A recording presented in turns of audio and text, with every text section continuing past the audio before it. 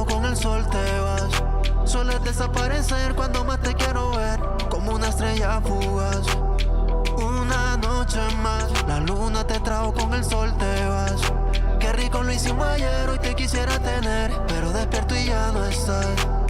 Yo te quiero siempre y no solo a veces, aunque a nadie le perteneces. Yo te siento mía cuando te tengo encima, pero te vas cuando amanece. Aunque sea egoísta, solo te quiero pa' mí. Dime si estás lista, que voy pasando por ti. Cuando te pongo en form, disfruto de la vista. A pecar tu cuerpo me invita. Tú eres agua y yo con sed. Sácame del desierto, un fuego que quema mi piel, pero te vas con el viento. Tú eres agua y yo con sed. Sácame del desierto, un fuego que quema mi piel. Una noche más, la luna te trajo con el sol te vas. Sueles desaparecer cuando más te quiero ver, como una estrella fugaz. Una noche más, la luna te trajo con el sol te vas. Qué rico lo hicimos ayer, hoy te quisiera tener, pero despierto y ya no estás. Aunque no tengamos título, contigo me la vivo cada capítulo. Entre tu boca y la mía hay un vínculo. Cumplo tu fantasía, yo soy tu gigolo. ¿Qué será de nosotros? No sé, no sé. Solo dame una noche, noche. Tu bellaquera no te noté y llegaste a mí. ¿Qué será de nosotros? No sé, no sé. Pero solo dame una noche, noche. Tu bellaquera no te noté y llegaste a mí. Una noche más, la luna te trajo con el sol te vas. Sueles desaparecer cuando más te quiero ver, como una estrella fugaz. Una noche más, la luna te trajo con el sol te vas. Qué rico lo hicimos ayer, hoy te quisiera tener, pero despierto y ya no estás.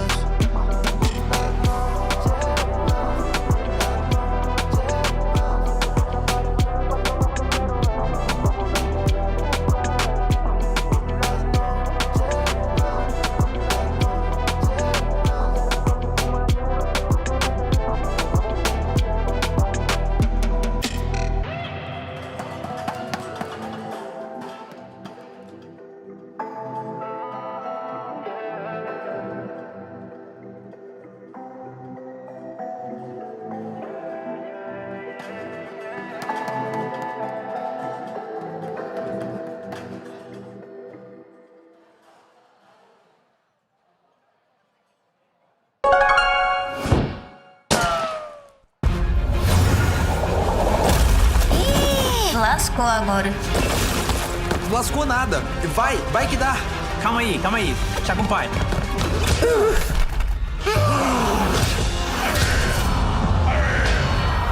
Mano, vocês são muito ruins, velho. Muito ruim. Não fala assim do Lucão. E tu, Raíssa? O que tu já ganhou por acaso? Nada. Não, gente, mas agora falando sério, a gente precisa de alguma coisa diferente. Pera, Dani, e se tivesse um Brawler BR? Ah, já sei. Tipo uma capivara fazendo brigadeiro.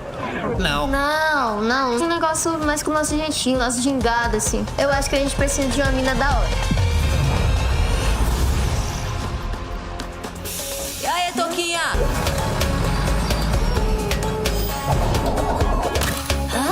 Mete o play, olha.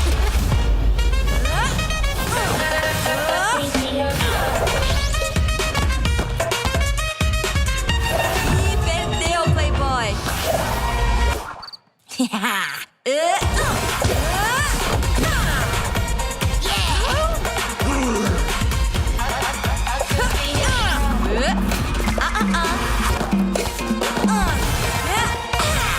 Toma essa!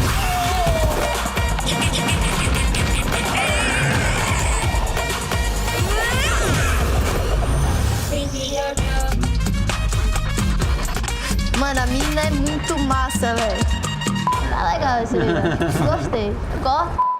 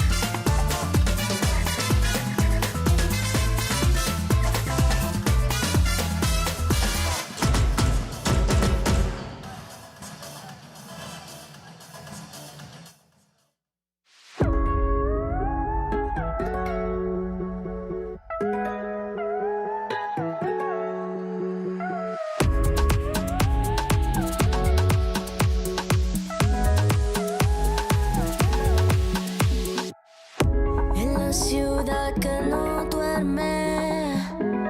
Bajamos las luces. Sueño comienza, el ritmo crece. La noche nos guía. Las estrellas en el cielo nos miran. Con nuestra euforia sale la energía. Nossa expectativa para esse torneio é ser campeão. É bastante divertido ver a cultura dos outros países aqui. Nosso único problema de comunicação, acredito que são os japoneses. Sejam bem-vindos ao Brasil. Eu espero que vocês aproveitem o evento e que o melhor time ganhe.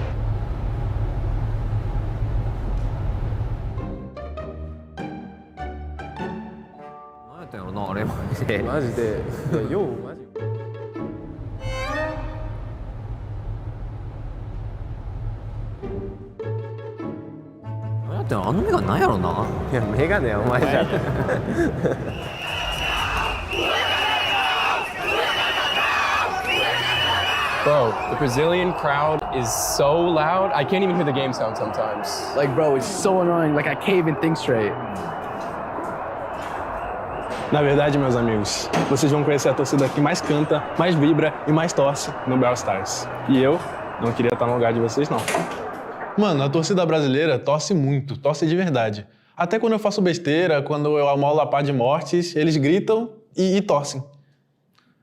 Mas quer saber? Já que vocês já vão gritar, torcem muito aí!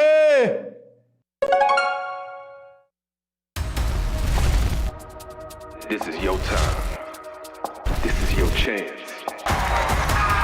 The question is, what are you gonna do with it? Think about it. Why stop now? I was just getting started. Welcome to Sao Paulo, Brazil, the gateway to greatness, where teams have one shot, one opportunity to seize everything they ever wanted. One last chance to earn their spot at the World Finals. TOC Engine OU Toxic Lotus pushing in, but Suzuku is good! 16 teams from around the globe stand on the edge of history.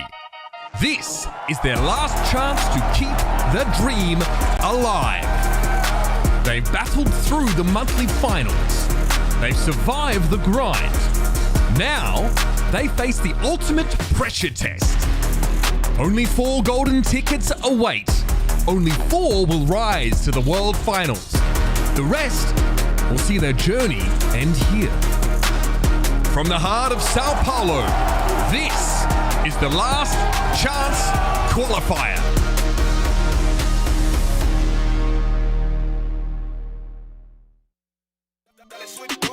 Salve BGS 2025! Hello again and welcome to São Paulo for the second day of the Last Chance Qualifier. Yesterday, 4 teams got eliminated, and now 12 teams remain here in this competition. 4 more teams will leave us today with everything on the line. I can't wait how this is gonna end today, so stay tuned with us. Sejam todos muito bem-vindos ao segundo dia de Bem-vindos ao Sao Paulo and welcome to day 2 of the Last Chance Qualifier. Yesterday, we said goodbye to 4 of the 16 teams.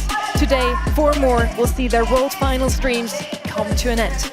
Every match from here on out is do or die, and the pressure is on. I'm Sunny, and I'm joined by the Brits that make every match a classic. Gentlemen, we said yesterday, the LCQ always delivers surprises. Did any team change your expectations after that first day? I mean, for me, I think Inner Circle changed my expectations in a bad way, if anything. So that's a little bit unfortunate for them. I think they went from a position of power to now a position where teams aren't going to be as scared of them in my eyes. Yeah, and I think for me, some of the teams that didn't quite make it really impressed me. I mean, Chapter of Happiness, I think many thought they were going to come in and just get absolutely destroyed. And I think they had some great moments in their matchup, especially towards the end of the day. I felt they really had some moments. NXT as well. They really progressed throughout the day. With so many great moments, some creative drafts as well. We want to have a look at how this day 2 will go along. Yeah, so we're still in this kind of 4 GSL groups at the moment. played through day one, and we knocked a couple of teams out of the competition. We're moving on kind of to the later phases of the group stage competition, where we're playing this first kind of winners match, followed up by some elimination matches where we'll be kicking some more teams out of the competition from there. It really is now at the crunch time. This is the day to get it right. As we can see the groups from yesterday and those teams that didn't quite make it. We only had 3 sweeps yesterday. Crazy Raccoon, Reply Totem, and Papara Supermassive, all from that winners bracket side of things. So incredibly close matches to finalize today, but we did have to unfortunately say goodbye to New Heights Gaming, Chapter of Happiness, KDS Esports, and Experian NXT. We also want to look at those drafts. We had a clear winner in terms of most banned brawler. Mina was banned out 47 times out of 48 sets played. That one game that she slipped through was Experian versus Casa, and we all know how that turned out. Yeah, they got absolutely battered in that one. So yeah, I can see why teams are banning her out so often. 47, a massive number. When you look at number 2, and that's only 25, and Ollie, as strong as he is as well, only 23. I think that just shows how scared teams are of Mina at the moment. Most pick brawlers, by the way, Jaeyoung, Kaze, and Ollie. Let's see if we're gonna see more of those today as well. First up, we want to head over to socials. We went behind the scenes and checked out what you guys posted on their Chapter of Happiness posts. We've crossed half the world to lose on day 1. Unfortunate. Yeah, but I think, again, it was still a fantastic showing, considering that the Chinese mainland region is just a pigeonhole in the Brawl esports ecosystem. I think they had a good run of things, and it's to be expected. You know, at the end of the day, 4 teams have to leave on day 1, and unfortunately, one of those teams was Chapter of Happiness. We got another one for you. We have Humble with Totem versus Chapter of Happiness. It's basically a hydrogen bomb versus the coughing baby. Yes, slightly brutal. This post is basically you as a post. Slightly brutal. Yeah, maybe I'm a little bit more than slightly brutal, but from Humble, you know, they can make posts like this. They're a World Finals team qualified already. If they was here, I'm sure there'd be a few kind of words had with them, you know, not being as confident as this. But yeah, it did seem that way when we watched that game. And we need a third one from Spoo, our beloved Spoo. I never doubted. Revenant, GG, well played. Searching Clash, you're truly a generational talent. The absolute best of CSESA. And X9J response, I love you guys. Onwards to day 2. They unfortunately, Inner Circle got that loss. They almost had a reverse sweep, but Revenant X-Spark turned things around in a very, very crazy match. Yeah, it was a really good match, that one. You know, I've had a word with some of the Inner Circle guys. They were feeling like they just didn't play up to scratch yesterday, and today they're going to be back with a vengeance. A few predictions here, Ark. What are you thinking? Yeah, very split today, aren't we, really? Especially for that match number 1, and that is a big 50-50 one for me. The one that surprises me actually is the Crazy Raccoon versus Revenant X-Spark match. I think that is actually going to be a lot closer than it might seem, to be completely honest. But again, it's day 2. You know, there's going to be some serious upsets and teams that surprise us all. I like the little pattern we built in that first match, Team Electros versus Papara Supermassive. We can't really decide what we're going to go for. If you agree or not, make sure to also lock in your predictions over at event.brawlstars.com right now. And we're heading straight into that first match. Team Electros is up next. Yeah, I mean, this is the thing. We know one thing from those predictions, the Brits, they're sticking with the Brits, and that's the main thing, Ark. We like having this representation from our home area, but looking at this team first, Team Electros, Eslivi, Rafiki, and then obviously Diego coming in. He said himself that he played a little bit sketchy yesterday, and I think a few of us could see that as well, so he's going to look to come in today and kind of build on what he did. Yeah, for me, Diego was a bit of a weak link, but you know, for me, Rafiki was just a shining star, and I cannot wait to see how it fares against Papara Supermassive. I've spoken a lot to this squad and the staffing behind the scenes, and they are feeling incredibly confident, especially in Rage. Apparently, Filippo is at the very peak of his career in terms of mechanics right now, so Filippo versus Rafiki, I am looking forward to that lane matchup. I also announced to you two as the Brits as well. You gotta be happy about this. Finally, we have another UK team, at least 2/3 of them in the BSC. Yeah, listen, Drage couldn't do it, so he had to kind of hop over, be a coach for another team. But at least we've still got some British representation in this postseason. Tomsy and Rage, love to see them here. And of course, as always, we also got a little clip from them. Let's see what they have to say. I think Team Electros are a strong team. I see they got Diego Gamer for Bilal because he couldn't play, but I'm sure that probably won't affect them that much. We just have to see how their brawler pool changes and plan accordingly. I know that Papara got here yesterday, so they also have less time to prepare. And I know that they're a really good team in Europe, but I think that we'll be able to, if we're able to draft what we want to play, we should be able to win. Yeah, I mean, some really, really solid stuff there as well. And as we said, we love to see these Brits on the stage. I really am extremely excited about them being here. We'll see if they're going to be able to perform against a powerhouse of a roster in the North Americans. We're going to see. Let's have them walk into the cage of death and let's hear the crowd. The battle for greatness continues. It's time to welcome on stage Papara Supermassive and Team Electros!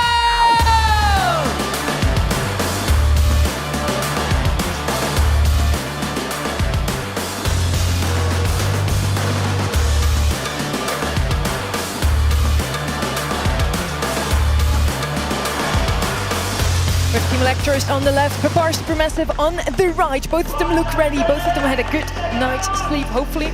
By the way, Papara Supermassive on the left. I said it the opposite way. We didn't hear that.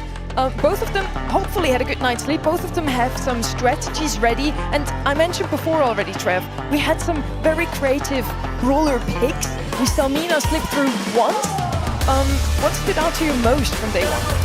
I mean, we saw, so many uses of like fresh hypercharges, Ollie hypercharges, Byron hypercharges, really solid in this meta. Kind of pushed brawlers even further in. The brawlers that received them were already pretty solid. So now seeing them adding those hypercharges to them, they've just been pushed further and further. Yeah, Ruffs for me is very scary, very, very scary. And you can see it in the play rates. It really just has shot up in that regard. And I think, especially I've heard from many of the players, they're really enjoying the meta. Jae-Young as well, another brawler that had 16 picks yesterday. Kaza as well, 15 picks. Really, really high play rates for these very dangerous brawlers. I always love to see those support brawlers at the top. I'm a huge supporter of that as well. We also saw a lot of aggressive plays with Ollie that we mentioned already yesterday through his hypercharge. It ain't no half supering. He was catapulted into the meta and he slipped through way more often than Mina. Yeah, I mean, that's the thing. It was kind of like half as many times did he get banned as Mina, which is absolutely crazy considering how strong he is. On so many of the maps as well. The maps really do cater to him at the moment. So many closed off maps. And even if it is open, he's still got a chance of being played with how far he can leap with that hypercharge and how much kind of an area it's got. Yesterday, day one of the Last Chance Qualifier, we started with 16 teams. Now only 12 remain, and by the end of today, we'll be down to 8. Now, Ark, is Team Electros or Papara Supermassive be one of them?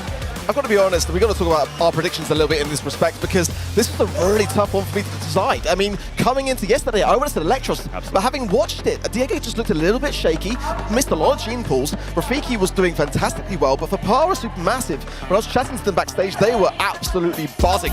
They really want this win. Enrage was wanting to talk a bit of trash, and I love that from him, a player who's got limited LAN experience but doesn't seem to show it. Papara Supermassive have got massive amounts of confidence, and that just gave me the edge here. Yeah, it doesn't seem like they've got the massive amount of support from the community. Though 14% to the Papara Supermassive side, that half of the talent predicted themselves. I saw this as a 50-50, and I think that's a very fair prediction in my eyes.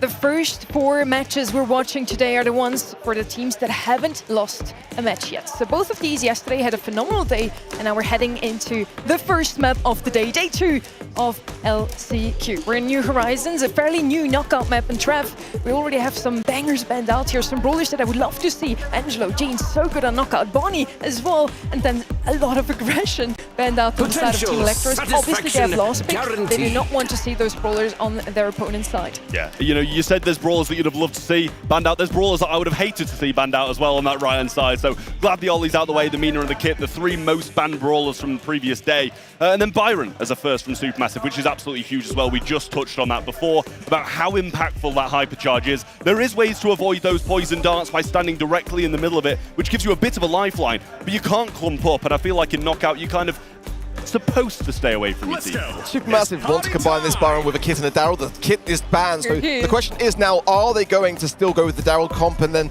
maybe swap it out for a Hank, or bring in a Gust and still have that shielding to have something aggressive go in? But Jaeyoung again coming in, and Brock, a very sort of standard kind of pick that we're seeing, but great for opening the map. I like it for that reason. I couldn't start the day off better. Already 2 supporters picked first pick. I'm super happy. Brock then also to open up the map, which is super interesting. Jaeyoung doesn't have the most of range. Angelo's banned out. I wonder what Team Electros wants to bring in as last here. Yeah, this is the thing. I mean, when you're choosing to break up the map, you're expecting those kind of brawlers like Gust to come in. The longer range ones that compare quite well with the Byron, something like that, stay out of range, poke them down. Or do you just go really aggressive? Because Brock and Jaeyoung aren't two brawlers who are going to have that kind of, they're choosing to go the aggressive route, who haven't got that really strong amount of damage at close range. And Kaze could be that brawler, good at close range, swapping in, obviously, when you go into that Geisha form, and then when you throw in the Blaze, you've got a bit more range.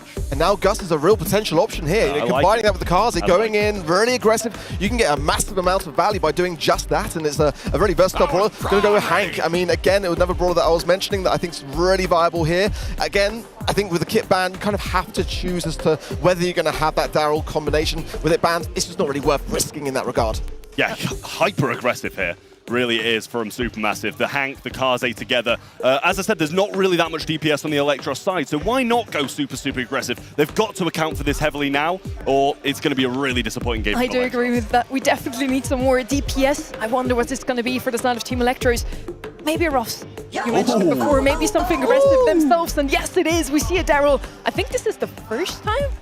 Can't be much that we've seen him yesterday. Yeah, I'm not surprised that it's the first time, to be honest with you, because it's a brawler that only has, certain instances when being able to be brought in, and that's usually when paired with something like a Kit. With that being banned out, it's surprising to see it, but can do well against the Hank, can do well against the Kaze. The damage that those shotguns can do is unparalleled by many brawlers. It was wide open, Supermassive, considered it, didn't go for it. I really like it on the side of Electros, especially combining with the Jaeyoung, that additional speed to be able to really close the gap and then have that double roll on top of things. It's going to be, in my opinion, a decent brawler to have in this scenario. Good tap already from in-range, as now it seems that Team Electros are actually on the retreat slightly here in this top right-hand corner. Got the best spot. The Daryl can obviously roll away from things and at the right time advance where they need to go with Jaeyoung. They've got that additional maneuverability in which they need for doing just that. Yeah, great taps from Enrage so far. Kept the Daryl low for a long period of time and made a connection onto the Brock there as well. We see Filippo kind of retreating into the arms of his teammates, staying away from this Daryl, which can be a real issue for him. So I like that last bit from Rafiki. It's bold, but it's good in my eyes.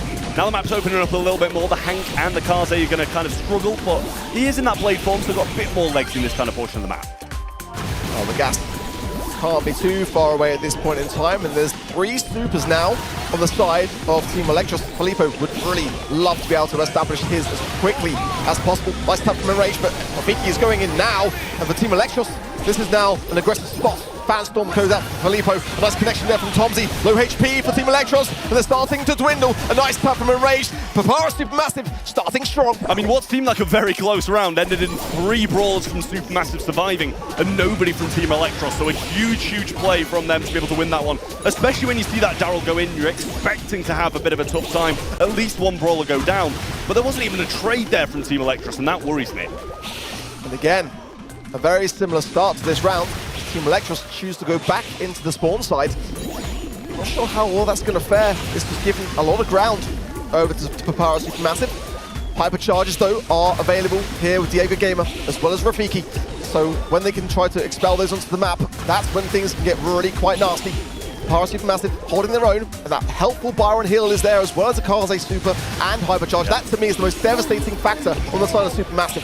Yeah, there's hypercharges up top, but we can't forget about these ones down below as well. And you've got to think how impactful the Byron and the Kaze one's going to be. In Filippo goes, he's going to be able to get 1 kill, but can he be traded out? Tomsy still alive, but just Rafiki barreling through him, but what a super! And the finish is there from Tomsy. That's going to be the game going to Supermassive. And it's 2 games that look like they were going to go to Electros. That is ice in the veins for the Brits. No doubt about it. I was certain that was going to be an Electros win there of the round. For Papara Supermassive, this is how you want to start the day. Confidence is exuding from them. Let's see if they can keep it up. I mean, this is the thing, you're in a good position when you're in a bad position and you come out on top. That's the thing, because then you're in a very safe space, but when the Daryl comes rolling on in, he hasn't really punished so far. And yet again, a wonderful start and great positioning from Supermassive. I'm still just a little bit confused as to why Electros seems so at home in this back spawn side, but it hasn't really given them too much opportunity. Rafiki rolling in now does find the Byron. That's quite key here for me. Now Filippo in a bit of a tough place, but Rafiki is low. Can he close the gap? Can he get some connections here? Using the invisibility. That was wise here from Electros. Oh my word! Rafiki rolling away, but I think the support was there from Diego regardless. And around an important time now for Electros to be able to get some momentum. Yeah, really bold move from Filippo and a much better performance from Rafiki there, I will say as well. The Daryl really showing his impact in that previous one. With a couple of supers still available from Electros. We see as Livy switching forms, now going to be providing some healing as well, rather than throwing down those slipstreams. Filippo dashing straight into a Brock shot, not going to serve him too well. And now it looks like Electros, a mountain attack going in. Here's the hypercharge from Enrage. Hasn't thrown it just yet and used it defensively rather than offensively. Yeah, good heals there from Enrage.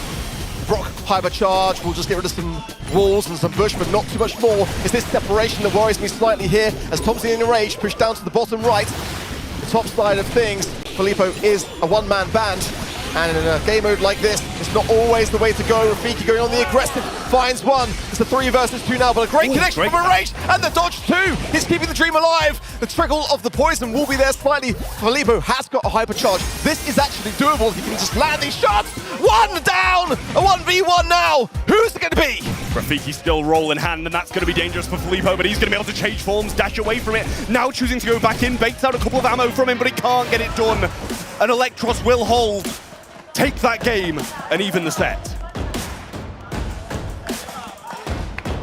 That was a pivotal moment for Electros. They have to get something to show for this first set, regardless as to where it leads next. The morning, day 2. You've got to imagine the players need to get warmed up. They need to start to get that communication flowing. I think Electros probably will go back here to allow Rafiki again to get that super. Probably a lot of the reason why they're playing passively and not feeding over too much in terms of utility over to Supermassive. Yeah, well, Livy at risk here, and Tomsy will pop him as quickly as that. Now Rafiki going in, but can't quite get the job done, and Filippo misses that dash out, but it's a 2v1 situation. And when you're a Daryl like this, you're going to have to wait for that late game, but I'm not sure that's something he can win either. That was wise there from Filippo. Just get away from the scenario. Ensure the 2 versus 1. With Enrage there for the heals.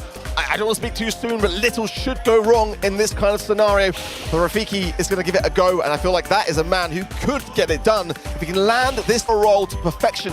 Ideally onto that Byron. The heal is going to be there too with that splash, so whether or not it's going to do too much, that's the question. I feel like for Filippo and Enrage now, they've got to ensure that they are communicating effectively to ensure this takedown. Yeah, got to stay together, but not being punished by staying together. That's the issue. Splash was used there by Enrage. He's just keeping them low, and Rafiki going to eventually accept defeat. Got a bit of super along the way and a bit of hypercharge too by just waiting and staying alive in that bush. But that's a great round win for Supermassive to get, and only one more needed for the entire set. Been really impressed here by Enrage, and these Byron taps are landing more often than not. Hypercharge available for him, and certainly one that will go a long way for his team. Rafiki is still very, very dangerous here. And the Jaeyong can easily make him close the gap, so they've got to be on their toes, reserving that utility for the right time. Yeah, Tomsy not able to get too much use out of that little bubble, but has a super available when the Daryl comes rolling on in. Here he goes. Oh, no! Roll. Second one's still available, but he's not using that either. This makes it really hard to go in again if he doesn't waste this one and try and start fresh for another. Tomsy still super in hand, and Enraged has a heal too. It's going to be so hard for these aggressive balls on Electros to get anything done, and Filippo doing a good job of keeping them low too. I'm surprised Rafiki hasn't just rolled immediately after to have the second roll, and now going in, there was plenty of time, the gas was nowhere near. Let's see who is going to come out on top here. At the moment, it's Team Electros, who are so incredibly low on the left-hand side. Filippo tapping away, Enraged with the pinch, and Diego Gamer's got so much to do here. All alone now, the splash, Enraged will make this look easy, and that is going to be a set going the way of Papara Supermassive. Yeah, really nice stuff there from Supermassive, I will say. It was a really solid start. I won't lie, it seemed like a more dominant set than what the scoreboard showed. A little 2-1 in there, but Electros seemed a little bit lost at times. Didn't quite seem to have the synergy that we saw from them yesterday. Just struggling to kind of get into that match slightly. The Daryl was a little bit of a hindrance just in this setup time mainly. And I think for Papara Supermassive, they really valued the high ground from the beginning of most of those rounds.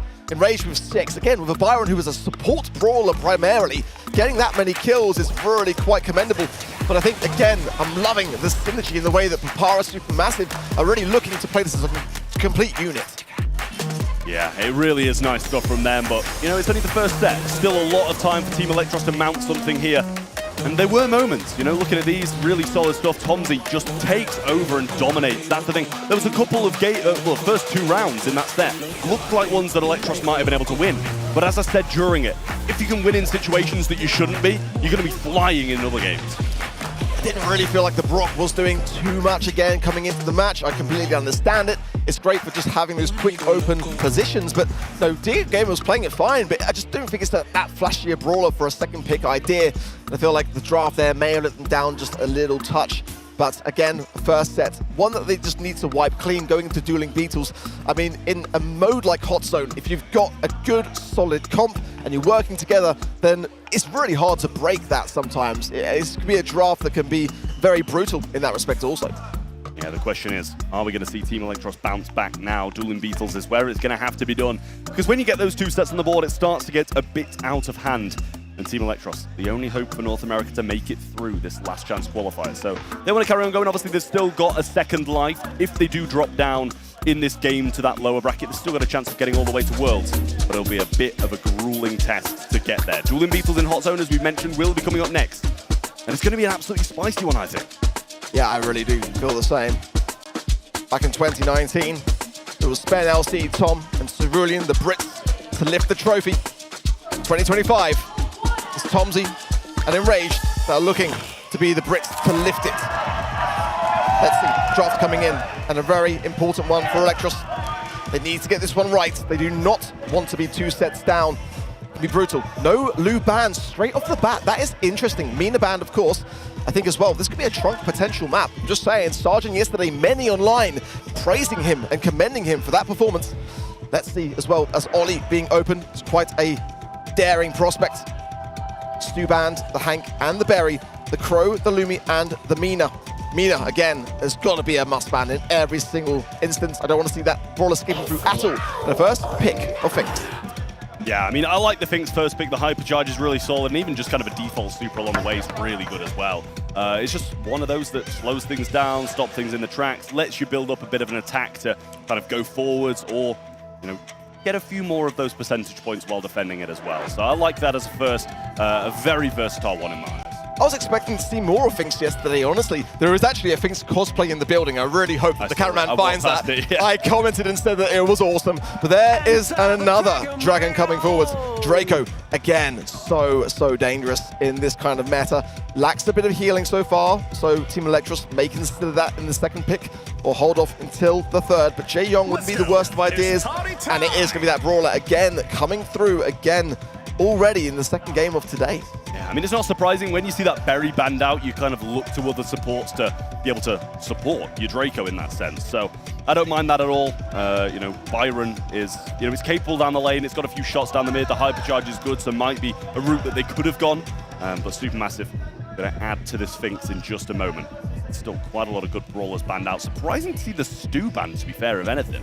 I want to see a Cordelius really here for the Draco potentially. It'd be a really fantastic one, and it is going to come through as well. I mean, sometimes Supermassive like to get daring with a Mortis, dare I say. I don't think the comp that they're facing into really warrants it just yet, but things like a Frank could be a nice way to round things off, or maybe even a Bonnie or something along those lines, something long-ranged. Bonnie's Hypercharge, of course, with a stun can do wondrous work, and you can just land, or rather shoot directly beneath a Draco and stun him out with that, so they can go on the aggressive even now with Bonnie in that regard. But let's see, the Byron also not picked up just yet, and they might want to take that just away from Electros here, because that could be something which they're looking to pair. Going with the Barley, very similar idea with the heals. I think a very underrated thrower actually in this current meta too, but a map where I think it works well. Now, do Electros get the Byron here maybe? It's a possibility, but that kind of double healer might be slightly overkill and a little bit squishy for some of these brawlers to go after, but Draco could be living the dream in that mid if he just had a Byron and a Jae Young behind him, just spamming heals into him. They're going to go with the Roughs. obviously had this projectile speed buff, which makes him very solid. No walls are going to be taken down unless he breaks them himself, but he's become a lot more viable out in the open with that projectile speed buff, so makes him, as I said, more viable on more maps. And for me, Draco's got one of the best hypercharges in the game, no question about it, but it takes a long time to earn. So having the Ruffs, to be able to have that supply drop with the hypercharge, the instant hypercharge pickup that the Draco can utilize, is quite a scary prospect now. I think Supermassive cannot get overconfident. Yeah, well, Team Electros going to want to get this one on the board, don't want to be dropping this far behind against a team as strong as Supermassive are. Tomzy starting up out the mid, and it seems like all of them are focused in this area, but Team Electros have a bit of a chokehold on that point of the map. Now the Herbal Tonic comes in, some heals being provided to Tomzy, but he's not being hit, juking really well and finding some good connections along the way. Yeah, a solid start, almost 20%. Supermassive just getting themselves warmed up, but now it feels like the tides are turning with the help of that Ruffs gadget. Will force back to the hand and allow them to get some valuable time on the zone, but in the meanwhile, the time warp is there for the Finks. The heals now from the Herbal Tonic as well for Barley, really laying down the map. As Livy falls, that's going to be making it a 2 versus 3 now, a tough position for Electros, but now Diego Gamer finds Enrage. That's pretty decent for him. He can get some more time on the zone. Yeah, a couple of poor jumps here from the Cordelius, I won't lie. Enrage not having the easiest of times on this brawler at the moment. Hasn't managed to get that matchup versus the Draco, which is the one he will desire. Eventually finds him in the mid now, but will fall again. And honestly, it seems like an Electros have been dominating the most of this map, but Supermassive just getting the percent. Tomzy's cycling a lot of these time warps, and they want to be reserving that Ruff's utility at that same time. But look at this hypercharge coming in, absolutely disgusting. But Enrage forcing him into the zone. What can he realistically do in that regard? And that's perfect in terms of draft. That's the confidence that's exuding there from Supermassive in that regard before we even get into the game. Yeah, just waste an entire hypercharge by bringing him into the realm, but it's still Electros who are surviving on and living in the mid. Getting this percent back now, and only 15% separates them, but another super used by Enrage. Rafiki got to be careful here not to be taken out, because his teammates are being collapsed on. And another time warp from Tomzy doing a lot of work in this mid. Eventually going to come out and use this super, get this dragon breathing fire. But Tomzy is overwhelming with these time warps, and Filippo with a hypercharge zoning well. He's just opening so much space up there for Supermassive every time, as long as Tomzy's getting value, and he is tapping so well. Hypercharge now as well as other things. It's just cycle for the Brits, and they get that game very comfortably in the pocket there. I mean, Electros, they didn't really seem in the game at all. You see, I didn't think they seemed out of it, to be honest with you, but just being in control of this zone, there was a few kills being traded out. I don't think the stats would be that different at the moment, but it's just getting down on that zone, getting the percent back to your side that's the differential in this game. And obviously that's how you win in Hot Zone, and Supermassive doing a bit of a better job at it at the moment. Enrage, though, took a while to get into that game, I feel, but when he got into it, made a big impact. They really cannot feed into Enrage.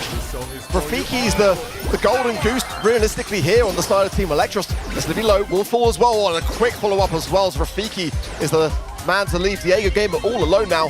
And look at it, oh my god. They barely took any damage. Yeah. They took out all 3. And now the spawn cycle's completely off, and Team Electros going to have to regroup. Well, Rafiki coming forward, instantly gets Realm, not going to go down just yet, as that last call won't make an effect in the Realm, but Enrage will get him. He takes the jump straight over the wall and finds another 2, and this is just dominant from Supermassive. It really, really is. I mean, we didn't get to see anything of Supermassive yesterday, so it was tough to say how they're going to fare. But again, I spoke a lot to the squad. They were so confident, and you can see why. Rafiki in the realm are going to come straight out in front of Filippo and get a couple of taps more for himself. Now's an opportunity. Nice last call there for Rafiki to stay alive and in the question, but they've got a lot of work to do on this objective. And Tomzy playing so well here, gets another as well, that's 2. Can he make it 3? Has the hypercharge, but doesn't want to waste the super.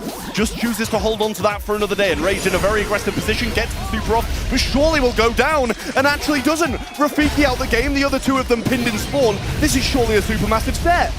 Rafiki's so low now, and an easy bottle from Filippo will steal it. Some good taps from Tomzy as well will go down though. The hypercharge from Diego Gamer coming in just at the right time. But there is the final call there from Filippo, and the final call for this set, no less, is 2-0. Papara Supermassive are starting to steamroll this game.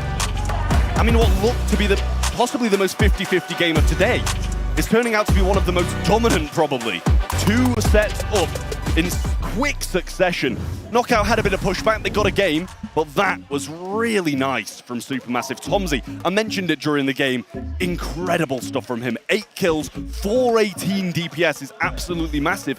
Filippo and Rage doing what they needed to do, and it was almost perfection from Supermassive. It's really impressive. Gotta remember, this is the number 8 seed from the EMEA region. Certainly a region that many would say is one of the most competitive in Brawl Esports.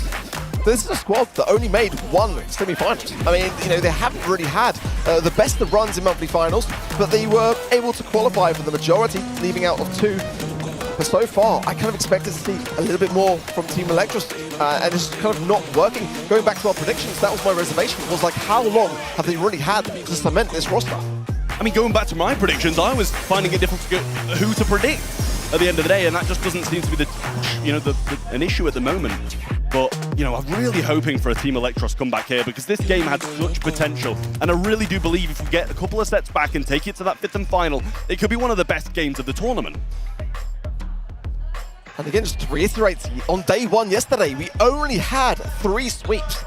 And those 3 teams are now in the winner's bracket phase, this team being one of them. I mean, for Papara Supermassive, they're on the cusp of being the only team so far to have 2 straight sweeps, which is crazy for an LCQ.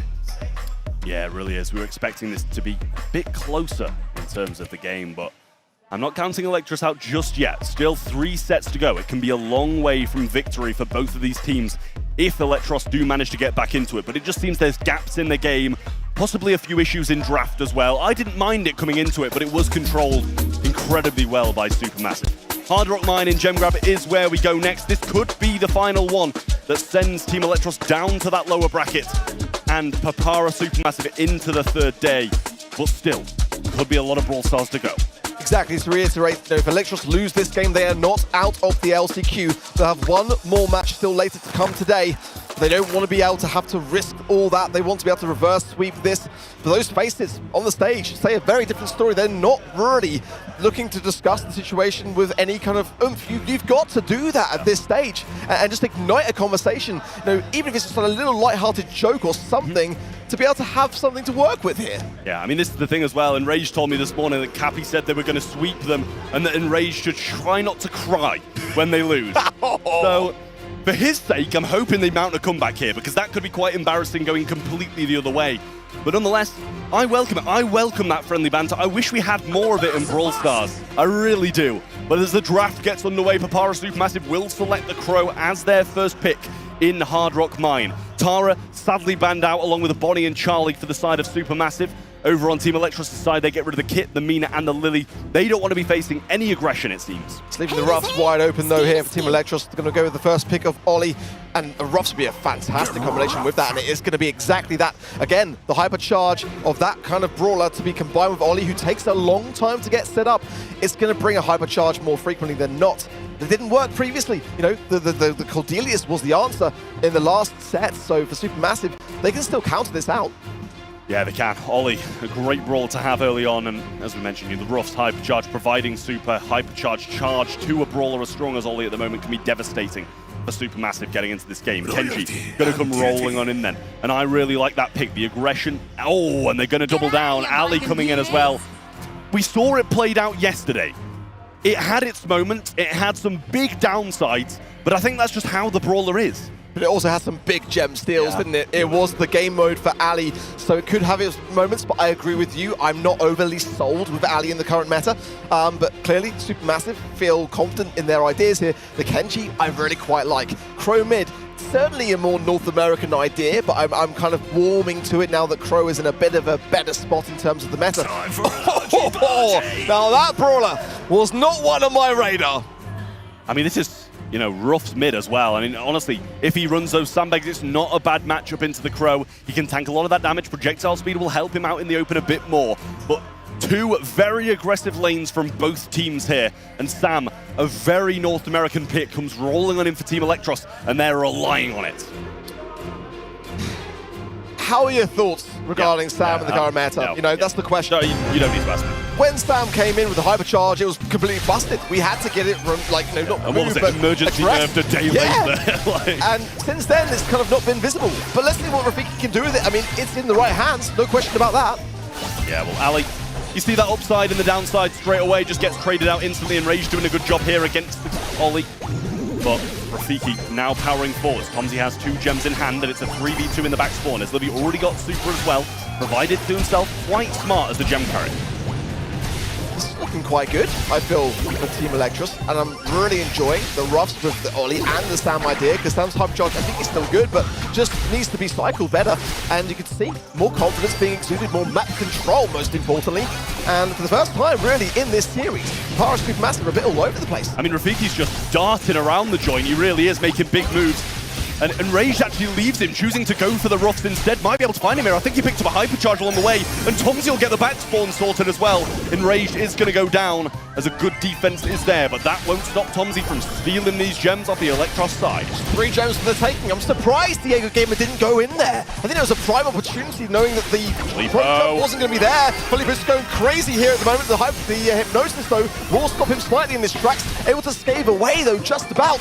But he's still being pursued. But meanwhile, the gems are split across the map. Let's not lie about that. Tomsy on his own. Hypercharge double for Tomsy! Unreal! And it's Livy, the last man standing for Electros, goes down against all the odds. Papara Supermassive turn it around in a massive way! I don't think you can ask for a more perfectly timed super from Tomsy. And the hypercharge was waiting along with it as well. Beautiful stuff, and the turnaround, literally, if he didn't get that super, the turnaround was going to be absolutely sublime from the side of Team Electros. They were both there, ready to get those gems, and in the end, it's a super massive match point. And again, this is the best we've seen Team Electros, which is concerning with the way the last game went. One more game, and it could all be over for Electros. They will have one more shot today. They don't want to have to go to that stage of the competition. They want to be able to get to day 3, easy breezy. And right now, Papara Supermassive are just dominating this series. Yeah, Ali in the back spawn as well is a big risk for the roughs with these 2 gems. Filippo just going to ignore the Sam, and who can blame him for it? Rafiki not able to get that kill, and Enrage picks up the right-hand side as well. Filippo goes down. He won't be mad. I think he's burned a lot of the clock and allowed Tomsy to get a couple more gems in the bank. Enrage still in an aggressive position, choosing to stay that way too. Gets the super off, finds no connections, and will be killed upon landing. I'm really enjoying this cycle between Filippo there and Enrage, just keeping Electros busy. And Tomsy can just kind of sit tight in the mid, collect those gems, and do his thing. And meanwhile, 3 gems, now 4 for Electros. Enrage to this right-hand side. The hypercharge for Rafiki might make him think twice. He's still going on the aggressive, now earning a hypercharge of his own. Goes down, but he'll be able to come back to support Tomsy. Hey, Ali's just barreling towards that gem carrier as Livy. Rafiki in a good position here with the hypercharge to make the moves, but does go down. Tomsy has one of his own, and Rage will drag his Livy right into the middle of the map, but he gets to hypnotize off in time, and Diego Gamer chooses to keep that hypercharge and super in the bank, but only one more needed for count of Supermassive.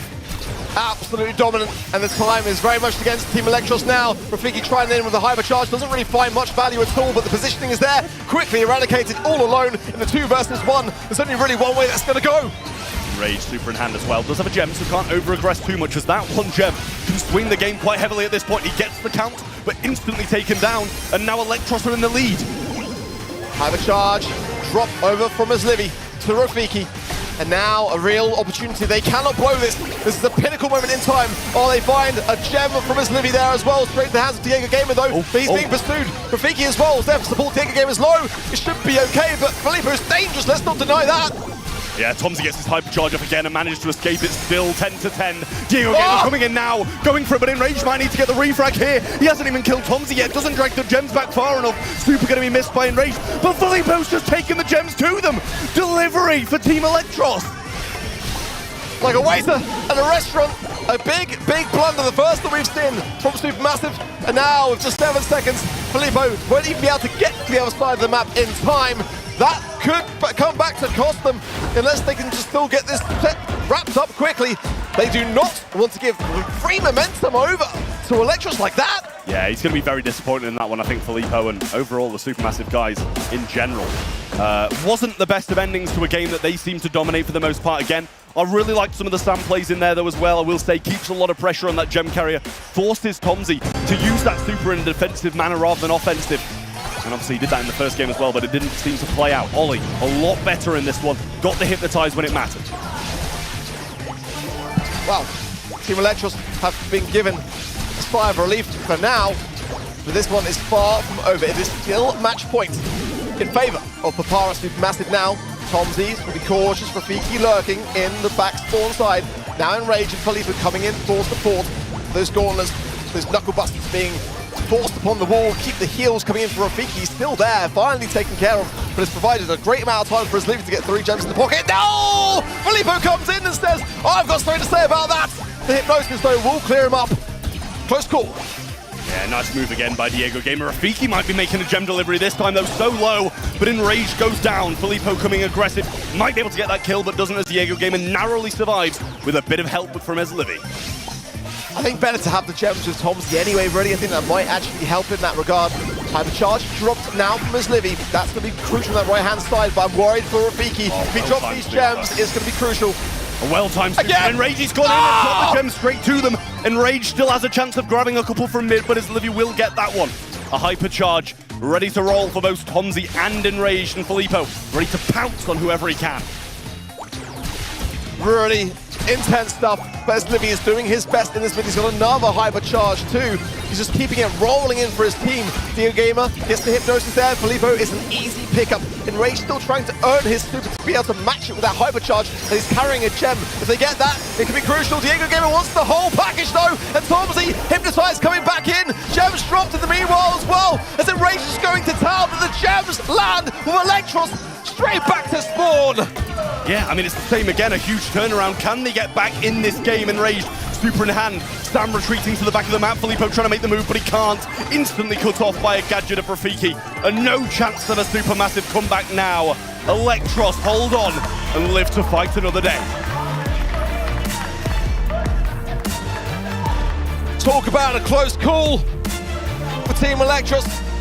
They've denied the sweep, and instantly some life back to their faces. It's not so much doom and gloom anymore, but it's still an uphill battle, that's for sure. Yeah, big kills for Rafiki and Eslivi there, 11 apiece, and some good DPS along the way too. Enraged with some high DPS as well. Tomsy had his moments as the gem carrier did go down a few times. I think Filippo, great on the aggressive, but when forced to hold gems, definitely fumbled them a couple of times, especially in that second game of the set. Great stuff from Team Electros though. What a way to bounce back from being 2-0 down and also have match point against you as well. The thing for me is the fact that if the unthinkable happens here and Team Electros full reverse sweep this situation, we know exactly what was the catalyst to that whole idea. And I don't want to be the one to jinx it, but Filippo carrying the gems was the pivotal moment in that set. And where it all went wrong for Papara Supermassive, just got to say how it is. Yeah, I mean, he picked up all the gems, pretty much equaled the score, I think, and then went in with 11 gems to the other side. Really wasn't the smartest of plays, in my opinion. Could have just waited for another big team fight to swing that game. You don't want to be going on in 3 versus 1, when you're the one at least. So real tough times for Papara Supermassive, but still 2-1 up in a position of power, and Brawl is up next. I think generally until that moment in time, you know, my eyes have been peeled to Rafiki and also Filippo in that regard, because they're so similar in play style. They love their up close and personal, aggressive brawlers. Prior to that set, I mean, it was really Filippo that had the edge over Rafiki. So now with a bit of momentum, maybe we can start to see a bit of a turnaround here. And again, we know how much a single draft can change this outcome. Ideally, Papara Supermassive did not want to be here. They've just given themselves a bit of an opportunity to be potentially even losing a second set here with a good draft. Yeah, absolutely. I mean, all it takes is that one set back in the bag to be able to change the game and flip it on its head. It is Super Beach in Brawl. A good map for Electros to carry on this comeback and try and attempt this reverse sweep. Still, a long way away. 2 sets in a row needed before Supermassive get one. And as the draft starts to come in, nerves are going to be hitting. Looking to see an Otis ban realistically here, because Hank's in such a devastating place. Hank banned Mina as well as the Willow and the Frank also. Interesting stuff, I think, for Electros. Brawlers like Ashe, big brutes. I'm looking at Kenji's for them as well. Bonnie wouldn't be a bad shout, very versatile on this kind of map. But at this stage in the draft, they might want to reserve those for a bit later. Maybe a Jae Young would be the worst of ideas to have just in the first pocket, or a Larry and Laurie with that Willow ban in play. Yeah, I mean, they've taken the most damaging thrower out of the way. Obviously, Willow able to play against the throwers and the tanks. Cordelius is the first pick then for Team Electros. This can mean that Supermassive might just not go any tanks or anything aggressive, play for a bit of control, but at the same time, I do think they are slightly necessary on a map like this. You need to be able to mount that aggression with something like an assassin or a tank to be able to force those goals. So it's not a pick that I really dislike from Team Electros here. I love it. I mean, it's going to allow them so much flexibility to do just that, to go on the aggressive. They've basically taken off the best counters to the brawler to follow that's going to be, but there's the Otis as well. Really nice to see him coming back into the meta now as a really viable counter in that regard as well. So I'm all for it. I really, really am. Let's see, do Papara Supermassive take the Ash away from Team Electros here, because it's one that they like to play here as well. The Frank being banned means that it's kind of even more viable in that regard also. It's kind of a good time for it, I feel, as well. You've got to kind of start to commit now, as that 2-3 turn for Team Electros is going to be quite devastating if they don't. It really is, and I mean, I like the Otis. The extra damage they got was really solid, and Ollie will come rolling on in then with the kind of hypnosis that Team Electros just used so well in that previous set, and they let it slip through to the opposing side in this one here. So that's going to be hurting them. Cordelius can deal with it to a certain extent, but eventually Ollie's going to get that move with a hypercharge and make a big play. It's got to be something that Rafiki can work with here, in my opinion. He is the playmaker. Livy's the rock. Diego Game is the support. That's the kind of way that I see Team Electros personally. Jae Young is going to be support first. This final brawler, it's going to be a big one, I feel. That Cordelius, it's a very big statement to say we are taking our counter immediately and following up with something that's going to cause you a problem. The question now is the Otis enough of that deterrent? Out of the bag. Yeah, I mean, Kit's going to come in as well then for Team Electros. They don't really have a brawler who it can hop on the back of, but a lone Kit with hypercharge is a scary enough prospect in itself. So I don't mind this from Team Electros. It's solid all round, good support, but Supermassive can really make some big impact with that Ollie play. That's the kind of goal scoring issue that maybe Team Electros don't have. Oh, Buster as well. Tickets, please. I love Buster. It's one of those kind of forgotten brawlers. It's Adrian. I think it is Adrian. Thanks to Duo Showdown, it seems. I thought you can get duplicates in Brawl Stars these days.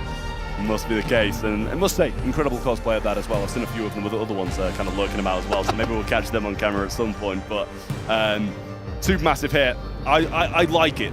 Against the Cordelius, the double tank is a risk, I feel. But I'm intrigued to see how it's going to play out, if it can still just overwhelm. We had some discussions around Kit backstage before the show, just kind of showing the fact that many teams are not choosing to, like you say, use the jump and combine, and the hypercharge allows Kit to be much more versatile in that regard too. So I quite like this draft from Team Electros, honestly.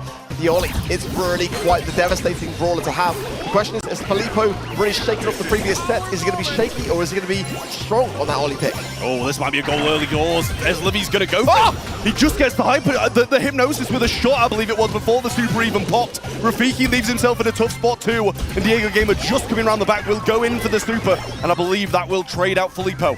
But in this position, they're giving up control. I love it when I'm questioning players and how they're going to fare from a blunder, and then you see moments like that, just exactly what I want to see, proving me wrong.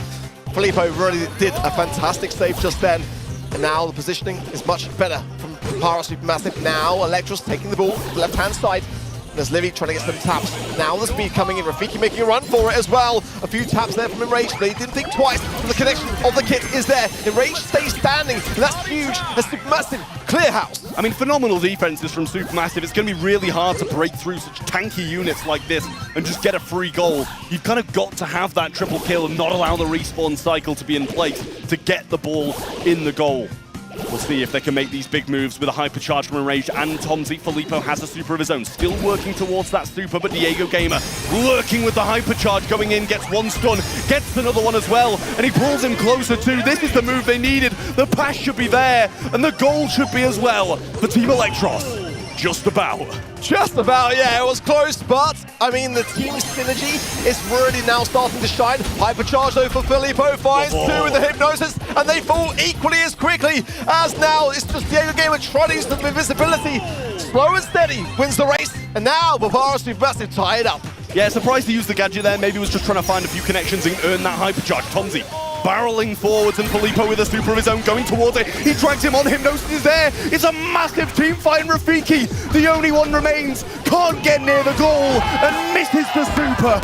Supermassive back to match point. Absolutely explosive from Papara Supermassive.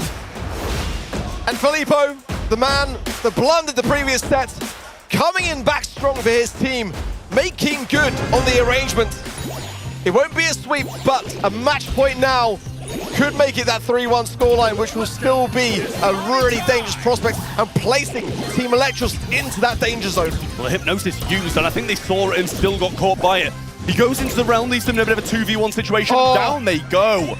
Real rough here from Team Electros. Might be a goal. It's Jay Young alone, and they're just going to pop the gadget and go for it. Enrage corner past Livy, who was stood on the line, and that's going to be 1-0. A huge Weekend Warrior gadget is amazing to have on defense, but it wasn't even enough. And now, Papara Supermassive know that they cannot allow anything to go wrong. Filippo again with a massive connection, but the kit jump actually exposes him, gets him taken care of by both Rafiki and Livy now. Tomsy and Enraged thinking twice now, coming back into a more defensive position. Electros need a goal, and there's only 1 minute 30 left on the clock. Yeah, just trying to stay out of this Cordelius range where he can earn this super. But now they go into it. In comes the kit, gets 1 kill, might be able to find 2, but Filippo gets the finish off. As Livy barreling forwards alone, we can worry a super mid. Oh my God! Super used! And what a solo goal by Livy! That was insane! Livy is the backpack for Team Electros in that regard, keeping them in the conversation now. Can they turn this into a game? Massive hypercharge connections from Diego Gamer as well, and as Livy bringing the ball forward. What an unbelievable comeback as Team Electros prove there is still more gas left in the tank. What a way to bounce back from a really disappointing game 1 in Brawl Ball. Match point against them still, but only one game, in between them and equalizing this score, bringing it to a 2-2. Huge, influential game coming up now. What a battle! Unbelievable! The Team Electros are still hanging on and not taking it for an answer. Nice again for Diego Gamer. It's now just Enraged and there's Livy, the last 2 men standing for their team. There's going to be a bit of a stalemate, both sides waiting for support, and I think that's wise. Yeah, Filippo coming up now with a super and fat splatter. Back in the mix, just trying to keep them out of this choke point. The ball's in a position of power for Supermassive, I'd say. They can always go for that little 1-2 pass move with the super forward from the ollie. In goes Livy though, Diego jumps onto the back of Livy, I should say, and now Filippo moving forwards, goes for the hypnotize, but gets realmed himself first, has that hypnosis on in the realm, and Rafiki just narrowly surviving. Diego Gamer making the move around the back, gets the stun, can Enrage get the defense alone? I'm not sure if he can, but that's not the best of passes. It's Livy sliding it in again. He's the man scoring the goals. It's incredible! It's like when Team Electros are up against the match point, they just get better and stronger. And now Papara Supermassive are the team that needs a goal in 1 minute 30 seconds. Filippo's got nothing to really help here, no utility to hand. It's going to be Tomsy, and he needs a shield. Enraged has got the mute. Is there enough realistically here to do much? Oh, that's a great hypnosis there, is actually from Filippo, and a real opportunity now with the super coming forward as well into the realm. But Tomsy forcing it through. We're all tied up, and if this Supermassive can get 1 more goal, this is chalk. I mean, next goal takes the set. We'll see if Diego Gamer can make the play with the hypercharge, gets the hypnosis off him, but into the realm he goes. Huge, gonna need to be a big defense from Enraged. Here come the heals, gets the stun off, and then Livy finds the goal. Massive stuff from Team Electros as they even the score.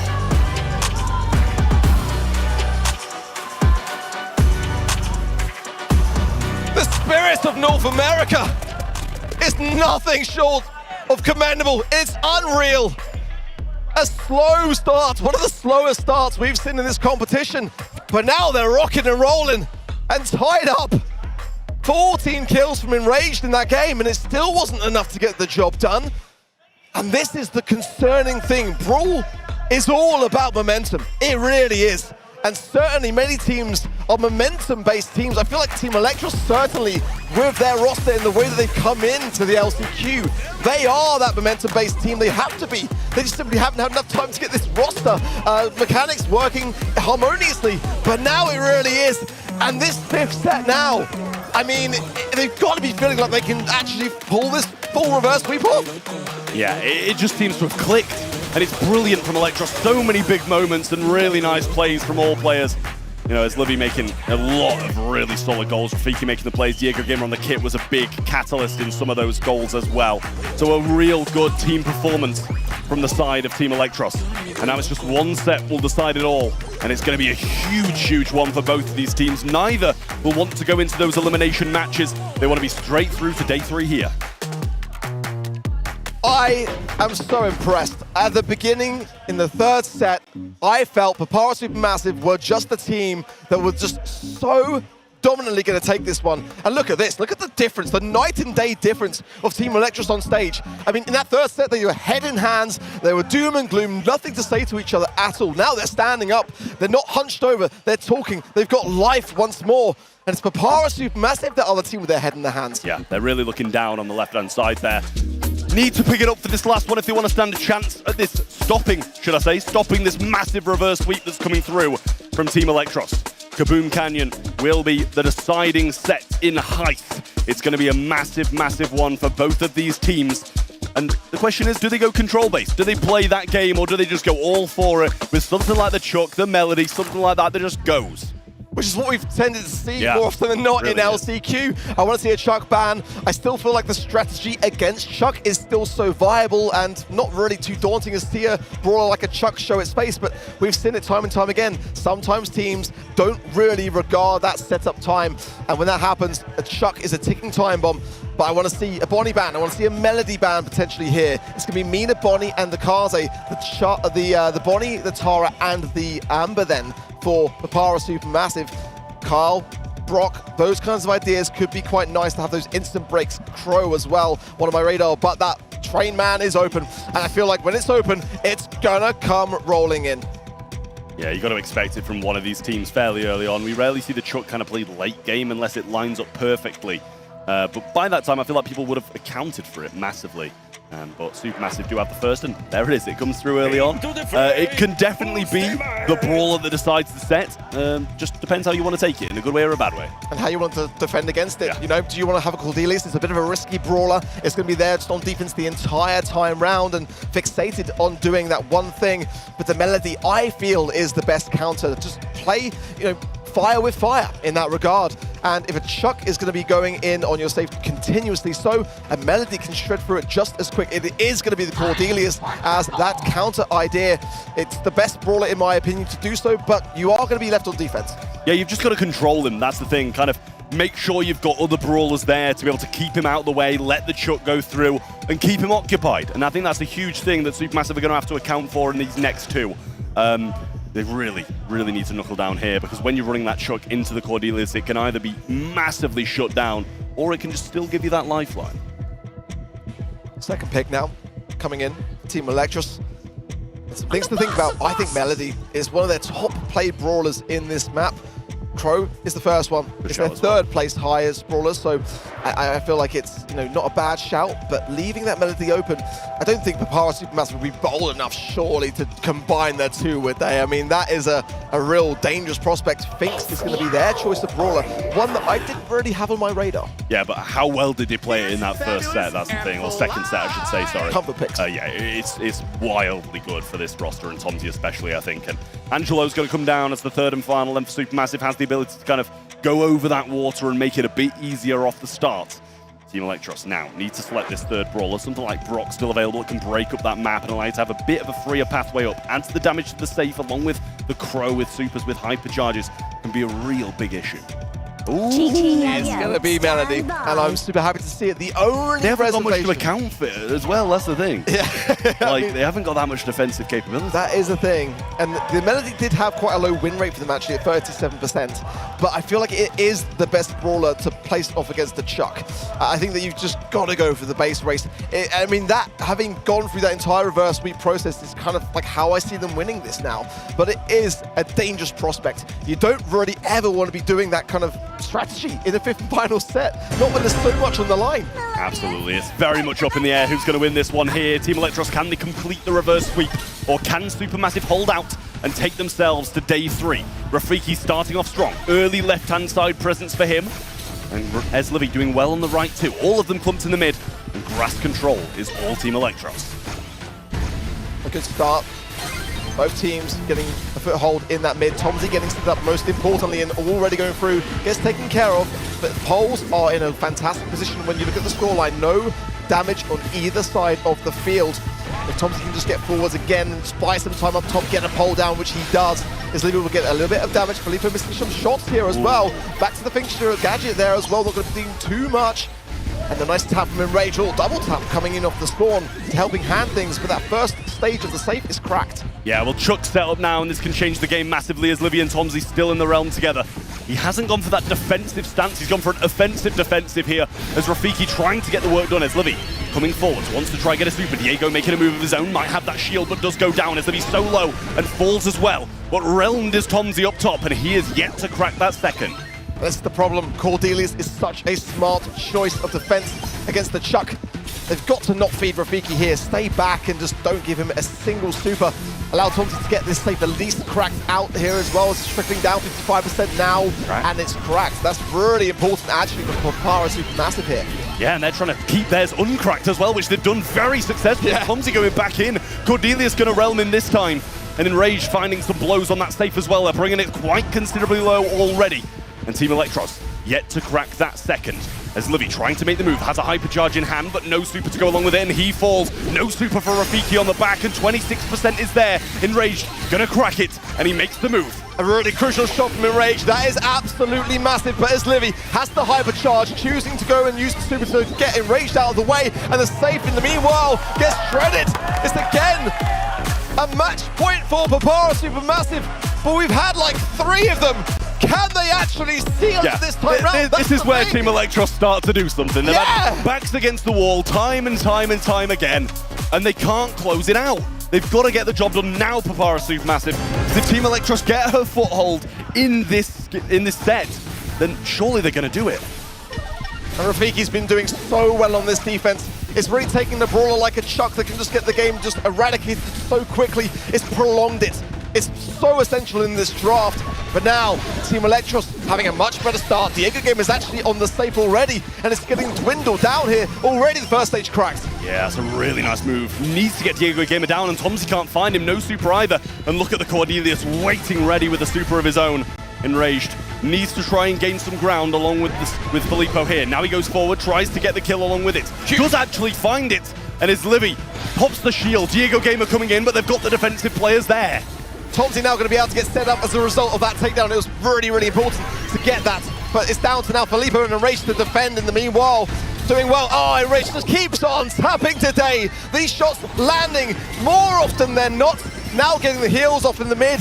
And again, just prolonging time because they're behind in this series. They've got to get Tomsy on that safe. And this is why the Cordelius again of Rafiki is so important. He didn't get anything from that. Well, hypercharge going forward. Diego Gamer makes the move, but a good kill from Enraged in there again. Nice pushback there from the safe. Will help them out a little bit. Keep Diego Gamer away. But they still need that kill. Rafiki moving forwards, and he's not there to defend Tomsy now. Might be able to get this first crack done, but he doesn't have a super to return yet. Eventually gets it, but this might be out of hand already. Look at the scoreline. There's so much to be done for Papara Supermassive. And again, Rafiki is such a thorn in their side as Livy jumping in now. They just need to get a couple of % on this save and it'll be cracked. 25% is looming in now, and there it is, down to 22. Diego Gamer, he's still there. Rafiki in the realm, gonna come straight out on the save to Papara Supermassive, even know it. Down in the bottom right-hand corner, trying to add some more damage to the safe and doing a good job of it as well. Still going forwards is Tomsy, getting some damage on safe, but it's too far out of hand, surely. Hypercharge there for Livy. Super coming in from Diego Gamer, and surely it's a double match point as Team Electros find their footing in set 5. Team Electros have not been able to secure this match point for what feels like 4 or 3 times now. For Team Electros, they might do it in 1. Just putting that one out there. It's 1 game, takes it all now. And you've got to feel like for Team Electros, it could well be them. They've adapted so well in this set. Yeah, as I said, it felt like if Team Electros got that game, then they'd pull through and do it all. But early start is not as bad this time from Supermassive. They'd already lost the first crack at this point in the previous, and Tomsy getting some good setup. Enraged already, getting that poison down. It's going to be really important. Tomsy with that pole as well. Is it a good spot? It looks like it could be as well. So that's huge for Papara Supermassive to get Tomsy straight on the... Oh, look at that. Perfect setup. Yeah, great timing as well when Rafiki chose to go forward. Diego Gamer trying to make an aggressive move, but Enrage shuts him down. He is playing unreal in this set 5 on the Angelo. Eslivy low now as well, and this should be a first crack as Tomsy comes barreling on in. He just about has the super, and Enrage not focusing on getting this last first crack down, sorry. Yeah, an unfortunate shot there from Enrage. Just didn't quite see. Oh, look at that, though. Stays alive.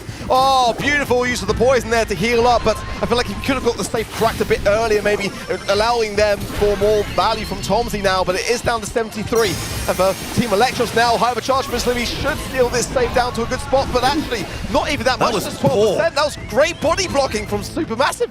Yeah, real poor hypercharge there. Didn't get too much value. Diego Gamer now going to use his utility to try and get the crack, and he can't either. Tomsy going back up the map. Cordelis surely got something to answer, and actually doesn't. That's another 12%. Yeah, Rafiki's got super again now, so the next one might not be as fortunate, but that is still great value. Will Tomsy find it? He does actually get to the safe, so it must have been a bit of a blunder there from Rafiki. Just a little bit of percentile, but that's exactly what you need in these circumstances. Just keep whistling things down. More body blocking as Livy's getting nothing from these jumps. Yeah, only just getting the crack now, and Diego comes in at a really bad time. He just cracked the safe, needs to stay alive, but Enrage coming back on the defense, gets one, and just about stops them from doing any more. The crack is there, but Tomsy going back and forward and doing so much. Can he get 25? Just not yet. And Team Electros in a good spot with 30 seconds left. Enraged is defending as an Angelo. That's such a hard feat to have to do against the double match point now. As Louis jumps in with the hypercharge. The safe now, stage is cracked. Diego Gamer's still in position here as well. Supermassive have got to defend now. Big time. This is crucial. Oh, he missed his super! He missed his super! The Cordelius didn't get it off. Diego Gaming going in. Can Eslivy get the damage? 5 seconds. He's not got the jump. Gets it, but he doesn't find it. 16 to 10. A Supermassive hold.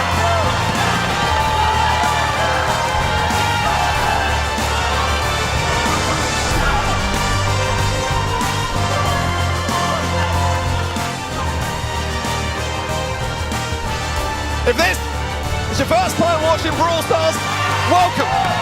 This is Brawl Esports. Just incredible from both teams. What a show they've put on to open day 2 of the LCQ. And Electros head in hand after that loss. Papara Supermassive teammates in arms as they take this win ahead to day 3. I can barely believe what we've just witnessed. Absolutely unreal. The Brits did not lay down. They kept on fighting. They've earned that cup of tea. What a showdown to conclude this series. We had to go all the way to set number 5, and Papara Supermassive finally brings a match point home. They go to day 3 unbeaten, taking the first seed of their group, meaning tomorrow they're going to face the second seed of Group B. Just incredible, it really is. And we saw the stats there as well. 20 kills it was from Enraged. Incredible stuff from Supermassive.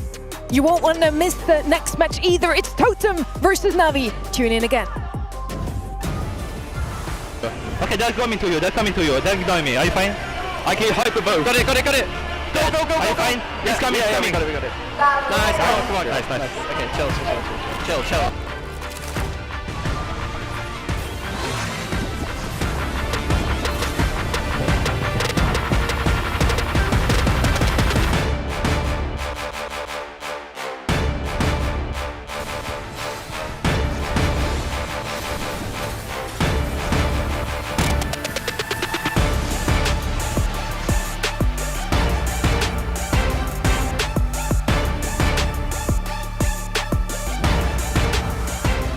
I think Navi is one of the best teams coming into LCQ. They have a world champion in their team and we faced them already many times and we know that they are really, really good, but hopefully we can win them. リプライトーテムと戦うときは去年負けてしまったんですけど、今年は自分たちナビが簡単に勝ってトーテムのことを可愛がってあげたいと思います。If if you just tune in now, you better head back around 40 seconds and rewatch the ending of that last match. We're now heading over, instead of NA versus EMEA, to East Asia versus EMEA. We're watching Navi versus Totem, and it's going to be a banger as well. Both of them so far have only won their match yesterday. Against Chapter of Happiness, a quick 3-0 from Totem, and against Upcore Esports, a 3-1 from Navi. I mean, if this is the standard of the games, I don't think I'm having a voice for day 3, to be honest with you. But yeah, this is Group B bracket. Obviously, Reply Totem going to be up against Navi now. Loser will drop down and face Upcore Esports later on. But yeah, it's going to be huge to get a win on the board here. They need to get it done because neither of these will want to drop down and face that Indian roster. It's such an important day now for Reply Totem. A team which found themselves in the LCQ for the first time last year and prevailed. They knocked out Tribe Gaming. For the first time, Tribe Gaming NA did not make a World Finals because of this roster. And now they've got to continue to go through the gauntlets for Angel Boy, a person who was able to obtain the golden ticket in 2023. The shining star of the entire competition. He's got to do it all again. Mara and Maori, the two players with the most experience from all the players that are currently present. 10 LAN events under their belt already. On the other side, we have Navi with former 2-time world champion at Chapi in 2021 and 2022. It was all about him. Pensa got 2 wins as well, of course. And yeah, the last 2 years, we've only ever seen him as LCQ, and he did not prevail. I mean, this is the thing. You look at Kuro and a Chape, and you're like, these aren't the standard of players you'd expect to be at the last chance qualifier, but they seem to kind of stumble in the bigger matches. You see this champion, lose. And I think that just goes to show the current form of this roster. They've been decent, but just not good enough to go all the way. That just means if he makes it through the LCQ and makes the 2 World Finals, he's going to win them again, right? All. He's winning it all, baby. Well, Ark, you want to explain that bias over here? Maybe not. I mean, when you look at yesterday, I mean, they were just phenomenal, weren't they? There's no question about it. So I think that, you know, it was against Chapter of Happiness, a team that we had some reservations on, obviously, of course, being from the Chinese mainland region, being a pigeonhole. But I feel like Reply Totem are a team that saved the best till last. Now is the time to shine. A chance to break the curse for Navi, and for Reply Totem, a chance to prove the world wrong. They didn't have the best of seasons this time, first time ever making it to LCQ, and we want to see them now live on stage in our cage. They have come to prove they belong among the best. Make some noise and welcome stage, Reply Totem and Navi!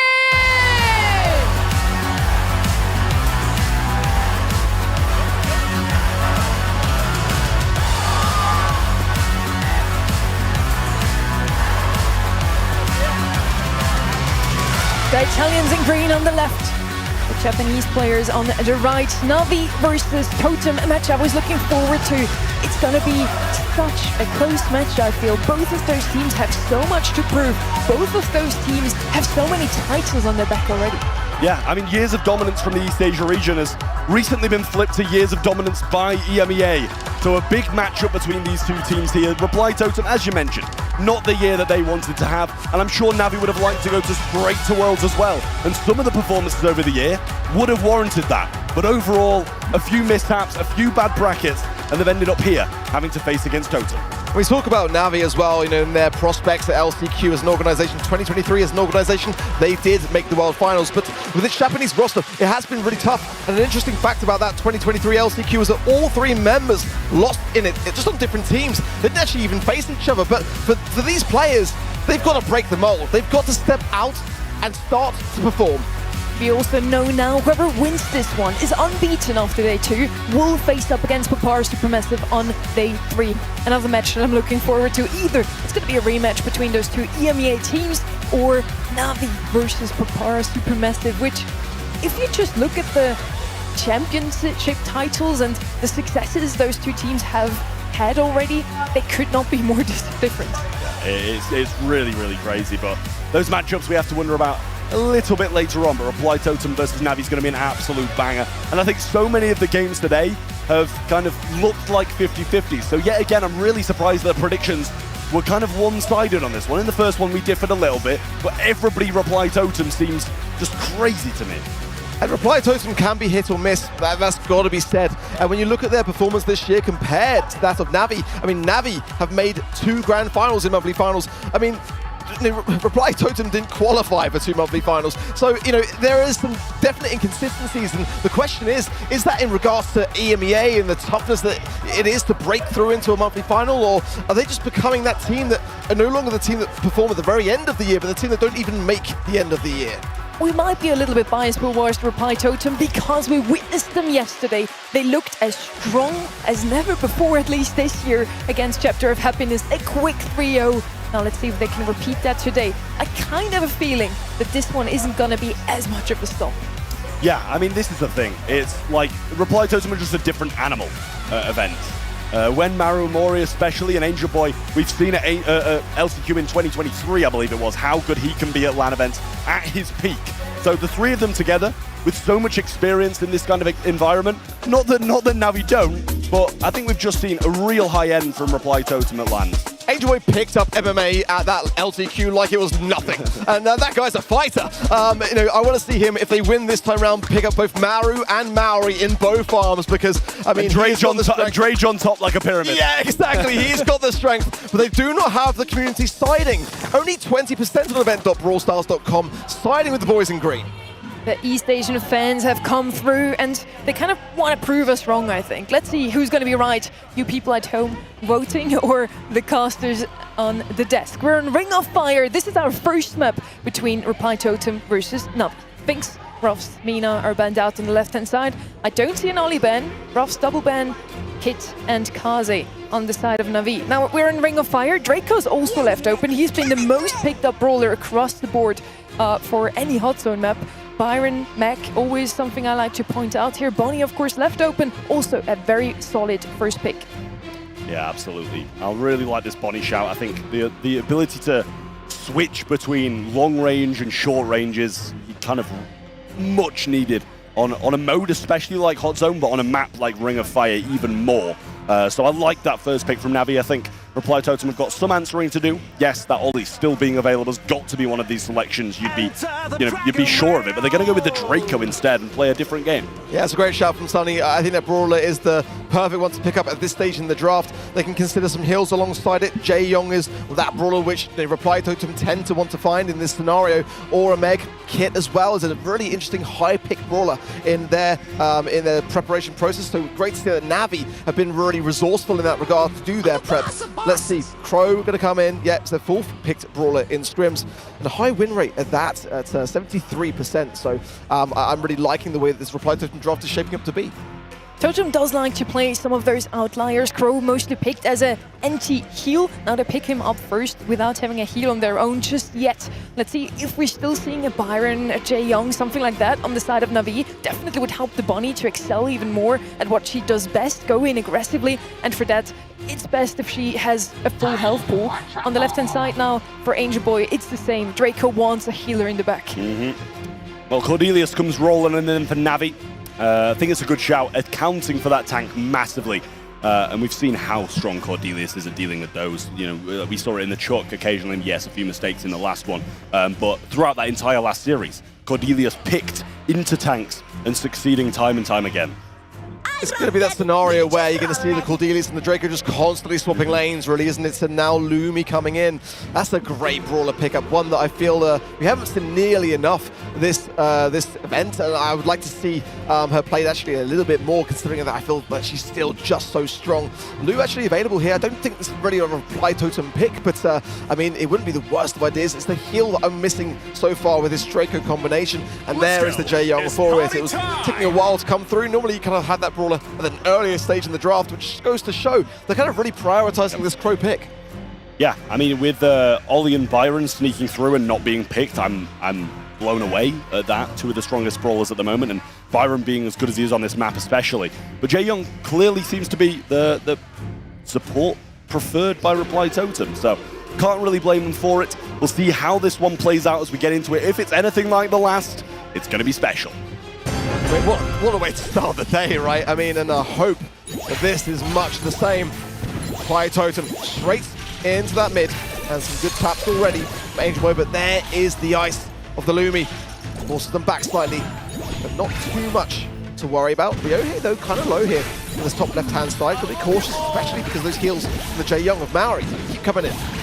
Absolutely. Well, Maru trying to make a bit of a meal of this on the left-hand side as Achape gets a few shots in, but he does trade out quite nicely. Lumi placing down those Morning Stars, but not completely covering this area that Mori can go into. Has to heal himself, and Weekend Warrior was used there as well. Locked down onto Angel Boy, but he gets a shot back in return, but Ryohei just narrowly survives on 180. Yeah, good amount of control established there by Navi.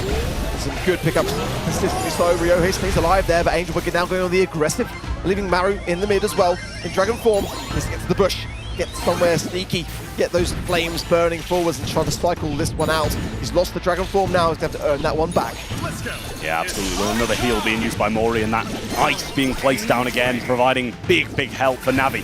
But Maru round the back is dangerous. Lockdown used onto Angel Boy once more and succeeding well. Ryohei looks like he's going to burn down and does. Mori gets a few more shots onto Kuru, and he'll find the kill too. A really important kill. Achape can't contest this. He's too low. Chooses to go to the left-hand side and wait for his time. Hypercharge now for Bonnie. Ryohei goes straight in, gets the stun, gets the pickup, most importantly, of Maori, leaving Maru and Angel Boy to have to force their way on this zone. But Reply Totem have got 75% done on the objective. Yeah, I mean, it seemed like Angel Boy kind of tanked that purposefully there as well to stop the Cordelius dragging the Draco into the realm. Mori doing a lovely job, but he's going to be locked down, but he's on the zone, still getting percent. Maru will do the same, and they're just cycling these deaths and getting on. I mean, they've got twice that of what Navi have been able to establish now. Last form there from the Maori on the zone, and 60% now, 5 needed for Reply Totem. Maori coming in, is going to be able to clear the house! What a couple of taps! A team wipe! And Reply Totem get things kicked off strong. What a jump that was as well, into the back lines by Maru. Incredible stuff on that Crow. And the same goes for every single one of these players. Navi starting slow, still have a lot of time to make things right, but that one just seemed like they couldn't get this Reply Totem side off the hot zone. See there, the coach of Navi, Akama Collect, used to compete in the South American region, so he knows what it means to perform on home turf. Pressure mounting. It is just the first set. Plenty of time for Navi to make some adaptations. Well, a much better start this time. 7% already on for Navi compared to Reply Totem taking a bit of dominance early on in the previous. Weekend Warrior being used, and now he'll just throw a few more shots forward. But he's very scared of this ice that Kuru can be placing down. What a shot that is, and he just finds those taps out of nowhere and does a real good job of staying alive. Maori's really excelling today already, and this is the thing about Reply Totem. They've got so much LAN experience and performance under pressure. They were almost reverse swept by Tribe Gaming in the LCQ last year. They were able to come through strong in that 5th and final set, so having the ice in the veins today is so important to have. But look at this matchup as now Reply Totem just starts to creep further forward to lose control. Devastating. Yeah, but those heals onto Angel Boy are unreal as well. Achape will take Maru into the realm, but he gets hit so hard by that fire that he's going to have to retreat and stay away. Now goes back in for the second engage, and still Achape not having a good time. Maru might be able to find him here with a bit of a pinch from Angel Boy, and the gadget used. Jump up from Angel Boy into the back lines once more, finding connections onto both members of Navi alive, but a versatile hypercharge from Ryohei will put them back in the driver's seat. Yeah, desperate times call for drastic measures there from Ryohei. And they need to get back on this zone and equalize this set. Or be escaping their Weekend Warrior there from Maori. And a lovely pitch there from Angel Boy as well. In the meanwhile, Kuru's low will fall down there to Maru. And more flames lick the map. Achape pushed back. Ryohei jumps in desperately. Immediately goes down. Maru in the realm. But Angel Boy and Maori continue to get this objective done. Yeah, Maru, he's been realmed so many times and just not died. If anything, he's coming out on top in these situations. Tried to get in the back lines, but excellent communication from the Totem boys. Lockdown's there, but he just jumps straight past it. Might be able to get back on the zone as well, but choosing to go for more shots onto Ryohei, who's popped a hypercharge. And I feel that's slightly wasted. And he wasn't even a couple of shots away from being able to contain this just off the back of it. It took 3 there to be able to have it. And as quickly as that, Reply Totem, all 3 members on the zone. And an easy breezy set to start off EMEA. I mean, that was just incredible. It really was. Very comparable to the hot zone we saw Papara Supermassive do against Team Electros. Really dominant gameplay. And if players fall down, other players take their place. And it was just really nice team play all round. Navi, I don't think played bad. Achape could have done better at some moments in those one-on-ones against Draco, picking his time to realm him and deal with him better. As it seemed like a Draco was coming out on top against a Cordelius way more than he should. Yeah, we've got to talk about this draft because, you know, the Cordelius is the best counter to a Draco. If it's not working, that means that Reply Totem was so confident in terms of not banning it, and that's all Drage. We saw last night, we saw his homework, Trav. He's done a page for everything. He knows exactly what he's doing when it comes down to that draft. Yeah, I mean, it's really nice to see such a good draft so early on from Reply Totem. And not only that, but the players executing it perfectly. That's the jump I was talking about into the back lines, and Maori follows through with a perfect piercing shot through both of them as well. That combination of those two Italian players is unparalleled by many in Brawl Stars. Solid start, but Navi can absolutely turn things around, but great chemistry to start things off. You've got to remember as well that Drage was playing with Angel Boy at last year's LCQ. To be fair, it didn't go STMN EU's way in that regard. A match point scenario versus Eclipse Esports was where things went wrong. But because they played on the same team, they know how each other think, and they know what they like to pick and what they don't like to play. I think it's really important to mention. Yeah, very aware of his strengths and weaknesses, so knowing what to draft, what to put on Angel Boy on what map, I think is a huge benefit here for Totem. And not only those two, the other two people on this roster know each other in and out as well. It's really incredible, the synergy that this team should have. And to think that's something that they really struggled with in the first portion of the year. You know, so many of these really disappointing. They didn't qualify in February, got knocked out first round in March. It's really disappointing year for Reply Totem. But when they get to these events, something clicks. Yeah, Maru and Maori, a dynasty going back to 2021, the duo that has always remained. I think only rivaling that of maybe Bobby and OG. I mean, you don't see it very often in Brawl Esports, but when teams stick together throughout thick and thin, you go through those motions, you go through the heartbreak, and you rise up to the challenge.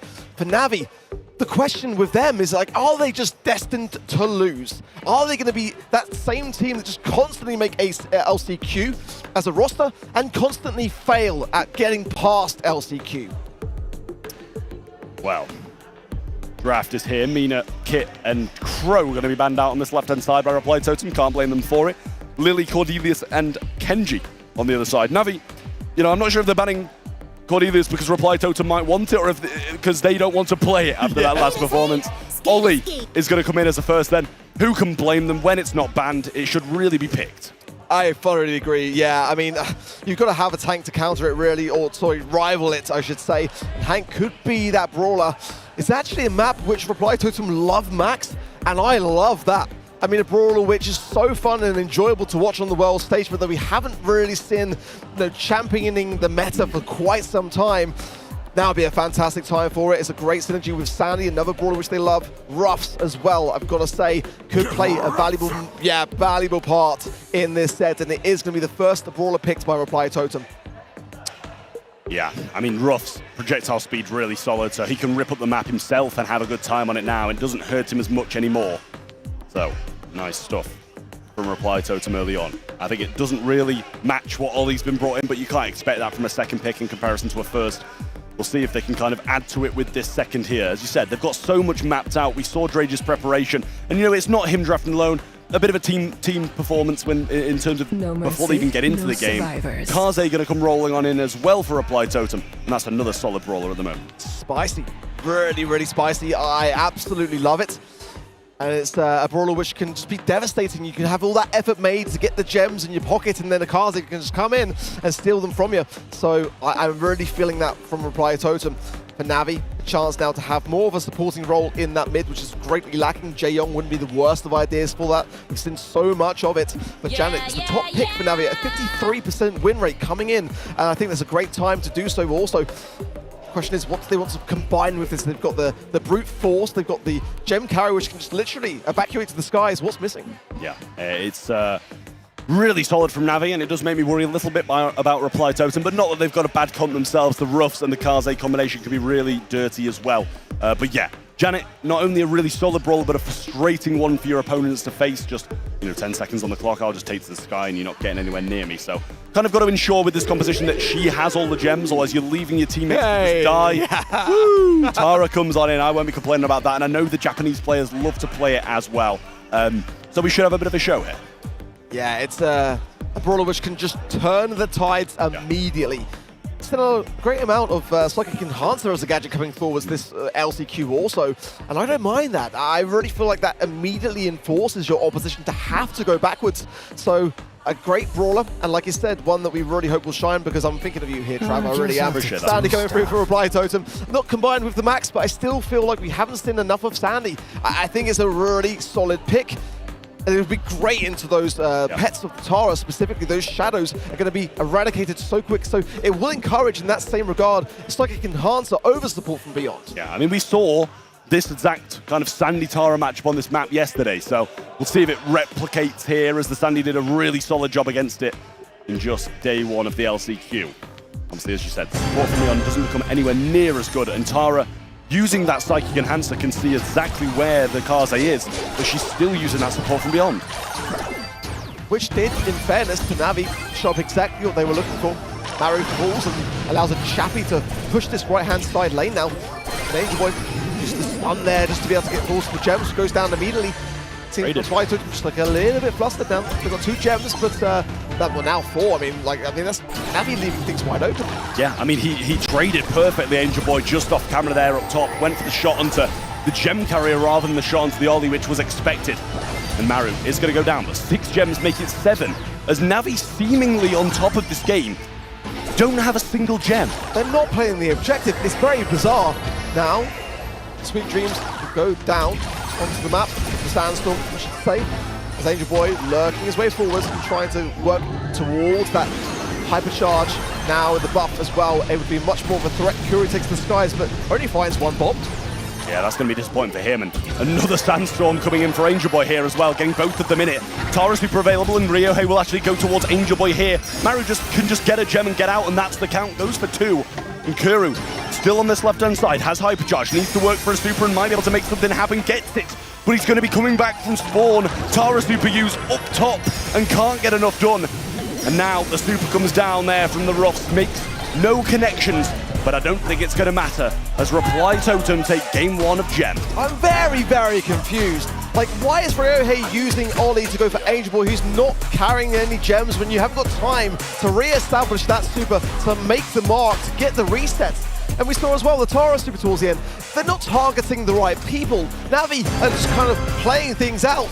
They're not winning because they're not playing the objective. You've got to be a bit more, focused on the objective and the players that you need to eradicate. Yeah, well, Angel Boy's got the matchup that he desires now as well. The left-hand side with Tara was predicted.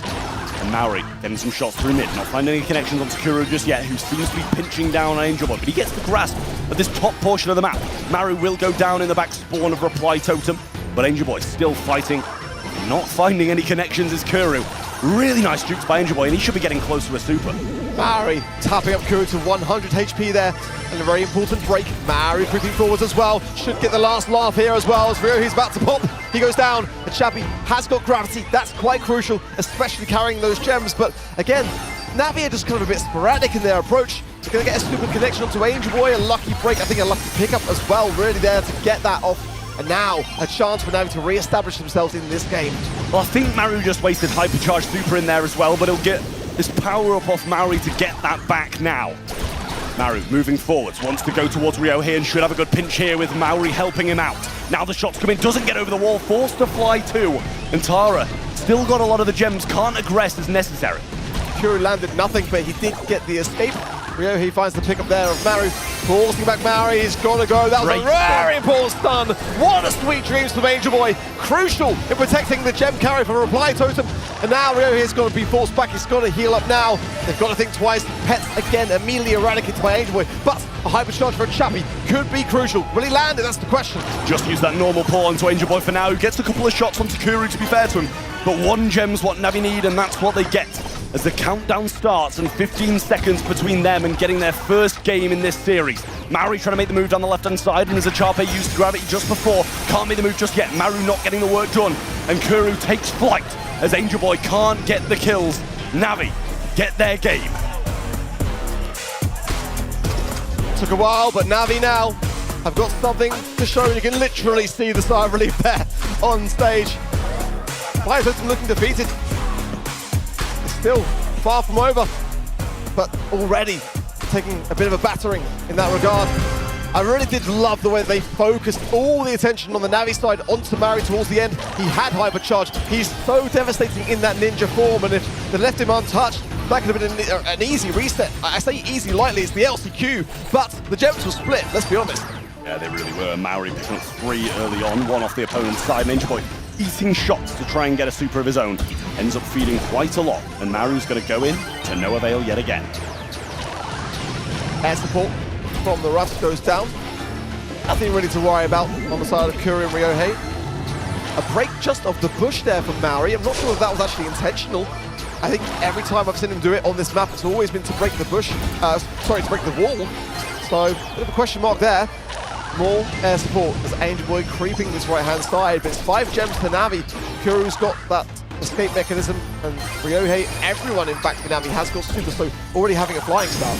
Yeah, well, super going to be provided over to the right-hand side. Angel Boy's going to get that hypercharge, and Maru gets the job done on the left. Maori trying to move forwards, gets some of the gem, equals the scoreline. But Gravity ready to roll for a Chape here on the right-hand side. Needs to make sure he doesn't get corner wall, and he just about gets him round that corner. Gets the kill, and Maori finds his 6th gem. Maru going to go down as well, and Navi looking a lot better. I just don't really feel like the reply totem spirit is there right now. They've got the good amount of gems, really, considering that Navi has got the 7 there. Ryohei now, the hypercharge might change that, though. Maori goes down immediately. Angel Boy has got hypercharge and super here as well. Forcing to keep Ryohei back here is the play. The gems are safe and sound for now, but Navi have got 8, and that was almost a drop. But a Chappie stays alive at 128 HP. Yeah, it's going to be big for a Chappie. That's the 9th they need as well. Kuru going to jump straight away and power up provided into the middle. Maori doesn't need it, so Angel Boy should probably go towards that. The Gravity going to be missed now on the right-hand side as Maru baits that out nicely. Stun on the left as Ryohei can't move. A hypercharge ready to go, but Kuru can get to safety. And I don't think there's... Oh, he just about gets the reset. Maori might be able to get this from the mid now as he kills Ryohei as well. And that has changed the tide. Absolutely massive. There was 1 gem split, and it was in the hands of a Chappie. What a valuable reset. Can Reply Totem make something of this now? Maori tapping into Ryohei. Angel will be there for support, and Maru has got the hypercharge. What a time for an amazing sandstorm now. The Pet's going to go down immediately. What an amazing steal against the odds. Reply Totem turn 1 set into 2. That set should have been Navi's. Absolutely stolen it out the hands of Navi. I called it a little soon. I didn't think there was enough time to get that reset, but Janet, this is the double-edged sword. If you take flight, you're leaving your teammate to die, and that's exactly what he did. Not that his stats are bad by any means, but that last second is brutal for Navi. What looked like their set makes Reply Totem 2 up. It's not over until it's over. Every second in Brawl counts. The Reply Totem demonstrated it perfectly. I still say that they didn't feel like they were in that set. They didn't feel themselves. They were looking off. But that's why that set was so important to claim. Because now going into this next set, it could be the last that they need to play. I mean, that was such an important reset. I cannot stress it enough. Yeah, absolutely incredible. And I thought it was beyond reach, but he was left so heavily by his teammates to fend for himself. Some great plays from Reply Totem game 1. Here it is. But after that, it was all Navi, wasn't it? You see, I think he takes flight, and Angel Boy can just run at him. I think if he stayed on the floor, maybe he was going to be able to get a few shots in and get the kill before the reset. But from there, just all Totem. They had the kit needed to get the job done. Sandstorm was there, and you can see how much it means to them to be 2 up against a powerhouse like Navi. That's the Angel Boy I know. I've been waiting all year to see it. And what a time to bring it. Fantastic, and you can just imagine that celebration. It was so iconic in 2023 when he was on the Navi roster, when he claimed the golden tickets and went to those World Finals. I can see it in my eyes right now. I can see it replayed for years to come. It was just so good. And if they can be able to get to Worlds after what has been let's be honest, a season of nothing but hurt. Only 1 semi-finals to say much about, just 3 quarterfinals exits and 2 non-monthly final qualifications aside from that. For Reply Totem to even be here is a blessing. And they got SK Gaming and Humble to thank for that at Brawl Cup. Yeah, absolutely. I mean, it's incredible for them to be here. But when you look at their players, you expect these 3 to be going straight to Worlds, not having the really disappointing year they've had with 2 no qualifications, 3 first-round exits. and only one semi-final entrance. It's a really disappointing year for Maru, Mori, and Angel Boy, and this is their chance to get it back under wraps and get to the World Finals. Happy faces all round for the side of Reply Totem. And Navi surely feeling a bit defeated after that really disappointing loss in the previous set. Wow, Casa, the first pick here for Reply Totem, over to the side of Navi now. And such a crucial time to really get this right. I think it might actually be dry season for Bounty, if I'm not mistaken. So that might be a little bit of an error on the overlay. So let's go with that for now, and I'll be happy to be proven wrong later on down the lines. For Navi, it's got to be a winning draft, no doubt about it. Ruffs is that safe pair of hands, and with so many hypercharged brawlers now in the meta, I think a great thing to pair with pretty much anything. Yeah, and I'll be happy to blame you, Ark, if you're spreading misinformation about the map. I'll be the first to call you out for it as well. So yeah, nice Ruffs pick there. Kaze worked. Well, did it really work for Reply Totem? Not really, to be honest, in that previous one. Seemed to be getting bullied for the majority of it, but they got the win, and that's what matters. And if you can do the same again, I wouldn't mind being bullied for 2 minutes straight or 5 minutes straight, however long a set is, if I get the win in the end. So, Bell going to be added then to the side with the Ruffs for Navi, and 2 follow-up picks for Reply Totem to come shortly. The bans, obviously, from Navi. Not having the first pick are going to be a lot stronger. The Mina, the Ollie, the Gene, who's so versatile on these kind of modes, and the Loud boys in the back. The amount of support and especially loud merchandise bags I see walking around the BGS is incredible how much support these guys have gotten. Not only that, but the South American teams in general here in Sao Paulo. Gus going to be picked up along with, oh, that is a bold one. Very bold indeed for Navi, as they pick up the Mortis to go along with the Bell and Ruffs. And I think it was a Jae Young on the left-hand side. It was, yeah, and it's funny because Reply Totem's top pick is a Mortis. And I was thinking to myself, I really hope they didn't pick it, because at this stage, you don't want to be doing that. It kind of reminds me of how Reply Totem have been all year. They will bring in something where they don't need to do it. They don't tend to play it safe, and they suffer for it. Now, by not picking it, to leaving it to Navi, it could be the play, but Navi could also be exceptionally dangerous with it. I mean, I'm a little bit worried, actually. If Ryohei pops off here, then it will be a delight. I'm ready. I'm ready for it. Well, Kaze beats the Mortis for the first stars, but that's half of Mortis's reasoning gone.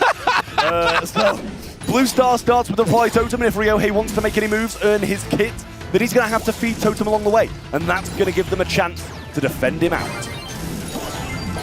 Already, oh no, it's Totem cooking, and that Mortis of Ryohei's low, a pick up of a Chappie, as they just keep dropping on the side of Navi. Completely flustered, not organized at all. On some level, you kind of want that with a Mortis on your squad, but you've got to bring back the stars, or what's the point? Yeah, I mean, you need to be attacking, and Maru's going to get another here as well. Angel Boy not going to die to Ryohei, and a dash in from Maru will secure another. It's 9-0, and Navi looking really poor. Yeah, we were expecting to see a much better back and forth than this. So far, not a single star to show for it. Maru now with 5 and the blue, and he's dangerous now, but susceptible also. Gets away with that ninja form. Beautiful stuff. Ryohei on low HP there. He's got to be able to heal himself. 11-0. It's just looking from bad to worse, but as time goes on, Reply Totem with more stars become bigger targets. Yeah, but he's getting battered. Ryohei hasn't got a super yet. Really difficult. Must be close now, though. And a weekend warrior used now by Maori. Angel Boy, hyper charge in hand as well, so can defend quite nicely, and down he goes again. This is getting massively out of hand, and Maru, worth 6 stars, is very low, but the shield provided by Angel Boy keeps him in the mix for now. He will live to fight another day. Hyper charge from Chappie, and a break of that right-hand side, forcing Reply Totem to the left. There's a lot of stars, and they've even got the time to get them all. There's 6 going over. Reply Totem get 18-20, and if Ryohei goes down, it's all over anyway, and it is. It's a match point, and the most convincing game so far of today. But as we saw once before, Papara Supermassive went straight to match point, and look what happened there. It went the distance to a double match point. But have we seen enough of a glimmer? We need to actually see a mistake, really, from Reply Totem at this point, if Navi has got any chance here. Yeah, I mean, Kaze on an absolute tear after that previous set, didn't go his way. This time, Blue Star in the hands of Navi, which can change the game, but instant aggression for Totem, trying to build this one back and get them to the same position as last time. Ryohei, 820 left in his health pool, getting pinched down, but evading it nicely with the long dash.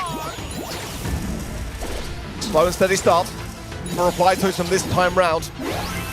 Now Maru wants to break the mold, does find it, and comes out as well. Great use from him. And a weekend warrior from Maori is perfect. They can now come back with 5 stars to 3. The blue is with Ryohei though. They're not going to be too bothered about that for now. Just get back with the stars and regroup. Ensure that they are having Navi push into them rather than vice versa. Yeah, this mark on Maori can definitely do some work for Ryohei here as well. They've got to be cautious of the weekend. Yeah, here he is there. Really nice stuff. Just backs him off instantly. And another super available from Maori once we switch this mode and get some heals. Slipstream's being placed down, but obviously Totem in a very defensive stance when this Mortis is looming just behind their walls. Pressure mounting for Navi. They've got to start to communicate. Ryohei's a fantastic Mortis player, but he's not had the pop-off just yet. They need to have Kuru tap into this right-hand side, and Chappie's got to find a super to break this ball. He's just obtained it. He'll go for the left-hand side, get some push for good measure. Maru can be lurking here, though. He can be invisible at any time, and they cannot overstate that. Ryohei just survives there. Kuru completely out of position here. Reply Totem can absolutely punish this, and they do! Yeah, I mean, that's one player falling down in a position you don't want to be dying in. Hypercharge through from Maru, but he will get traded down, which brings it back to 2 stars, as he was worth quite a fortune. Maori, 4 over his head, but it doesn't matter who they go for. A powered up Ryohei is a big danger in these closing moments. Hypercharge for Kuru, Maori's marked. Ryohei has got to get this dash on point. Maru is susceptible, he's got no super. He's dashed to the left, he's got support. Reply Totem all sticking together. Angel Boy with the pickup, and this one is done! The boys in green make this look so convincing for Navi. Where were they? They were not present, not by a long shot. What a game for Reply Totem. Looking like a real favourite going into day 3. I mean, it's so poor from Navi along the way. The draft did not look good. Some of the gameplay's been questionable. But one thing's for sure, Reply Totem are looking really good heading on into day 3, and I don't think anybody is going to want to face them. Beautifully executed right to the end. Not a single set taken off of the hands of Reply Totem. They walk through to day 3 with a clean best. 3-0 and 3-0 now also against Navi. Maru with the most kills, both DPS, makes a lot of sense. Casa is there to make some space, and he definitely did just that. And now we see, again, Reply Totem makes it through to day 3. They're free for the rest of the day to do what they want. Probably scrim and prepare for tomorrow, and then Upcore is versus Navi later today. Yeah, you would expect that. I think Navi, if they perform like that, it's going to be a close one versus Upcore Esports, which is a game they should be absolutely sweeping through. But they're going to need to go away today and get in the right mentality. Now we're heading over to Group C, Casa Brawl versus Toxic Lotus. We see them on the big stage now. I'm looking forward to it. I'm sure you are too. See you after the break. Go back. Okay. Middle, stay. Okay. Third jump. Chill. Nice! Thanks for the carry, boys. We played like shit, bro. I played like fucking shit already. Yeah.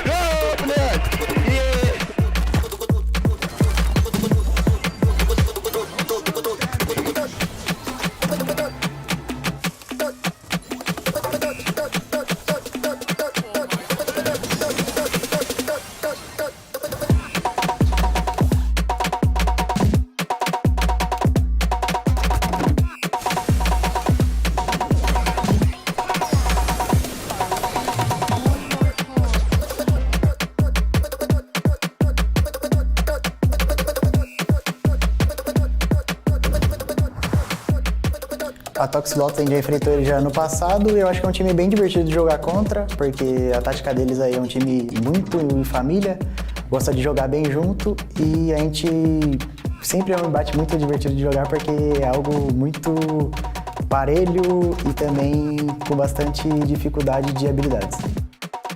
我想对 Casa 说，我们在去年也要 CQ 输给了你们，但我们今年会报仇。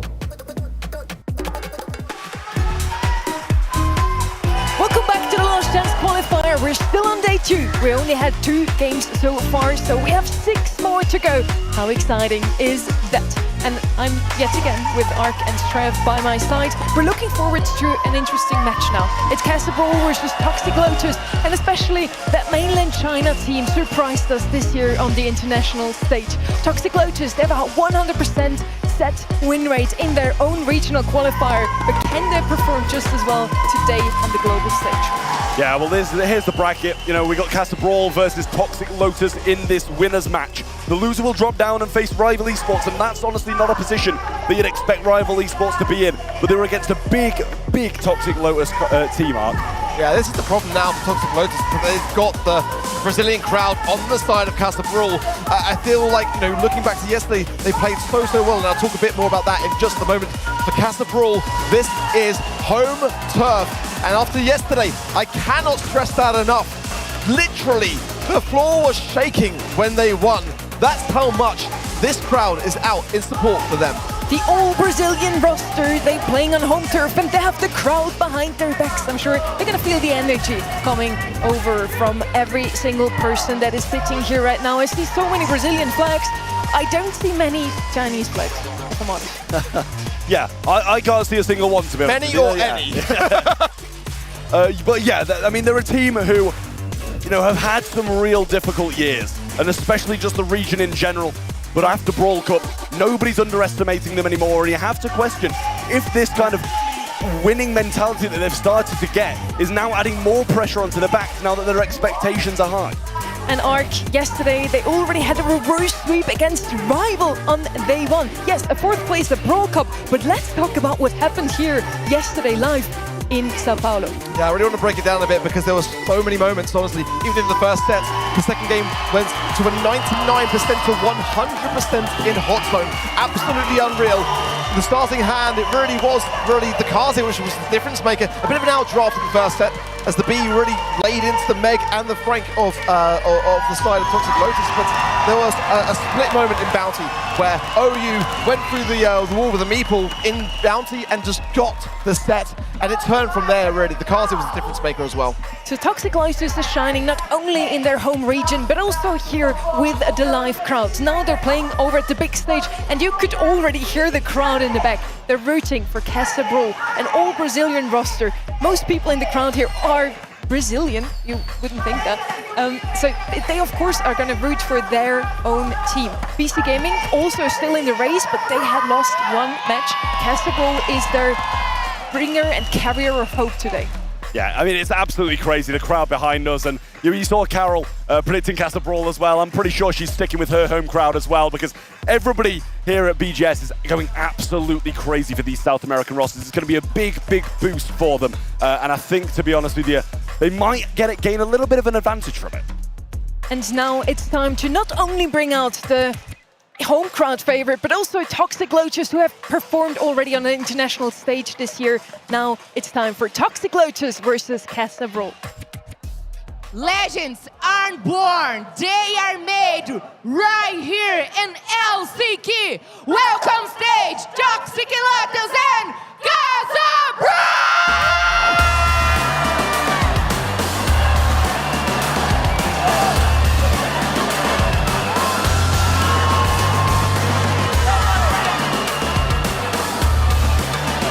Brazilian roster on the left, Toxic Lotus from mainland China on the right. And Trev, we already said Toxic Lotus have proven themselves before on an international stage. Now this stage is almost made for Casa Brawl. You think it's still going to give them that boost that they've gotten from the Dallas crowd? Yeah, I mean, I'm hoping that this crowd doesn't affect them too much. I never thought I'd seen Tifos in Brawl Stars, to be honest with you. But the Brazilian crowd definitely bringing the heat for the Casa Brawl side. And I've just got to hope that Toxic Lotus don't get massively affected by no cheers for their side.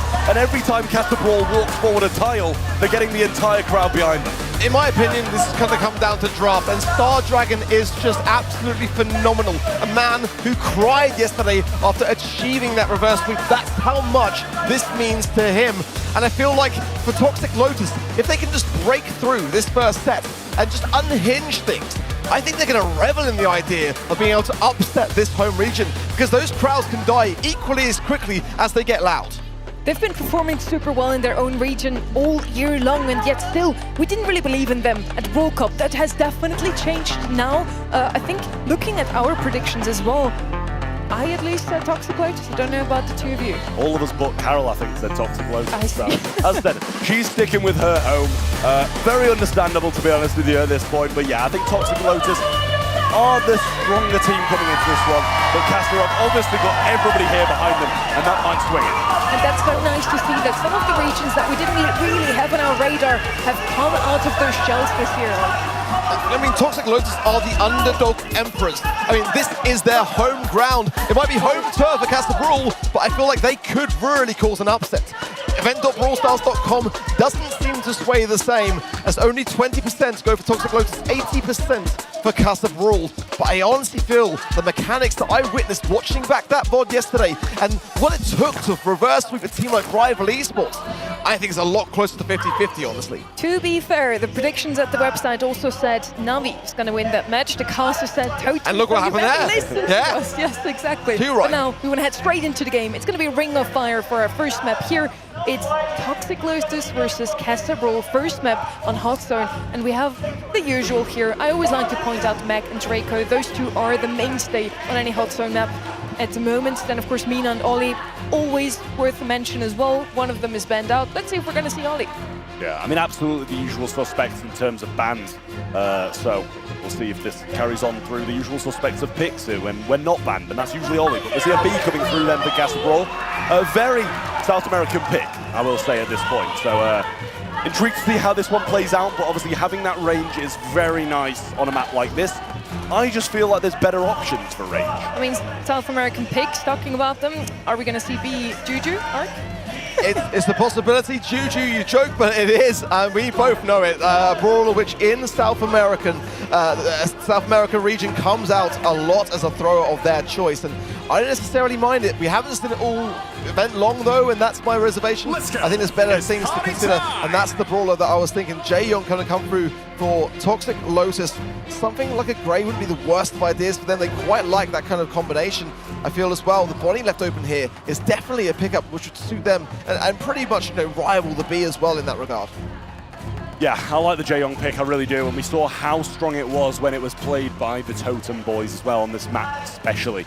Crow slipped through as well, so we will see what's going to happen if that one gets picked. Same with, you know, as Sonny mentioned, Ollie being a brawler as well. I can hear that before it even comes, and Lou's going to be the selection here as well. The coverage is really nice with that suit. I love to see that, honestly. We didn't see Lou in such a long time, but he has always been one of the best brawlers in Hot Zone. Ever since he came out, we already were talking about what could be his strongest modes, and very quickly we were aware that Lou, also Lumi for the same reason with those ice rings, are super good on Hot Zone. Now, I don't really know why he fell off that much in the meta, but I'm glad to see he's still picked here. 5 seconds left for the last pick of Casa. Is it gonna be a thrower? It's gonna be the Crow that you mentioned, Trev. I like that one. I kind of expect a Ruffs now from either of the two sides. We've also seen him very often, and he's super good on Ring of Fire on those two lanes because with bounce shots, he's just with a better stance. The crowd just absolutely going nuts. I can barely hear you guys over the sound of it, and I'm okay with that. Didn't even catch what you said, Sonny, I'm not gonna lie. But let's carry on. Oh, who cares about the draft? It's not important. Body going through. But I agree with the Lou, by the way. I've been mentioning it all event long, and every time I do, when it's left open, it's not picked. And I don't know why. It's still such a good idea to bring in. I think especially with the Jaeyoung, to get that additional maneuverability, it's a great brawler to have. Yeah, I mean, I think the same. We just got this last pick coming in very shortly here as well. 9 seconds left for that. So we'll see what we played, see if they do pull through with the Ruffs. Another kind of support brawler to go along with it. So they do. The Ruffs going to come in as the last then for Toxic Lotus. Nice, well-rounded draft from both sides. A weird starting one, I will say, with the B coming in early doors. But I think that, honestly, Ruffs with those sandbags has always been something that's decent against B. Yeah, again, the Ruffs... It should be good against all of them, actually. Yeah, it should. It actually should. And combined with that Lou, which in my opinion has got one of the most devastating hypercharges as well, I think it's a really lovely brawler pick to have. And I'd love to see Ruffs back in the mix now. You can just see how influential he can be. In we go. The Casa Brawl, they've got the home crowd on their side. So let's keep an eye on Toxic Lotus to see whether they can cause an early set upset here. Yeah, well, Engine using those sandbags to the best of his ability. Pekka tried to pinch in, but to no avail as Engine continues his push down the side. Dorito's just going to pop a gadget and walk straight through him. Not much percent gained by either team, but Casa starts to run away with it a bit more now, as one of Toxic Lotus's members had fallen. Slow and steady start. Casa staying on their feet until that moment in time. Doritos falls. The good break on that top right-hand side there from the roughs. With helping hand, Toxic Lotus with a little bit more maneuverability. Doritos drops straight in. We can consecutive taps immediately onto Engine there on that right-hand side. A great way to come back after a death, no doubt. Well, 2 power-ups provided now, and Sandbag's still at the back if Doritos does choose to become a bit more aggressive. Motep looking to try and lunge in with his super. Sandbag's placed further up on the right-hand side, but Pekka and Motep don't have to do anything and take control here. A trade up top, and TOC still going forwards with this power-up. Should be quite nice, and a hypercharge one place as well. Yeah, duking those shots, really nicely done, but has fed one over. It's an amplified shot for Pekka. No follow-up though, so the Hive there going to be protective to allow him to push into the objective. Let's see now, jump for Doritos is there, but a bit of a miss there, was it? The hypercharge was done after the super? Yeah, I'm not sure, I didn't actually catch that, but Motep moving forwards as well, has a hypercharge of his own, so got to be a bit cautious about that for the TL side. Motep goes in vertical as well, should be able to get that one picked up quite nicely. But they're not running away with it. These little ice rings that lose placing is keeping them in this game. Doritos getting tapped up there between OU and TOC. Now the hypercharge of that Lu, they can buy time. A good slow though from Pekka, does do its job. Now Toxic Lotus with the help of Jaeyoung getting back on the zone and back in business. Approaching the same mark, that 59%. Sandbags now really proving their worth. And Casa got to break these down quickly to be able to push back onto the mid, get back in this game. Yeah, I mean, Engine being provided heal, speed by Jaeyoung, really making a big difference. Doritos goes in, gets 3 connections on the super, which is huge. Engine will fall, as though you can't heal him up. And a jump comes in from Motep, who will get another kill. And the percentage about even, but a hypercharge still available for Tok. Just needs that super. A team wipe for Casa Brawl, and the crowd roar. Can Toxic Lotus force their way forward? They've been able to shake them off the zone for now, and that is quite crucial. Now the heels of OU coming into support. The time is ticking, they've got to get on this zone. There's only 10 seconds remaining. Engine's just about staying alive. Gets the tank of the sandbag. But look at this, 85% declining. Oh my word, Pekka, the last man standing. It's so crucial for that first game. Just about hold on. And the hypercharge not really used by the Lu for the majority of that game. Really disappointing stuff there in the end for Toxic Lotus when it looked like they were going to mount a comeback. Cut short by Casa Brawl. For context, the sound of the crowd after what was one single game was about the same as match wins for the other teams we've heard here today. So what is going to happen if they win this? I really worry for my ears, and also the desk, because we're elevated here, and it was quite scary when they won yesterday. Yeah, well, Tok not off to the best start here, but not a direct jump from Motep, but he gets the kill anyway. Thought he might have missed that one a little bit more. Engine round the flank, Sandbag's placed down as well. And Motep trying to pinch back, does quite nicely, and a much better start for Casa Brawl. And they even won with a worse start last time. Yeah, big concerns, big reservations so far in this first set. Toxic Lotus. Missed super from Pekka, that's the rarity. Missed amplified shot after that, and Engine was all for the taking on that right-hand side on 720 HP. Doritos now, cozy in that corner, just waiting for the time to jump as a substantial lead for Casa Brawl. Gives them little to worry about at this stage of the game. It really does. Motep getting hit pretty hard. Doritos going to come in. Another one of those jumps where he doesn't go for a direct target, but tries to get 3 low. The Rattle Hive almost brings Engine to his knees and sends him back to spawn, but super from Tok will keep them on the zone for now. A little pinch coming round. A hypercharge super available from Engine, but chooses not to use the hyper. Yeah, creeping now in his right-hand side is Engine, and he can be a real problem. It's the sandbags down, Doritos can't really shake him out either. A nice slow there from TOC, allowing OU to keep on the objective. Toxic Lotus are bringing this one back now. It's even, 50% apiece. Yeah, well, Engine getting pushed heavily, pops a hypercharge and might not be able to use the super of it, just about gets it off before he goes down. And they're back in the game as quickly as that.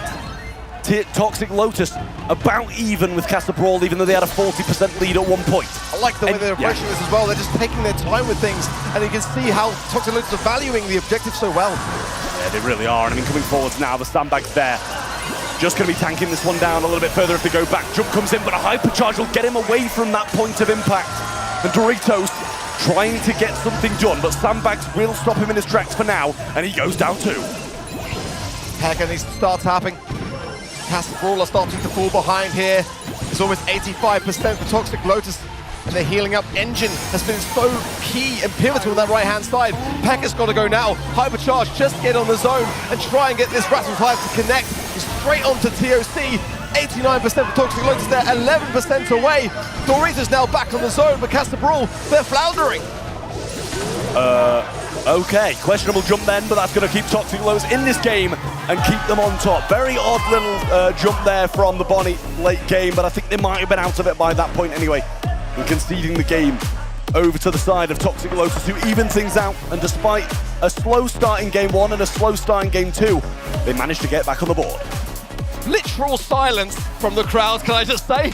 You can hear a pin drop, quite literally. I mean, it's like there's not even a match going on here. The crowd is not here for Toxic Lotus, that is clear, but they are there for themselves. All that matters to them is the scoreline. If they can cause an upset with this first set, that will shake Casa Brawl big time. Yeah, absolutely. Engine trying to make a push through here. Got control of this grass quite nicely. 5-5 in terms of percentage, and Toxic Lotus will add a small amount to that. Motep going to come jumping on in, but there was a heal provided by OU just before that. Weekend Warrior is there as well, so extra damage for now, but doesn't last long. And a hypercharge break allows TOC to get back in the game. It's really quite important that they keep duking Pekka, who does find Engine on the right-hand side, who in my opinion played a big factor role in ensuring the last game win. So shaking him out that bush, very important for Casa Brawl to get forwards on this thing. They've only had 70% of time so far there. They've got to get that utility, those Bonnie jumps, those crow dives, those are so important to have to go on the aggressive here. TOC slow there as well, continued taps, he will go down, that's better from Pekka. Yeah, he thinks better of throwing down his super though, he considered it, but decided it was a bit of a waste considering Toxic Lotus have control anyway. He's been using those as a kind of a deterrent, but when he goes down and when Toxic Lotus aren't in a good spot to not bleed too much percentage over to Casa. And the sandbags back on the zone again, tanking so many of these crow shots and giving Toxic Lotus a massive lead now. The hypercharge there, supply drop is the perfect person to have, but TOC's already got the buff, so he can't pick it up. That's the downside of that hypercharge for the Ruffs, and TOC's staying on his feet, and you can see why. 85% for Toxic Lotus. This game is becoming a complete steamover. It's getting out of hand for Casa now, as Pekka starts to throw a few shots forward and gain some ground, but they've got 20% to 88 of Toxic Lotus and then a 3v2. How long can they hold for? Hypercharge jump comes in, finds no connections on the landing, and a super is there from Tok. Should just about close out the game, and with that missed flow from Pekka, Toxic Lotus will get to 100 and take step 1. And this is what I'm saying. For Toxic Lotus to start this way, it completely, I mean, look, you're at the best event of the year, guys. Show some smiles, what's wrong? Oh yeah, your home team just dropped a step. So you better pick them back up again. That's the thing, you can't go quiet when your home team lose. You've got to keep them present and connected with that sound and that uprise, because otherwise this is going to go out of control quite quickly. Casa Brawl are banking on their home crowd to bring them up. If that isn't there, what happens then? What is plan B for Casa Brawl? Yeah, I mean, that's the thing, as you said. After that first game win, it was louder than when people were winning matches in the arena here in Sao Paulo.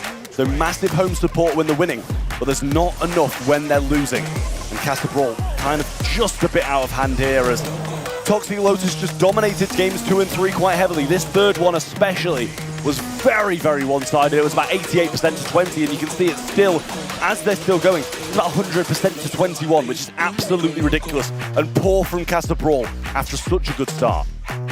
Yeah, it was like that first game was a bit of a warm-up, really, wasn't it? It was just kind of testing the waters, seeing how the crowd would fare, and they did not get deterred by it. Now they're cheering, but we need that during the game, and we need that during a Casa Brawl game lost, most importantly. That is what is going to bring them back down to earth. And it wasn't there. Death Cap Trap up next. And for Casa Brawl on home turf, I mean, we talk a lot about the crowd being a way to maneuver yourselves into a better position, but it's also a ton of pressure to perform on the day. Everyone there for you. The expectations couldn't be higher. And now Casa Brawl are feeling the sour side of that. Absolutely. I mean, there's upsides and downsides to support. And when it's up, but when it's down, it's definitely down and Deathcap Trap in Gem Grab is what is coming up next. So, Casa Brawl definitely in need of a set win here to put them back into this game because the last two have just not been good. As Toxic Lotus take set one in quite a dominating fashion in games 2 and 3. But Gem Grab can be a different story. They can go a lot more aggressive with a little bit less punishment, I feel. Yeah, an important draft. I want to see a bit of a notice, an Ollie ban here for me from Toxic Lotus. It's Casa Brawl's top brawler pick, 18 instances in scrims. Not the highest of win rates, 50%, but nonetheless we know and have seen this event long just how prominent that brawler can be here. Otis for sure as well, definitely up there for Casa Brawl. Toxic Lotus, they were winning yesterday as soon as they got their hands on Kaze. When Rival Esports had those first two sets, they had the Kaze pick. And as soon as Star Dragon was able to get that on their side, they won every time. It is banned out by Casa Brawl. That's a great thing to see. The Mina ban as well, I think it's a good thing to see. I would love to see her in Brazil, but obviously, I think for good reason, banned out of those stats from this morning. Yeah, absolutely. Well, Toxic Lotus then, with the first pick, we'll see what they do choose to come up with. Possibly something like an Ollie that seemed to have slipped through quite nicely, and that is exactly what they take. I promise I didn't just listen to the voice line that preceded just before it. An Ollie really, really solid. The ability to just use the normal super and have good plays, gadgets, no matter which one you take, is solid. Hypercharge is unreal, and all round, very good brawler. Yeah, but I mean, I just kind of wonder why Casa Brawl didn't ban it. They clearly wanted it. And I think they were just hoping that it would be left open by the end of it. And that was not the plan. Casa Brawl now with some thinking to do. Janet first pick. Interesting stuff for them. We spoke about it before, and we've seen it in motion. A great thing to have those gems take to the skies, but you're leaving your teammates susceptible on the ground. Ruff's going to come in to bring those hypercharges in full force. Yeah, you've got to have enough to win the game if you're Janet and taken to the air, or else your teammates can definitely be punished. Ruff's another good brawler that is really, really solid for the majority of the time. We see its moments here and there. In the last set, Toxic Lotus championed it and played it really, really well. So we'll see if Casa Brawl can do the same here in set number 2. Back over to Toxic Lotus's side for the next 2 picks. They've got that aggression that they need to pick up a mid across one of these next 2 picks. We'll see what they do choose to go for, and it sounds like a Crow, and it is, and I like that quite a bit. Yeah, solid pick. Third most picked brawler actually on this map in scrim, so definitely a solid pairing. Toxic Lotus, but you know, I kind of expected Jaeyoung myself to be able to have that Ollie close the gap just a bit better, especially because the wall break of that Ruffs on the side of Casa Brawl, if they get those supply drops rolling in and that wall break flowing, then Ollie's going to have less to be able to utilize and work with. So Trunk's a bit of a wild card pick. The Draco as well is one that Toxic Lotus do like here. But I just kind of wonder whether they've got to support Jaeyoung. They're actually going to pair it, yeah. I just kind of wonder whether the Crow was going to take that primary mid position. I think it's going to helping hand the Ollie, no doubt about it. But you know, the big question is there enough DPS here? I mean, the Weekend Warrior, sure, with Jaeyoung's great. I mean, you know, but the Crow combined with it's lacking. It's lacking. Definitely lacking. I mean, Ollie, it's not like he's got massive amounts of DPS either, is it really? So all 3 of them in a little bit of a tough position. If they do get pinned or try to pin the opposition, they might not have the DPS to keep them in that situation or get out of their home zone. Mo's going to come in. Going to have the ability to turn around the game just with a press of a hypercharge and a super, or just quite often just the super. And a really well-rounded draft here from Casa. I do like it, but also not really punishing the lack of DPS that Toxic Lotus have gone for. Yeah, I think it's a really good observation. You know, they could have probably considered to do so a bit better than they have, but I think it's a rounded comp nonetheless. Mo's probably the least favourite of the brawlers that I would like to kind of see in this, but it has, to be fair to it, had some great moments this event. Absolutely. Well, OU starting things out in the mid on the Crow, then Motep's burning down, and Tok over the right-hand side, playing a lane Jaeyoung as Doritos pushed quite heavily back. And just the Jaeyoung alone can do quite a lot of work in a matchup. I was so sure once the Jaeyoung was drafted that the Crow would play lane, but interesting to see that Toxic Lotus are drafting in a way which allows both to have some flexibility in that respect. But it's the Gems so far just sided there with the 4-2 in favour of Toxic Lotus. Casa Brawl taking this one very slowly. Motep trying to find an angle there onto Tok and can't, but Pecker meanwhile does it straight in there with that Digger there and does clear the left-hand side. Yeah, nice from Mo, but A good aggressive push that Engine didn't really get too much back from either at the same time. Missed a couple of those shots when he was drilling through the ground. And didn't really benefit too much. Really relying on top to make some big plays here, as Ollie being very heavily pressured back into the spawn in this current matchup. And Crow not having the best of the times against his powered up Janet. Yeah, Motem's being very suppressive in that regard, but some good pairings between Tok and OU there. Did bring him down slightly.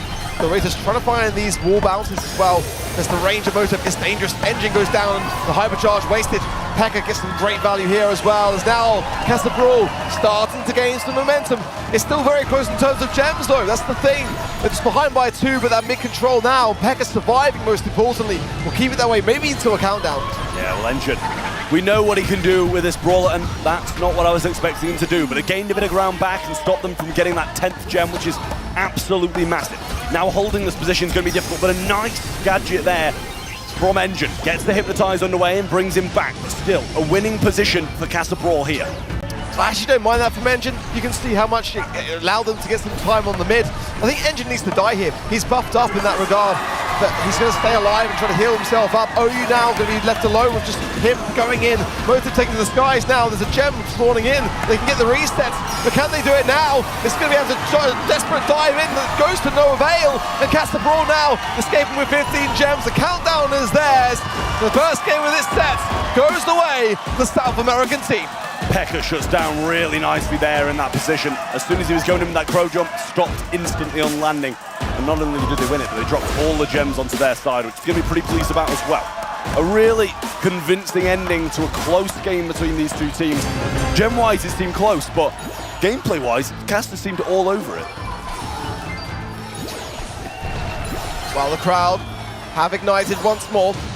And let's not forget that in the last set, Toxic Lotus put a stop to that.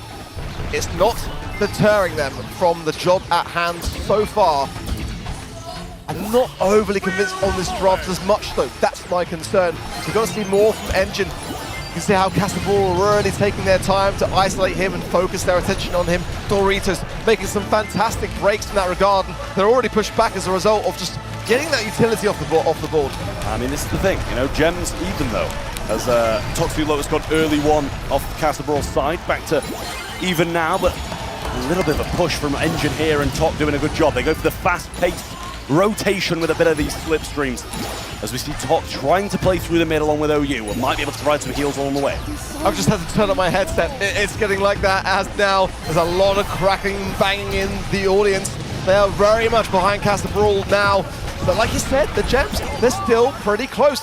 Toxic Lotus are playing the objective better. OU taking his time to not overextend. Motem is still very dangerous, has a hypercharge as well. And we know that can do. But if they combine this now with Pekka and Motem, this could be a steal. Toxic Lotus know it, they've got to come back, and they didn't!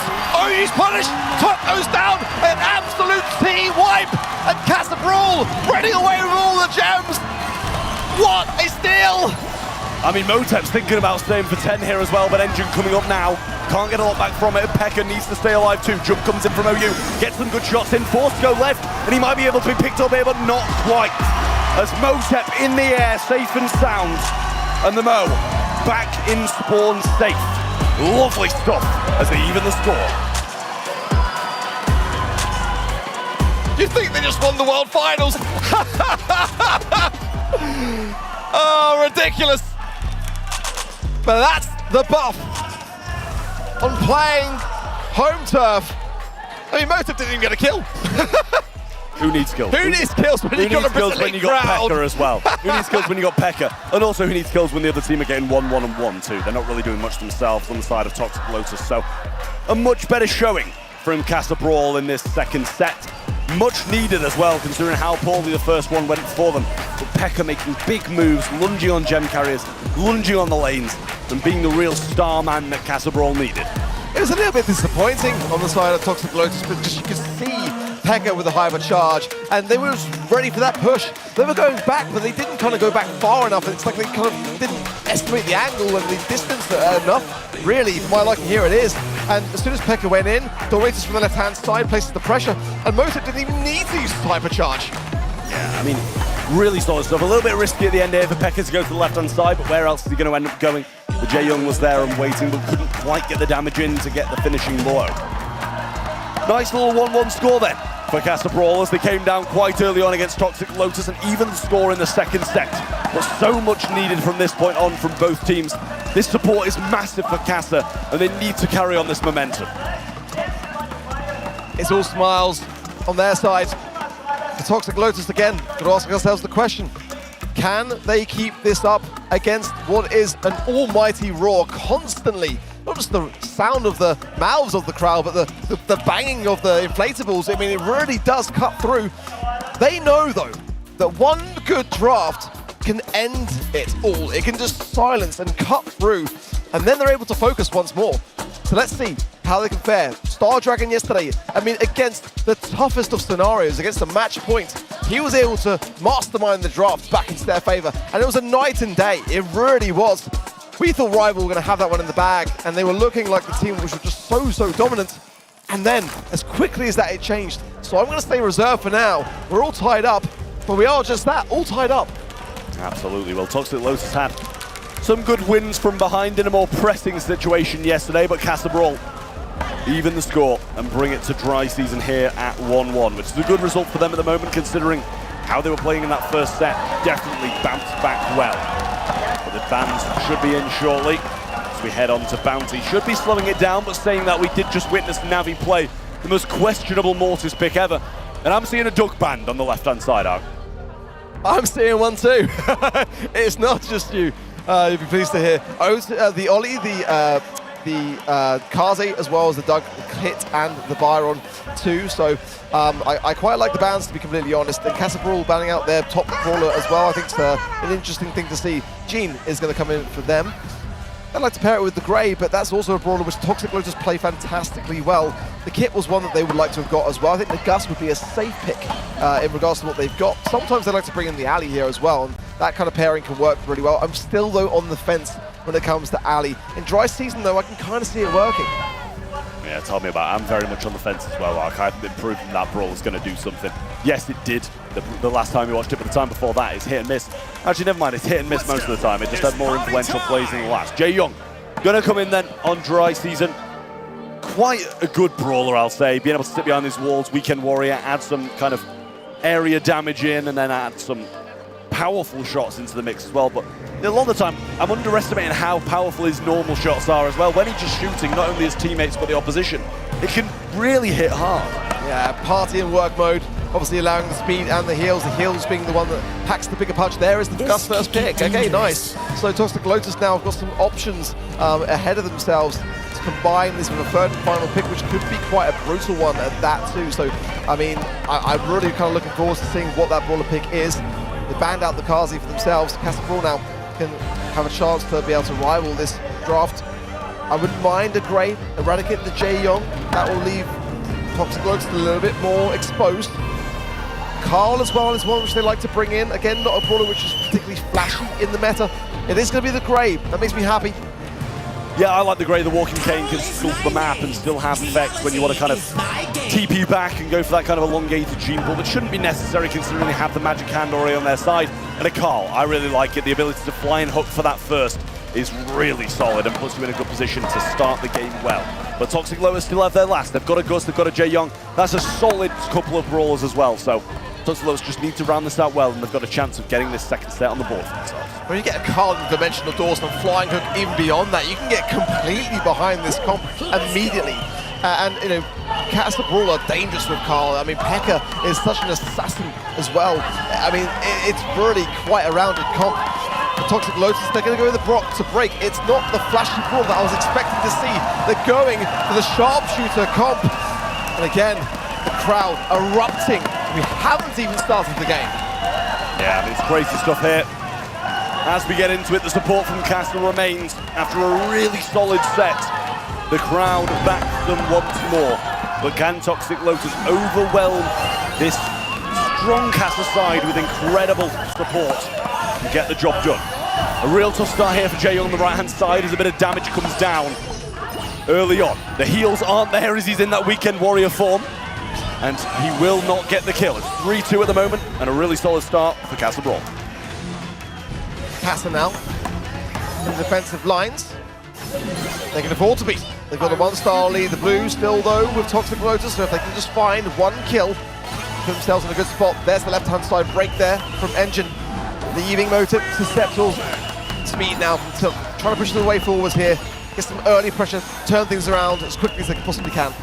Absolutely. Well, Engine coming quite aggressive down this right-hand side. With a few of the walls broken down, it makes this matchup against Gray a bit easier, but got to be cautious of that dimensional door making a big difference. A little swap of modes and the dimensional door comes through and Brock is punished. And who would have thought that would have happened on the left-hand side? Good tap though by TOC, but it's a Jae Young. He can shrug that off and move on quite easily by a few heals from the Gene. But some good pressure coming in from Toxic Lotus. Shield available for OU. Rocket Rain with the Gene Magic Hand does find one. It's 8-5. Toxic Lotus did not find enough of a trade for the hypercharge. Oh, Pekka, one shot away. Stopped to the track by Doritos, a bit of a misfire. That was a far left. Doritos was the prime target there, surely. And it was so far wide. Yeah, I mean, either that or hold on for a little bit later because they've now got a lot of pressure, but no real big hitting shots or supers to come in. Pekka low on the left-hand side, and they are 3 behind still, but being backed off by the dimensional door. Vengeful Spirits there as well, and Pekka will take the TP to get some heals back. But control, still the Toxic Lotus and the push needs to come through. Super's there, but so's the pull. Big damage, and a massive few kills. Talk might die, and he does. And OU can't get the refrag. The South American crowd screaming and getting behind a big win by Casa Brawl. What a kill! A real buzzer beater! And a real difference maker. I thought Toxic Lotus had it. I really did. And it's moments like that that can really start to grind you down. And when you got the crowd behind it after, it just adds salt to the wound. Absolutely, Pekka looking for this now, gets the burn on Engine. That will be enough to do the damage, I should say. And Pekka on the right-hand side, just retreating to a defensive position now as they did really well here in the back lines. You're expecting them to be pressured down and picked off one by one, but survived on an Engine once more over-aggresses and overstays his welcome. A great walking cane from Motor, varnished now though by the Weekend Warrior gadget of the Jae Young. Toxic Lotus a chance to rekindle. 3 stars to the 5. Anyone will do, but it's the blue with Casa Brawl at the moment that is the concern. And I'm with you in that last game. They've got to reserve that utility better. Allow Engine to come in at the right times. Nice juke there of the walking cane by Tok. A nice, beautiful TP there from Pekka. He's low though, and Engine's not hitting these shots. Surely. OU is shielded. They finally get him, but how much time did they waste?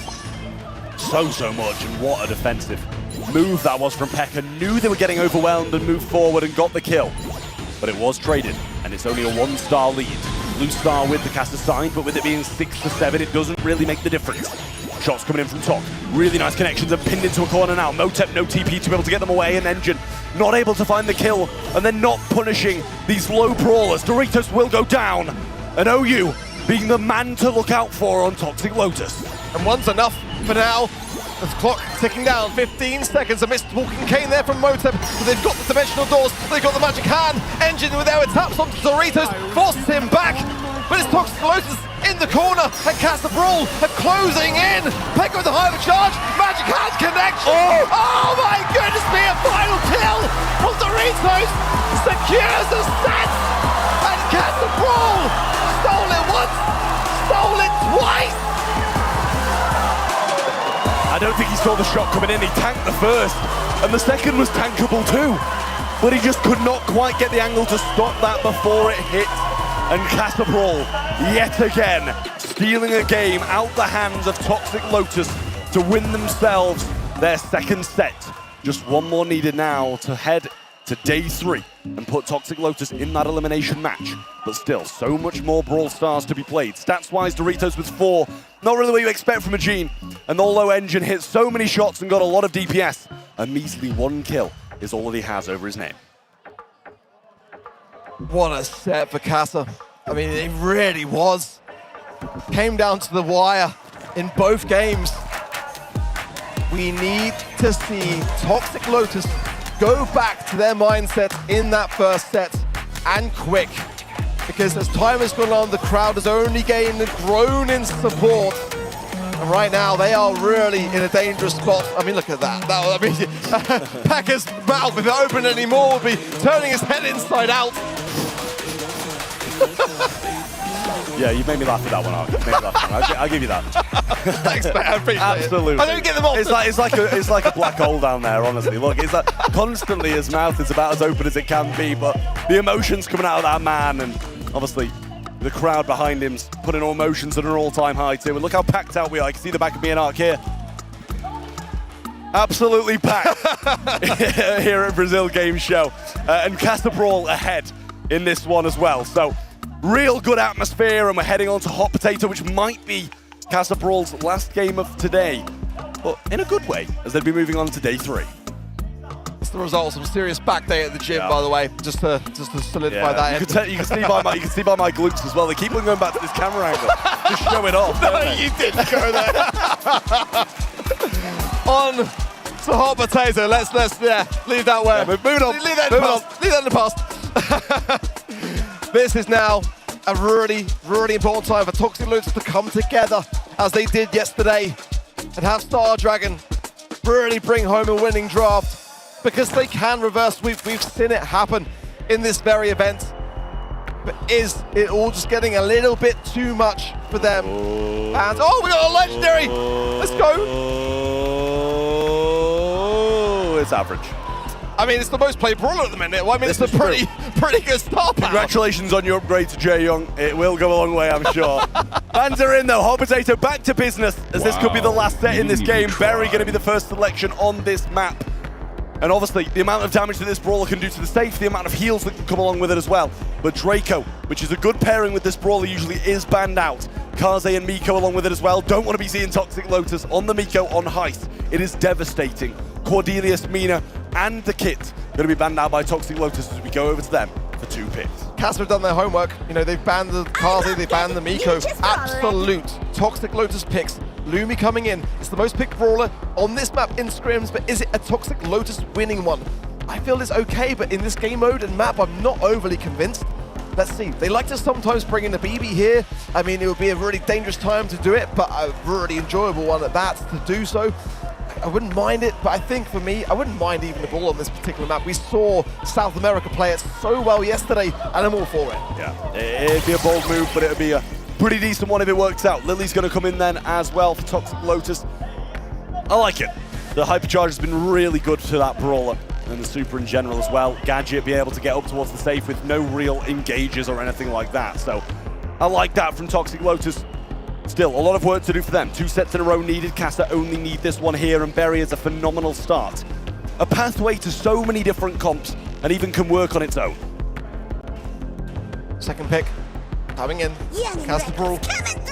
It's going to be a Bonnie. I don't mind it. I think that Bonnie in Heist can work really, really well, but it is very slow going up the map. That's the only downside. Certainly the Hypercharge and the stun can be devastating. Sometimes Casa Brawl bring in a Rico here, but I think at this stage in the draft, a bit of a risk thing to do. Pekka's an incredible Rico player. It's a fantastic map for it, but you know, the wall break is a real threat there on the side of Toxic Lotus, so I don't really recommend it. It's the ball, yes, in the hands of South America as well. They've got to have an answer for this, Toxic Lotus. This is a winning draft. Yeah, it's very good, I will say. It's really nice. Bonnie's aggressive tendencies, along with that ball, along with the heals that come along with Berry, and Berry can do it alone as well. So many different options to get damage on safe, and so little answers for Toxic Lotus. The Lumi, the Lily, I'm forgetting Brawler's names, mate. It's been a long day. Too much noise coming from the Brazilian. Got to have a match after this, mate. I know. Too much noise coming from the Brazilian crowd, and Shade is going to round out that Toxic Lotus roster. I like it. I think it's a really solid one and should be able to just kind of batter down on this Berry. Yeah, keeping the walls is an interesting idea, but I mean, the ball can break them down. Let's not forget it. The Berry is, I think, the brawler that scares me the most, which is a strange thing to have to say in amongst a draft like this when you've got a ball coming in. It's just the ice cream can linger with the gadget so long on the safe, and it can just shred through the safe if left untouched. I am worried for Toxic Lotus. They've got to come into their own. They've got time now, not on their side. Well, Engine's going to end up right on top of Motab and get a couple of free shots, as he wouldn't have expected that. Pekka trying to get a couple of shots back. Nothing just yet. Totem getting some heals off Doritos now. He gets a bit of a free push down this left-hand side. He just doesn't want to over-aggress and take that ground too freely. That left-hand side lane, it's got to be on lockdown for Toxic Lotus. They cannot afford Doritos to push forward. Now, Engine in the realm gets straight onto the safe there as well, and Tok behind it can land some shots. They should be able to get this first stage down even maybe. If you can just get one there, it is. Well, Motor comes in with a very swift clear up nonetheless. That's a great start for Toxic Lotus. Yeah, I mean, Hypercharge used by Engine and P.E.K.K.A cleans it up nicely though. Almost got their first crack of the safe down 2, which is at 84, and a Hypercharge jump in from P.E.K.K.A will secure that kill. Might be able to get Engine 2 and will. This is going to be huge, but a really aggressive super from Motep. Only leaves them on 75% still. But this burn down damage from Berry is going to be huge in the long game. Yeah, this is the thing, and you can see just how much work it's doing with not even anyone there on the safe. Doritos is putting a lot of pressure on, but the shots aren't landing. It's just that one area of ice cream now. The safe goes down now, surely, yep, second stage cracked. He's still alive. They're throwing so much at him and he just lives time and time and time again. Engine's doing so much work, and there's a Hypercharge on stage 2. He gets it down to the 25% range and cracks it as well. A lockdown will finally get rid of him, but how much work he put in has not been equaled by Engine.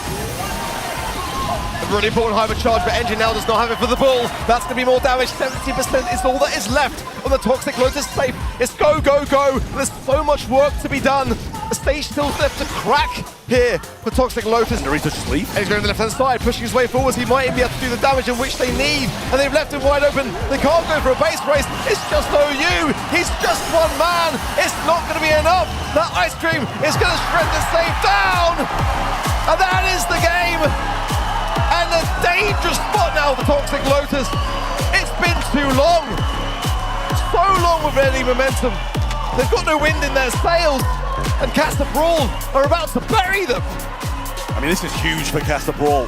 Coming to this one, I'd argue as the technical underdogs, but brought back by this home crowd, and now in a position to put Toxic Lotus down into those elimination matches that will be played later on today. Doritos trying to get the job done against Engine, which they will, and he heals himself a little bit. Jump comes through from P.E.K.K.A, and that's another kill as well. TOC tries to get it done. Doritos just healing himself, and a really aggressive Shade will be punished as well. Storch from the line here. Motep putting some damage down, 7%. Not too bad at the start, but Toxic Lotus need to have a much better one here. Engine moving forward. Staying put here, being very sneaky. P.E.K.K.A has now got jump though. Hypercharge for Engine goes in now. Quite premature. He actually goes down, punished for the action. A Motep there for the defense. TOC owns a Hypercharge. Couldn't quite see if he actually used it then or not. We're seeing the respawn. The P.E.K.K.A gets the stun. Engine eradicated. The Hypercharge still there for TOC. That's important. Yeah, and Doritos has a Hypercharge of his own too. Tok gonna go in as well now. Real nice stuff from him, but Doritos goes aggressive and one-shots him on the off end. Some nice damage added to the safe, and they'll crack that first shield, but it should be equalized by Tok here. But he gets taken down by P.E.K.K.A on his return to his home spawn. P.E.K.K.A forced away there with the freeze of the Lumi. Engine back into the realm. Casa will be aware of it. Bit of an unfortunate exit there as he was slap bang on that ice cream. Another jump in to the body. Safe damage though doesn't follow as OU did a solid defense. Meanwhile, Engine on the safe. This is pivotal. He gets this stage down. It's so crucial. OU now love that with the Morning Stars, waiting for that cooldown, getting maximum value. Yeah, Engine's going to go aggressive here, and Doritos will end right on the end of Tok here. And P.E.K.K.A has a super. Just about gets away, but Motep popping a Hypercharge and can't do a lot with it. Has to go right because he gets behind those Unbreakables. Gets the kill. There's so much damage coming through, and that's the last percentage need for that last crack. And Engine still wailing away on safe, and even gets a great gadget in too. Love that from Tok, reserving the super, knowing that he just get 2 swipes to get the stage down. That is such an important game there for Toxic Lotus, depriving the match points of Casa Brawl temporarily. One more game, and it'll be left for another set to earn. If they can just get one more game, just survive. One more game. They're in with a chance. They've silenced the crowd. They've got that to their advantage now. Well, Motep on the right side, Engine straight gadget down the left, same as all the other games. Just gets the super in, should be punished for it as well. P.E.K.K.A and Motep will be able to heal up pretty freely with a bit of help from the Berry. The Morning Star lingers in mid still, which is always a bit of a risk to go through. Tok was the difference maker for me in that last game. The man is on the safe. Tapped up now. We've got 11% of time, but Engine's cycling in this way. I love it. He's forced into the realm. Hypercharge, he might go back, choosing to stay on the safe. I think it's probably wise, but the defense has got to be a good one for Toxic Lotus here. Yeah, they just left him. That's a really smart thing to do with the berry up top as well. We'll be able to get some big damage in, and a lockdown will secure that kill. An aggressive stance from Toxic Lotus now as they bounce back out of spawn. Doritos will get the kill. They are about 15% down, almost getting a second crack now, and should do just that. Stun comes through, but Engine on stage will get it down to 50 and make it a really difficult game for Casa to win. Doritos is forced to use a lot of that utility on their defensive lines. That's not where he wants it to be. Now OU coming through a hypercharge, but look at this, Doritos and Pekka, they're ready to strike. Getting TSD down is so crucial on that left-hand side now, allowing Motep to come through potentially on the right. He goes straight forwards, he should be on the safe. This could be big damage, but OU gets the defense. Yeah, still up top as well. We see a nice move coming in. Engine should lose that matchup as well, but Top going to go straight for Pekka here. Cut short by Motep, who goes straight through the wall and tries to mow him down, but can't. And a shot will get the kill and allow this last crack at the safe to remain. Yeah, huge from Pekka, but now more gadgets on the safe. Doritos now pushing forwards. In the meanwhile, I think it's TSD on the safe as well. It's 24% to either side of things. Pekka jumping in, more damage raining down, and it looks like Casa Brawl on the cusp here. Can OU get a stun? TSD pushing forwards. It's not over yet. Motep's got a super as well, though, coming down this right-hand side. Can they get the finishing blow to Toxic Lotus? The stun's there, the cycle, he's forced to defend right. Doritos comes in left and gets it done for Casa Brawl. Toxic Lotus sent to the elimination bracket. And Casa are going day 3.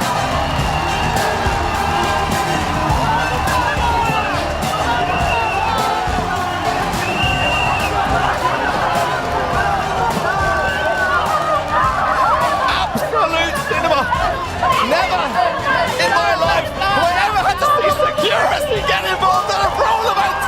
I love it. The gloves are off, and South America are riding strong. It's incredible from both teams, the display they just put on. It's not the end of the road for Toxic Lotus. They'll be back in an elimination match in a short while, but Casa, real strong stuff, closing this one out in a 3-1 against, I'm sure, the majority of people's thoughts. Doritos coming through in the end, the newest member of the roster. Casa Brawl didn't start with him into the season, but it definitely was a very valuable decision to pick him up. Incredible also from Toxic Lotus, those 16 kills if I read that correctly, but it's not enough. You have to go for that safe damage. Casa now advancing to day 3. It's Rival Esports versus Toxic Lotus that we're gonna watch later today. Up next though, one more match here. It's Revenant X-Spark versus Crazy Raccoon. Make sure to tune in.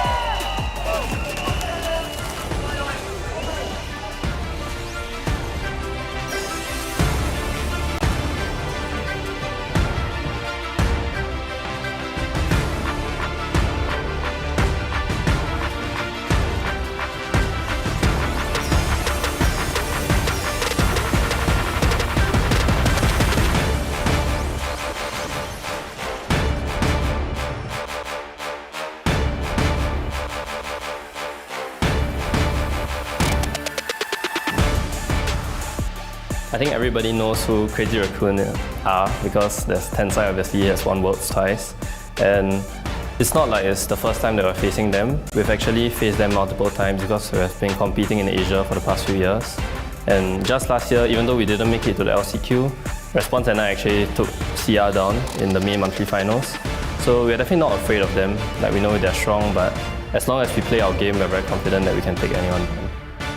Revenant X-Spark は同じアジアから来て個人技も高くてチーム力も高くて警戒をしてるんですけど、自分たちの方が勝てると思っています。We're back in midst of the Brazilian crowd. They have been super loud and they carried Casa Brawl to their win against Toxic Lotus. We, most of us at least, believed that Toxic Lotus would take that one. Carol believed in them and she was right. Casa Brawl took it 3-1 in the end. Up next is Revenant X-Spark versus Crazy Raccoon. Another match I'm really looking forward to. We are now in a group that Group A, that some also called the Group of Death next to Group C. Both of those have been super tight. We see it here. Inner Circle versus Revenant Xpark. They went all the way to step 5. Yeah, I mean, Revenant Xpark managed to cut that reverse sweep short and come here to face off against Crazy Raccoon. Obviously, it's a likely repeat of that game in round 3 down at the bottom there, as you're kind of expecting Crazy Raccoon to come in with some dominance in this game and take down Revenant Xpark pretty easily. But I'd love to see Revenant put up a heavy fight and possibly even get a win on the board.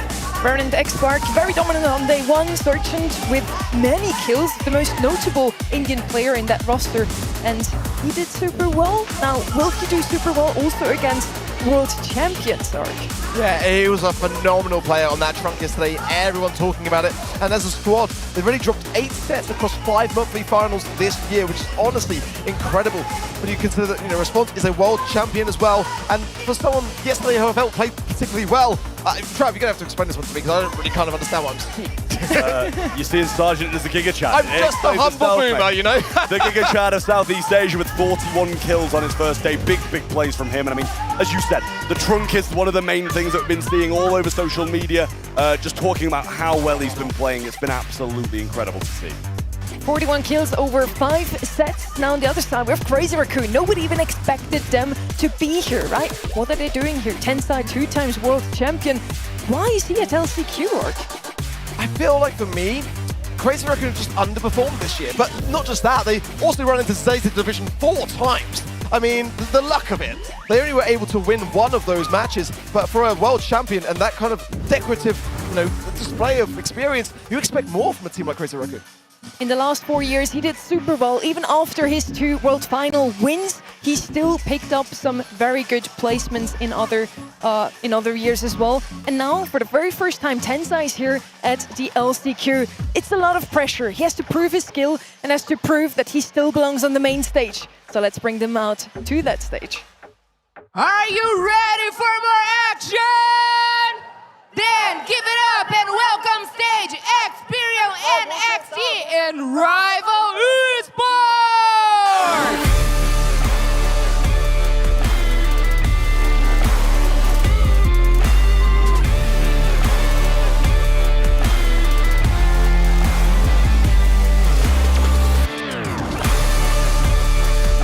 This is the second biggest stage we have this year here at LCQ. Both of those teams want to make it to the biggest one, Trev. They want to make it to World Finals.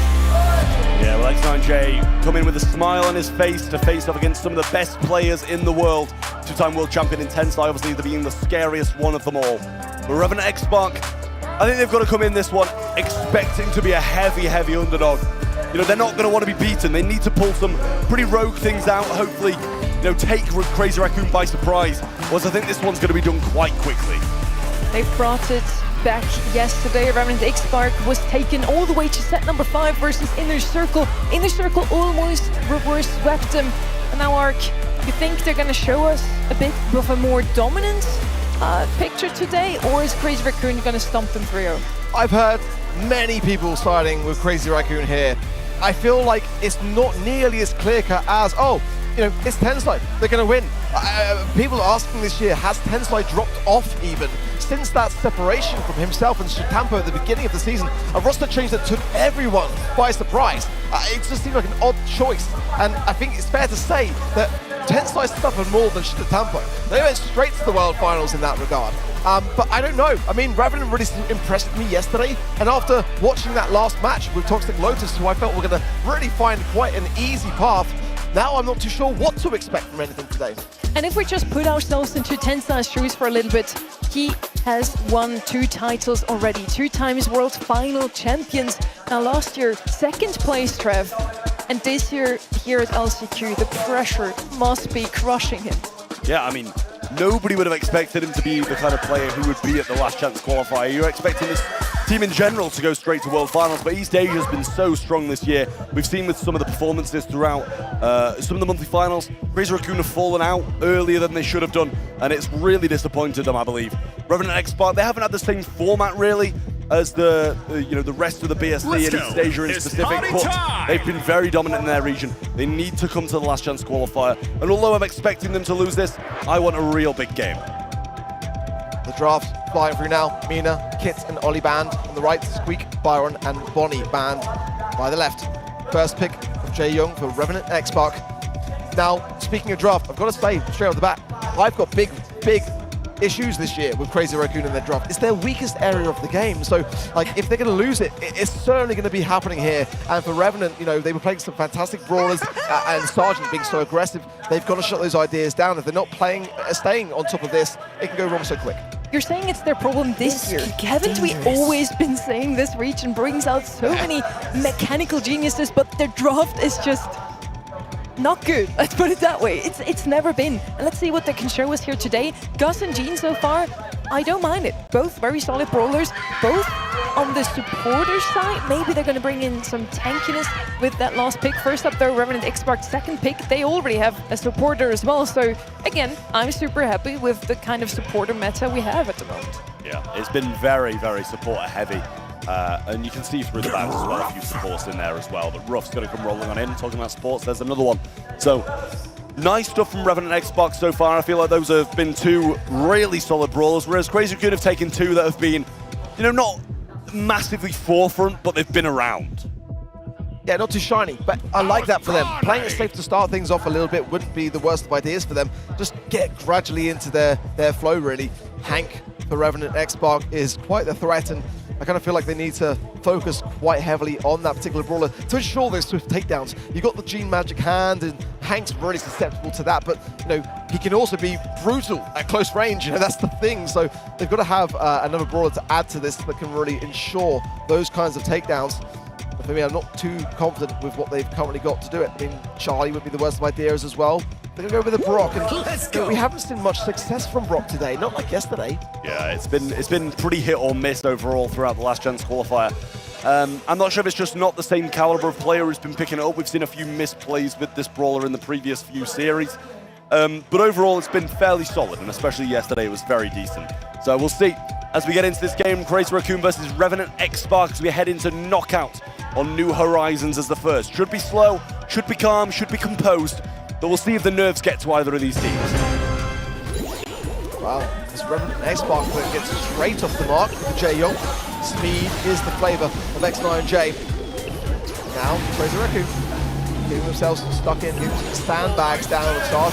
Really aggressive to the right, and Tensai falls immediately. That's a great start for Revenant, the best start they can hope for. Yeah, it really is. I mean, he's not stopping there. Continuing this push forwards, he's picked up a power-up as well, and being the player that he is for this roster, I mean, he gets refragged there, but they're going to get the kills nonetheless, and that's a very fast, strong start from Revenant. That's ridiculous. Yeah. I mean, that's the speed run at this rate. Crazy Raccoon just not even present. Like, they got to slow things down, get a magic hand connection, make it that 3 versus 2, and slow the pace. They are pretty flustered, but now looking better. Getting into position, if Moya can land this, and maybe even get a bit of a break in the process, would be massive for him, exposing either of these two sides, but Milfreya's done a good job already of breaking open the map. This is why it was a great start for Revenant. They know that the early game is where they can thrive, but once Milfreya gets stuck in with breaks, it makes it much tougher to push. I mean, this is the thing as well, as Sergeant was breaking up the map also, as well as Milfreya, and Sergeant eventually getting some heals in the back of the spawn here, getting some good shots out and using that projectile speed to his advantage, but pinched so heavily there and punished for it as well. Response low, but has a super to try and keep himself in the game and does nicely with X9J healing him in the back too.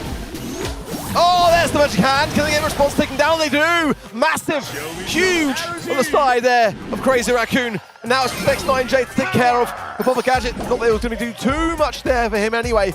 In fact, it'd probably be worse because the cooldown is still going to remain going into this next round. Yeah, a little bit better there from Crazy Raccoon. A lot more calm and managed. And 3 hypercharges ready to go to no supers on the side of Crazy Raccoon. But X9J did get provided the power at the start of this round. Response got to be careful. Managed to grab his super now. Oh, that's a big hypercharge. And Response low as well. X9J trying to take this head-on-head matchup with the Weekend. Oh, that's beautiful. It's really nice. Really, really nice stuff from Crazy Raccoon. And how strong of a start was that from Revenant X-Spark to then be flipped on by really nice plays of Crazy Raccoon? This is the thing, isn't it? Like, any other team would crumble after the first couple of rounds, but for Crazy Raccoon to have Tensai drop immediately and not seem to get too flustered by it, that's kind of like the Japanese spirit, isn't it? They just focus, and keep their head in the game. Now, one game going the way of Crazy Raccoon. Well, we'll see if we get this fast start from Revenant again, or if it'll be Crazy Raccoon keeping the wave.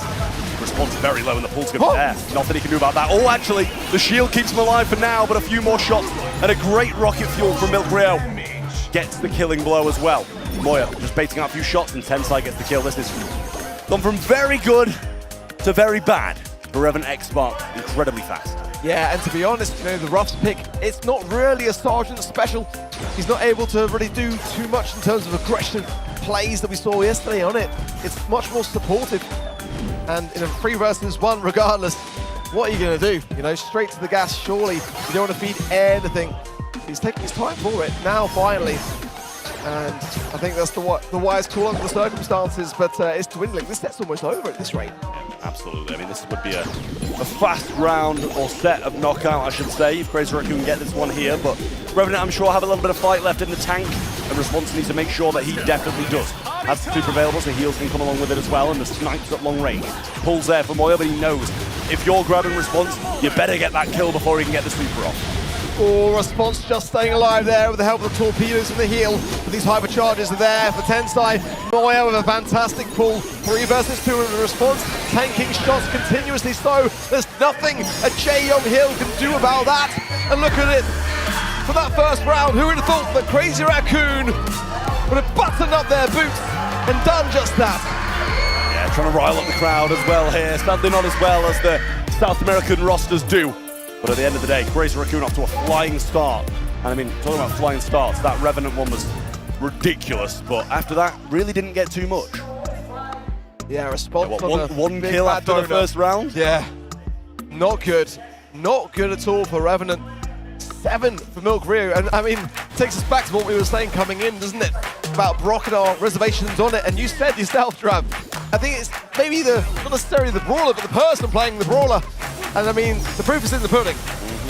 Absolutely, Milk Rio playing this really, really well. And I think some would argue Milk Rio is maybe the least experienced player on this Crazy Raccoon side, so good to see him performing really well as well. And for CR's sake, they better carry on like this, because that was an absolute flyer. But a few things need to change for Revenant. The fact that they came out swinging, I'm happy about that, though. It means they've got a bit of fight in them. I just hope it hasn't been ripped away from them so fast. Yeah, they've got to get off the mark and get off the mark well here. Again, the first LCQ appearance for all 3 members of this Crazy Raccoon roster, an organization that came 2nd in the World Finals last year. Swept by Humble, and yes, some of the players have changed, but nonetheless, a massive amount to live up to. And we just did not expect to see them here. We continuously ask ourselves the question, why are they here? Absolutely, I'm asking myself that right now as they just dominate Revenant in this first set. We're going on to dueling Beetles in Hot Zone though, so I mean, I was actually going to say a little bit of a change in speed of the game, but I don't think it will, because that was an incredibly fast, aggressive round or set of knockout. So some more aggression will be coming through as you kind of infinitely respawn on Hot Zone. Just try and claim this mid. Dueling Beetles, though, is a map where Trunk could be played and where Sergeant can thrive.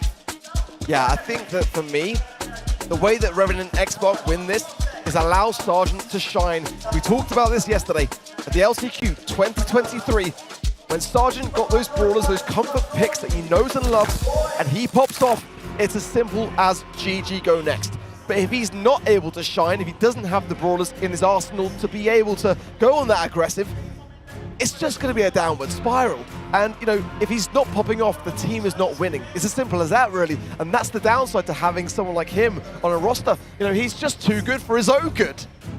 Yeah, it's not good to rely on a player, but it's good to have someone who's going to be able to carry you through the tough times. So just got to get that balance. Fink's going to come in for a Revenant X-Spark then off the start, and it's a solid pick. We've seen it played quite a few times, especially in Hot Zone, a few times on Brawl, stuff like that, and it's been very solid overall.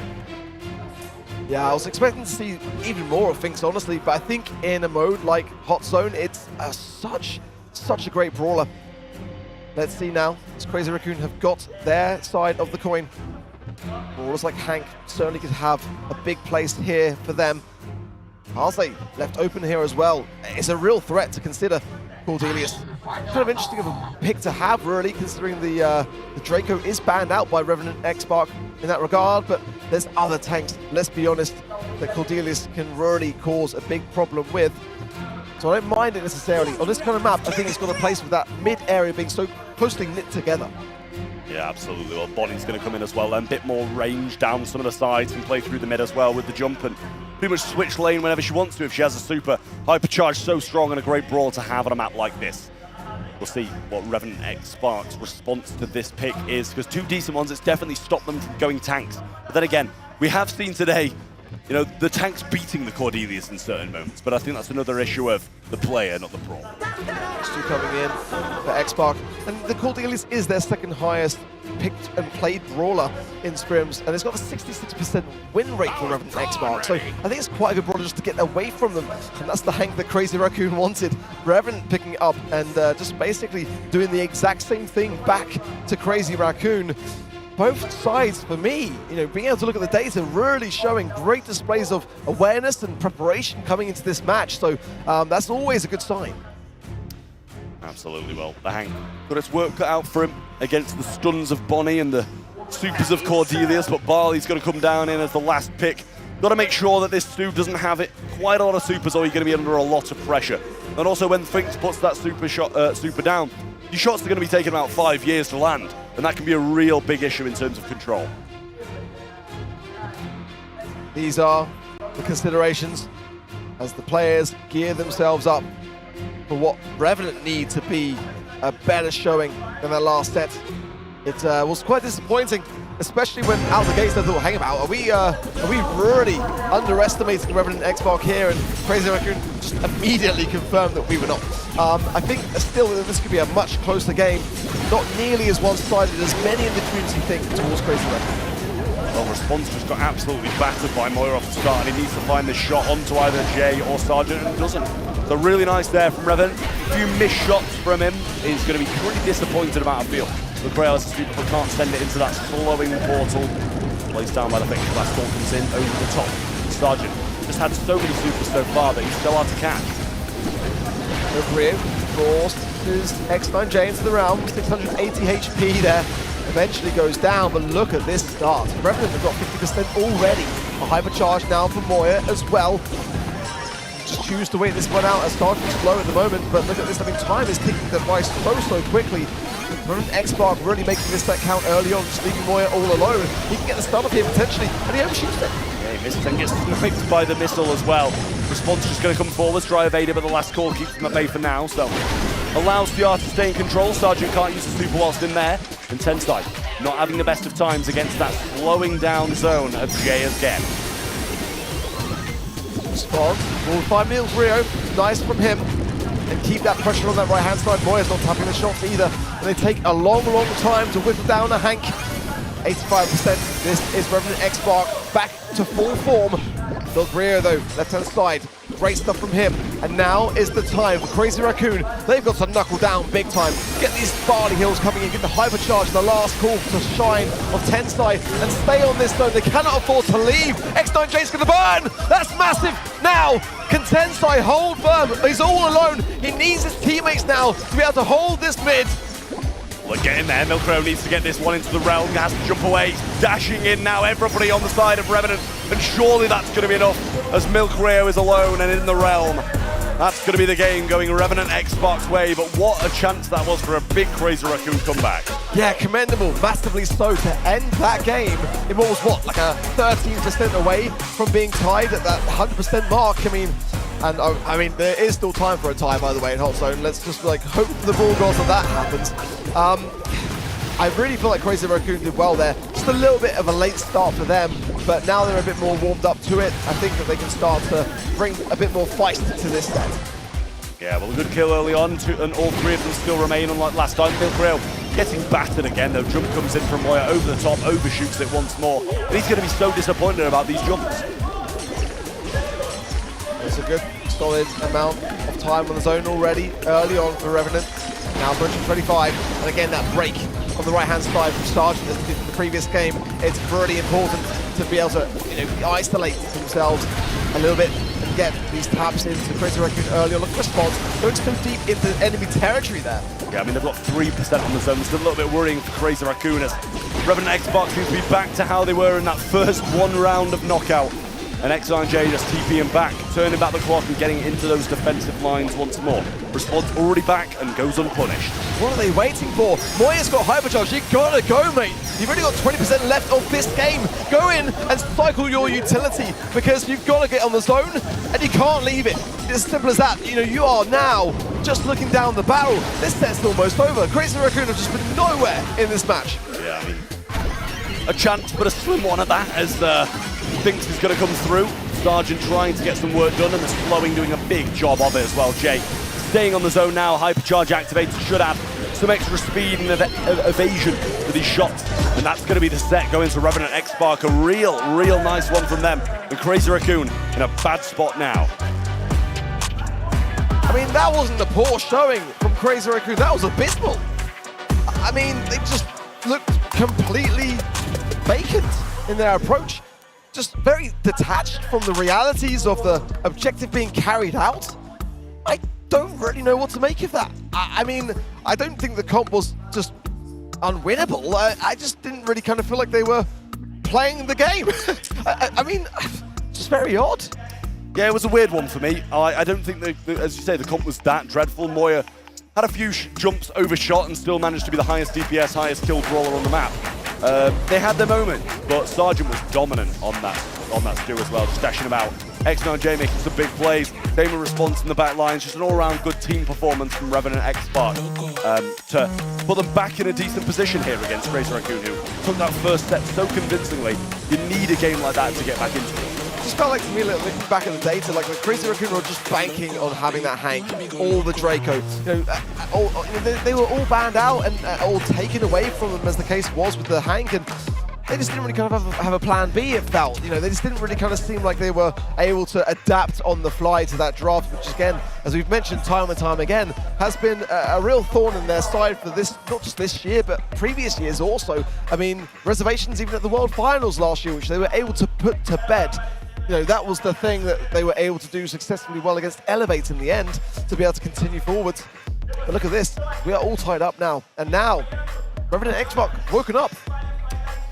Yeah, I mean, they've put a bit of a mark on CR here as well. They're definitely not as happy as they were after that first, trying to get the crowd going and going along with them. And Revenant X-Spark in a wonderful position to just carry this momentum forwards here and do a good job of taking down one of the titans of the competition. Many said they didn't even, well, they shouldn't even be here in terms of Crazy Raccoon are too good for this competition. But Revenant X-Spark ready to bring them back down to earth. This might not have been for many the 50-50 coming in, but it was for me. This was a tough prediction to make. I had to really think it through. Backstage, we've already said, we were saying the same thing. The biggest reservation is draft when it comes to Crazy Raccoon. The mechanics have never really been a question. They are the mechanical wizards in that regard. In this LCQ, we ask, why are they here? Well, maybe they're starting to prove us right if they don't start to knuckle down and get this one in the pocket. Yeah, I mean, coming from a tough region like East Asia and as volatile as it's been this year, ups and downs for Crazy Raccoon all the way through, but it would be quite the heavy down for them to lose this game. Tara going to come through then as the first.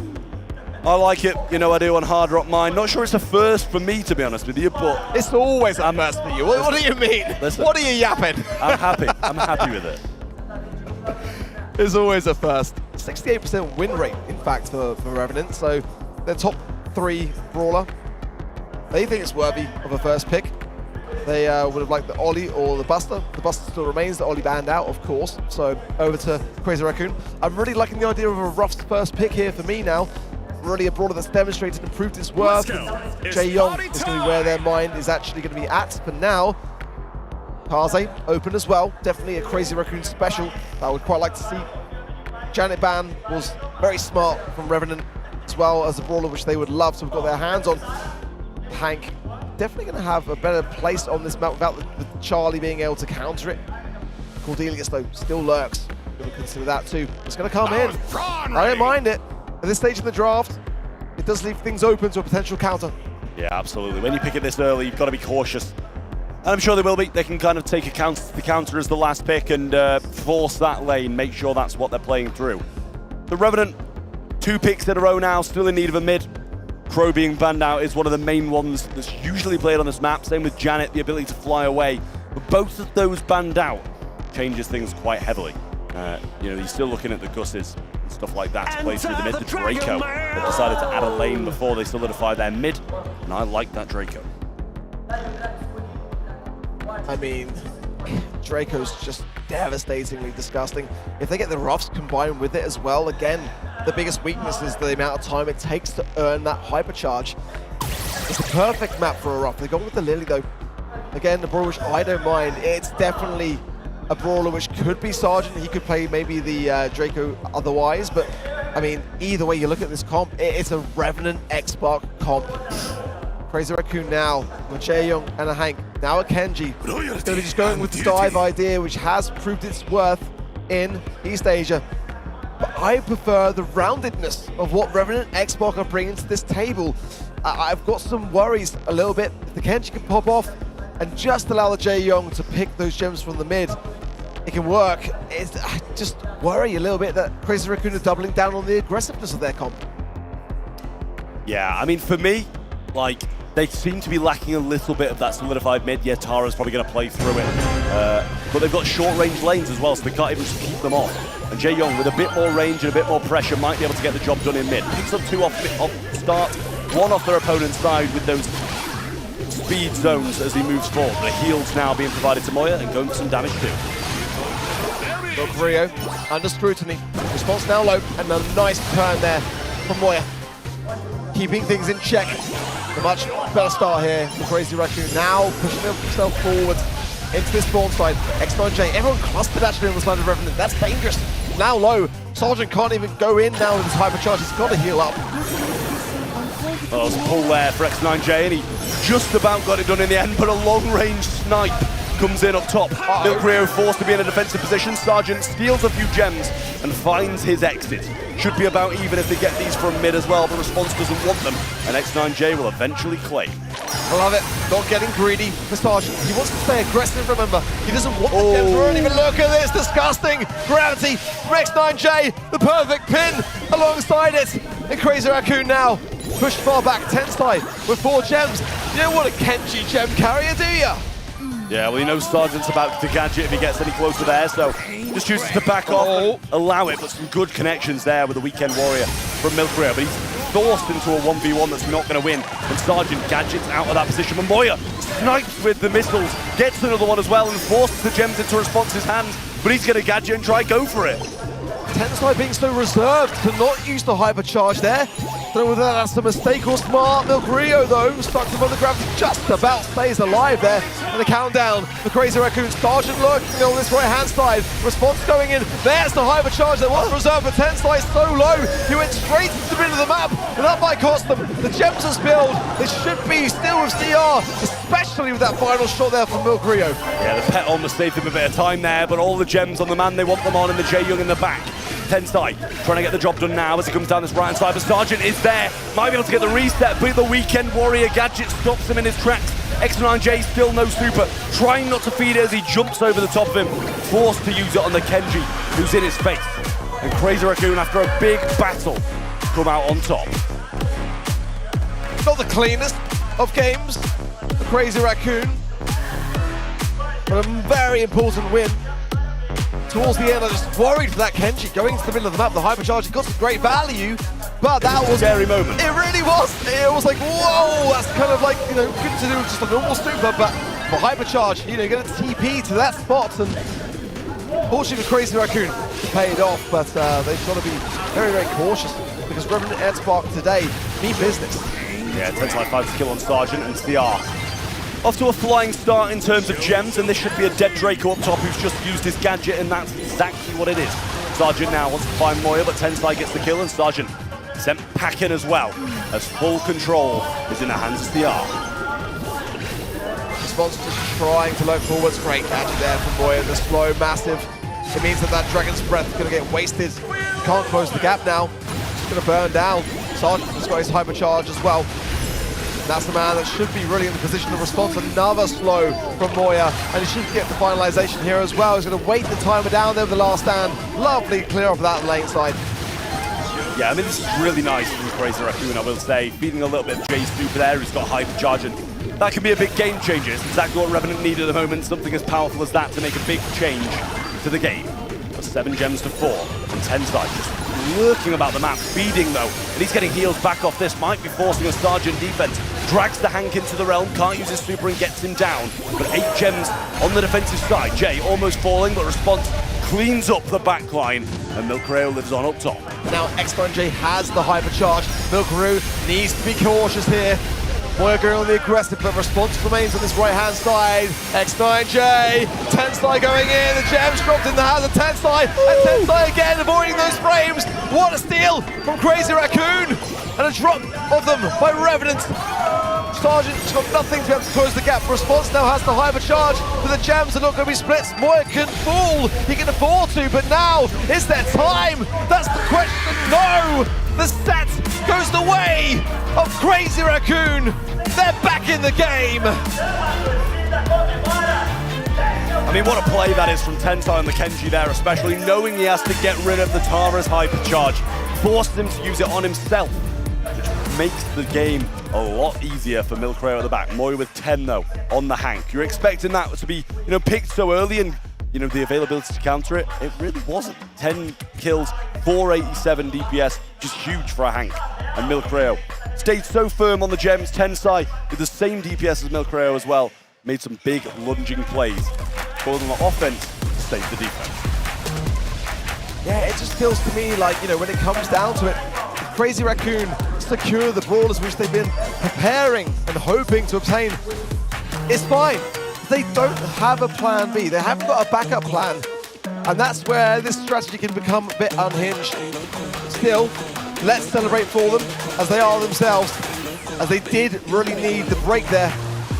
But what a back and forth. Again, the 50-50 matchup for me today, and it's seemingly proving to be that. It's just every set seems quite one-sided, it feels. Yeah, absolutely. Couldn't quite get the job done there at the end, but some nice work from Crazy Raccoon. It really has been a good set for them there. Arguably maybe could have lost a couple of those games in big game-changing moments, but managed to hang on, and I think that's one of the biggest skills in Brawl Stars. Stopping those big swings in the game and managing gem losses is absolutely huge. We're on to Brawl Ball next in Super Beach. Could possibly be the last of Revenants in the upper bracket. Might be sent down to reface Inner Circle. And no matter who faces Inner Circle, it's going to be a tough game. It's back and forth, but these are speed run sets. Yeah. They're not close. There's sweeps every single time. And this is what I'm saying about this draft. It just feels so one-sided. Crazy Raccoon are allowed to get what they want. It goes one way, but Revenant can absolutely continue this on. They've got the mechanics, they've got the skill, they've got the aggression, most importantly. Let's see, Super Beach and Brawl Ball. This is my reservation now, because the Crazy Raccoon, the East Asia region, love to run it down in Brawl Ball. It's their flavor. It's what they do best. Revenant Xbox needs to have a solid defense. They've got to consider brawlers like, the Ollie for the Hypnosis, which is banned out by Crazy Raccoon. Mina as well as the Kit. Charlie, the Lumi, and the Hank. Cordelia's first pick. I think that's a great thing to have on defense, but again, sometimes you can leave your team, susceptible on the ground. Yeah, and running it down's been a big part of both of these guys' team plan here as well. It really has. And they kind of need to manage it a little bit more, I think, for the side of Revenant Xbox, or maybe even Crazy Raccoon as well, because I think Crazy Raccoon coming into this one as the favorites, it might help them to be a bit more calm, composed, let Revenant Xbox play into them and be over-aggressive. Casa, for me, is the #1 pick for Crazy Raccoon, and one which is going to be fantastic in Brawl Ball to have. They're going to slow it down, though. Take the Bonnie, which is the #1 of Revenant X-Bark in scrims. A 50% win rate, 15 instances for Revenant on that particular brawler. So it does feel a lot like taking it off their hands, which I think is not the worst idea in the world. At this stage of things, the Willow is available here as well. Wouldn't be the worst of ideas to pick that brawler up as another safety net when it comes to ensuring the ball does not cross that line. Cordelius could be combined with the idea of something heavy. Let's go. It's party time. Hank is not banned. I don't think Jaeyoung going to come in though. And that could be the great pairing, actually. Oh, they banned the Hank themselves. They can't do that. But I mean, even a bull, I wouldn't mind it. There's so many tanks left that they can go with it and pair with it. Even something like a Draco, something like that, might not be as full-on Brawl Ball as it used to be. But still, you know, pairing with a support brawler can be solid for any tank user, or assassin even. So we'll see what they do choose to pick. Should be coming in shortly. I like both of the first two picks. From both Revenant Xbox and Crazy Raccoon, I think it's solid on both sides.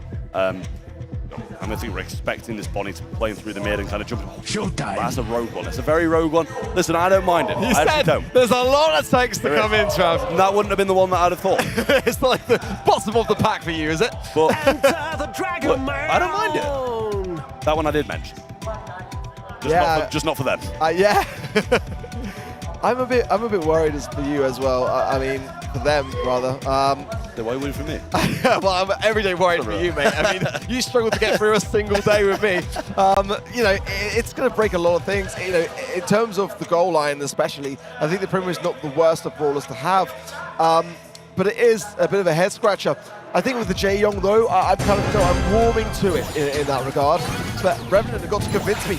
I think this is a very good and potentially winning draft here by Crazy Raccoon. Yeah, it is. And Response not taking the best of starts either here as he gets pushed back. The heals coming in from X9J. Sergeant pushing very aggressive and getting off to a flying start. Cornelius is there, and Sergeant can slide that one straight in. That's the start they needed, and a really good one for Revenant. Now I see Sergeant and the Primo, I get massive flashbacks to LCQ 2023, where Sergeant popped off with this brawler.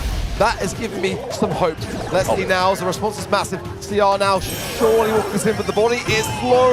The shot was on point though from Milkaroo. I did worry at the beginning, I won't lie. Yeah, I mean, it was nice from them. Tensai now moving forwards, and they mounted such a good offense off a little bit of over-aggression from Sergeant. Response coming in really aggressive, but can't do the same as he can when he's not in that dragon form. Moya breaking up some of this map, making it a bit harder for the Primo, a bit easier for the Bonnie on their side. And this is the thing now, is the hypercharge cycle of that Rust over to that Draco, exposing the Primo. But Sergeant knows how to play this brawler. He's going to use a lot of that damage to just further his utility. He's got the hypercharge now, waiting for the go of his teammates before using it, or just sitting back, because CR have got to make the move here. They are the team that are behind in that scenario in terms of positioning, now jumping in. Beautiful stuff. The ball left behind. Revenant Xbox going to bring it forwards. They do throw the lovely defense there. Shot up from Response. Perfect! Oh my word! CR was sleeping! And that's the goal, which shouldn't have happened. Yeah, I mean, I can't help but think that maybe the Bonnie could have gone right and shot backwards towards the ball rather than cutting off his own angle by going left. But Crazy Raccoon, they didn't look bad, they were in control of the map. But Revenant Xbox just take that one push from a brilliant play from Sergeant and work with it. Well, let's see. Crazy Raccoon now. We'll play a little bit of defense to get this rough supply drop in. Good early break for them. That's very, very good to see. Milkaroo's already on his jump as well. X9J trying to push this forwards. Oh, I want to take down. Now X9J can walk this one in, and he does. A great start for Revenant. Yeah, really nice stuff here, and a flying bit of play there. Milkaroo jumped back and actually got obliterated instantly. Sergeant jumping in, throws Tensai over the wall, finds an opening but can't get the shot through. This might be a bounce back now from the other side as Response might be forced to realm someone, and Milkaroo can slot this one straight in the goal to even it out. Yeah, taking no chances there with the super, but ultimately, he'll be able to cut it back now. Anyway, going in, finds Tensai with some big, big taps. Response there for the pickup, forcing then Milkaroo into that realm. Slow pace. X9J not taking his chances, leaving the ball there and waiting for his team. Changing over to speed. Sergeant with the hypercharge now. Goes straight down on Tensai yet again. Oh, the last stand. Tensai going to hold on firm for a little bit, but not long enough for Sergeant to walk this one straight in. And that's it. It's done. A step for Revenant as quickly as that. Nothing short of a speed run. I mean, another overjump from a Crazy Raccoon Bonnie again. Just keeps on going past, overshooting those supers and really wasting them and leaving such an opportunity in behind for the Revenant Xbox side. So it's 2-2. It's a big, big set for both of these teams. One of them's going to have to go up against Inner Circle in the lower bracket of this group, and the other one will be heading straight to day 3.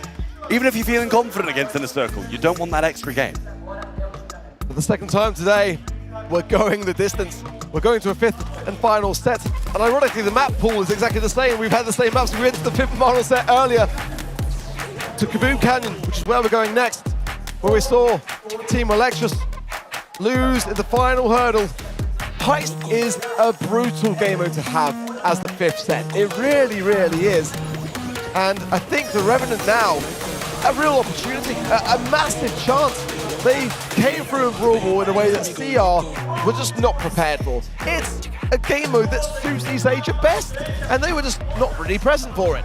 Absolutely. You can see what it means to the Revenant guys to get that set on the board and keep their, well, I guess, upper bracket run alive as they get a really nice win there. And as I said, Kaboom Canyon in Heist is up next. So a big, big decisive game for both of these teams, who will be forced to play against Inner Circle and have that extra game today. It can be a bit of a burner on mentality to have to go those extra games and possibly even face a harder opponent tomorrow by coming through the lower bracket.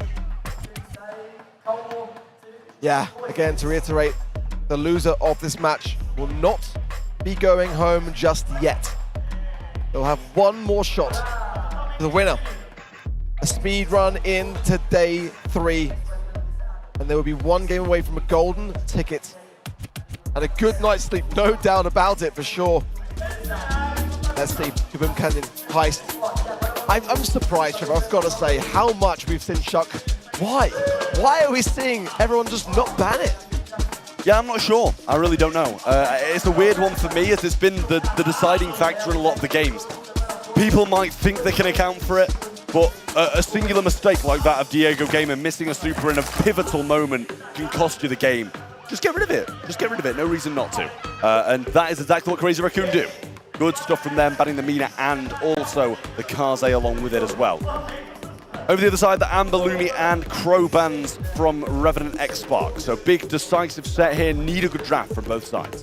I feel like many have forgotten Melody as well. I mean, it's not only a great brawler to counter the Chuck, it's just a great brawler to have in Heist.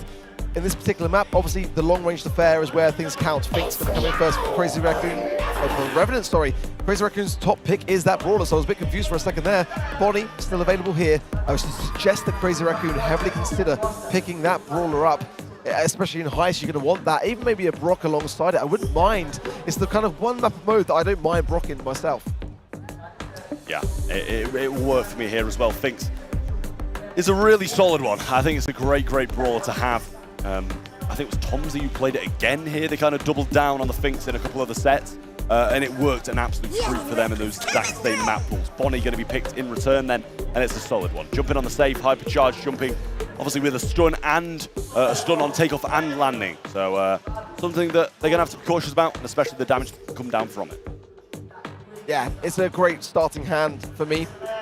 You've got a lot of potential to cause a problem for the safe primarily, but slow up the map. That's the problem. And there's the melody. Yes, I love that for Crazy Raccoon. It's a great brawler. They love utility brawlers, agility brawlers, and that is definitely the best one that's going to suit their playstyle down to a T. Now Revenant needs something of a bit of a, heavy aggressive base race type brawler to be able to match it.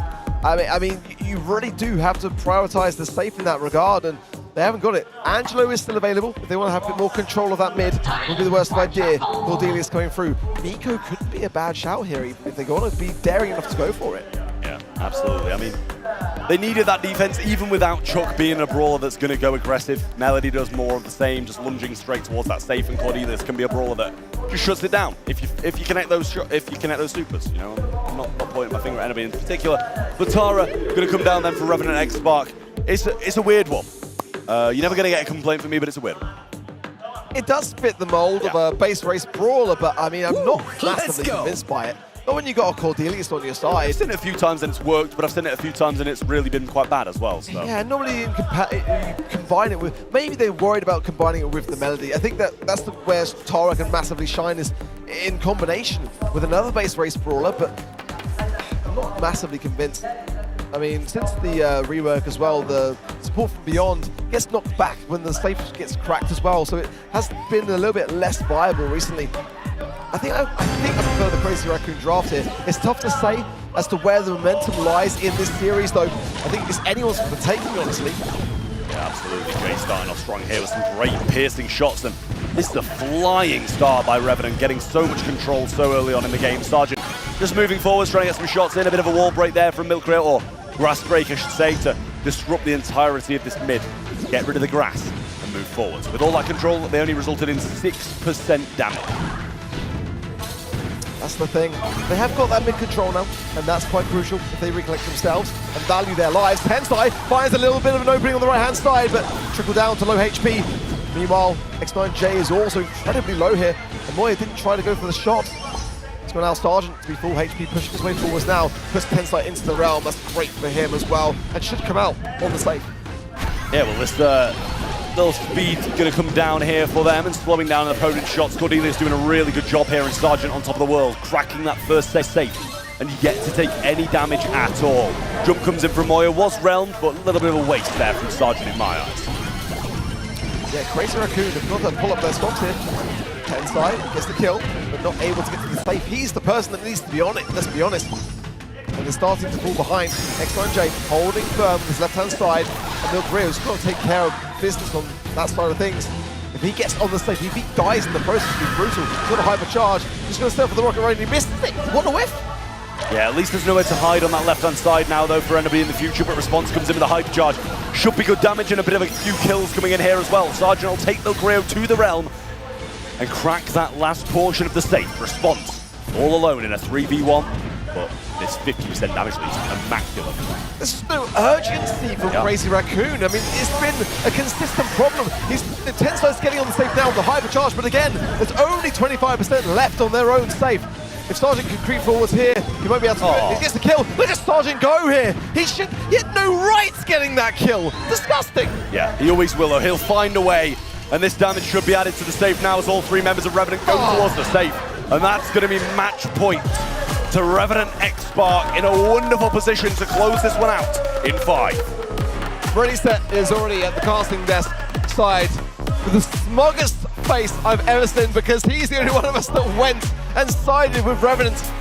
But I love this comp. Crazy Raccoon have got a massive opportunity, but they've just got zero urgency. Well, possibly the last game of the upper bracket rounds. X9J pops those gadgets down the right-hand side, and for CR's sake, let's hope they have a better start. They've got to get Tensai to the safe. Sergeant again takes care of him, forces Milk Rio into that realm, causing a real problem. He's buying so much time for his team to recollect and stay within this mid. Moya's low here. He can't go in with this jump. It's now X9J landing shots onto the safe. Yeah, Moya trying his best to defend, but Sergeant will crack it and bring it quite close. Now, Response getting hit hard. Moya not found any chance to go aggressive, and Tensai's being blocked in that same way by Sergeant. Jump available still, but nowhere to go. Tensai goes straight out immediately as well, and it's down to Milk Rio to defend as a Brock. I mean, it's not a brawler that you want to have on defense at all. It really isn't. And X9J comes in with immediate taps of gravity as well, stays alive, and that Spirit now going to go straight to the safe as well for even more damage. Yeah, Tensai forced to defend when he wants to be attacking. 37% left, and Jay shouldn't be in a position to survive here, but he actually gets the kill. Crazy Raccoon have fallen apart, and Response with a great turn back of the clock to avoid that shot. This might be the last push needed. Here comes the super, along with the hypercharge, and Sergeant still unsafe. The support from Beyond's there too, and Revenant X-Spark do the unthinkable and take down Crazy Raccoon.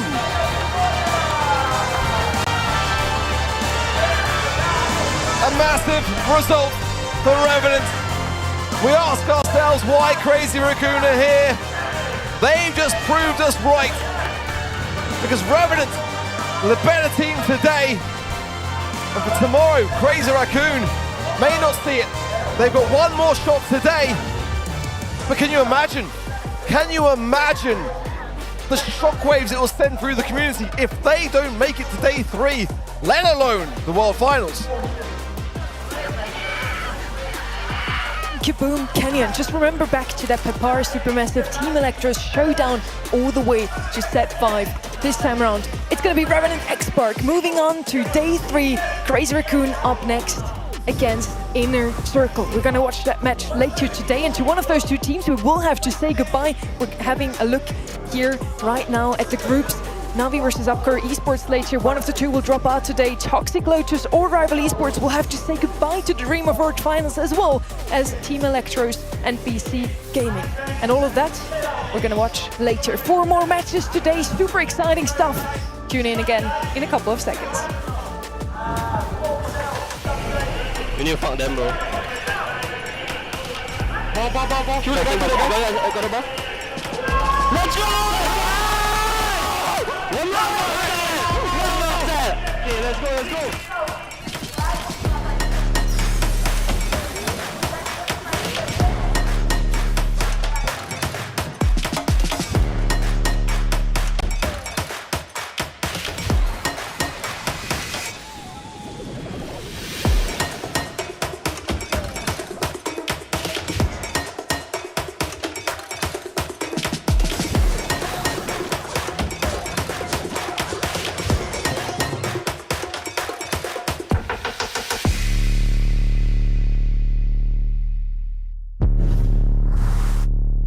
Nosso primeiro jogo vai ser contra a time Electros. Acho que é um time bom, só que eles se formaram faz pouco tempo, mudou 2 players da line. Então eu tô confiante no meu time. Acho que a gente vai vencer, que a gente conseguir jogar focadinho, fazer nosso jogo, sem subestimar o oponente. I think because we're playing on BC's home turf, that most of the fans in the audience will be rooting them on, and I'm hoping that doesn't get to Diego and Rafiki's nerves, but I think BC will be scary with all of the crowd behind them cheering them on, but I think we'll be okay. Welcome back to LCQ. Now it's really do or die for all of these teams. They're going to face up against each other next. It's either they move on to day 3 and their dream for the World Finals is still alive, or we have to say goodbye to them. Now the two of you, you've already been here day 1. Any team you're looking out for, any team that have set new expectations? I mean, we have a lot of rematches in these decider games, right? As a couple of teams go up in the first round and have to sort of play each other again. I'm looking a little bit further ahead of this game and see what Toxic Lotus and Rival have for us in their rematch, but we got BC Electros running it back for us here, ready, set. Funnily enough, that's the exact match that I'm looking forward to. Team Electros, I actually predicted them as a wild card winner in that very first match of the day. Not quite as hot of a take as Revenant and X-Park winning in that final one. Yeah, definitely so. You know, I had some people siding with me. But this team, they're just out of this world. Down several members, still managed to bring things together. But across the way is BC Gaming. This team had the entire crowd behind them in their first match. BC Gaming, of course, another team that will play here on home turf live in Sao Paulo with the crowd behind them. And they've been super unpredictable so far. Not only in their playstyle, but especially in their picks as well. We're going to get to that later. First up, their opponents, it's Team Electros.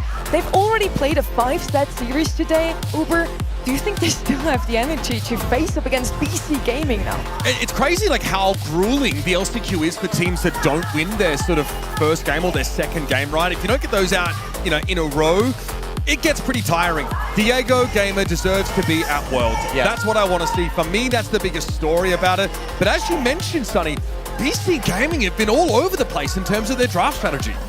It's been entirely true. Like, we look at yesterday, how they faced up against KDS, and that went way further than it should have. Even someone on Twitter, it might have even been spin to call it the best worst match that we've seen at LCQ, considering that BC Gaming was definitely slated to win that, and it went all the way to set 5. And as we've just seen on the graphic as well, they have played 15 different brawlers in 5 sets. They're super versatile, super flexible, and it's so hard to prepare against them. Now, we'll see if Team Electros is truly prepared for them. Yeah, look, I think Eslivy was living his best life earlier on today. Some fantastic Brawl stars. Diego Gamer as well. The nerves are going to set in. They need to be in the mix tomorrow. I think they've got it here. They've got some experience with this unpredictable BC Gaming team. I'm thinking this pretty much the exact same thing here. BC Gaming, like, look, they've gotten to take a step back, prepare over the course of yesterday and throughout today, see what Team Electros is preparing, size them up in that first battle, but we talk about how grueling it is for Team Electros. They've already had to play one today, and it's back in the saddle again, this time to be eliminated or to advance to day 3. And again, that match against Papara Supermassive, it was such a close one. So Team Electros, I really wonder if they still have what it takes now to go up against BC Gaming. They know they have the crowd against them. And we had another favorite, at least for the casters here today, Toxic Lotus versus Casa Brawl. In the end, Casa took it, and I do feel like that crowd had something to do with it. Yeah, we have the Saturday crowd now. You know, school's out, nobody is busy during the day. They've all got time to come down here to the arena and support their teams.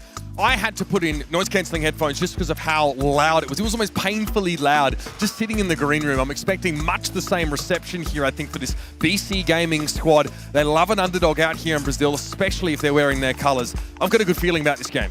Oh, I mean, underdog stories are awesome, but it's really the home crowd that comes out to cheer for these guys. Casa Brawl, they're celebrity Brawl Stars players already within Brazil. 2 Brazilians on this BC Gaming squad. I expect to see nothing less than the utmost celebration as they enter the stage. And we had some creative Brawl drafts here also overall yesterday already. We talked about the most picked brawlers. Xerial leads the pool there. Yes. Yeah. And then we have Mina banned out 47 times out of 48 played sets. The one time she slipped through, it was in the Experience game, and that didn't go too well for them. So I wonder if we're going to see some more of that Brazilian brawler now from the Brazilian team. Depends if we get any bans where teams double up on bans, right? That's where sometimes Amina can sort of slip through. I think her shield gadget is honestly very powerful. Reddy earlier was showing me just the power of her star power, of course, when you can actually root people with that ability. I don't know if we'll see that at this level, but it is extremely troll. So whichever way you slice it, Amina at the moment is very, very powerful. And having that little dash, that little bit of extra mobility in between every shot, it's giving Stu vibes, right? Hard to lock it down. She hits very hard off a full combo too. These mobility-based brawlers, they are South American favorites. If Mina is open, it's an insta-take, not just for any of our South American competitors here, but for anyone in general. She is so strong right now. And if she's left open, it is 100% as a strategy with the intention to counter it so hard that the brokenness of the brawler is now alleviated. Yeah, look, I really do think that we get a very different looking game now as these teams have some experience, not only with each other, but also from the stage. Don't expect it to be such a cut and dry sort of 3-1. I'm hoping for it to go all the way because it's all on the line for these guys. And now it's time for BC Gaming versus Team Electros. South versus North. Who will be the better Americas? We're going to figure it out. Let's get them into our cage. Every move from now on decides who stays and who's done. Give it up and welcome stage BC Gaming and Team Electros!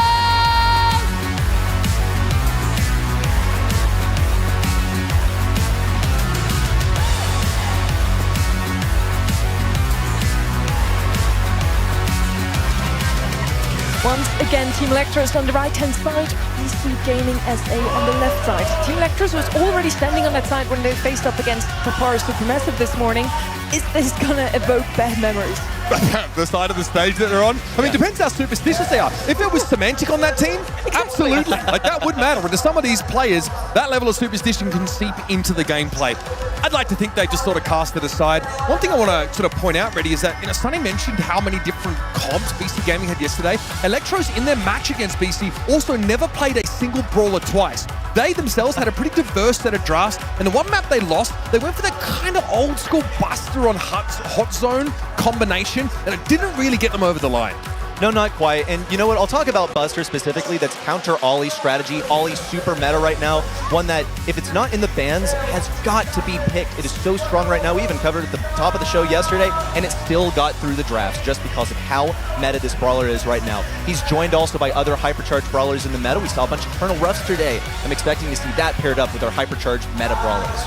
Ollie is an interesting one, right? He's amongst the top 3 banned brawlers and the top 3 picked brawlers. Then on the other side, we have Mina, obviously, just banned out. We've never really seen her, only that once. So I definitely always keep my eye out for those 2 brawlers. And then also a bit more map-specific ones. We're now heading over first up on Knockout. We're, in general, in a meta with a lot of supporters. We talked about this morning. Sick Ollie map, right? Very good for Ollie, especially alongside Jaeyoung, Byron. We even saw some Barry supports recently. And I talked about this with Ark and Trev, how much of a supporter meta it really is. We haven't really had a meta before where you pick your supporter as first pick. But I kind of like how it leaves you open into the rest of the draft. Jaeyoung is so prolific that it doesn't really tell your opponents too much about what you're planning to do with your composition. He can be paired with tanks to try and heal them up, or he can just be sort of standalone, maybe even just like a safe mid option. The predictions at home, very, very close here. People, though, just on board with Team Electros, but it is about as tight as it gets. If you tuned in yesterday, then you will remember that this one was described so closely by Sunny that it was 49 to 51%. That is how you said it yesterday. Now it's time for a rematch. We'll see if things have changed up here on the caster desk, but at home, it seems like there's been a bit of influence. I like that. Interesting. Yes, those two have already faced off against each other yesterday. It was a 3-1 for Team Electros. I kinda feel like now it could be going the way of BC Gaming, simply because, again, they have the crowd support and it helped caster Brawl. I feel like you can put that energy into your gameplay. I think if Electros also don't want to play Kaze, they need to ban her on a lot of maps. They have the data, the same data we have. The BC Gaming, Kaze is their most picked brawler by far in the lead up to this tournament. So you see straight away, Kaze finds her way. Even on a map like Gold Arm Gulch, which maybe you wouldn't expect to be a big map with a kit as well. This is straight out of the playbook for one of the best, sort of most commonly picked brawlers on this map. And the Ollie's got to go. That's been banned out. You start with Jean, something classic, and of course something that really rewards you for your patience.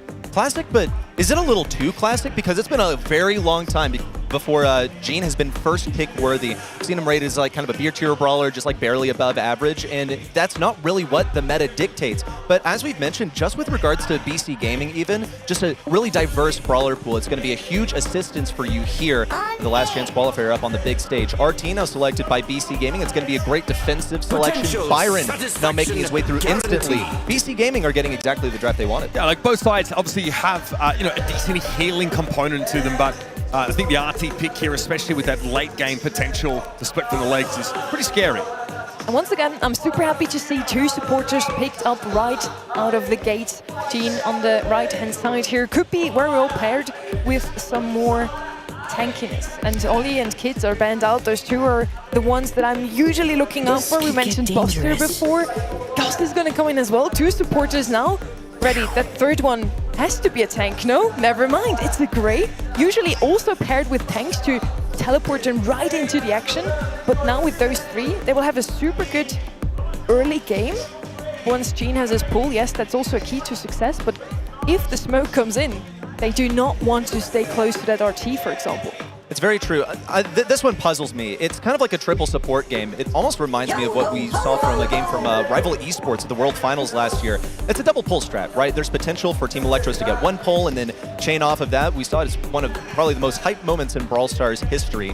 But no, triple supports is just weird. They might be lacking in DPS. So like, sure, they've got range, they've got pressure, but they are very much playing for the end game around some of these hypercharges. Yeah, absolutely. I do think that in some cases, the walking cane can be just as good as a magic hand if it allows for you to get that pick. Gus can hit pretty hard. Kooky Popper is also something you've got to maintain awareness of. You can definitely be caught off guard by that. But bursting down this Daryl is going to be a little bit tricky for Team Electros. It's not what I would call a particularly high damage composition, but they've got mobility and, of course, the shielding that can be offered not only by Gus, but also by that Grey hypercharge. This one's going to be curious. BC Gaming are playing an extremely defensive composition. Jubileu almost taken down early. He's going to be receiving the healing from Dirk in close quarters. Team Electros also clumping up just outside of the BC Gaming spawn. Loco now rotates over to the right side. He's got his roll. That's exactly what he wants. He can play off of that. He can also opt to just play around a hypercharge. That is going to be his in-game winning scenario. And it's why BC Gaming are just playing for survival right now, while Team Electros are just playing for control. Yeah, I mean, they were playing for that Daryl super. Yeah. Now that BC Gaming have that, they're able to move into the map and actually play properly. The only wall break that Team Electros have is really on the back of this walking cane, and Diego needs to actually hit that in order to destroy terrain. He'll have some poke, but eventually BC Gaming are going to have to be the ones that make the play. And behind this Byron super, Loco's going to be backed up to the hill. Derp is really hoping he'll get to use that super offensively and as a support. Here comes Loco, bumped away, now looking for 1, 2. Diego Gamer, the last one remaining. There's no way that he takes down both his Jubileu and Loco. He's just going to try and get his hypercharge. Nothing there, not even really a super. He's probably just one shot off of a super. That'll be good utility to get away because it looks like Team Electros are going to have to prioritize that. They have not enough DPS to deal with BC Gaming unless they get an early game pick with Rafiki's pull. I mean, they had the lamp blow out there from Rafiki as well, but it wasn't enough. And here's the hypercharge coming in from Loco. He's getting a little bit low. Derp would have to heal. He pops the hyper. Can he keep this Daryl alive? As Livy pops hyper as well. Backs up and is caught out by some of those shotgun blast. And oh dear, Diego Gamer on his own again. This Loco and Jubileu. This is a tough one to win. Diego's faced with an impossible task right here. He's got to get 2 kills with Gray, and they're both high HP brawlers. At this rate, he may as well just play for some supercharge for the next game, except you can't carry it over. Just now taking a beat pretty much to reflect on the team's strategy. If you ask me, draft-wise, Team Electros drafted themselves into a corner. They went for triple supports. Daryl's a final selection is exactly what was required to beat down this low DPS comp. Yeah, it looks like Kapi has actually been discussing a little bit there with Livy on stage. So this is valuable moments for Electros to decide what their game plan is supposed to be. Diego does not have enough shots in the chamber to do nearly enough damage to make this a 1v1, let alone a 1v2. So BC Gaming with a composition that is feeling a little deterministic ready. If they can play for the late game, have the Daryl super online, combined with Byron's healing output and the damage aspect of that super, that is very hard to overcome. It's just a numbers game at that point. There's really nothing Team Electros can do unless they get some supers early game, pull someone away. You saw that as soon as Team Electros were in a position where they could have pulled someone out of position, immediately Loco on this Daryl goes in a position. This is the tank player for the squad. He's a new talent. He knows exactly what to do. He's going to be making the risky moves, and Jubileo and Derp will be supporting him. Electros realize they've got to be a bit more proactive in the early stages of this round. Otherwise, the sheer weight of supers is going to threaten to bowl them over. Denying derp damage is going to be important. They don't want to deal with that Byron super. That's another layer for Loco to be further protected. Jubilee is just here because RT is so damn good in every phase of the game, especially with that hack gadget that guarantees you some extra damage. As Walking Cane misses, Magic Hand could be nice here, but Rafiki's struggling to charge it. It's quite difficult when BC Gaming are backing up into this corner. This is how you play a Daryl comp. You got Daryl surrounded by supports, and you've got Jubileo to also stay alive. But now they've drafted themselves too much into a corner. Here comes Loco. 1, 2 rolls, blasted away by his Livy. He got the super exactly for the right moment. But Jubileo's not going to be going down unless he receives these heals from Derp, who's going to have to start prioritizing healing up himself. Some awesome dodges from Jubileo. First to fall is Rafiki. Derp now in turn. It's once more Diego Gamer against the world. Opts to go into the teleporter, but still lacks the DPS to make this happen. That is so heads up from Loco. He is body blocking for his Byron for multiple shots just to give Derp enough time to heal up, get some shots, maybe find a super. That is brilliant play from BC Gaming. Team Electros now just trying to find out how they can get an early game victory. Want to get Derp, Jubileo. Jubileo doesn't have a super that would be the perfect one to TP on, except that Loco's going to be to the rescue with his hypercharge and super as soon as it happens. So Team Electros right now are just trying to stack abilities, as much utility as they possibly can. Gotta go. Here comes a push in from Loco, interrupted on the first pull. The pull doesn't go through. We'll see Loco now forward onto Rafiki, completely changes course, and it's his Livy against the world. As long as Loco lands in the midst of Team Electros, there's nothing they can do. The shielding, the damage with the recoiling rotator, and the healing coming in from Derp. Absolutely dominant showing. Talk about having comp. The draft was sublime for BC Gaming. Not what I expected at all between this matchup. I thought Team Electros would outdraft in that first set for sure, because that's what they did in their first match of the day. They had draft. I thought the execution was just kind of shaky, especially Diego Gamer looked a little suspect to me. Here, it's 100% the draft. They fully committed on the support, and look at that. The DPS, the kills, totally pale in comparison. You can see that as Livy was looking for potential pickoffs, right? With the Cookie Popper, was getting good damage on Derp, and the idea was probably to slow BC Gaming down enough that they weren't ready to execute their plan, and the gas would start coming in. Now that happens in one of the rounds, where it looks like there's a bit of a rushed engage from BC that's not perfect. It gets them out of gas range. But after that, they spend a lot of their supers. They're still able to win the round. Look at that. That's a stunning hypercharge super from Derp. Loco is unkillable here. Pretty much is. You got that support from Byron, the super that charges so quickly, just within 4 shots. A hypercharge now for Byron that is absolutely defining the hypercharge meta at the moment. And then, as you mentioned, even when they're backed into a corner, Loco receives so much healing. He's got that shield. He's got a hypercharge that charges for free. Doesn't have to do anything, just exists for a period of time. It seems unbeatable. You have 3 supports for Team Electros. It's every single pick that comes in, you go, ah, so they're thinking of this. Oh, so they're thinking of this. And then there's no resolution. It's a melody that never resolves. Yeah. They still have all the building blocks, and then at the top of the house of cards, it's like, where is their game plan supposed to originate from when all of their team, have those supporting aspects a little bit lost in the sauce late in the draft? Kapi talked some smack about his coming into today. Definitely was feeling confident that Electros would breeze through the opposition, but that wasn't the case against Papara Supermassive, and now they find themselves up against the wall. BC Gaming just destroyed them in the pick and ban phase. Electros need to have a plan here for this next set that, I don't know, maybe involves some deeps. Look, it's Undermine. It's brand new in the meta, and players have some opinions on it. You know, it's not quite as divisive as the other gem grab map that has come into rotation, but Undermine does have some interesting lanes. You've got these bushes on the sides, of course, destructible obstacles on both sides as well as on mid, and something that I see a lot on this map is because of these bushes on the sides, you have aggressive brawlers that can push up in their, bush brawlers, right? That will just die to gem carrier repeatedly. And that's seeing like Ali, for example. Exactly, and we saw that yesterday, precisely. Ollie, another example that rhymes with Ali, sort of. And we might actually see that in the ban phase. I think it's got to be a top priority alongside Kit. I think that was that Upcore or? Yeah, it might have been Upcore, I think. So. Yeah, Trishant was playing the Ali on this map. Feels like high risk, high reward kind of strategy. You are essentially running it down to try and shake the gems out of the pockets of the carrier, which feels like the way gem grab meta is trending, right? It's not so much about trading those gems. We see teams pick compositions that don't control the map quite as well, but have this one opportunity, this all-in, to basically dive the enemy gem carrier as the countdown would otherwise begin, and then steal the game from there. Lily definitely falls into that game plan, I feel.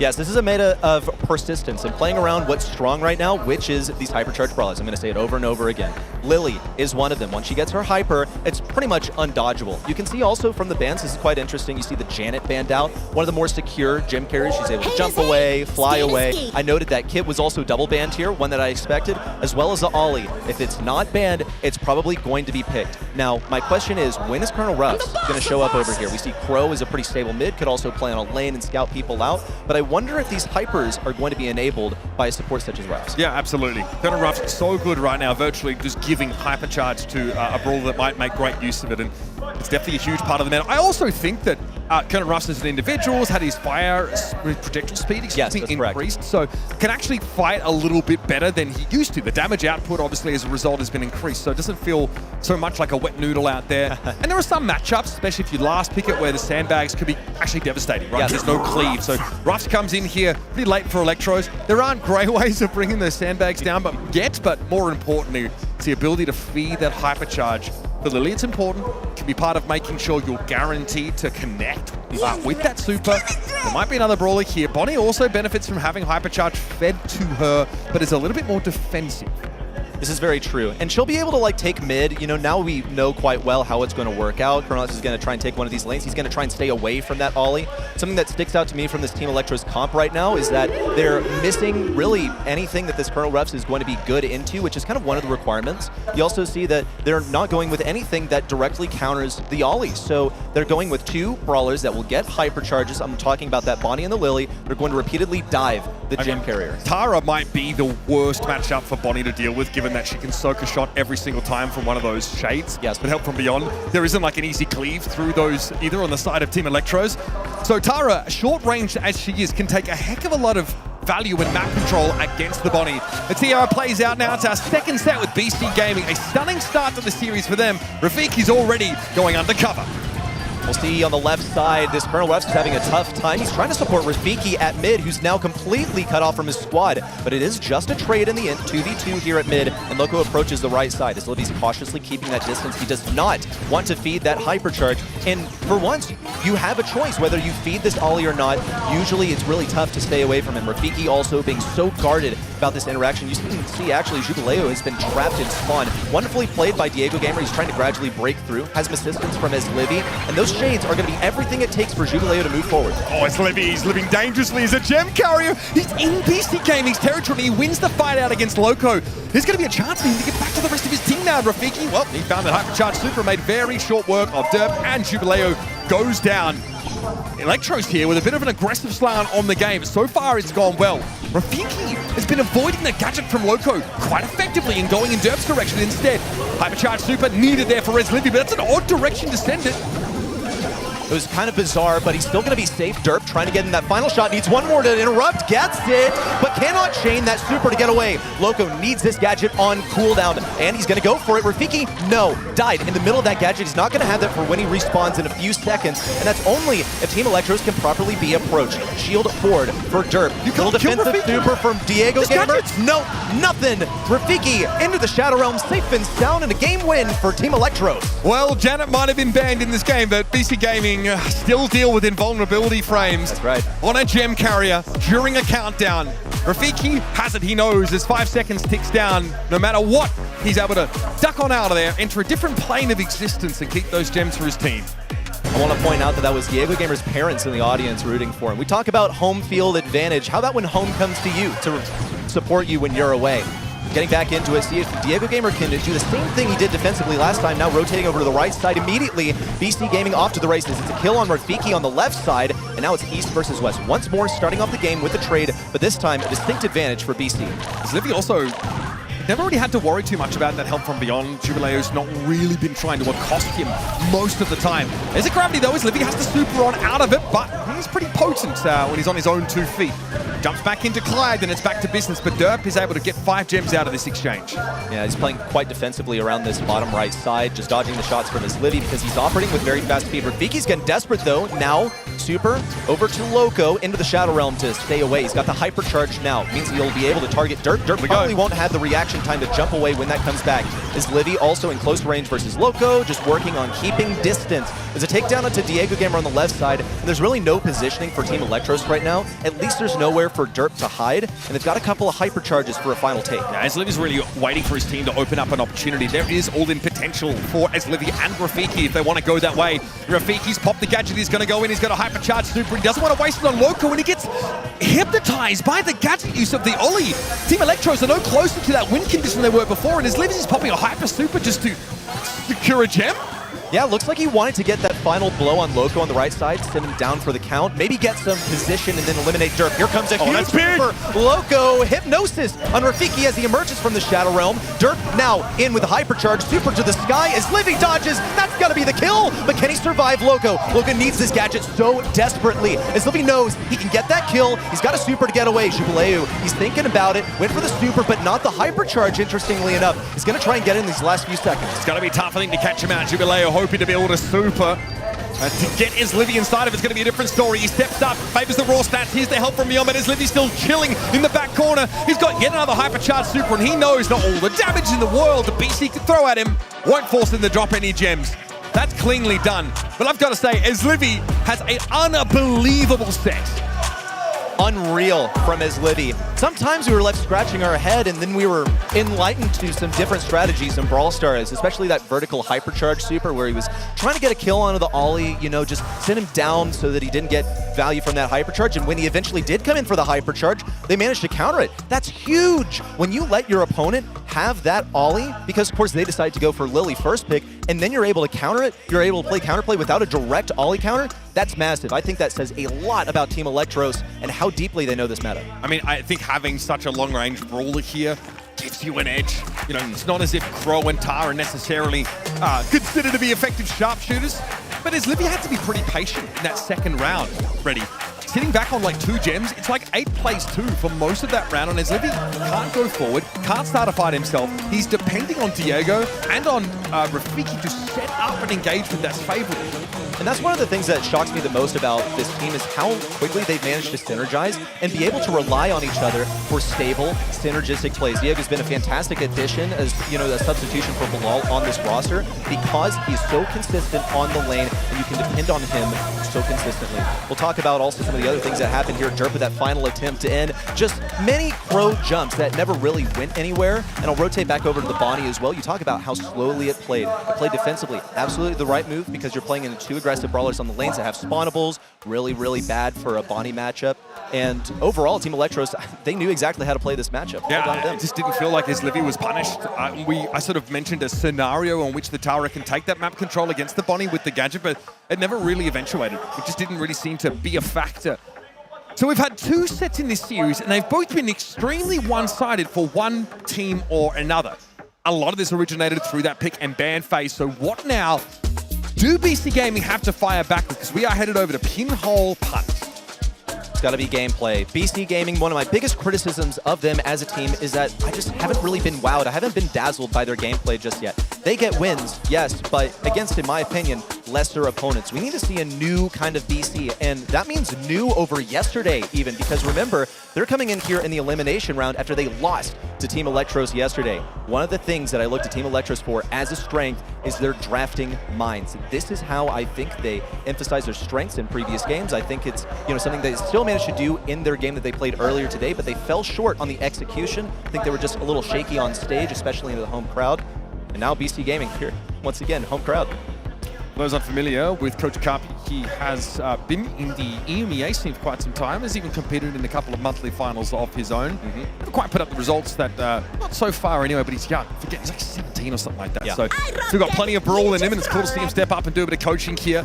It'll be Lumi, first picked on Pinhole Punt, really prioritizing this Brawler.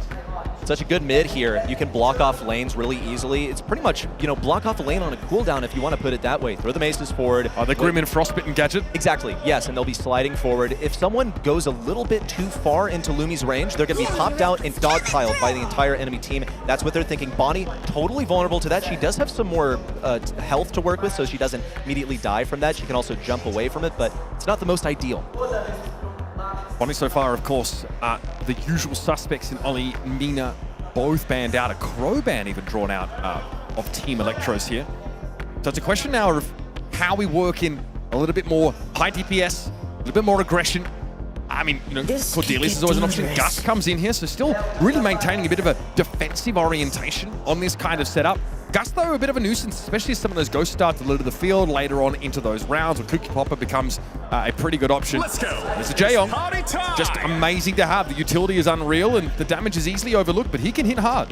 High win rate Brawler, great support for an aggressive Brawler. I think this is what they're going to have to hand over to Rafiki as his final Brawler. Hank, I think, could work quite well in his hands. I could actually see it going to any member of this team, but if it's Rafiki's skill set, we're talking about BC Gaming over here. They don't really have anything that breaks down walls just yet, nothing that fires over walls. Maybe that's something that they prioritize, considering that Team Electros would be quite weak to a thrower, as long as it's something that generates enough DPS that the raw damage and support that Team Electros have doesn't overwhelm. Yeah, I mean, you mentioned their first set draft. It all looked like supporters. It was all healing, all utility. You start with Lumi, who obviously is a bit of a glass cannon, but hits extremely hard and has some ability to zone and take map control with that gadget. Here's the Carl. Obviously, it's an amazing option to close the gap on both Livy and Rafiki, right? You have all-in potential. Also, Protective Pirouette means that inside that super, you have that damage reduction, and with a hypercharge, Carl can be very powerful. There's also a heat ejector, right? Yes. And maybe a gadget you don't always see used on certain map types, but it also zones, right? Creates a very dangerous burning area that you can sort of move through. Or Flying Hook will just guarantee you purchase on the target that you're trying to burst out.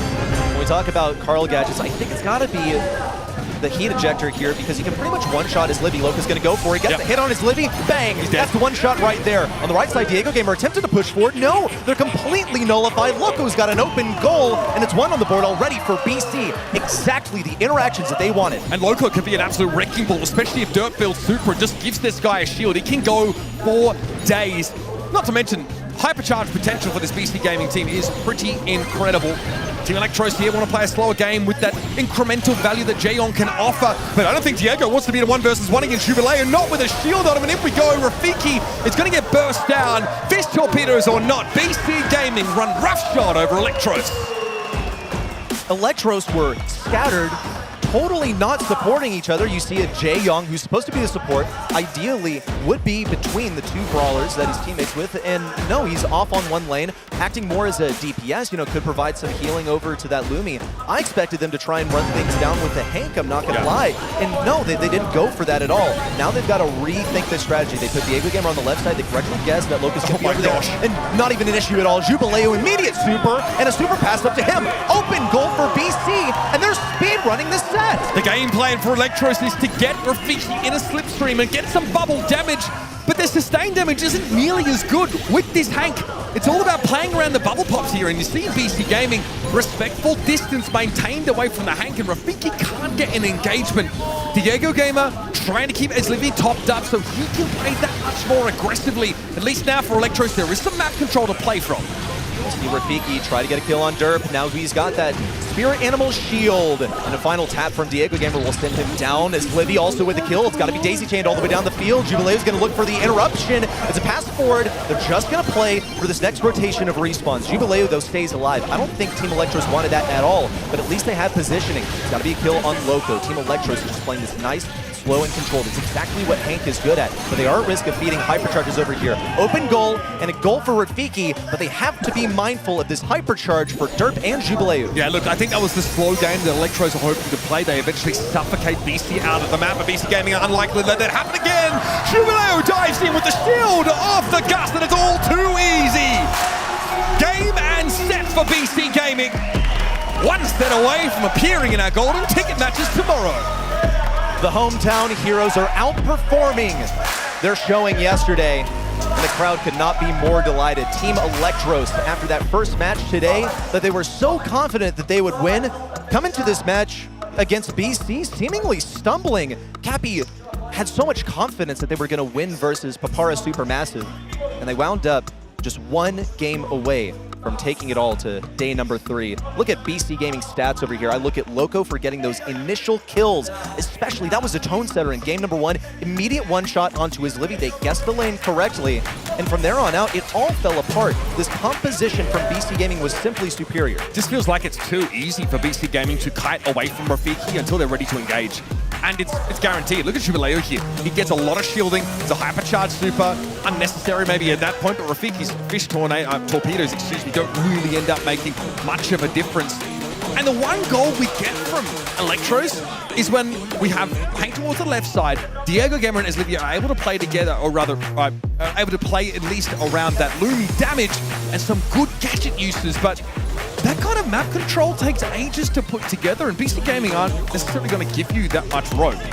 No, and when you take time to put things together, that's more time for the enemy to start farming up hypercharges. If they know that they can repeatedly die at their respawn, or, you know, we can trade a goal as long as we get that final one, we get 2 hypercharges back to back, that's all you need to get a victory here. BC Gaming knew exactly what they were going for. Team Electros, you saw when they played Gus earlier, they failed to follow that up with the actual thing that was going to strike. BC Gaming, they got that Gus support. There it is. The Bonnie that's going to jump forward, practically invincible when she dove forward. Jubileo, of course, was considered ultimately the change that Casa Brawl needed to make this year in order to take their game to the next level. So they brought Doritos in, poached him away from this very team. And I'm sure you're looking on, you're seeing Casa Brawl getting all the love from the fans and also making it to tomorrow. You want to join them there. God, if Jubileo has the chance to play spoiler to his old team, I'm sure that would be some sweet revenge served cold. Electro still stand in their way, of course, and no guarantee that's the matchup that they get, but the golden ticket game absolutely playing heavily on the minds of both our competitors. And I think if Electros fall short here, I'd consider it a pretty massive capitulation. It would. It would be a disappointment for the NA home crowd to know that Team Electros, this team that was just outside of the top few teams to make it here to the last chance qualifier, they're thrust into this position, faced with so many setbacks that Diego, a player originally going to Worlds, now has the opportunity to be the only player in BSC history to qualify for a World Finals twice. This one set, this one crucial set that BC Gaming needs to send Team Electros home empty-handed. Now we talk about what people deserve, what they've earned, right? The thing about Brawl Stars at this level is nothing is granted. Sometimes the cruel twists of fate don't care about what you deserve. And someone like Diego Gamer, I would like to see him at Worlds. I think, you know, with the performances put out this year, he basically already qualified for it the old-fashioned way, and some things very much outside of his control have kept him from being guaranteed that spot. I know for his Livy, someone who's competed at that level before, his stint on Tribe Gaming, he would not only like to be there as well, but there was uncertainty if his Livy as a competitor would even keep going this year, right? It's true. We thought maybe he might be done, but he's got another crack at it here. And I think he's starting to realize it would sting not having a chance this year to stand amongst his peers from North America. Team Electros, guys, they've got to pull up their socks, though, because there's been some underwhelming drafts that have put them now behind BC Gaming score. They're putting their faith in the same couple of brawler picks that failed them in set number 1. It's the Gray, it's the Gus. What, are they going to go with Gene for their final pick? Give me some damage. Yes, that's what we need. We need something to follow this up. We need a proper pick for Rafiki to show us what he does best, because Gray, Gus, these are brawlers that can be solid and consistent. That's where Diego Gamer and his Livy are going to thrive. Now BC Gaming get to decide how they're going to respond to this. Keep in mind that they walked over this exact duo with Byron, they had the survivability. Do we see the Daryl again? Yeah, I was going to say, run the... Yeah, I mean, you could do it if you're Electros here. I kind of don't hate that in their composition with a Gus and a Grey to work with. I don't know if Daryl necessarily needs that help from the extra dimensional doorway to get purchase on backlines if he's trying to run people down. But Bonnie here very solid. So you got two brawlers that function in sharpshooter capacity. You've got to fear Derb's hypercharged super now as Byron has rocketed up the pick rate standings. So BC Gaming want to round out this setup. We'll love to see some tanks here. Yeah. Squeak instead. Oh, buddy, this is a strong pick. Look, nice and consistent, plays really well on dry season because you can fire through walls, you get to play for control in these sort of close quarters. For a bounty map, it is quite closed and, kind of similar to Layer Cake, but you're also absolutely thinking about how are we going to get that blue star. I see some options over here. There was an attempt earlier to use Mortis to do so. Carl is going to be the answer over here. And when I look at how this Carl matchup is going to fare into everything from BC Gaming, there's only one stun. It's from Bonnie, and it's when she uses her hypercharge. So there's big potential for this Carl to execute. BC Gaming undoubtedly knew that this was a huge possibility because this is actually a pretty typical response into the Squeak Team Electros. They're just playing it safe, but they're going to have this Carl as their main point of failure for this match, and they absolutely have to be aware of that. Yeah, he's the focal point for sure for this Electros composition. And really, they need to get into the map because that Squeak can keep you stuffed in chokes, and all of a sudden you can all be taking huge amounts of damage. Diego Gamer doesn't want to give up this space, but he has to respect the free damage that Derp is attempting to gain. So they'll play from the edges of the map to start with. This is priority for BC Gaming, who can play in mid and have a little bit more room to breathe. They're also breaking down some of these walls with Diego Gamer. They have the possibility of retreating with the teleport, can play aggro around it as well. Would be really useful for Carl to have because now he can teleport in, immediately super, hypercharge style if he wants to, and then flying hook away if he's in a bad situation. Diego Gamer is still focusing on this lane on the right side. He has the exact same range as Bonnie, he just has more speed, so it is actually a favorable matchup for him. Gonna go for the hook once again, no dice. Rafiki on the left side, totally diffed by Derp, actually, and then backed into the back right corner. But it was just like you described it. Rafiki uses a flying hook there just to get out of what would have been far too much poke damage. As Levi here's popped another super on himself, but how is he going to use that to get into the map? Electros need to further their game plan here, and Rafiki eventually just crumbles under this sheer weight of AoE poke damage. Team Electros, they have offensive capabilities, but no, this is not how they wanted to play this. They wanted to sit on defense as long as possible, and now they have the issue having to deal with Loco's hypercharge. It's slowly been fed over the course of this game. Loco's not getting any more value from dealing damage to anyone, right? He's just trying to keep people back and maybe get Jubileu into a position where he can have a hypercharge, and then BC Gaming will have the supreme defensive composition. 30 seconds left to go. It's drive time. Team Electros need to push BC Gaming into their spawn ASAP. Yeah, move those chains. Electros up the map we come. Rafiki has a super to work with. Diego Gamer also can be pretty unpredictable here. Protected pirouette goes a long way, but not nearly far enough when there's healing from the Byron. Derp comes out of that engagement unscathed, and I think Electros' game plan has fallen flat again. As Livy has a hypercharge though, he's got to use it. Diego Gamer with the TP in, they need one more. It's a blue star differential. Derp down, Loco down. Jubileu needs that damage, but can't get it onto Rafiki. And Team Electros come back swinging. It almost looked like BC Gaming would take us to a match point towards the end. Yeah, we certainly called that a little bit too early, and I think once Electros are able to take that map control, they can guarantee good value off their all-in setup. Rafiki just goes in again with super. He says, I might have died once, but I tell you what, eventually I'm going to stick. I've got a Gust Shield to work with. I've got a Grey to make sure I can get there. Nice looks from Electros, and they definitely kept us in the dark about how they were going to take that round. When I identify a core issue from game number one, specifically for Team Electros, it is this week. Rafiki, he's trying to, fire around the wall, get the wall clipped, instead gets pinched by Derp. Loco hooked and taken down by Rafiki. It's a distinct advantage for Team Electros now. They were already on D, holding onto that blue star. Now they've got a huge advantage. This is really big. I mean, obviously Rafiki guarantees blue star for Electros because of flying hook, but that extra elimination means that Rafiki has to be the target now for BC Gaming, and he knows it. He's playing super safe. Diego and Eslivy know that either one of them could just sort of sack themselves here. Rafiki says, I'm going for it. No guts, no glory, baby. In he goes, and it is 7-0 for Team Electros, brimming with confidence, and Loco barely hanging on. Loco, one more shot from Gust would have eliminated him there, but as Livy decided to hang back and just play defense. They know that they have this one in the bag. They have a 7-star lead. Of course, they all can't afford to die. Diego Gamer and Rafiki together would be enough for BC Gaming to win by a blue star. We're getting eerily close to the final seconds. Just 50 seconds left in regulation. Rafiki's going to go for it again. Knew that he had that super on standby. Loco, despite his attempt to heal things up, won't be able to eliminate Rafiki. He's still alive. Diego Gamer follows up with yet another, and it's 13-0. That is too clean. Rafiki here, despite the fact that Electros are well ahead, is going forward to force out these Byron Supers, just denying BC Gaming the chance to play this at their own pace. There it is. It's going to be a great hypercharge. Everybody shielded up to the gills and not enough damage for BC Gaming to shut them down. Boy, this really didn't go the way we expected it to. Stunning Carl play from Rafiki. The backup from Diego Gamer has been sublime and has been shielded for days on this set. Rafiki says, I'm going to end this now. Yeah. 21 gems, forces a set finish, and we're going to a decider. BC Gaming and Team Electros entered here in set number 1, knowing that either of them could go home following this match. And it's all been distilled down to one final set. Set number 5, the entire season on the line on this rematch, which previously Team Electros took, but way more confidently in the 3-1 victory yesterday. Looking at the stats, you see Rafiki went absolutely nuts here in the final game of the set, supported, of course, by his teammates. And you saw also, I think he got quite accustomed to that squeak matchup that was so troublesome in game number 1 that threatened to steal the entire game away from Team Electros in the early stages. This is that all-in here. That worked perfectly. This time Rafiki is able to go in, of course, very well supported.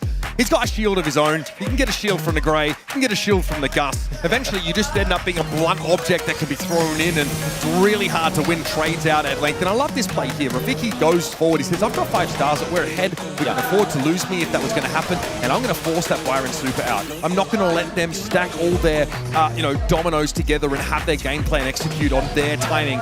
I'm going to force them to make a mistake. Just so smart. Rafiki, there's a reason that he is a player on the come-up in North America. Just even beginning this year, we had such high expectations for him, and he's the one remaining member of that original roster that started the year and has now become Team Electros. He has got such high Brawl IQ. He knows exactly the matchups to go for. It looked a little bit muddy there in game number 1, but you can see every single time he identified that, yeah, I'm actually going to get my super mid-attack, then I'm going to go into my super, flying hook away, and his teammates were completely in sync. This is a Team Electros that we needed to see. This is a Team Electros that we saw yesterday versus BC. Yeah, much better from them. And it's nice after a few years covering this game, it can still be taken completely by surprise in these games sometimes. Heist to end the series is always a spicy one. We've had some nail-biter finishes already today. And I'm going to ask the same question I ask everybody. Are we going to have Chuck here in this first round? Sometimes it feels like if you blink first and ban the Chuck, you open up for your opponent to take another potentially overpowered brawler. Does the Melody make her way back in here? Will Cordelius be required to answer some of this all-in threat? All those questions and more to be answered momentarily. Chuck would be a huge threat here, can sometimes be demanding of a perma-ban. Also in the perma-ban is Mina. You're really down to just 4 at that point, unless, of course, you're plotting something. Do you think you can out-DPS the Chuck? Well, Mina banned, Chuck not banned, completely on the table, but look at these bans from BC Gaming. That's really interesting to see the Nita eliminated, and also to see Shade out of the mix. We saw that attempted to be used by Toxic Lotus earlier, but it actually did not get them the set win. Nita's a bit terrifying. She's obviously so tanky. When Bruce gets his hands on the safe and Hyper Bear is the star power of choice, I get shredded pretty quickly. And what's most important about that is it's pretty low risk to send Bruce in. So when you knock the safe or you crack it, that shield comes up, you yourself as Nita don't have to stay, right? And Bruce will just linger around until he can start hitting it again. Okay, so I like the berry. We've already seen that on this map today. Really annoying if you let him get in with that tick damage over time. And this is almost preemptive that the Cordelius is folded in. And the Lumi obviously is pretty incredible here at controlling the map. Hot Potato has some important chokes. With Grim and Frostbitten, you can deny them. Team Electros is saving their aggro pick for last because Cordelius is likely to be that defensive brawler. It should be Rafiki running it unless he's got PTSD from the last time he played it. It was in that final set versus Papara Supermassive that a super just really went the wrong way. Could have actually gotten them the game victory if he properly connected it with the Chuck. And now he'll also be able to play it aggressive. We saw him do the exact same thing. BC Gaming sending a Rico up mid. Well, and it's possible that we actually just see some wall break from Team Electros as the final pick. It's just a little bit complicated because at that point, who are you going to run for your aggro? Like, is this a bull type of game? Are you really fearful of that Rico gadget? Stick to your guns, I think. You think? Yeah, at this point. A couple, powerful brawlers still available. Osis has had a really good win rate on this map. I think about 60%. Lumi's excellent here in general. Here comes the Carl. Now, pretty popular pick. Obviously, Carl gives you a bit of modality, right? Play more defensively if you want to. You can sort of challenge people in that 1v1, but diving onto the save with Super, that's some good damage. And here comes Sam. We're going to work our way down the map slowly but surely, and we're going to make sure we get heals from picking up our gauntlets, that speed boost, and eventually, we're going to go ham on that save. Okay, so Rafiki evidently is not interested in playing the Cordelius because there's only really a couple people in the world that play Sam. It's second best, and he's, of course, not in the postseason. And Rafiki, and he managed to win with it earlier on Hard Rock Mine. Will they be able to do it this time? Once again, in the ultimate set, the one that defines whether they go on to day number 3. It's time to brawl. Both of these teams enter the half octagon on stage, knowing that one of them would go home at the end of 3 set victories by themselves or the enemy team.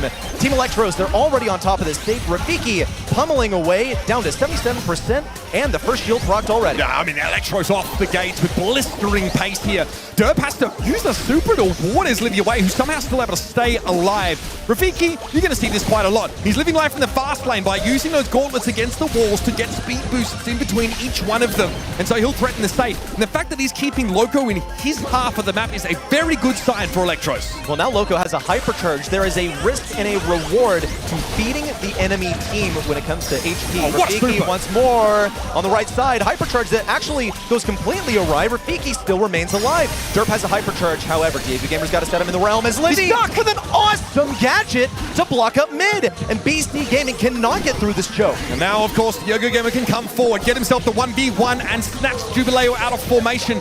Loco's still standing, and there's been some incidental damage taken by Electros to save, but now as Livy's going to come forward. Nice super connection there. Beautiful Lumi play from Livy, who's been a absolute superstar in this set. And Rafiki gets to throw hands on an unguarded save and hang around after the fact. Rafiki's now gearing up for his next push in. Loco with a combined super and gadget. Just spamming shots everywhere. Surely it's going to hit something, and it gets the takedown. Diego Gamer narrowly loses the interaction on the right. So smart for his Livy to pop the gadget the way that he this did. Lumi control. He's got a kill. Yep, and it's completely controlled on both lanes. It's a wonderful defensive pick. Livy's been strong here. Diego Gamer pops that hyper to guarantee the win against Derp, but now's looking for yet another target. He's gotten himself too. Dangerous here for Jubileo. This is extremely painful for him. Safe already's been cracked down to 50, and now they can go to work on Derp. Diego in that super mode is going to guarantee the fight against the Carl. Rafiki turns up, attracts a lot of attention, and makes an ignoble exit, but now this is getting a little bit close. We're into race territory, as Jubileo needs to be dug out here at the top part of the map. It is so close, and now Electros have fallen behind in terms of that safe house. Jubileo's been hard to shift. Here comes Derp and Loco down the mid. Loco now making a beeline for the enemy side, needs more damage. Rafiki now counting down to that final shield. But no, you cannot beat BC Gaming in this base race, not when you're feeding them hypercharge after hypercharge with Sam. Just like that, BC Gaming 1 game away from the playoffs. At first, the comp looks good. Sam's able to run down the map, and they got a ton of early safe damage. But as soon as BC Gaming were able to find a foothold ready, they had way more DPS with that Rico and Carl on the safe. See Rafiki once in with the same move as last time. This time, though, Loco seems to have downloaded his dodging pattern. He is not able to juke out these shots like he was before, and this became a consistent issue between game number 1. Jubileo once more on top of the save. That's got to be the first shield procced off, because Jubileo's got the additional duration gadget for the Berry's Ice Cream. Once more in. Team Electros attempting to push up mid. They seem to be, again, held back by the Rico. Derp must have a red coat on here because Electros like bulls are just running at him constantly, allowing Jubileo to account for most of the safe damage so far. Diego Gamer's had to spend a super on to try and get rid of a berry, and that's not a good result. 81% still standing on BC Gaming safe. And as Livy will attempt to come forward, the super connects, but the follow-up damage does not, and Loco gets the hypercharge to try and canvas the map with those balls. But that hypercharge is no good. It's actually going to lead to his early demise. Rafiki gets to chip off this first shield, and he now needs another. Staying directly on top of this respawn and trying to keep his distance from Loco. Knows how big of a risk it is once this Gadget comes forward. Loco still trying to track him. Rafiki's gotten a second shield out, and this is looking like it could be an even match. Yeah, Electros thought that safe is going low. It's the berry damage that's been a problem. It's been shielded up for now. And we're looking at the safe of BC Gaming, and as Livy is getting some free damage on it. Diego Gamer also with a super to take Loco out of the game, but he has that spawn immunity right now. It's close, 9% in it. BC Gaming, though, with that lead, they're suffering damage on their safe here. Keep an eye on the scores at the top left and right. Jubileo is somehow still alive, and Hypercharge Super was crucial. And here comes Derb, a victory race on towards the safe. It's going to be a photo finish, folks. Derb brought down 8% on BC Gaming safe, but Diego Gaming's going to be denied. Here comes Rafiki for the final blow, surely, as Livy gets involved. A narrow win for Team Electros. They dodged the headsman's axe by a hair. And coming back from a tempo deficit there in the final moments, what an unreal defense of the Barry that plagued them with consistent damage over game number 1 and 2. They finally set Sam on top of that Barry. Look how long he survived. He got 2 supers back-to-back, used the gadget, just needed one more shot onto that safe and could not make it happen. That has got to be shattering for BC Gaming, thinking that they had that win in the bag. Now, again, with a pretty solid start. But Rafiki's on top of the safe as Livy once again connects, and the first shield is already gone. Loco has to beat Rafiki in that matchup. He spent a multi-ball launcher and still couldn't bring the tanky Sam down. That safe's already been cracked down to 50. This might be falling apart for BC Gaming, as Livy is going to be the next line of offense. Rafiki, untouched, unbothered, moisturized, flourishing in his lane. The damage is there, and BC Gaming's safe is knocked down to 21. No layers of defense really left now. Electros are licking their lips. BC Gaming have to hold the mid control here. They need Loco's hypercharge to make this possible. Rafiki now powers forward. That's one down. Rafiki can sit on top of this. Here he comes. Jubileo has a tough decision to make. They got to go for Diego Gamer and 5%. Rafiki at the same time. Down to 0. Team Electros. This team stopped at every single turn. Will persist into day 3. After vindication on the face of Carpi, there is signs of relief, I'm sure, being shared amongst this squad, hastily cobbled together for one last reach at World Finals glory. So far, that road remains intact. Sad scenes, though, for BC Gaming, the new blood in South America. Gonna have to wait another year for their shot at the title. You can see the players on BC hesitating and taking their headphones off. They didn't want to believe that it was over. It just doesn't feel real when you come in here knowing that either your competitive journey continues into day 3 or it stops in just one set. It's got to be absolutely shattering. And you can see this defense from BC Gaming, how awesome it was in game number 1. But Team Electros fired back towards the end of game number 2 and made game number 3 happen. Really incredible. Not even a crowd here live from Sao Paulo was enough to make sure that BC Gaming would take this one home. This is the 3rd series today that we're ending in set 5. Honestly, my heart can't take it anymore. We now know from Group D who's going to move on into day 3. It's Papara, Supermassive, and Electros. We're going to figure out next who's it going to be from the next few groups. It's Navi versus Upcore Esports first, so Group B up next. Make sure to tune in again for the break. Tiene mucho chip, puedes saltar el jubilado y le tirar el escudo cuando caiga. Dale, está sin shield. Dale. Oh my god, we just got melted.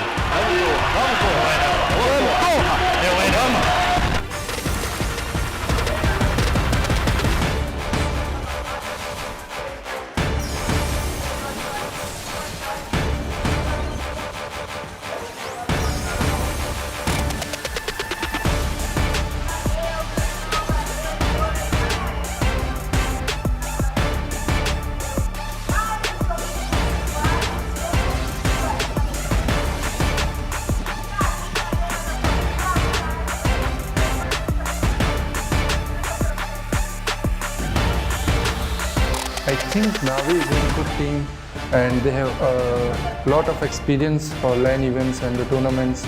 But I think if we keep our calm and we give our best shot, we should win.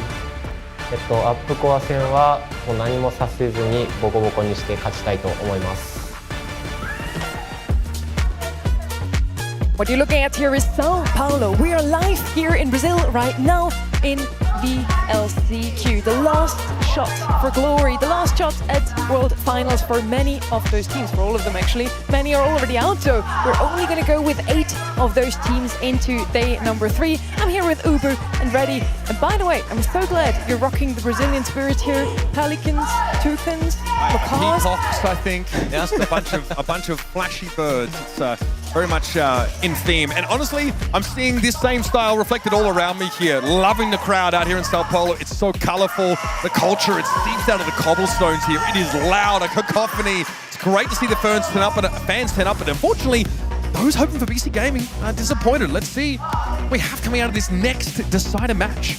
It is a rematch here between Navi and Upcore Esports. Navi beat them 3-1 in match number 1 on day 1. Let's see if they can repeat that or if Upcore can fight back. They have been super strong recently. Treshant specifically is one to look out for. Treshant, to me, is the standout player for this squad. I mean, he made the World Finals in 2023 with Revenant. And of course, the Snapdragon Pro Series Mobile Masters in 2023 made an appearance there as well. Went out quite early, but he is the standout from that team. If there is a chance for them to make it through to day 3, it had to be past Navi. They have not been looking too strong in this competition. Something about Navi and LCQs, man, it has been tough ever since they've taken on this moniker. They got blown out of LCQ last year. Chappy would like to add another World Championship to the trophy cabinet, but right now this team needs to put it together. I've liked their drafts, they've looked good, but someone we are kind of overlooked here is Treshant. He's been on some big stages in his time, Sonny. We do all remember Surgeon's journey, but Treshant was right there with him. He was there also at LCQ 2023 and the Brawl Stars World Finals 23. Looking very strong. We already touched on Choppy, how he has been a champion. And now all of a sudden, for the last 2 years at least, he's here at the LCQ. What is he doing here? Game's changed, honestly, and the rest of the world has leveled up. I think that having a good draft is important. They brought in Alchemical X, the Chilean coach, to help them with that. I hope it's going to be enough. We're going to figure out soon if it's going to be enough or not, if they can repeat their win from yesterday against Upcore Esports. We're going to bring them out on stage now. Let's welcome them. They have been here before, and they know exactly what it takes. Make some noise and welcome stage, Upcore Esports and Navi!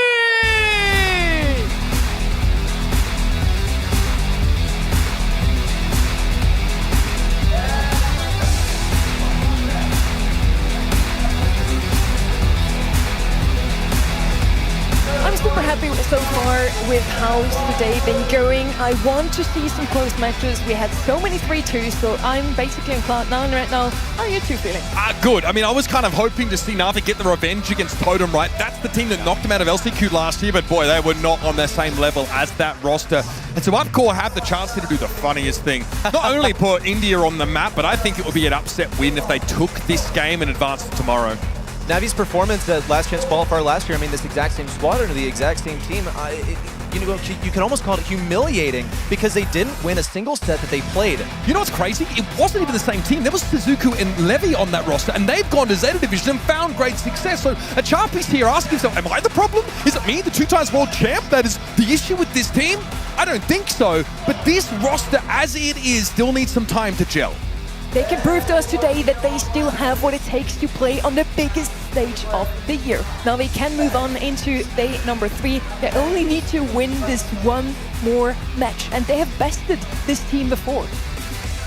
I mean, and you have an opportunity here as Upcore to continue to shine a light on your emerging stars out of that Indian region, right?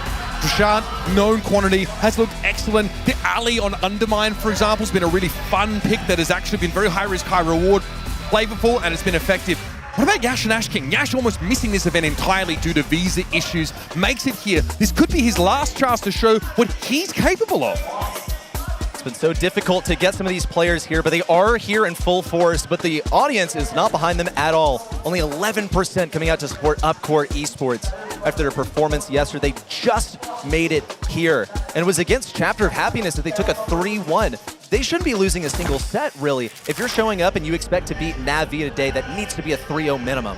And the crowd here is still reeling after that loss of BC Gaming. All of these Brazilian fans have been coming here to root for their Brazilian teams, but the rows are still fairly full. They're rooting now for their favorites in this one. Upcore Esports versus Navi. The first set is going to be open business. We already see Draco. It's the brawler to think of in any hot zone map at the moment. Also, though, Mech, for example, Byron, Jaeyoung, and of course, Ruffs. This is a signature pick for Upcore. In 3 out of 4 sets against Navi yesterday, they picked this brawler. They're first picking it frequently. They're trying to, again, go with that idea of picking the supportive brawler first and hiding as much of the draft as they can, because Navi have an opportunity to counterpick. I got to point out that also 3 out of the 4 sets that were played between Upcore and Navi went to that final game. It went to game number 3. That was actually a pretty close match. Did it just happen that it ended in set number 4? I'd say there's a fair argument to be made. When we look at how this Colonel Refs plays, though, we've said it so many times, you got to combine it with a hypercharge. There are plenty of things to do that with here on open business, but Navi intelligently go ahead and snag that Ollie, knowing it would be way too strong paired up with a Colonel Refs. Ollie and Mina almost always on the board, either banned out or picked up. Now, against the Ollie, maybe Buster will come out here from the side of Upcore Esports. Byron is going to be a pick here that's going to come in that we've mentioned quite often in Hot Zone. Byron, Jaeyoung, both of those supporters have had some great pick rates. Both these teams have liked to play Buster. They're 2 of the teams that, it's kind of odd, right? That a lot of teams are going away from that. On this map, it was Navi that ended up picking up the Buster yesterday. Crow's also open, right? Having some form of like the anti sort of self-heal is pretty crucial. Upcore though, go for the Kenji instead. Because we both said Buster, they now just wrote us that we're wrong. That's fine. I mean, it has worked for them, but I guess there's, it's if you're concerned about projectile heavy comms, right, you want to bring that in. Also, like, Buster can deny healing, from the Byron, for example, which can be really powerful if you can get in the right position. But you've already got a pretty, serviceable tank here in the Ollie. You've got great map control. You might consider a more supportive brawler here for Navi to round things out. Open business is a map where some throwers could be an option, and Kid is loosely a thrower, but obviously someone who can really get value out of teaming up with Ryohei. Without Super though, it could be a little bit tough on a map like this. Yes, for Ryohei, because Achapi is going to be getting that super. He's going to be getting that hypercharge no matter what, whether it's inside the gadget, if he decides to go for invisibility. If he goes for cheeseburger, decides to feed the Ollie while he's attached to him, it'd be a major troll, but it is still a possibility.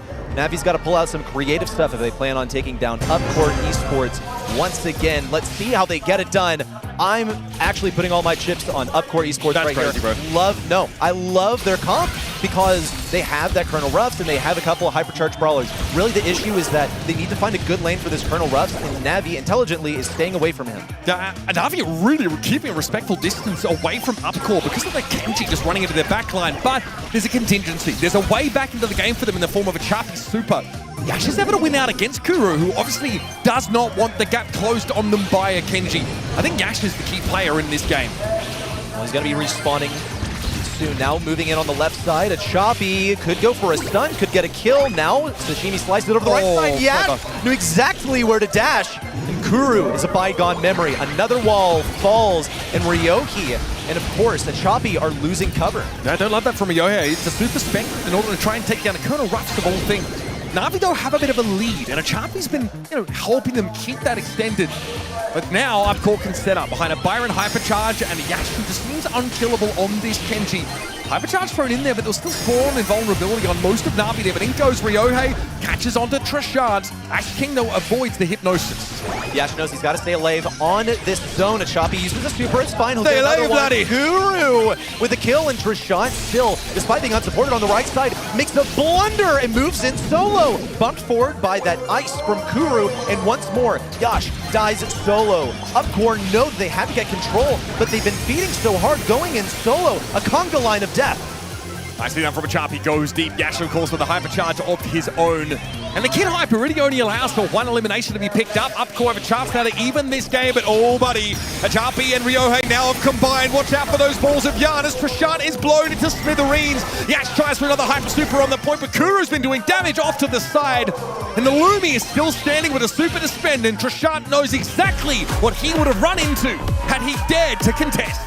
super close game that I think Upcourt Esports could have played way better in, because they started filtering into mid one by one, trying to get value. Sure, you're getting super, you're getting hypercharge, but you're not actually getting in control. It would have been much better to wait for the teammates to respawn and then go in as a singular wave. Navi are thinking, man, are we so glad that they decided to do that? They didn't actually have to lift a finger to win those matchups.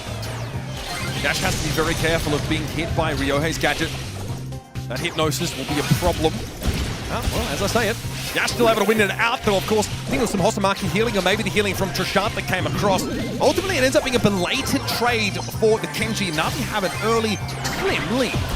Ryohei in, looking for hypnosis. Onto Trishant, it's going to be denied. The super down to the ground auto aim. It's one of the best things that you can utilize as a Byron, because you can reliably hit a super even at quite serious range. Yash in with a super that ultimately did nothing, didn't even really establish any pressure. Now he's going to get stunned. Ryohei gets free supercharge off that, and he could even use it to go on to Trishant, but only if he feels like it's a worthy use. No, just pops the gadget, gets the pinch with the choppy, and they are absolutely feasting right now. A super, a hypercharge available. Yeah, I think Yash has to be careful. There's so much lockdown for the Kenji on this Navi composition. It could be the hypnosis, it could be the Kit super. Yash dives deep and opens up the map, allows Upcore now to get into the lead. Yash now pushing for Ryohei, looking for a huge hypnosis. That's going to be one onto Ash King. Trishant looks for the kill. Ryohei has that bubble shield. Can't be punched through by Byron. The final tick of damage will eliminate him for now. And Navi have 2 men on the point. They're going to buff away Ash King with an awesome Lumi gadget on the right. And Yash now has that hypercharge going in solo, totally unsupported. And that's a total waste of a hypercharge. I mean, using that on the Ollie, who can stun you out of it pretty instantly, is probably not the game plan. And we talked about Yash being such a key player in this match. The Kenji is the centerpiece brawler for their composition, but he falls flat, stunned up yet again. A Chopper comes in with a hypercharge super, locks him out once more. Navi now cruising, coasting, sailing for the finish line as Ash is caught inside the Grim and Frostbitten field and is brought to his knees. Yash wants to go in, but there's a super in play from the Ollie, and Bob's your uncle. Navi sweep Upcore away in 2 competitive rounds. Upcore, if they had a chance at making it to day number 3, it had to be versus Navi. And it, even just after the first set, just does not look promising at all.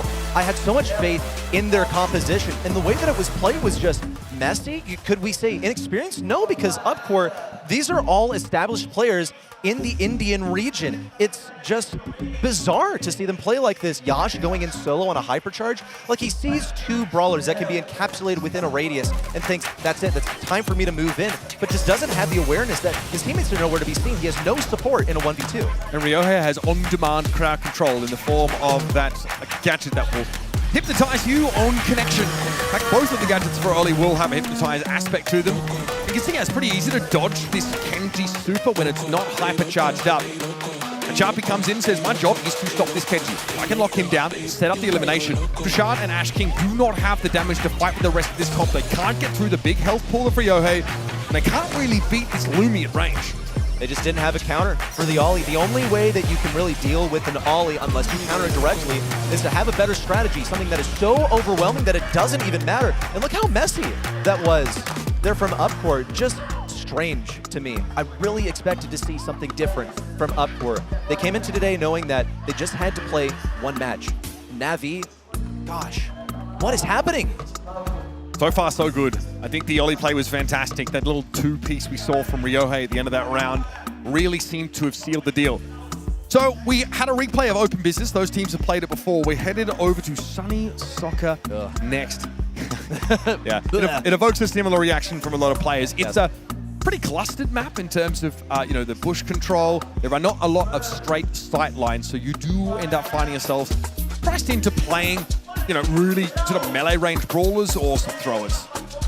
The map isn't cheese, it just is so oppressive to play. You don't really ever feel comfortable in any of these positions because look at mid. You've got 4 different lanes to play, then it comes down to your own goal line. Well, you don't have a row of boxes protecting your goal like you usually would on a shoot different from a long way out. Yeah, you can super from midfield. It could be goalkeeper's dream, that's all I'm saying. Look. The most ironic name for a map I've ever heard. Oh yeah, and you know what they did to improve it? They put some boxes in front of the goal. Nice, yes, love that, okay. Yeah, still not beloved by players. I wonder why. Let's talk about Sunny Soccer, though. This is a map where it's so peculiar. Like, are we going to stack 2 brawlers on the left or the right side? What kind of combinations are we going to use here? Also, just requires so much awareness. It's a really demanding map. I call it an oppressive map because it's not really easy to play. If it's a mainstay and competitive from now on, then I think that seriously ups the ante. Navi, I love this Lumi pick. Again, it's going to be brought in. This team also uniquely. I really felt like the Charlie's been very EA East Asia pilled. A lot of teams from that region have brought it in, but we've actually seen it adopted as an answer to the Lily by a number of teams here. So that aspect of East Asia's meta has already sort of seeped into the rest of the world. The Lumi here was very, very good for Navi. Of course, this is the kind of map that has these small chokes. You can block 2 of them off at any one time with that Lumi gadget. You're giving yourself a lot of free map control. Kit for Yash, there's a lot of bushes to play through, a lot of boxes to jump over and land these supers, so always going to be threatening. Any brawler that can make it an instant 3v2 is going to be favored.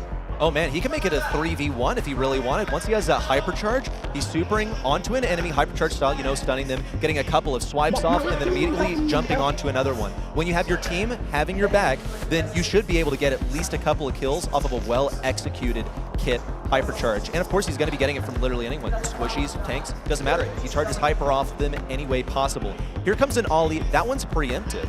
They expect to see some kind of tank played by Navi. They're also focused on blocking up a lane with a gadget similar to what Lumi does because Ollie has that fat splatter. It even got buffed recently, so it's going to do even more damage than before. Yeah, I think also if you're going to pick a centerpiece brawler into Otis and Kit, you're going to have a tough time.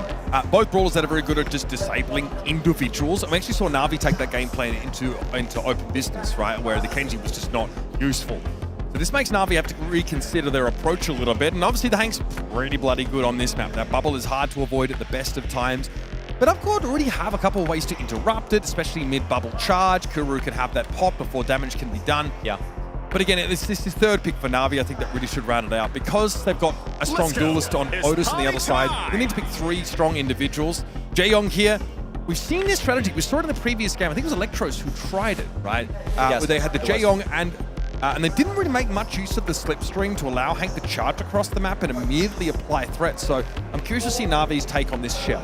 Yeah, we're going to get a bit of a different view of it because, that was on pinhole punt. And what we saw was they were so spread out, probably due to just the nature of the map. And so on Sunny Soccer, I think we are prone to seeing some of those 2v1 lanes or 2v2. And when we look for something synergistic, I look to the East Asian region specifically. What is that? We saw BB from Papara Supermassive yesterday.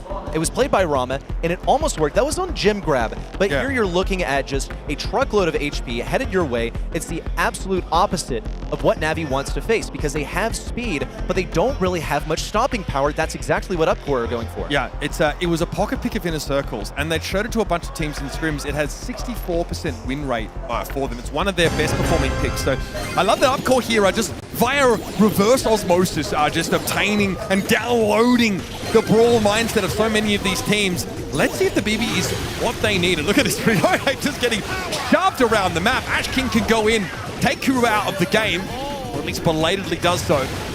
They got to respect the BB. Yashto a little bit low here and caught inside that Lumi gadget. Just heal back up, return with the ball and keep putting that pressure on. The idea is good for Upcourt here. It's a matter of the execution matching up. What is our 2v2 going to be? It's going to be Ryoki now turning around to the left side, attempting to get some speed from Kuru. In fact, Tachapi's stacking it as well. And look how Upcore obey. They also move over to the left side. Ash King, what is he doing over here? Goes in solo? Dies pointlessly. It's one more run forward for Navi on this map. The ball passes for Prashant, now moved over to the right side. Ash King also trying to attempt and take that position. Would love to jump onto a Choppy. No, onto Ryoki, needs that kill. Ryoki's gonna nuke him. There it is. That's the biggest risk of jumping on a Hank as a kid, is you are instantly killed if he uses the super once your stun expires. Yeah, at point blank, you're gonna get by all of those torpedoes, and the Ash stunned up there, rooted in place by that blast beat from a Choppy, and Ash King is in deep trouble. Almost had his bubble burst, but Ryohei apparently missed it. Doesn't matter, Kuru still slots it through. It's one goal for Navi. They totally earned it. And Upcore Esports, once again, I just have to say, some of these plays have felt sloppy. You see, oh my goodness, the double stun. Did they see that one coming? A move forward and a stun onto a Choppy, but no follow-up from Yash to go for the kill. No, he knows that he needs to retreat, but this is a bad position. Choppy's waiting for that gadget to come back. It's perfect, but where's the pass? Ash King's trying to get in position. Now Kuru with a pass forward. He's got that damage still active. Yash intercepts, pass to the right. Enough time for one member to respawn. Ash King doesn't have the stun. If you're playing BB, you need that map control. You've got to emanate threat by, some measure. BB wants to trade her health total for real estate. You absolutely need to close the gap. And as soon as you give up the map against that Hank, it becomes more and more oppressive. Hank is hard to kill, gets healed by the Jaeong. The Lumi's going to throw gadgets in your spawn, inside those goals, make it impossible for you to get out.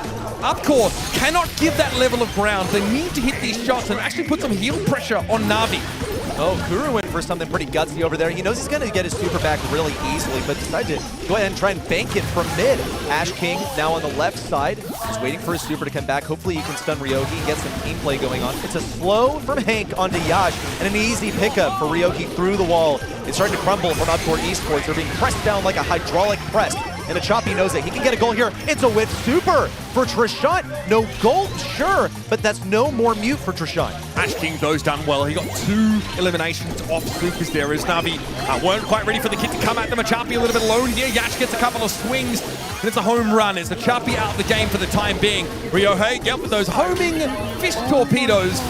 Will be able to catch an elimination, get some feel as well. Ash King able to get closer with a cardboard box, but the damage follow-up is good enough, and another stunning super, literally, from a Choppy will claim Yash. Well, at least Upcore Esports got 1 kill off of that. It looks like that's a strategy that they really wanted to go for. Have Ash King come in with a surprise attack and then the follow-up swings of the bat from Yash to get some damage in. But the most they've able to get so far is really just 1 kill. Here comes Yash forward with the hypercharge. Sam on the left side for Ash King. Didn't manage to cycle his super. Yash didn't get that much value from his hypercharge either. But they do have positioning. Now the cycled super. Yash needs to get this ball. Trishant, who's going to get it? That's the fat splatter at the goal line. And just like that, Upcore Esports, they were in a goal-scoring position, but fumbled that play. They've got map control now, at least, and they need to abuse it. Ash King wants to get to the backside of Choppy. The perfect target for the kit. Brings one down with a couple splashes. However, not enough backup to take Kuru out of the game. Still, that puts their Hank in a solo situation against the BB, not where they want to be. There is a root here on Yash. Now Trishant can vomit damage down the middle. Trishant waiting for the moment, has a hypercharge to deal so much damage. He'll be able to pretty much 2-shot Ryoki, provided the opportunity, but he's hiding behind a wall at the moment. Ash King now closing in from around the right. Ryoki, that's major. Trishant has the hypercharge, ideally saves this for the next one. A Choppy still alive, Yash with a pass forward. No! What just happened? Upcore Esports with an opportunity served to them on a silver platter, cannot get this goal scored. So we're going to play for overtime ready. No 2 ways about it. Navi opting to leave the ball back in their side of the court now to come forward. There's Ash King going with the hypercharge super. Kuru's going to get brought down, and now it's going to be on a Choppy. Hypercharge super would be needed, but he's stunned up. And at the 11th hour, Upcore sneak a goal in after bluffing multiple scoring opportunities. Trishant's definitely got some strong opinions about that. Some spirited discussion amongst our Indian contingent about how they could have ended the game so much earlier. This is my 5th year of Brawl Stars, and I'm not presented with many head-scratching moments, but Upcore Esports has got me a little perplexed here. With opportunities to score at the professional level that have just fallen short, but they seem to be hitting their stride. They've at least gotten some positioning on the map. But can Trishant and Yash hold on? They need Kit constantly cycling those respawns, getting stuns, but they need the follow-up for it. Ryoki's going in on a solo mission, obviously a calculated one, because he's able to retreat quite well. Yash takes a big hit there from another Ryohei bubble, and now the ball will be centered in front of the Upcore Esports goals. Nice knock back there from the BB, followed up by the Kit Super. Ryohei ultimately gets brought down. The healing from Kuru not enough, but it's a beautiful blast beat that holds Trishant in place long enough for Kuru to make short work of him. Yash now unsure what to do with this ball. Does he corner it? Does he pass it on the right side? Instead, places it in the bush, the place where he would like to actually go up. Ash King now has to route around the ball, wasting time. Reveal. Can't appear inside of that bush.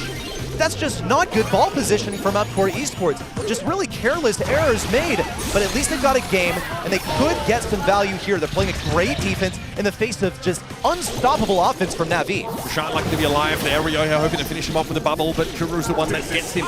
Too much healing for Kuru, by the way. Ryohei can't be picked off by these are Kit Supers alone. Ash King needs follow-up, and there is just caught out in the open. Could be a walk-in scenario, and even with the knockback to Yash, Navi slotted through. Stellar synergy from Navi. The ball tipped up to mid and immediately slotted in prior to the knockback, the defensive one from Yash, who's now circling up the right, looking for the ideal matchup. He wants to get near Ryoki. He's also trying to charge up his super and hypercharge for a final push in. Going to be aided by Trishan, potentially getting a mute over here. That's 2 lanes blocked off. Nope, Yash got to take the long way around to the other lane. There's so much wasted time when you're able to block off 2 lanes at once. Right, I mean, and Achapi's constantly checking the chokes for invisible kits, just throwing those Morning Stars out, and also constantly threatening a gadget activation to slow people up. Okay, here it is, hypercharge from BB, those spitballs being bouncing, and Kuru is not in possession. He's got to get Trishan. You knew it was going to happen. And another lost opportunity for Upcore to score. Eventually, man, that just starts to work against you mentally. It's Groundhog Day, man. It's the second time that we have seen that exact play unfold on the goal line. But this time, there is no overtime. It's only a few seconds left for Upcore to execute. They've got to jump for Ash King. No connection onto a shot. Ryoki, Kuru, and Achapi alive and well. The ball firmly positioned in the back left corner. And Navi are steamrolling through Upcore Esports right now. 1 game conceded, but Upcore are crumbling at the moment. They're playing a composition that needs to be quite proactive with this BB.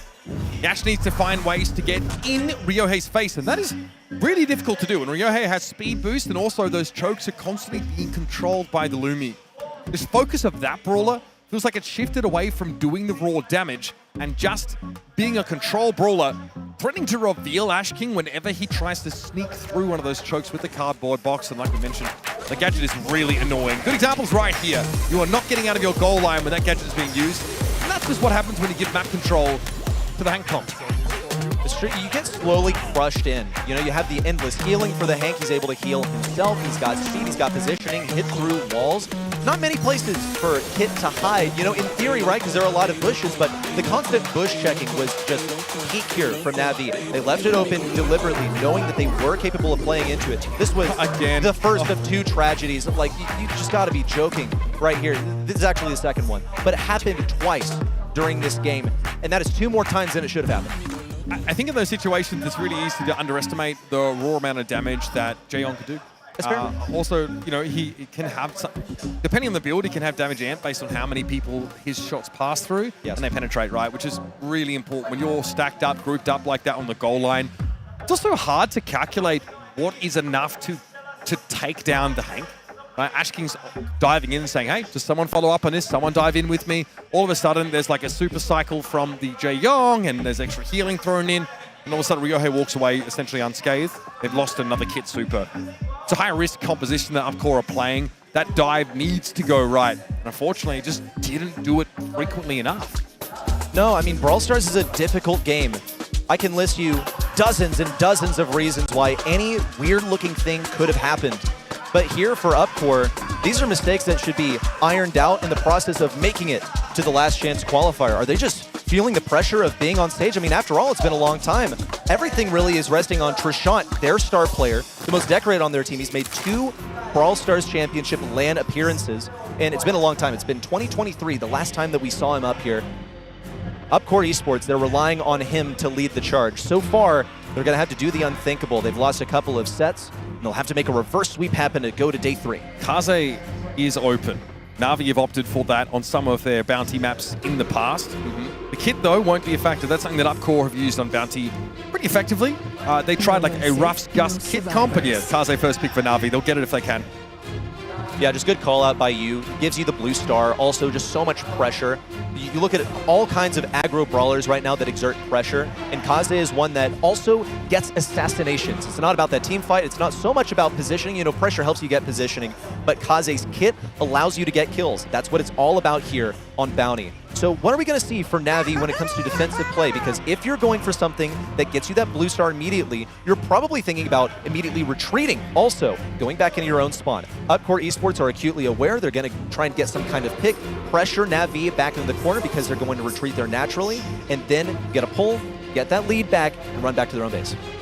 Remember, like hideout, I don't hate it. Sometimes it's tough to play safe in some of those bushy areas as Navi when you know there's a Gene lurking on the other side. Some of the picks we've seen, worked in. I wouldn't be surprised if they do follow this up with the roughs. I think Upcore really had belief in that. There's also some wall break potential. Now, the Bell was used by Navi against them last time they played Bounty. If you can get up mid, if you can get in a position to put those nest eggs in that neutral territory, you can almost guarantee yourselves eliminations, but it does feel like a bit win more sometimes, this Bell. Yeah. If you force Bell into the back of the map, she can use nest egg defensively, I guess, but it doesn't feel quite as oppressive, and, you know, Bell has a number of weaknesses. Not mobile, that's one big one. Yes. Definitely good damage and can punish grouping up from their opponents, but I think the Gust here is a very heads up and very good all-round pick. You just can't really go wrong with the guys. He can play offense, he can play defense, he can hold his own, you know, get some kills. Doesn't do like a ton of damage in burst, but over the course of time will definitely rack up the DPS. You'll see it in the stats after this set. But for Upcore Esports, this is like a multiple-pronged approach with the Bell. First of all, they're preventing themselves from getting countered on that Gene because they're going to be sticking next to him for the healing. Also, they're trying to punish Navi for clumping up together in their own spawn. And lastly, they'll be able to put down some nest eggs to cover their own retreat. They're planning on getting that kill late game and then moving backwards and playing around the slow that they'll get from those nest eggs. Now, here comes that Angelo. Angelo's also going to be able to get some picks of his own. He'll be an awesome defensive brawler, but if he gets overwhelmed on an HP basis by Upcore Esports, then that is the biggest risk for this brawler. Jae Young will be able to heal up. You know, he's got great damage, can push in clutch moments and then speed away when it's required. So this is an archetype for Hideout, for Bounty in general. Both teams have fulfilled it entirely. Yeah, I quite like it. I do think that just having that, you know, general speed is going to be important for dodging the projectiles that come in. But because of this Upcore Esports comp, it doesn't feature any all-in, really aggro presence. That means that Achapi is free to take the penetrative shot gadget and not jump away, right? Which, out of nowhere, can snipe kills if you're not expecting it. So even if you're behind a wall, you're never truly safe from this Angelo if gadget is available. And it's going to be great for sitting back because you can sit behind a wall and then get a 4K shot on really anyone you please. For Trishant, he's going to be the most vulnerable. You can see he's opted to run shield just as an extra safeguard, but really one tap goes his way, then he'll be within one shot range. It's the biggest risk for him. Right now, Ryoki's getting slowly pressured to the back right. He had to dash away knowing that he was going to get pinched by Yash and Ash King at the same time. Upcore Esports utilizing that speed and that pressure and the pinching power have gotten them into the back corner. So much healing. Yes. Oh my god, there is so many heals. Achapi has to pop super here. This is dangerous. Yash for the Weekend Warrior. Oh, we have the jump gadget. So Navi, anticipating maybe this high heal comp, would still try and run it down on them. Good call. Unfortunately, it doesn't help them there. Yeah, it's one of those where like the jump is actually like pretty long, but it's not long enough to get you out of harm's way. It's pretty easy to read where that's going to land and move over there to intercept the enemy that's going to be sticking the landing and perhaps beating you a couple of stars. Upcore Esports, they have the lead now by just a single star. And look at this, the left lane is completely littered by those nest eggs. It's an impenetrable fortress on the left side. And they're still going to be playing around it knowing that they can afford to retreat quite easily, especially once Ash King gets a pull. Kuru was begging for it, hoping to open the way for Ryoki, but even Ryoki falls and gives them the blue star. Such a well-rounded competition here for Upcore, and look at what it can do in the late game. If you don't pressure that Bell position, she falls back behind 3-4 nest eggs, and you are essentially walking into a minefield. Fanstorm there for Ryohei, doesn't really connect. Chapa's been able to dodge most of these nest eggs, but still doesn't know where they are, and slowed up yet again, has to catch it away. Ryohei doesn't really have anything to be going forward on here. Navi have map control, Kuru has super. Can they work those two aspects into an advantage? He needs a pinch, but Kuru's completely unassisted. Ryoki wasn't too game for going for anything, but Kuru remains alive. Ryoki taken down. It's a 4-star lead at the moment. Achapi needs a kill, but everyone is alive and healthy. They're staying close to Gene, getting that passive healing from the Magic Puffs. And you know what? For once, I'm convinced that Upcore Esports have the draft, and they should be able to take this set. I'm calling it now. They might have comp, but I do feel like there's so much wriggle room for Navi to play differently here. Frankly, Trishant is holding his own more than against the Chapi on that side lane. I think that the Angela needs to consistently hit those shots, and the gadget choice also means that you don't have any sneaky opportunities to get snipes. I'm not sure what that was about there from Yash. It probably shouldn't be happening at this level. Yeah, probably should be scouting that area on the left side instead of rushing in without any really regard for where the enemy might be. Navi get an early lead, and it's not even just that blue star. They have Achapi picking up the blue star this time instead of Ryoki. He allows Ryoki to play even more aggressively. They do risk handing some stars over, you know, if it dies, of course, but they'll still have the tie-breaking lead with that blue star where Achapi's going to be playing safe. Whoa, never mind. Okay, just decides to take 3 in the face. What? Moves over to the back left, tried to stay away from Yash. Ryoki comes in to feed them even more. Well, I said wriggle room to play differently. Yeah. Navi are doing that. Unfortunately, this is also not a particularly successful take on this comp. Kuru here with a super. Ashley just going to walk away essentially unscathed. And Ryohei, doesn't really have the damage here to cut through all this healing. The residual healing from Magic Puffs is one thing, but when Yash gets to switch to that healing song, really difficult for Casa to burst anybody in that vicinity down. Same goes for a Choppy. He's got a 4K shot. That's awesome. That's incredible. But Yash is going to be able to heal that all away. He just can't heal himself, which is probably why a Choppy's prioritizing him as the target. Whoa! That's the combo between Kuru and a Choppy. And now Trishant is totally surrounded. Got to pop that hypercharge to stay away. Needs one more juke versus a Choppy. Oh! A Choppy got that poison. Navi now in the lead by 4 stars. Yash maybe doesn't get the memo that they're backing off there. The Choppy able to hit a couple of shots to force Trishant away, and Yash is thinking that he can get a kill maybe with the gadget damage through the wall. Navi have themselves a lead now, and I don't think Upcore want to have to come at them. This is not the situation they were hoping to have found themselves in. But this round didn't start well for them. They may not finish that way either. Here's Ryohei, this is the Brawl star across the map. He's a very flashy decoy, I guess. Trishant's low. They know they need to find this kill on Kuru. Just the one would be enough, but there is no time for Upcore to even the ledger. So Navi walk away with a round win. And perhaps with a 3-0 over Upcore Esports. They're at match point at the moment. They could end Upcore Esports this season here with just a single more game victory. But that was messy. That was all over the place. Upcore Esports looked fantastic. They really looked like themselves in game number 1, and game number 2 came online. Trishant got way too aggressive, tried to hypercharge away, and that's when a Choppy took full advantage. As soon as Trishant is estranged from Yash, he no longer is immune to the effects of that Cupid's arrow. Even Jayong, bro. I mean, the guy, he feels like a DPS brawler sometimes. That is pretty gross. Ryohei's forced back. No exchange of stars. It's just that blue star in favor of Nahi, and Ryohei's got pretty deep on the map here. Kaze, a little tough to dig out of this spot. Once she can get forward, she respects the weekend warrior gadget of Yash, not playing too close to the edge of the wall. Ash King playing the open area on the right side. We'll get some pretty meaty damage versus Ryoki. Also dodging the attack on the right side. Trishant was nearly taken down. Thank goodness he's got Yash at his side.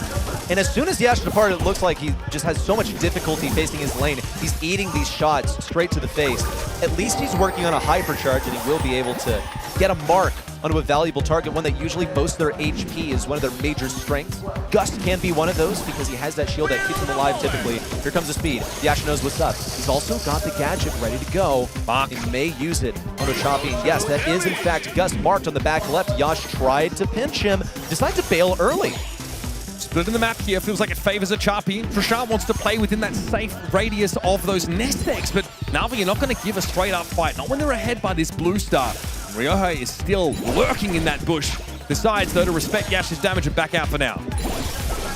Clock is ticking down. Upcore Esports got to make a play for their entire season. They've got one on the right side. That's a Choppy. It's exactly what they needed. That is what this comp is designed to do. Now they play around the left side, prioritize holding mid and the right because they know that this left side is impenetrable. And now at this point, Gus is just guessing where these are. 1, 2 shots in a row. Kuru's taken down and the clock is headed towards 0. Ryoki now needs to move forward. One more nest egg. Honey, I put more nest eggs down for you. Are you hungry? And just like that, Upcore fire back. They've gotten a set victory. They are still in this race. No 3-0. And of all things to fall to for Navi, it's the bouncing bell shots at the back of the map that catch them out. Nicely done by Trishant. Absolutely leading the charge for Upcore, playing a very important role in, like you mentioned, a very archetypical composition from Upcore. Got all the hallmarks of a potent strategy on bounty. And you've seen why. Trishant loves to play the long game. If there's no pressure on that bell early, he will set up shop and be impossible to shift. Bro will be selling lemonade until the cows come home. And I've got to wonder what role, I mentioned at the start of the draft, Kaza's open, they're going to pick it. But what role is Ryohei really hoping to play here? Because there's too much healing for him to burst anyone down. Kaza, the assassin, definitely didn't ride off into the sunset today. Judging by the way that he played it, you saw him usually try to follow up and avenge a fallen teammate, maybe capitalize off the fact that the enemy is now worth more stars off of that interaction. You can also see that he's prioritizing that blue star he got at game number 1, and then they sort of realize, like Navi, maybe we don't want to get the blue star on the brawler that's supposed to be an assassin. I think, honestly, Ryohei didn't have that many good targets to go for. Jaeyong is one of those where, in theory, he would be squishy, but it's the gadget that gives him damage that makes him impossible to push for Kaze. It's exactly what Navi wanted. This Kaze, it was deftly dealt with by Upcore, playing a classic composition, not getting too creative for their own good like they did in Brawl Ball. Pit stop. What a map. Holy. This is a sometimes hilarious heist map that can sometimes, ask you to play a bit more of an all-in style, at least in, bygone eras when we didn't have shield stages on that safe. Now it's a little bit of a different story, but brawlers, obviously with the ability to traverse over barriers and other objectives, are highly valued because you can threaten that safe really early. At the competitive level, this is also one of the few maps that we've seen Edgar played, so keep an eye out for that. It's a special pick for all those fans, and I know there are lots of you fans of Edgar at home. Don't pick Edgar, guys. Yeah, save us all. Yeah. He's just so counterable right now. I can name several different defensive brawlers that would be great versus him, and other things. Like Cordelius is a top pick right now. And RT also manages to make appearances here as well, thanks to his hypercharge that basically turns him into a big blender. You split top from bottom, become a double-pronged blender as well. Something that I expect to see either in the ban phase or in the pick phase. It's one that's highly influenced by other things that are meta here. Miko sometimes makes an appearance. I think we can pretty much simplify it down to, what is the main feature of Pit Stop? Walls. What's good here? Anything that's good with walls, anything that plays well, breaks them, goes over them, shoots over them. All right, still very much. It's Upcore teetering on the edge as Navi have been able to get themselves set up earlier on in this series. 2 sets to the name, and they've banned Edgar. They've banned it. That's crazy. Okay, guys. Miko also banned. No cheese. 0 Limburger, thank you. Did you say no cheese? Because here comes Kid as the first pick, and that's going to be a pretty cheesy one. You have infinite potential. It's basically like Edgar, but better because you're able to cycle your super much faster. You can act as an assassin. Just at the moment, that's how he operates. Edgar doesn't have a stun. Oh, Upcore banned Cordelius. Yeah. Are they going to do the thing? Are they going to play aggro? I mean, Miko is banned, is one of the standout things here. Cordelius also is just generally strong here, but they're going to be prioritizing tanks into that Cordelius. No mercy. They're going to go in with Kaze, such a classic high sprawler here on Pit Stop. It's just, spot on. Yeah, too strong. Kaze's mobility is pretty terrifying. We didn't really get to see much of her kit showcased by Navi, but bringing her onto a bounty map isn't always advisable, not against such high healing and obviously the sharpshooter presence of Trishant. Plenty of build-around options alongside this Kaze. This is the kind of map where, we've seen even much like Hot Potato, right? Rico's been mixed in every now and then. Yeah. But if you're going up against a lot of expected wall break, you feel like his effectiveness becomes more limited over the course of a game. Oh yeah, we're doing it. Okay, so without Cordelius to deal with, some of these all-in options look much more attractive. Not only does Bull hit like an absolute truck up close and is virtually unkillable when he drops low, he can break through those walls with his super. Bull is one of those that stands out to me whenever Cordelius is gone, but just judging by how Upcore Esports has been playing here, some things looked a little messy. I wonder if they just wanted to, safeguard themselves against what is typically a pretty oppressive brawler. Here comes RT. Wow, all right. So what are they going to be going for here? They're going to be going all in with something. They're going to be defending against something else. They also know how powerful it can be into that Bull, into that Kaze. The thing is, RT solo here as a defender on Pit Stop, yeah, he can be good, but once you're against 2 aggros, no, you can't hold that alone. Yeah. I think Navi want to be the defensive team for much of this game, and Melody definitely smacks of a desire to go forward and start to pressure that safe down. Obviously, you've got to be wary of anything that stops you in your tracks, and Bull can do just that with a stun component of that super towards the end of it. Jarpy, though, probably won't have too much trouble building up those music notes, and Melody's hypercharge gives her a pretty insane DPS spike when it comes to working on that safe. I mean, again, I think having a mobile carrier for Kit, if you ever go in that direction for Ryohei, can be quite potent. Getting Kit being able to use those balls of yarn on the safe might be one option for high damage. But this map also has some tight corridors, some chokes, where we've seen Lumi already in this series be very effective, no matter who drafts her. Lumi will be really good against Melody on the lane. And, you know, once she gets her dash, it's a bit of a different story, but Lumi thrives at range. She's a bit of a glass cannon. You described her earlier because she doesn't have much HP, but when you keep someone exactly at the end, she's at like 10k HP. Before she was balanced, of course, but even still, she's quite strong. Even without that HP, the strong point is that attack, and it is the gadget as well that allows you to hold several lanes at the same time. Upcore Esports now make the approach. They've got both their aggros in position at mid. Kuru, you can see he's also used the out-of-line gadget to immediately get his super, but he is being pushed back, gradually dealt damage by Trishant, who nearly gets the takedown. Kuru knows that he can split top from bottom to deal with Yash. Yash is going to go in. Wow. Kuru can easily deal with this, and Ash King also gets stunned and taken down. Synergy! Synergy is the way you deal with Kid. That was stunning stuff. Yeah, put in the blender by the RT, you see that it is pretty impactful on defense, especially when he gets two isolated targets to work on. Fanstorm here, not really that effective for Upcore, but Ryohei's going to be brought down by Ash King. Yeah, easy trade there. Guru drops legs and now can fight from behind that wall, warding Trishant and Ash away.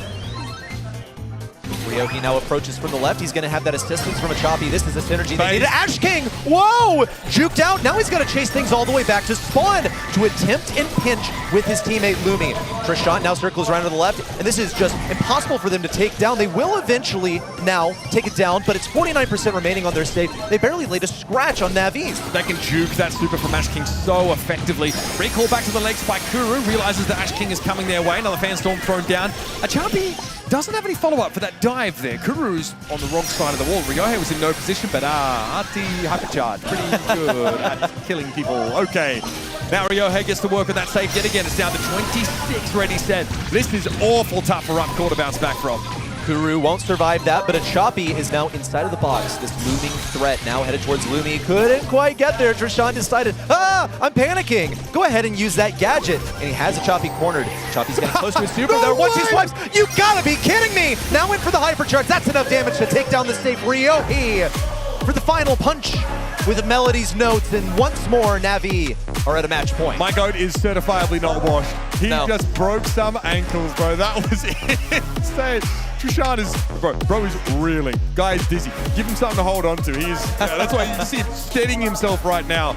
Tough there for Lumi, of course. Great jukes by a Choppy there, of course, and get back onto the safe. Bit of a masterclass from Navi now, and Upcore looking down the barrel of an early exit from the LCQ. A loss in this round would do it.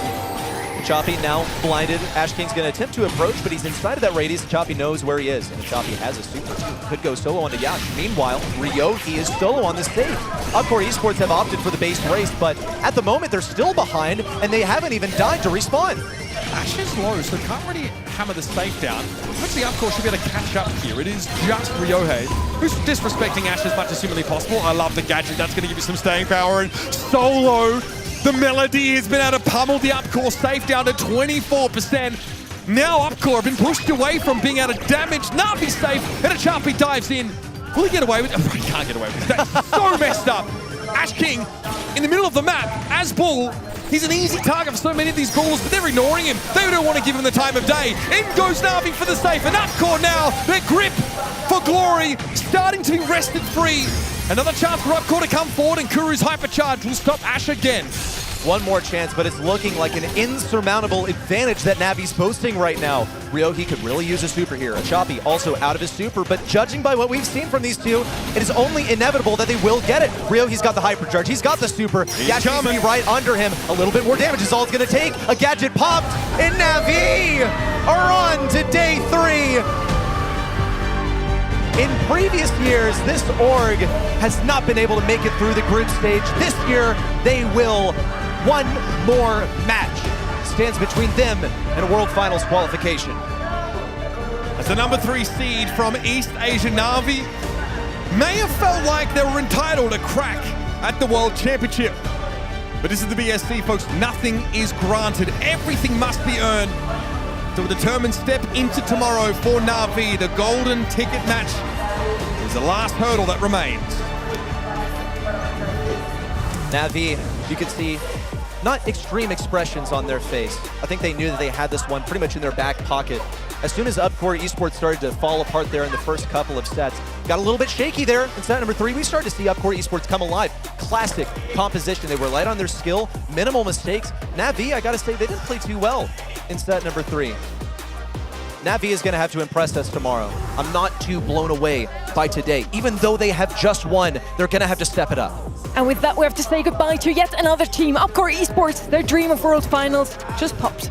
We have 2 more matches today, and just to put that into perspective, we had 18 matches over the last 2 days. Only 4 of them have been a 3-0. I'm looking forward to even more close matches, and let's see if East Asia can get through 2 times more, with Rival Esports and Toxic Lotus up next.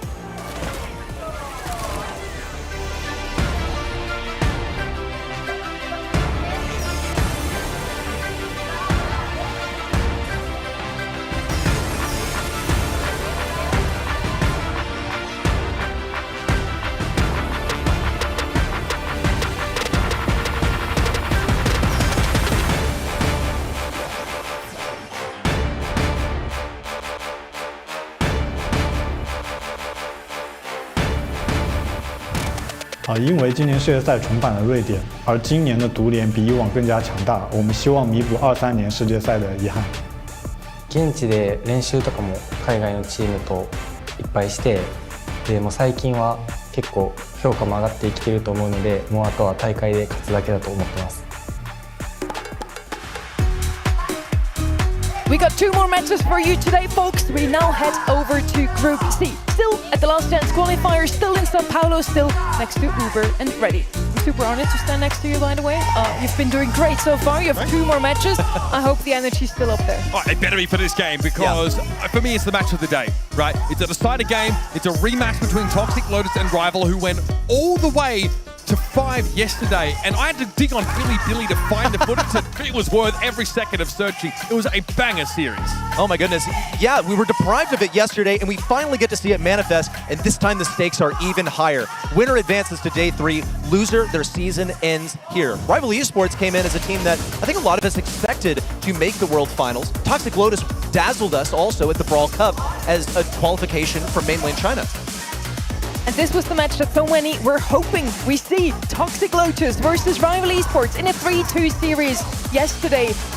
Toxic Lotus took it in the end. Now Rival Esports gets the revenge. Let's see if it's going to turn out just the same. Quote from Engine on Twitter, he says, Miko feels like Wukong in my hands. He's having a great time, and you had better be banning that brawler out if you don't want to deal with it.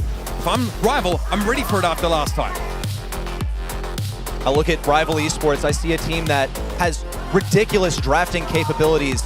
And if I trust anyone with that, it's gotta be Memeshi. He's got Terry and Icy at his side, 2 stalwart players when it comes to holding their lane. But Memeshi is really the one that blows me away, and I really thought he could have taken down Toxic Lotus yesterday. They got reverse swept. It went to a double match point to eventually hand that series to Toxic Lotus. We've seen some outliers in picks. We've seen a lot of Jaeyoung, for example, but then someone brought in this Mo that we didn't really have on the radar. But in Terry's hands, this brawler is one of the best ones on the board. He really takes this off-meta brawler, completely dominates with it, and this really brings in a discussion. Maybe it's more about which brawler are you really good at and not which brawler is meta. I mean, I would like to hope the Toxic Lotus by now are good against it, because Pekka also ripped him a new one with that Mo. In the series, the Toxic Lotus lost to Casa. It is the kind of brawler that surfaces on a lot of these Brawl Ball maps, but the playmaking potential makes Mo great anywhere. And if I'm Toxic Lotus, it's one of the biggest learnings I've had from my run so far. Have an answer to it, ban it, or pick it yourself. When we talk about brawler selections, specifically from Rival Esports, they have such an awesome ability to think laterally. It's Memeshi, the brains behind all of this, and I trust him into mainland China. I'm really looking forward to this match. Toxic Lotus, mainland China, hope that remains. And then Rival that wants to follow into Navi's footsteps. They just made it through to day 3. And for both of those teams, this is now the very last hope, the very last chance at World Finals. Good luck to them. Let's bring them in. Every round matters. Every mistake costs everything. Welcome on stage for one last battle. Rival Esports and Toxic Lotus!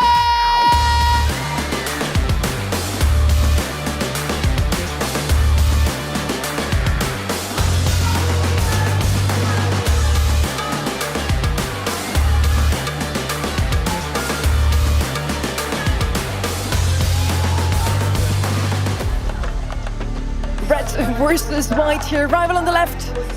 They want this win. They want another East Asian team on the board on day 3. Toxic Lotus, on the other hand, they already beat them yesterday. It was a reverse sweep. It was a very close series. Will they do it again? I hope so, right? Because this team obviously didn't get to feature in 2024's World Finals. They were BC Gaming in Jönköping in 2023. But since then, they've really shown up this year. They want revenge against SK Gaming for knocking them out of Brawl Cup. But that team sits on the other side of that golden ticket match. So they've got to be looking well ahead of this match. How far are you willing to claw to eventually get revenge? It sits on the other side of a golden ticket for these guys. Rival Esports stands firmly in their way, just as they did yesterday. It went to the 5th and final set between these two, and it very well may go so far again. We're starting with open business again. I mean, I can just mention Draco, Meg, Byron, all of the same again. You feel like we're going to see some Mo here from Rival, Perry? I mean, I don't know if we're going to get Mo. Last time we saw Rival play this game against Toxic Lotus, same map, of course, it was an exciting finish. They actually brought the big in, right? Something we're seeing less of lately. Still a great sharpshooter. Rattle Hive is good for some sort of free damage. Alongside the Hank and the Kaze, Rival want to play aggressively into this. I'd love to see a run back at the comms, but that game was very, very close. And StarDragon blamed himself for making a wrong last pick in that draft. He tweeted about it. So Toxic Lotus have a chance to right the wrongs of the last time they played that map. Toxic Lotus, I think we're planning on making it through that very first match today. I think a lot of people expected him to do so. StarDragon, I think, is very willing to take the blame all for himself. I think as an individual, he has elevated this team to the level that it is at now. A World Finals worthy team, if you ask me. Of course, it's a couple steps to get there, but he, as the drafter, has been able to put the correct brawlers in the hands of players that have always been at the mechanical level to make it to the world stage. We're now looking at the votes over from eventthepollstars.com. 84% voting for Rival. Did they watch the Brawl Cup and see that Toxic Lotus actually came out 4th in that?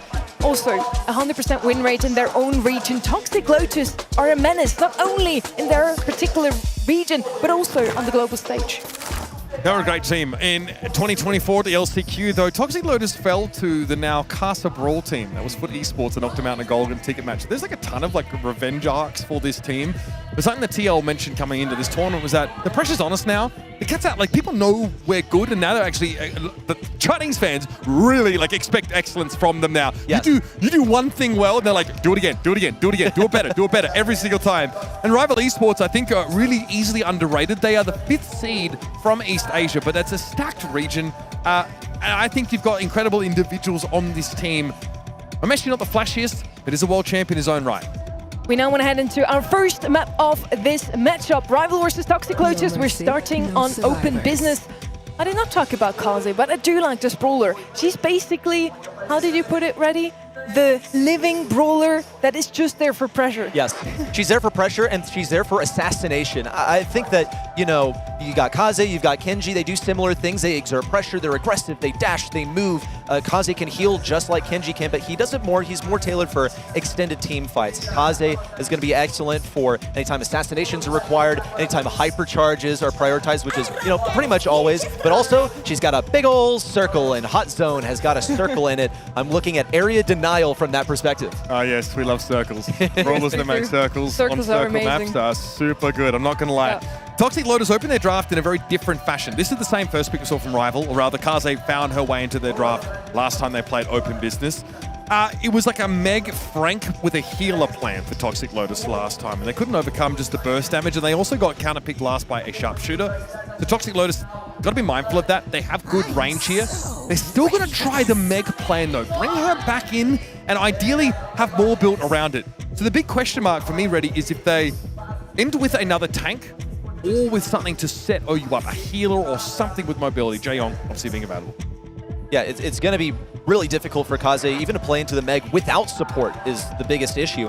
Meg is going to be running the star power that makes her mech explode once she's popped out, and has a lot of potential to actually kill Kaze in those interactions. Kaze is going to have to receive some support, or you can see something like fairly consistent. Yeah, Amber was one of the top on my list. She outranges that Meg. It's nice, it's slow, it's controlled. It is area denial at range. Basically does what Meg does, but better. minus the survivability. She still has that vulnerability of anything that gets in close range. We've been talking so much about how good supporters are in the current meta. We don't have any of those on the map right now. I'm waiting for a Barry, a Jae-Young, something to support the mech specifically on the side of Toxic Lotus, but even for Rival. And the side of Casa would help her to go a bit more aggressive, to be this pressure in Brawler for. Bonnie is going to be the last pick for Rival Esports. Instead, brings in that long range plus close range burst damage. Of course, a lot of damage output now for the side of Rival, but not that much of survivability. Yeah, I mean, I guess they're not investing too heavily in like one individual brawler. I kind of like the idea of having their eggs in sort of more distributed baskets. Bonnie is like that sharpshooter analog, I think, to the B that they went with last time. So there is definitely still something that can punish tanks and just accrue a lot of free damage. I love the Amber. I feel like she can play into Lumi to some degree, but it is going to be a second tankier pick here for Toxic Lotus. You're sort of shaking your head a bit, Reddy. What are your thoughts about rounding the draft out with an Ollie? I'm just curious, like, this is how we end. It's got to be prioritized in the ban phase or in the first few picks, but no one was really interested in picking it up. Toxic Lotus, with Ollie as their final selection, he's going to get Hypercharge. It's literally inevitable. It just comes down to how he's going to be playing around these walls. Versus Kaze, he can also go for Hypnosis, lure her away. She needs those quick takedowns. I think you got to go with the Ollie gadget that, makes your next attack hypnotize someone. That would be a really wise one to go for. Now looking at the lane matchup, Talk was not expecting this attack on the left side. IC trying to defy the matchup, which does favor Meg. Instead he stays alive. You'll see Mameshi dash to the back right and goes down. Rival Esports and Toxic Lotus in deadlock right now. No firm victor in this first interaction. Engine sitting on the other side of the wall, though, with Super at the ready. IC just wants to keep Meg out of the game if at all possible. But now the Kaze's starting to get a taste of her own medicine. The shots are coming in. Nice blast beat there. Holds Mameshi in place. And OU even commits the gadget to slow the Bonnie down further. This has allowed Toxic Lotus to draw ahead now. 34 plays 10. But Terry's back on that side lane, and Amber can really shred Meg if she gets purchased. Well, she's got to find that lineup. Talk now is dodging things out. Gets snagged by that super, but Engine and O are still alive at mid. It's exactly what they need, just consistent positioning. O has the stun as well as the slows around the lanes. Mameshi decides to go for a quick skating sesh because he's not really too deterred. He has that hypercharge. Once he gets the super, that's when things are going to amplify for Rival Esports. They're down by such a far margin, though. That's one for Talk. Another one coming in for OU. Whoa! That's a team stun right there. Terry remains alive. It's enough HP to let him now take Talk outside of that Meg, and IC is here with yet another punch, but Engine is undeterred. Hypercharge, super forward, but no value whatsoever. Talk is super happy if IC is going to run after him. He's in mini Meg form. Out of his mech, he doesn't really do too much, and Engine was able to get free capture percentage on the point. Now Toxic Lotus simply need to get a whiff of the point to win the round. It'll be Talk or someone similar to step up. Even Engine can jump on there. 1% is all that stands between them and victory, and Engine says, it's about that time then. I look at this Amber, how it's being played by Rival Esports. I see a lot of missed shots. Not really the way that Amber plays usually. I know Rival Esports are accustomed to playing online. LAN is a very different space. You don't see Amber that much here because the attack actually behaves differently in a live environment. Rival Esports, they have to be aware of this right now. I just wonder how they're going to play around it because Terry is struggling. Need to see more from this Amber pick. Talk's been knocked out of mech by that Amber damage a couple of times. And again, when you get to play mini-meg, you can still get capture progress in that form. Engine's looking to step up here now. Mameshi, of course, shot after shot, but Engine is juking them pretty effectively. IC wants to threaten something from this position, but yet to actually commit. Well, there it is. On Engine, need one more attack, but as predicted, the gadget to come out, eventually just get a trade. Mameshi now going on to O, gets frozen inside of this skating rink, but still lives to tell the tale. Talk is alive, however. That is his job. Stay alive inside of the radius, be consistent, this present force. Hypercharge forward now from Bonnie on the top left. That's the kill, but still one falls on the right side for Toxic Lotus. Another as Engine goes down. Rival Esports find themselves at a disadvantage, but at least they have positioning. And all this fighting for Rival is happening off the point. So Toxic Lotus, in losing fights, yes, have been getting that percentage. And Engine can just throw himself at the point. Lock Mameshi down with a super into a stun gadget. Get some extra percentage in doing so. Now Talk and OU need to commit. Nothing wagered, nothing gained. This is the game of Brawl Stars. So they step forward now. Mameshi dives onto the point, but he's going to be blown up. IC also going to struggle to fight through this hypercharged super of Engine. Fanstorm comes out after the fact, but it's not enough to keep them alive, and that is a huge blow for Rival Esports as Toxic Lotus draw ahead yet again. even a coordinated push bolstered by hypercharges from Rival Esports could not get Toxic Lotus off of this point. Icy dashes in fruitlessly. Mameshi, however, does follow up with a kill of his own. Hypercharge in from O, and it's not enough to eliminate Terry. He died before he could follow up with any of his maces. There's still a chance for Rival Esports, but they have to shrug off numerous pushes from Toxic Lotus in a row. A lot of hypercharges ready, and they're starting to be drawn out now. Terry makes use of it, but no real catch with those flames as Top decides it's time to go. Terry pressured back, Engine going to go with the super nails. Mameshi dives into the back line, doesn't get caught up, but also doesn't find his intended target. 95 and counting, but Tok is in mini form, needs to touch the point, but Rival Esports will have Mameshi standing tall as the dust settles. A close round, but we're even on our first set.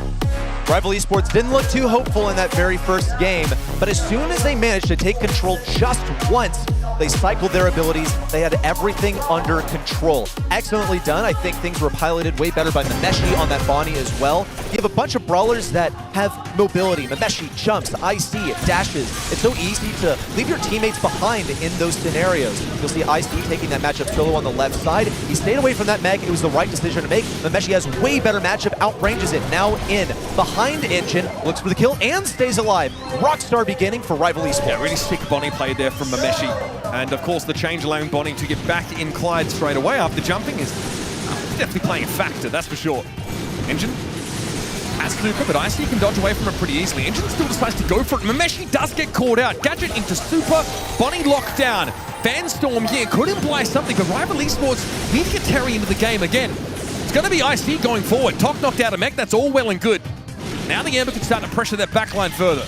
Such great team play from Rival Esports. They let IC get initial damage, then have Terry knock Meg out of the Meg, doing exactly what they need to. Mameshi with a kill on the back right. Engine also at risk of falling, and Tok is just playing to stay alive. But the HP doesn't math out for Toxic Lotus. Engine may stay alive. Whoa, a little spawn camping? That had to be intentional from Mameshi, but it didn't strike home at all. Well, some map control, I guess. This is Rival Esports that have themselves a 10% lead, and Terry can just come in. Maybe running it down is the plan for Mameshi.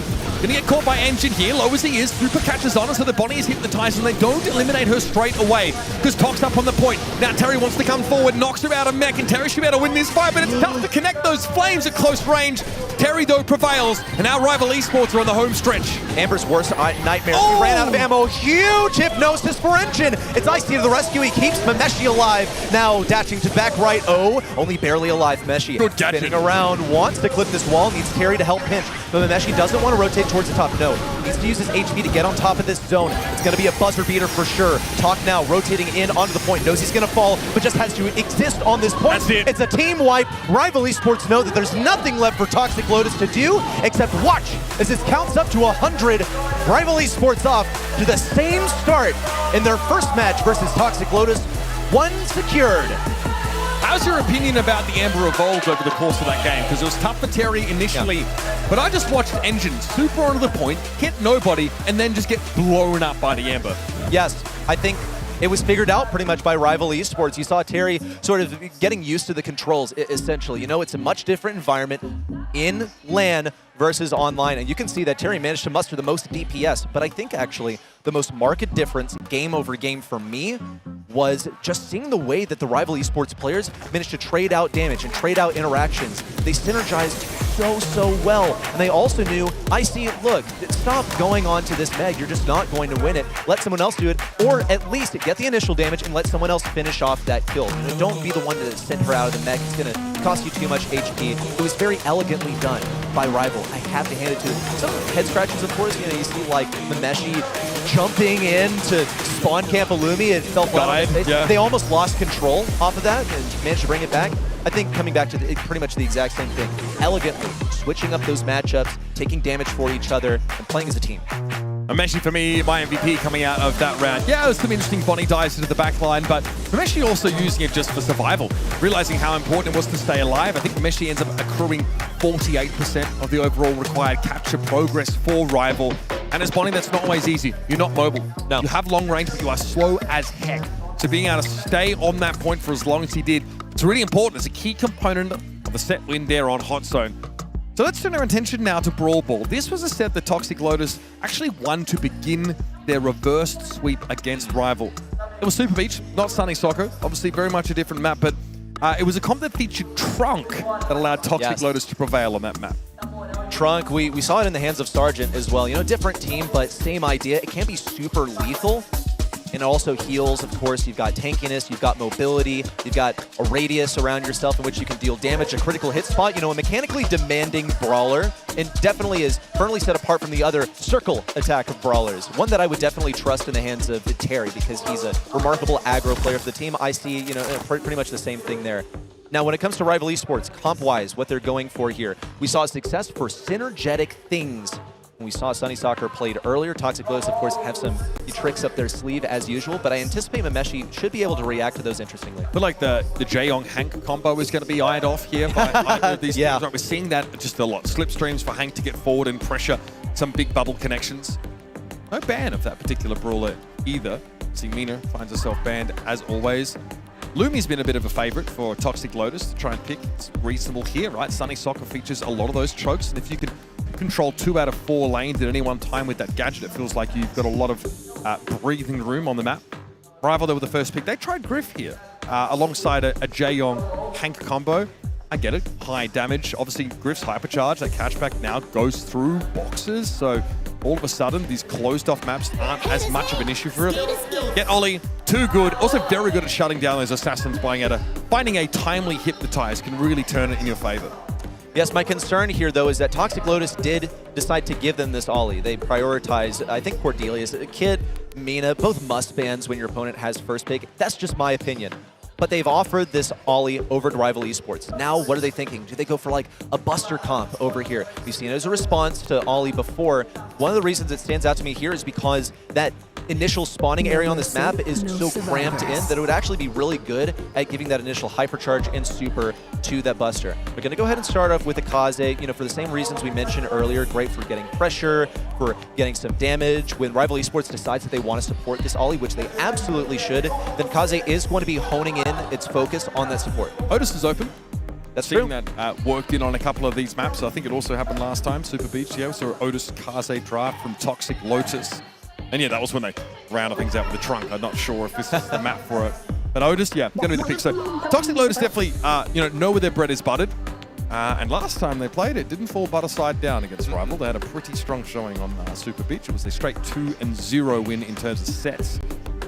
So I'm sure they're not too stressed just yet in this best of 5. But in the back of their minds, they don't want to exit another LCQ 2 years in a row after turning up in a big way on the world stage. They don't want to be a flash in the pan. They want to be a fixture, part of the furniture by the time is all is said and done.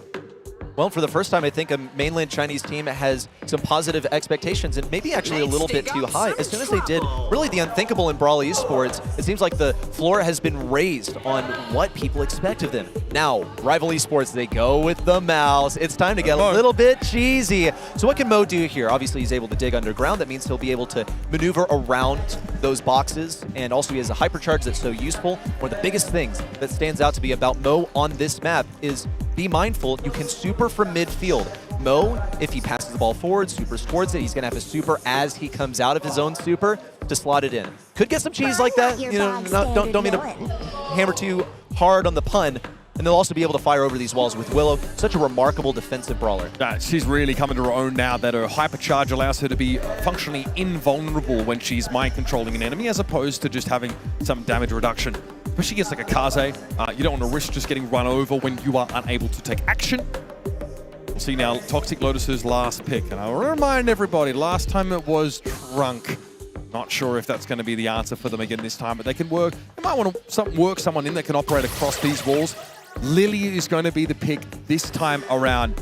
We've often seen Ollie played into Lily and being able to hypnotize her is a good way to stop her, but having some real pressure on the Meshi or Mo outside of Super seems like a pretty powerful strat. It's going to also be irritating for Willow to deal with. She's going to be very vulnerable to a Lily. Lily is going to be inside of a bush. Here comes that tiny little super projectile to send you to the Shadow Realm, and Willow is going to have to react in like literally the snap of a finger. The blink of an eye is how fast it's going to need to be for her to dive and get some immunity. Of course, you can't dive in the Shadow Realm. It's her biggest vulnerability. She's doing her best to stay away, try and take a lane that is opposite the Lily. Lily's already taking tons of damage. Ice-T's looking for that initial kill, and an engine that looks great. Terry, also a wide open goal. Everyone was trying to avoid that hypnosis. Ended up no one stepped to the goal line. Well, it turns out for zoning, that Ollie ultimate could be pretty effective as well. Nice use to that super, even if it didn't catch on, and Toxic Lotus caught sleeping at the wheel in the early stages of the round. Terry chunked down by some of that poke damage early. Meshi, of course, is always a lurking threat, someone who can just take over the ball carrier and slot an own goal. There's a lot working against Toxic Lotus here. They need Tok to find some assassinations, but Terry's already gone in with that super. No connection. Casa is about as nimble as they come. Terry's got that ball, and he's got a gadget active as well. It's looking prime, but can he get it? Well, had to dodge that super from Tok first. That's going to be bad. The Meshi has the mind control, but opted not to use it. It's a hypercharge popped by Engine to then attempt to get that kill from Terry. It's assisted by Tok, who once more misses a super. That's 2 in a row. Things are not going well for the Lily. Yeah, the Lily really needs to get these connections, and Ice-T would have been out of the game basically straight away. But Meshi's still holding onto that mind control. You as Willow pass the ball to an opponent, mind control them straight away. That's why who doesn't want to catch the ball, but it's as well. It's tough to see that happen. Mameshi with a super shot that goes a little wide across the face. Rivals still have that goal lead, but for how much longer? As Engine is threatening super used by IC to strip the ball. And all is well in the Rival Esports camp. Well done by IC. That could have gone very, very wrong. Mameshi was missing his premier defensibility in this game. Not only do you make yourself immune, but you also mind control an enemy at the same time. Tok here comes out, pops in front of Mameshi, looks for the kill, gets it. A ball pass to the back left. It's going to have to be returned by OU. Oh! Terry's got the speed, he's got the HP, and he's got the walk-in. Doesn't even matter that he's muted. Rival Esports feeling so confident now. They're on their way to yet another set victory. You see Toxic Lotus, they were scrambling to understand just what was happening. That first goal was a disaster. This draft looks good though, man, from Rival Esports. Any one of those balls at any time can sneak a goal out of nowhere, right? We just saw it from Terry. We know what Mo can do. Mameshi was threatening the mind control own goal for much of the round, but it didn't happen. His Engine, though, decided he might just like to win the game now. Yeah. Okay. Better late than never, I guess. Yeah, leaned forward in the gaming chair, rubbed his hands a little bit to get warm and start focusing up. They pretty much ran down Rival Esports. Exactly what happened to them in the early stages of game number 1. I hope that trick doesn't work on Rival Esports again, otherwise they're going to be reeling from that one. A hypercharge popped by Engine. That's more than one connection. It's Mameshi alone at the goal line, looks for that mind control, but can't get the supercharge in time. Holy speed run from Toxic Lotus. Yeah, this is literally the locking in gif occurring in front of us. Yes. Right? Guy's like, you know, lazy on the chair and all of a sudden sits up in his seat, decides there's a game to play, and that's beautiful work from Engine. Mechanically, very proficient, runs Rival Esports down before they can build up those supers, before they can make use of the gadgets. The Kaze tears into shreds. Geeks still locked in record time at the moment. Tok now fielding this attempt from IC to push forward on the right side. Looks good. Engine also defending versus Terry. And now Toxic Lotus gets to move forward a rung on this map that is split into numerous layers. Just playing cautiously. Tok, he's being really aggressive with these supers, knowing that they're probably not going to hit, but he's just going to keep on trying until it eventually works and then make a major play out. Engine tries to go in, this time though hit by the IC super and disrupted. Fanstorm is in play and OU is still healthy enough, but Lotus is hit with the Hypnotize now and he doesn't have a clear shot on anyone, even the Fat Splatter. Really just ends up being decoration. So Engine now finds himself at a 1v3. I'm not sure if the run it down strat is advisable here for Toxic Lotus. And clearly Tok agrees.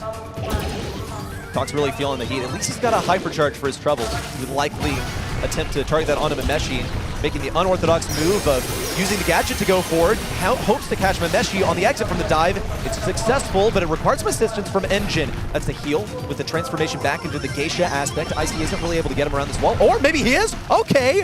A single little Tetris piece of blocks isn't going to save you there. No, not from the multiple explosions of a shot from Mo. Another attempt from Tok to push in on the right side. It's no good.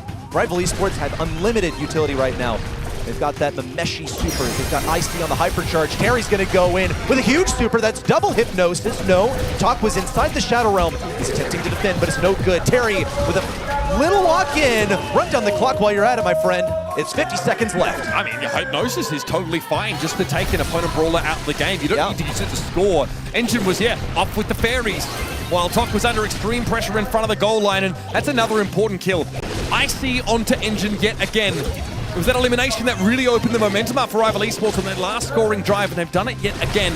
Not to mention, IC sitting on a hypercharged super, playmaking potential in spades. It's Terry gets the hypnosis on Engine, and Toxic Lotus remain confined to their half of the field. My question is, what are the conditions IC is waiting for? He hit a super! Yeah, there we go. Todd finally gets it with a hypercharge. I mean, it's basically impossible to dodge. It would also be sort of a waste to use a Mo hypercharge to defend. We'll see Engine hypnotized. He'll survive. Mameshi now looking for a defense. No, knew he was going to go down as well. It's fine. It's a goal for Toxic Lotus as the buzzer beater. But at least Rival Esports have some supreme utility here. Look, 2 hypercharges, a super from Mameshi. Are they expecting Tok to have his gadget back already? No, didn't look like a Terry. With the ball pass forward. No, intercepted by Engine with the mind control. How long will it last? Wait, breaker! In the back left, Mameshi has got it. Well, you know what they say about Chekhov's gun? What's that? Well, if you mention it, it's going to go off. We talked about the mind control goal scoring potential from Mameshi. It was lurking in the background for so much of this game, the potential for it, and it comes out in overtime to deliver a crippling punch to Toxic Lotus. That one is going to hurt. I see fantastic damage output, honestly, over the course of this game, but it was those couple pickoffs on Engine that really made it hard for Toxic Lotus to surge forward on the map. Good little play from Tok. Maybe left a little bit to be desired at times, but when the hypercharge super came in, at least there were confirmed eliminations off the back of it. The Otis here from OU, obviously very powerful. We didn't really see any crucial mutes, I feel. Here, it's on Terry, it just doesn't stop him. No. He's got a free run. Yeah, he has lots of speed with the use of the hypercharge. Was able to survive because of the barrier shield that he gets as a result of his super. You see Mameshi getting a little mind control there to open things up for Rival. Dirty. Yeah, and here they were able to run down the clock as well. And that almost actually could have saved them too, because you notice that that goal was scored in just a final couple of seconds of regulation over here. But Terry getting that hypercharge forward was actually totally nullified by Engine. Oh, it's a good thing that they had deep utility there. If they didn't have 3 hypercharges, then who knows what could happen. Yeah, you mentioned that, right?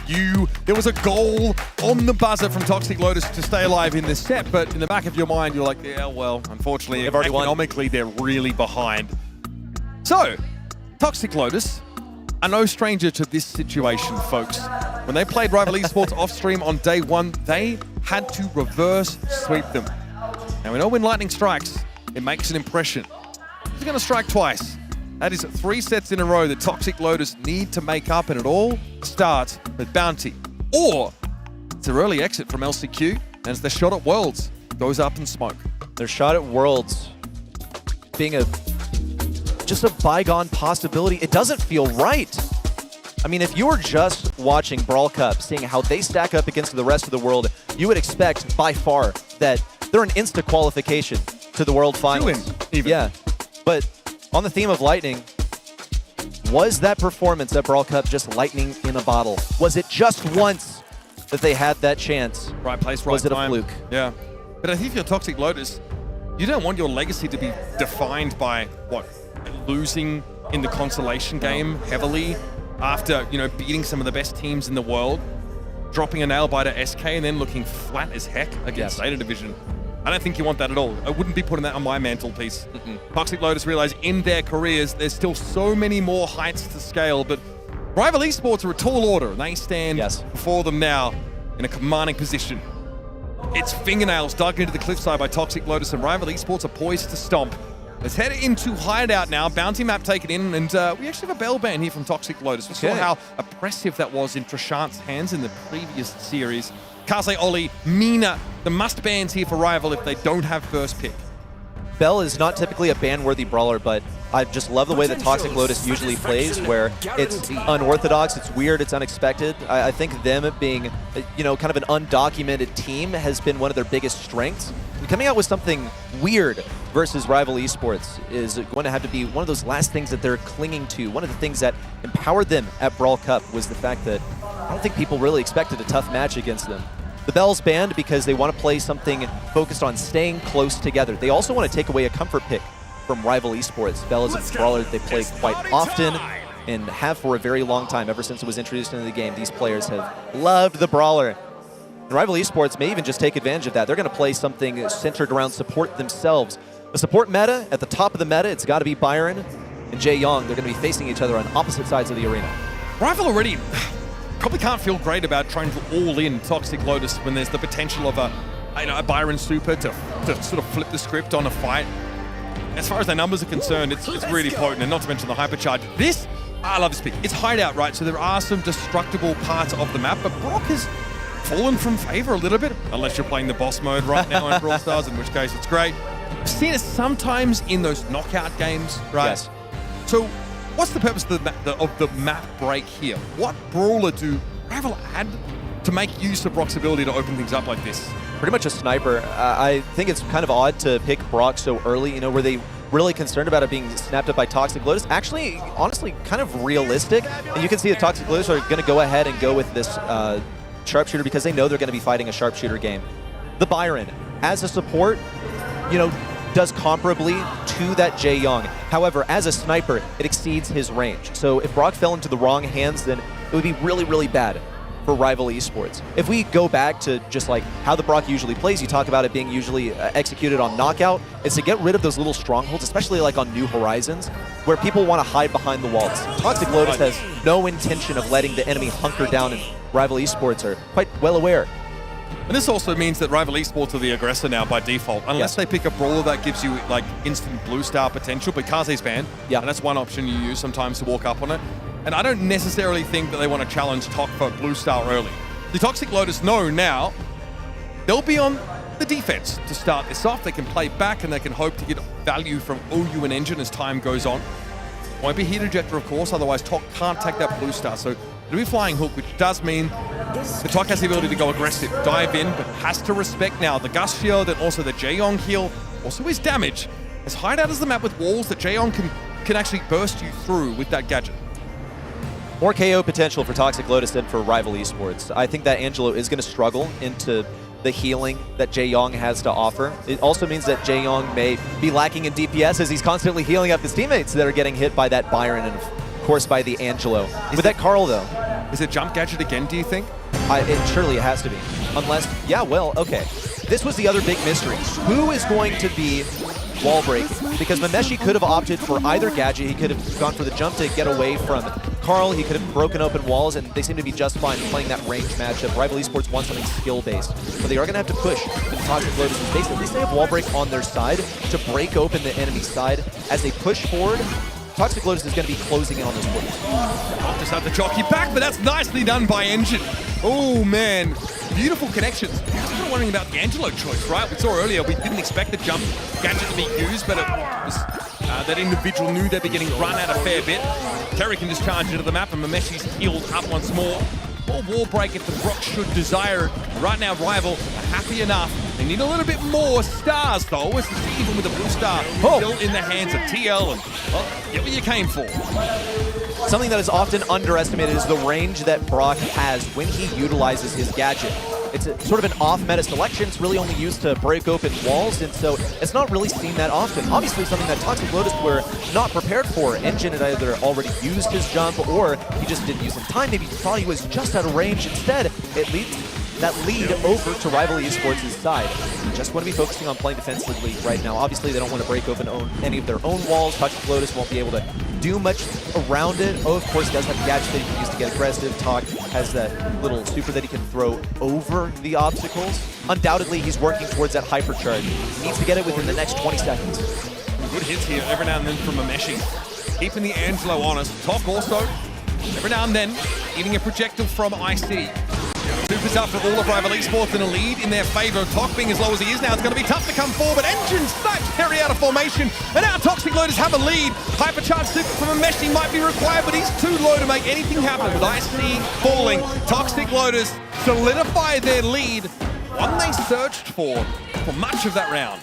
Crucial error from Jaeyoung. He thought he was safe to push forward and go for some additional damage, and hey, you know, to his credit, he could have three-shot the Angelo, but unfortunately on his retreat he got caught up, not only by the Byron, but also by the Angelo. In Rival Esports, they had the lead. They wound up handing it over to Toxic Lotus. Well, they had plenty of room to back up. Now they're going to try and get OU early game. It's perfect. It is absolutely perfect. Terry stays alive with an excellent timed gadget. It's just awesome. A wonderful start from Rival Esports. I love that they use the split screen to fight for that blue star control. Because I think OU's just expecting to get it for free there. I love that Rival break that conditioning and hit Toxic Lotus with something out of left field. To the right side of the map, it's Ouyu and Tok looking to take some space. You see that Mikal wants to go in. Terry's got healing for days. Terry, of course, at mid, just utilizing his speed right now. He's trying to catch someone out of position, then pop that gadget for a 3-tap. Could do so versus Tok, who of course has the super to throw down and heal himself. It's not really the optimal target. OU also in a rough position. You see Rival Esports are gradually falling back. Not something that we saw in the last game. Gotta hand it to Toxic Lotus for their aggression. O in with the super, and that's a kill. Now on the retreat, they're just out of range. Terry's gonna attempt. OU taken down, but Toxic Lotus still lead by 2. Happy to take that trade. I think Toxic Lotus are. Look at how opened up the map is right now. Messi still has some cover to use defensively, but TL are basically out in the town square and need to dodge these projectors coming in. Decent footwork there from Engine, but eventually he needs to loose that arrow and get to work on another one. Toxic Lotus now being shoved into the back of the map as Terry is looking pretty scary. Pops that weekend warrior, but the hypercharge super from OU is beautiful! And he makes mid-speed of Rival. 6-star lead heading into the last 30 seconds. How the heck are Rival going to fight back? It's Carl's dream completely realized on the left side. Terry wasn't able to punch through the protected pirouette, much less the hypercharge from Meshi. No jump at all. He's going to use the wall break now. Attempt to take down Tog. No good. Terry also falls. Ice-T, what is he even playing for at this point? He's got O and Tog to both eliminate to get the lead, and it's simply not possible. Toxic Lotus pretty much just celebrating at this point because they've got a set. The mainland Chinese Warriors fire back. Is history repeating itself right now? Help themselves a shiny new set of plot armor, and they are not afraid to use it to keep them in the fight. Okay, Toxic Lotus, we see you. Just when they were at risk of losing it all here and now, they fight back and win themselves a key set. Still a long road from here. Oh yeah, this is looking awfully similar to what we saw from them off stream. Great game from Engine. Some beautiful shots connecting there, clutch moments. Even after Rival threw the curveball of fighting for that blue star at the end of that last round, Toxic Lotus fought back. I just think it looks so good for Rival Esports in game number 1. It's just then Terry decided to play super aggressive, you know, go for a little bit last second damage, thought that he was take. You'll see it right here. Versus Tok on the right side, got 2, nearly got the takedown, and then Terry looses an arrow to eliminate him. It was that double, like the 2v1 on the right side. That is what he was not expecting. Just unusual. I don't know why Terry did that. He overestimated his positioning. See, this is obviously Toxic Lotus. They'll have that slim lead. It's OU with a hypercharge super. I mean, that is... See, IC's trying to intervene, but there's no super available for the Gus at that point. Yeah, dirty hypercharge super coming out from the Byron there. You see Tok just gets, basically, it feels like a free kill. Yeah. Sits in the back of the map, throws that super in, and obviously catches on, and the tick damage claims the elimination. Okay, Bounty, big check mark next to that one for Toxic Lotus. No room for error now. It is do or die. They have to win out from here. A reverse sweep. Will we see it again from Toxic Lotus? They did it once. And in that match, Rival Esports actually took a game off of them in the final set. It was a double match point played yesterday, this rematch. Surely will not disappoint. Just an odd decision made by Rival Esports in that first game. It cascaded into a set loss. Now we're headed to a bit of heist action. Going to be extremely draft dependent. Toxic Lotus, they earned international acclaim and single-handedly, I think, put Miko on the map as a competitive brawler when they decided that they would play it at Brawl Cup. Of course, that brawler is now boasting a hypercharge, so not something to look past. But if you're a Rival, you have to be extra cautious of this brawler that Toxic Lotus has been known to play. Now, these teams didn't play heist against each other in their first game. It just wasn't in the pool. And it's pit stop of all maps. We saw this briefly earlier on from Upcore, where they attempted to bring the bull in. Have some all-in potential, but they were overwhelmed and ultimately fell out of that series. I feel like this is a must-ban Miko here for Rival Esports. Don't take the risk of allowing Engine to play that brawler. It's just not worth it. What are our bans going to be? We see Mina all day long. And even on the heist, it's got to be a top priority. One of the enablers previously has been Barry. It's left open. They're going to do it again. They're wow. Play the Miko. Wow. Rival Esports, yeah, because they've left this wide open. They've gone for the RT ban, or are they trying to bait it from Toxic Lotus? There's a ton of it, but you still play the Casa here quite happily. Yeah, I mean, what Okay, that's fine. How are they going to counter it? Cordelius has been banned. Yes, there it is. Oh, you're kidding. Oh, okay. I mean, it would be so brutal were Toxic Lotus to be knocked out of the LCQ by their own signature brawler. The Miko picked by Rival Esports. I mean, Star Dragon already got his hands in his hair thinking, okay, all right, how do we... If no one else can counter Miko, how are we supposed to? The Casa here is pretty expected, I think. Uh-huh. Oh yeah, my eyes are on that pick. We've seen the Miko kit as well so far this tournament. That is also terrifying. Kit also, I mean, just being able to play alongside a mobile brawler. I think we saw Melody kit as well at one point. Those yarn balls are really, really nice for DPS. It's supposed to be balanced by the fact that they're incredibly short range and can only use them while you're in super. But when you're attached to a highly mobile brawler, it's not an issue. It's going to be a Shade finally getting through. Rival have banned this a couple of times in the series already against TR. It's also a favorite of Toxic Lotus because they decided to play it on Hot Potato earlier, though it did not go their way. They eventually fell to Casa Brawl on that exact map. It was Barry that got that final bit of damage in. I wonder if they're concerned about that. It is, of course, Pit Stop is a different map. It is a slightly different ball game, but you'll notice that Toxic Lotus suspiciously have not picked anything that directly counters the Miko just yet. That Shade can play defensively, but he's able to quickly rotate over. Here's the Buzz. So Buzz is another thing that can, be pretty decent into the Miko. Having a stun is always good. Also should be able to pop the Shade out of a wall. Shade's going to try and stay behind the walls to get value. Well, guess what? Buzz charges super through the wall, okay? You have also just like unreal mobility, something that I think Terry would be able to play, but now you've got two aggros. I think IC is also a renowned Buzz player. It's going to be IC and Terry on the aggros, and then Mameshi on defense, because someone's going to have to play D with these two aggros. Yes, it is Lumi to hold down the lane. Lumi, of course, known for her damage output, but in this context, because of her gadget being as powerful as it is, definitely seen as a more controlling, more defensive-oriented brawler who certainly doesn't want to be run up on. Kaze, very strong against the Lumi if she can close the gap, and Shade as well, working around those walls can be a bit of a problem for her. You'll note, of course, no wall break here for Rival Esports. Not really. So, Shade will always be able to play from within those walls, from the other side of them. But OU's going to need a bit of backup here in terms of this safe pressure or this, assassination potential.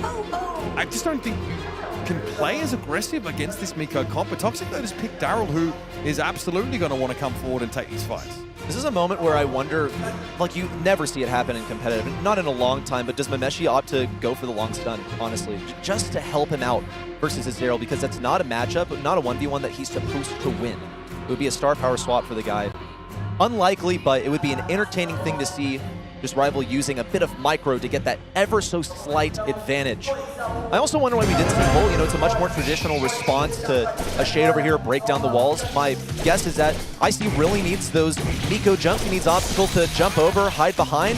That's an initial missed gadget for Talk. Not the greatest look in the first interaction, as he's gradually moving over to get on top of the safe. He wants to do it solo, and Kaze's got to take the way around. Miko's already headed over towards the safe here. IC baiting Engine back. Kaze definitely on defense duty, but it's still hard to do much about this Miko, who hits the safe for a disgusting amount of damage on each occasion, and virtually ignoring one of the most powerful brawlers in the game as Kaze looks on as that Miko gets some tasty safe damage.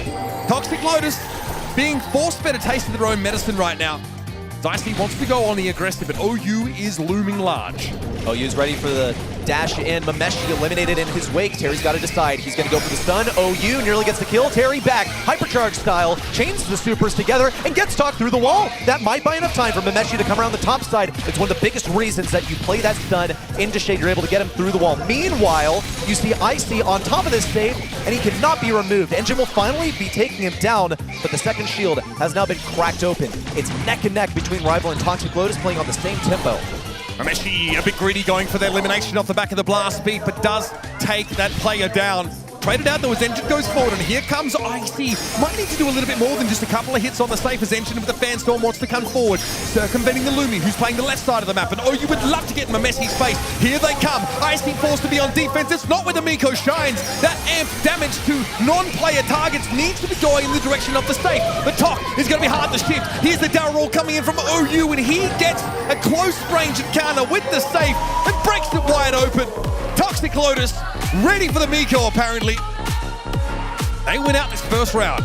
The unrelenting aggression from Toxic Lotus was too much for Rival Esports to deal with. Toxic Lotus didn't even really think about defense all that much. Like, yeah, maybe we'll decide. If it's a 1v1 that I know I'm going to win, you're on low HP, fine, I'll do it. I'll send Casa around to do it. But Rival Esports, as a duo between Terry and the Meshi, they are not able to deal with all of this pressure. He's running down. He's just mindlessly running forward. Engine easily takes him down. What was that all about? That was a bizarre choice from IC to not even jump. I'm not sure. I think he realized maybe he was just not going to make it to the safe there. Even though you happen to throw down with Terry and recoiling rotator. Yeah, that's nice safe damage up close. Rival behind a little bit. Obviously, IC was handled. Needs to come back off respawn. Some 3 damage, by the way, that fan storm. Knocks the safe down to its shield without any investment required from Engine directly. Now we can go after it himself. We might be straight racing here. Here's the dive on towards the safe. Terry's able to knock it, but through the wall. Tox finds the Miko again. This is looking pretty good for Rival. That safe damage is coming in hard, though. I mean, it's IC as the sole defender. They know that this base race is a loss. Rival Esports had both of their defenders at the wrong side. IC can't do anything as Miko against a push of 3. Toxic Lotus, as soon as you thought Rival Esports might be able to amend history, they're back once again to set 5. Yeah, sorry, mistell. It was not, in fact, looking good for Rival at all. And you can see why. Obviously, IC is not intended to do player damage. He's got a good amount of damage through the safe, but Toxic Lotus say, okay, you want to run it? I said, we're going to take an incredibly powerful all-in composition and have the Shade, which allows us to defend really far out from the safe. I mean, you cannot get up against the wall. You can't hug that wall. We are going to try and shut you down. The Shade into Miko matchup isn't great. We know that. But if OU of Engine could get involved, I see also taking ammunition away from the Miko with that Kaze Super could also be one direction you could go in.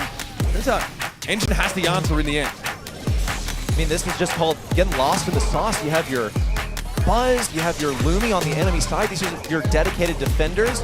You saw this first game. Obviously, whatever they did here was not going to work again. It was the aggression that they were not able to fend off. So what they needed to do was win the fight more towards the middle of the map instead of at the safe, where they're taking damage at the same time as their safe's taking damage. But now you see Engine, OU right on top of the safe. IC is the only one defending. Talk waltzes through on full HP. He's not even been tapped, not even scratched just a little bit. And the looks of jubilation on Toxic Lotus's face after, once again, a strange choice by Rival Esports. Sometimes plot armor is a little easier to spot. Toxic Lotus determined to be the protagonist of yet another major Brawl tournament. Fighting for their lives against Rival Esports, down in the doldrums, 0-2. They fight back, even up the series, and threaten to pull off maybe the only second consecutive reverse sweep in the same team in the same tournament that Brawl Stars has ever seen. Tough out there for Rival, because now the doubt starts to creep in. This has happened to us before. We have thrown away a massive lead to this team again, whereas that wind well and truly in the Toxic Lotus sails. They have momentum on their side, and it takes some serious grit to stop that. Bells Rock is going to be our final battleground. It'll be knockout to end the series. Momentum is a useful tool in the draft phase. You can pick things more confidently. You don't play timidly. And that is a trap. It is a trench that we've seen numerous teams, numerous players fall into today, where they play triple supports or something like that. It doesn't really pack a punch. It's just way too safe. For the sake of Rival Esports, on the verge of being reverse swept, for their sake, hopefully that doesn't happen to them. At least they're heading into knockout. I feel like every single set 5 here in VSD, we see it go to knockout, and it's always a total nail-biter. But it's going to slow down the momentum. Toxic Lotus are going to have to take the same breather as Rival Esports. We talked about the Miko on Heist. Yeah. Right? Toxic Lotus also played it on Bells Rock in map 5 against Rival Esports last time they played. And went to double match point. And this time their first pick, and Miko's open. All of those things lining up. It was Gray and Jaeyong mixed in with it, so it wasn't like any sort of weird kit cheese combined with it. But that's an option, right? Miko is not just an objective killer. He's not just intended to bring that star power in and go after the safe. They do not first pick it though, but Gray was a key component of their setup. And on Bells Rock, obviously, the ability to take your opponents by surprise, to turn up in the middle of nowhere and to do so with a hypercharged shield is really potent. It's a strong first pick that doesn't quite imply that Toxic Lotus are planning to go back to the well of the Miko strategy. I don't know if they're trying to bait something out of Rival here, but they've got to be mindful of the monkey magic waiting in the wings. I think they're absolutely trying to mess with Rival Esports' head. You have one conversation with Star Dragon, the man behind all these drafts, And it's the only thing he wants to talk about is Brawl Stars. In drafts, I mean, this is a guy with a sole focus. Oh my gosh. Oh my gosh. All right, talk to me about the Doug pick, man. Is it Janet? Are they going to try a Doug Janet cheese? I mean, look, we got a couple more picks. Doug is going to be able to stay alive for an extended period. He has a lot of survivability. He, of course, as of several months ago, is going to be charging super and hypercharge by receiving damage and, of course, by healing himself and his teammates. So that's a major change for the guy. Ruffs. So they're going to be playing around the Doug hypercharge. Is this like a field promotion, Ruffs? Are they trying to play for a really long round, a late game where they're unkillable and then survive the gas by using invulnerability frames? Could be. It all comes down to what Toxic Lotus choose next. And this is an advantage that Rival Esports have. They have that last pick. They don't need to, worry about a thrower final selection. Toxic Lotus decide to go for that here, then that's a really easy decision. Colonel F's breaks walls. Rival Esports are now safeguarded against one of the most difficult things to deal with in competitive Brawl Stars, an uncountered thrower. They have a huge advantage right here. Toxic Lotus, I think, are still trying to get in their heads. I think the Doug insurance against like Miko's assassination potential might Oh, be that's nice a good to shout. have. Yeah, I mean, very good shout. Toxic Miko's pretty, all in sometimes if that super's not available. And being denied a knockout after committing so much to the fight leaves Miko looking a little bit vulnerable if that doesn't work. Also, Terry can heal in between those Miko jumps. Hypercharge also allows Terry's teammate affected by his super to also emanate that same ring of damage around them, and that can overlap and double up, and it can be really nasty if you're grouped. So here's Cordelis to round out the draft. There's a lot at play here, but crucially, Doug cannot use his super in the Shadow Realm, so that revival aspect will be denied if Tok can hit him with super. Cordelis is played for one main reason. It's because there is a single brawler on the enemy side that you want to counter 100% of the time. And you charge that super and hypercharge for free within a radius. If it's something that you can get up close to behind a wall, then you're even safer. Buster, final selection from Rival Esports. They fully intend on staying close together. Yeah, playing for the late game. Yeah, it's also one of the biggest counters to Rico on this map. Rico's an absolute classic on this map. He is just one of the best mids when uncountered.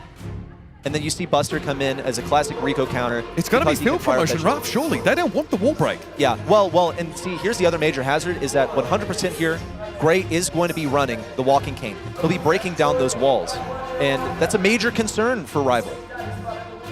Here we go, folks. It all comes down to this. A set 5 again between Rival Esports and Toxic Lotus. A reverse sweep attempt again for our mainland China #1 team. And Rival Esports are going for a very compact, late-game focused comp that has invulnerability, that has reflective projectiles, and it has a consistent field promotion, maxed health increase over time. Well, they don't have that, actually. No, they decided not to. They decided they're going to go for wall break. Very peculiar. They seem to be prioritizing nullifying Tok because he is so powerful here. As a Rico, you don't want to let all of that wall break go to the enemy side. You can see immediately Buster fires up that shield as soon as Tok's super comes in. But Tok is actually chained another, and Terry doesn't have a super. Is this Tok's moment? He's going to try and heal up some more HP before going for it again. But you'll see that Terry has the hypercharge. Oh! Whoa! Little return to sender over here. Engine and O, the two remaining members. The most he can do here is get some hypercharge and super for the next round. They're done. This one's cooked. That montage was so clutch. Hypercharge montage from Buster. It's 360 degrees of projectile reflex. And I don't think the Rico was ready for that at all. No. Taken down by your own damage. That is brutal stuff. It's going to get in the head. Toxic Lotus now got to be aware. Once again, it's the biggest reason that you run Buster into Rico's, that you can reflect those supers. And when you're permitted to stay close together, oh, baited. Oh, that's bad. But when he gets baited out, surely that means Tok can get a super soon and punish them for that. You'll also see that IC is able to heal him, of course. He's got some invincibility hot dogs. Here comes the hypercharge forward. An absolute laser beam from Tok. Terry's on low HP and taken down, but O didn't time it correctly. Terry still falls. O has that hypercharge to further punish this 3v2. IC's, the montage there wasn't enough, unfortunately, to cover the damage that came in, and so Toxic Lotus this time playing around that Buster super quite effectively, and happy just to try and burst through the Doug super. They know it's going to come out. They know there will be a res. They're ready to fight through it.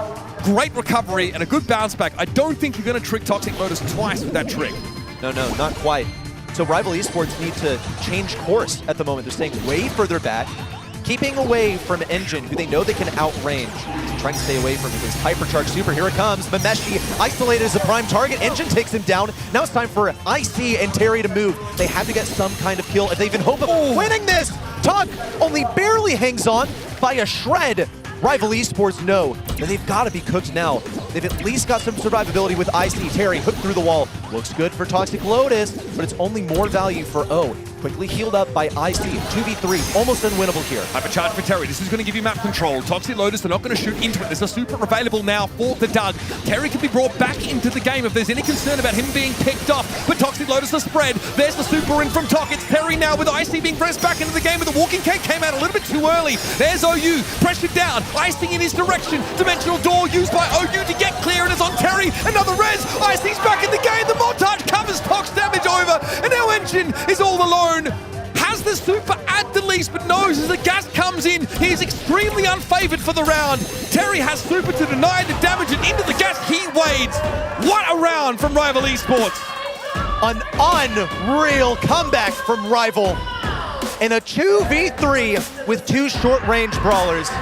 Even still, Toxic Lotus, to watch yourself lose into that. Oh, your confidence has to be down the gutter right now. It's one more game for Rival Esports to get revenge on Toxic Lotus. This is for sending us to the lower part of the group. We are going to day number 3, but only if they can secure this victory. Map yet to be opened up by OU. Rival still able to play inside that small hollow. Montage used, cancelled out pretty quickly though, as Engine jumps away. The damage coming his way a little bit more than he would have liked to have seen. Mameshi also low. Multiple launcher takes IC very low. That's going to be a super now forced out of the Doug. Terry a little bit low. Sandbags come up and Engine gets taken down. Montage, not enough. Brought back into the game, and there's a super from Tok that takes IC low yet again. They're picked off the Doug, and the rest is easy. Important round take for Toxic Lotus. Proof of concept for the comp as well. Tok knew exactly what to do there as Rico. Now finally the wall break comes through, and he won't be able to pull that little slick trick anymore. He managed to get a super before Terry had a super of his own, and it was just no good. Here comes the montage once more. Little reflected damage over to Engine, but nothing too major. You'll notice that IC has the hypercharge and the super. It can be absolutely massive. Nameshi, of course, is prioritizing survival here. He wants to take this long-range matchup versus Engine. Engine is just trying to keep them at bay. He is a deterrent, but it's nothing more than that. No, not until the poison closes in, or until Rival Esports are forced into an uncomfortable situation where they have to move in close range. Terry's going to be healed through most of this incidental damage. They're still waiting for just the right moment to pop that montage, likely when Tok is super active. Won't be able to do too much about the damage coming back at him. Here's Engine trying to circle around. It's a montage that extends outside the realm of the boxes. Mameshi trying to play a loose in and get some damage, but IC's been dragged out of the Shadow Realm and can't super to stay alive. He's got to run away from Engine. Eventually, he re-emerges, taken down. No super to keep alive, and Toxic Lotus are going to make this one awful interesting. Double match point all the way to the death. They will fight. Double match point. A rematch, and it goes down just the same way as last time. It has to be reverse sweep for Toxic Lotus to have a chance at a postseason. Rival Esports' journey could end here just as well. And what do they adjust? Well, Terry's going to go on the right side. He's not even focused on moving over to the left. Interesting off angle. Yes. Tok decided he was going to take a more left-sided approach in the first game. It didn't work out well for him. He managed to get his super really early on in game number 2. Terry now rotates over to the left side, hopefully getting a super. Tok's got to be close to that super as well. So Terry needs it right now. This is the window. IC does not have that revival super available. Terry, though, of course, builds montage from playing close to teammates, so that is a given in this scenario.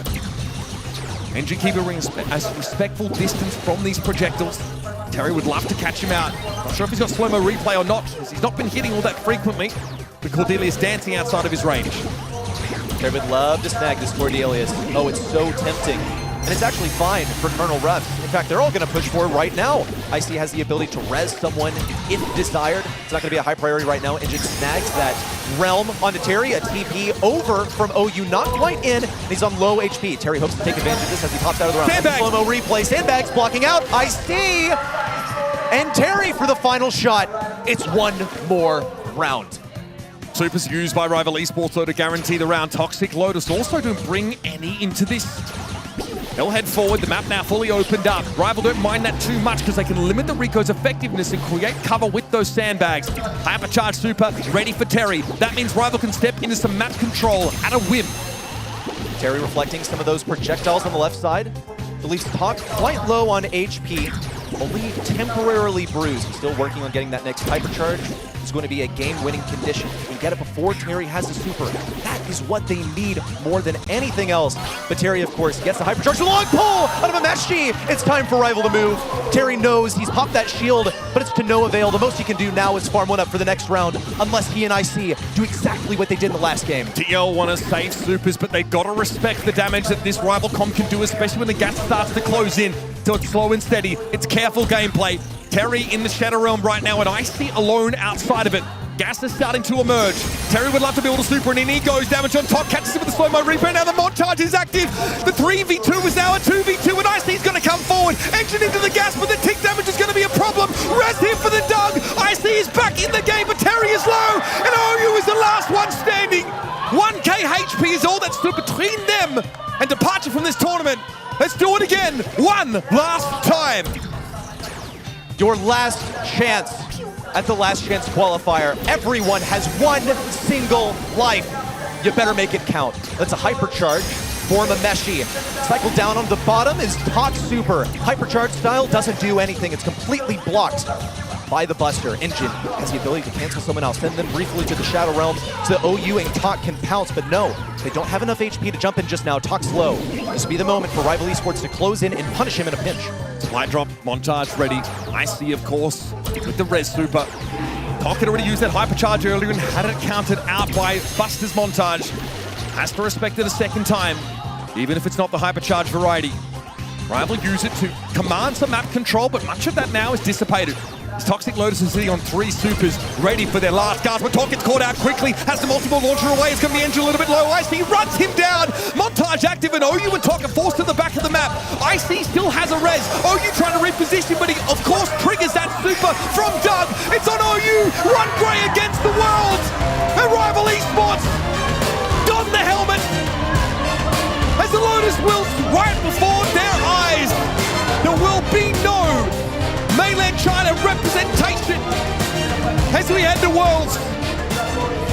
EA's number 5 will claim the chance for a golden ticket.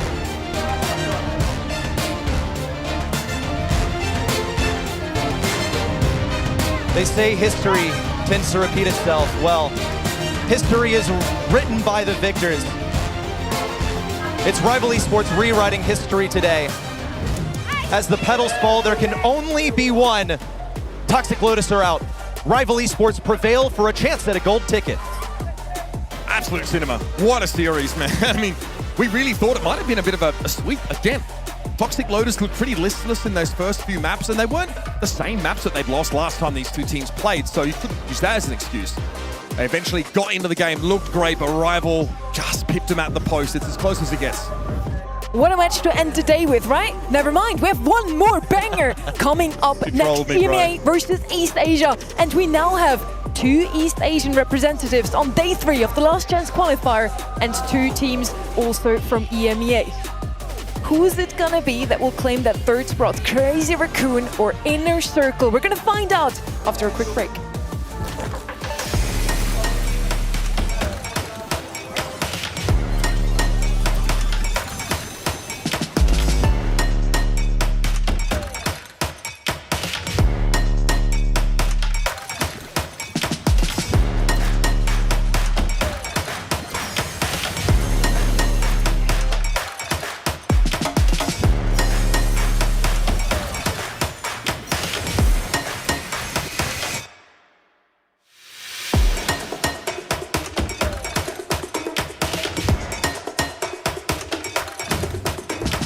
About Crazy Raccoon, this is gonna be test for us, our screens and etc. So I really like to play against Tensai. He was my GOAT, so I'd love to play against him. インナーサークルよりレベナントの方が強いと思っているので、上がってこないと思っています。We're in the land of Carnival and Samba, but every single game so far has been super chaotic, contrary to what you'd think. We're still on day 2 here. We have one more match for you over from Sao Paulo, and I'm super excited. We had 19 games total today, or today and yesterday, and only 4 of them have been 3-0s. Every other one has been super, super close with 7 3-2s. We had more close matches, double the amount of those 3-0s. I love to see it. I mean, it's great to see that Brawl Stars globally now is more than just, a couple of teams ruling and dominating everybody else. Every region has put their best foot forward here at the LCQ, and we need to see what EMEA and East Asia still have to say in this last game. Because up next is going to be Inner Circle, the last fighter here for EMEA, and they've been calling out that those matches today are kind of easy, that they would already move on with their first match of the day against Revenant X-Spark, and let's just say it didn't go their way, Reddy. No, it did not quite. No, not at all. Revenant X-Spark, unfortunate for them, right? They have made it to this stage. I've loved watching this team so far. Inner Circle, they deserve to be here, right? After that second victory yesterday, honestly, I thought that they had a chance of not making it here. Inner Circle, they talk plenty of trash, and I get it. This is like the reunion of that VN esporting team, and I thought they were looking very, very strong despite being pretty low down on the seedings out of EMEA. But I think both these teams underestimated Revenant X-Spark, and they were punished for it. Crazy Raccoon, we expected them to win that game. Oh boy, not the case. These guys are running out of lifelines now. They need a dub to get into tomorrow. We'll now either have 3 East Asian teams making it through day 3. That's all 3 teams from that region that actually came here to Sao Paulo, or we're going to have 3 teams from EMEA repping that flag for the last shot at the World Finals. And as we mentioned before, Rama, he had a confident call-out this morning. In a recent interview, he said Revenant X-Spark would be a really easy match. They didn't really have to prep maps even for them. And it actually went 2, 3, 4 Revenant X-Spark. There's consequences if you underestimate your opponent. Yeah, obviously. I think they probably should have had some idea of what they were running into, given that they share a group with these guys. But it's fine to talk with confidence. It didn't show up in-game, and now you've got who used to be the final boss waiting for you. Let's see if Crazy Raccoon has still got it. Crazy Raccoon, they've, had some struggles lately. I will say it that much. Draft has been one of the main things that I focus on. I hope to see these world champions on the team make it back to that former spot. I hope you've locked in your predictions for the last match of the day, Inner Circle versus Crazy Raccoon. We're now taking them into our cage on stage. This is where the day ends. And for one of those 2 teams, the journey ends too. Welcome on stage, Inner Circle and Crazy Raccoon!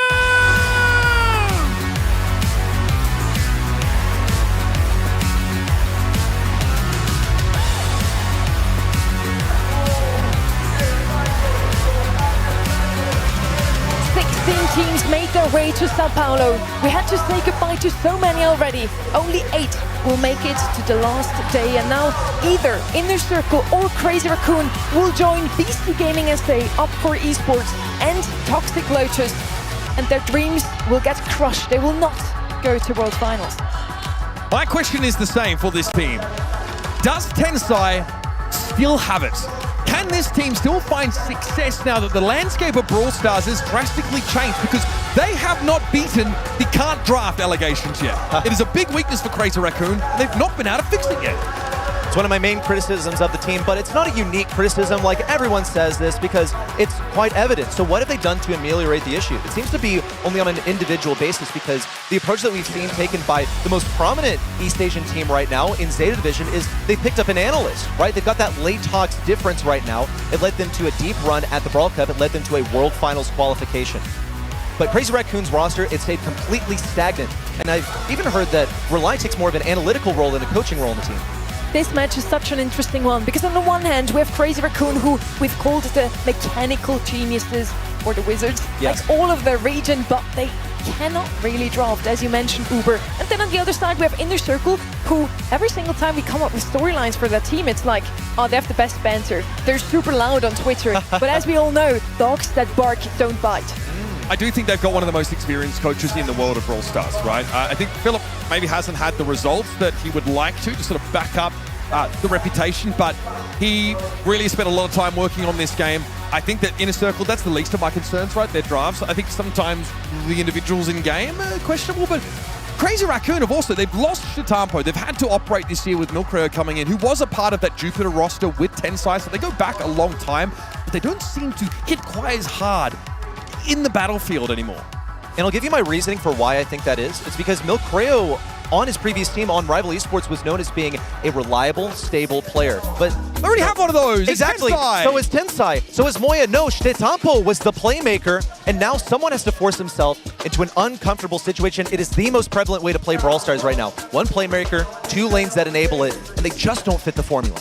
It's the perfect meta for that as well. So many supporters in the game, so you need that one stable player that maybe stays in the back a bit more, doesn't do the flashy plays. He's just there to support his team. And both of those teams have now lost to Revenant X-Spark in a 3-2 series. Both of those, I wonder if they still have energy left for this match now that I just would assume it's also going to be a close one, because that's all we're getting here at LCQ. The days have been long, right? This is grueling. It's a gauntlet, and when you don't win 2 games back-to-back, you have to play extra Brawl Stars.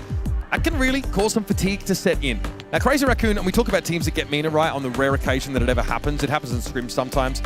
They are one of the teams that really just dominate with her. I don't even know why they include the scrim data for their Mina picks, but it's there. This is the team that likes to bring Charlie in as a counter to the Lily and a lot of those other assassin-type brawlers. Casa also can be handled with that.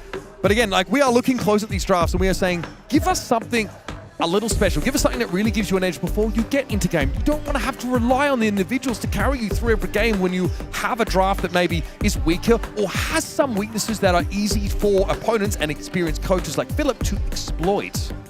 Another key thing that stands out just draft-wise, if we talk like tail to tape, you know, draft v draft, how I think this will go, I massively favor Crazy Raccoon. If I look at Inner Circle's draft, and of course these are headed by Philip, his unique style of drafting, if I had to find anything that is similar to, it is most reminiscent of East Asia. Guess what, dude? They're accustomed to playing against this in East Asia. I almost expect them to get slaughtered by Crazy Raccoon here. This is very much Crazy Raccoon's ballpark. We were asking for something new, and something we haven't seen in a while is a thrower take a second pick here for Inner Circle. We still have many of the brawlers open that we usually see, like the Byron, the Gus, the Jaeyoung, and there he is, all of those healers, and he's gonna come in here. Now we once again have double support on the side of Crazy Raccoon. Is that last brawler gonna be something tanky to get supported by those two? No, they're gonna open up the map, which of course is gonna help them against Tick, but there's still a last pick for Inner Circle, and there could be very well a Bell, for example, that profits from that open map a lot. This is a signature Crazy Raccoon comp. The Brock and the Jean turn up in a lot of their scrims, and they're part of their best win rates, right? Their Brock is actually a 90% win rate. Wow. 20 scrims, 20 sets rather, and the Jean also 68%. So they use these a lot in combination with one another. You can open up the map, you can rely on that individual mechanical prowess to apply pressure, and it's going to be pretty hard to just blow this roster up with burst damage. I also think being able to shrug off just the tick damage that's going to be railing in, coming in constantly is important. You don't want to be forced out of the map just by tick with very low effort throwing mines in your direction.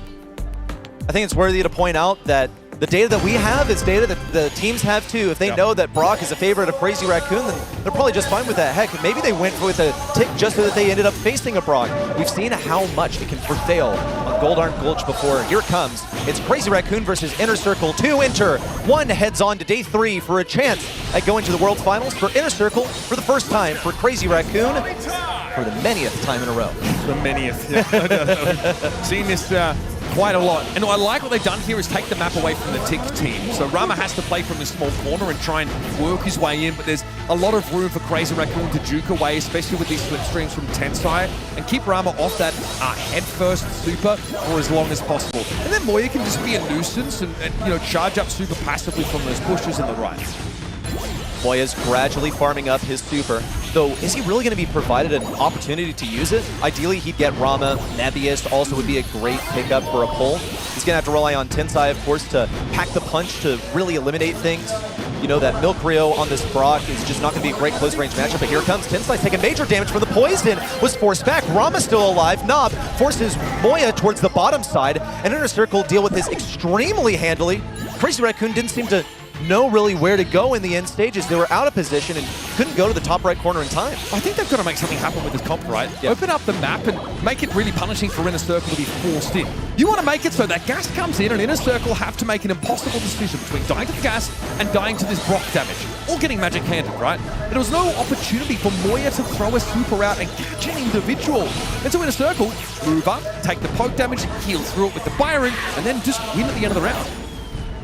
Inner Circle are also being very mindful of how they use their spawnables. Obviously, Moya doesn't want to pull a tick super, so Rama's going to plan how he pushes around that. Yeah, it would be the opposite. And also, you don't want to pull Navi because he's going to split top for bottom half. He has a lot of HP. You're probably not going to get a takedown unless you have major assistance from a Pulling Knob is not recommended.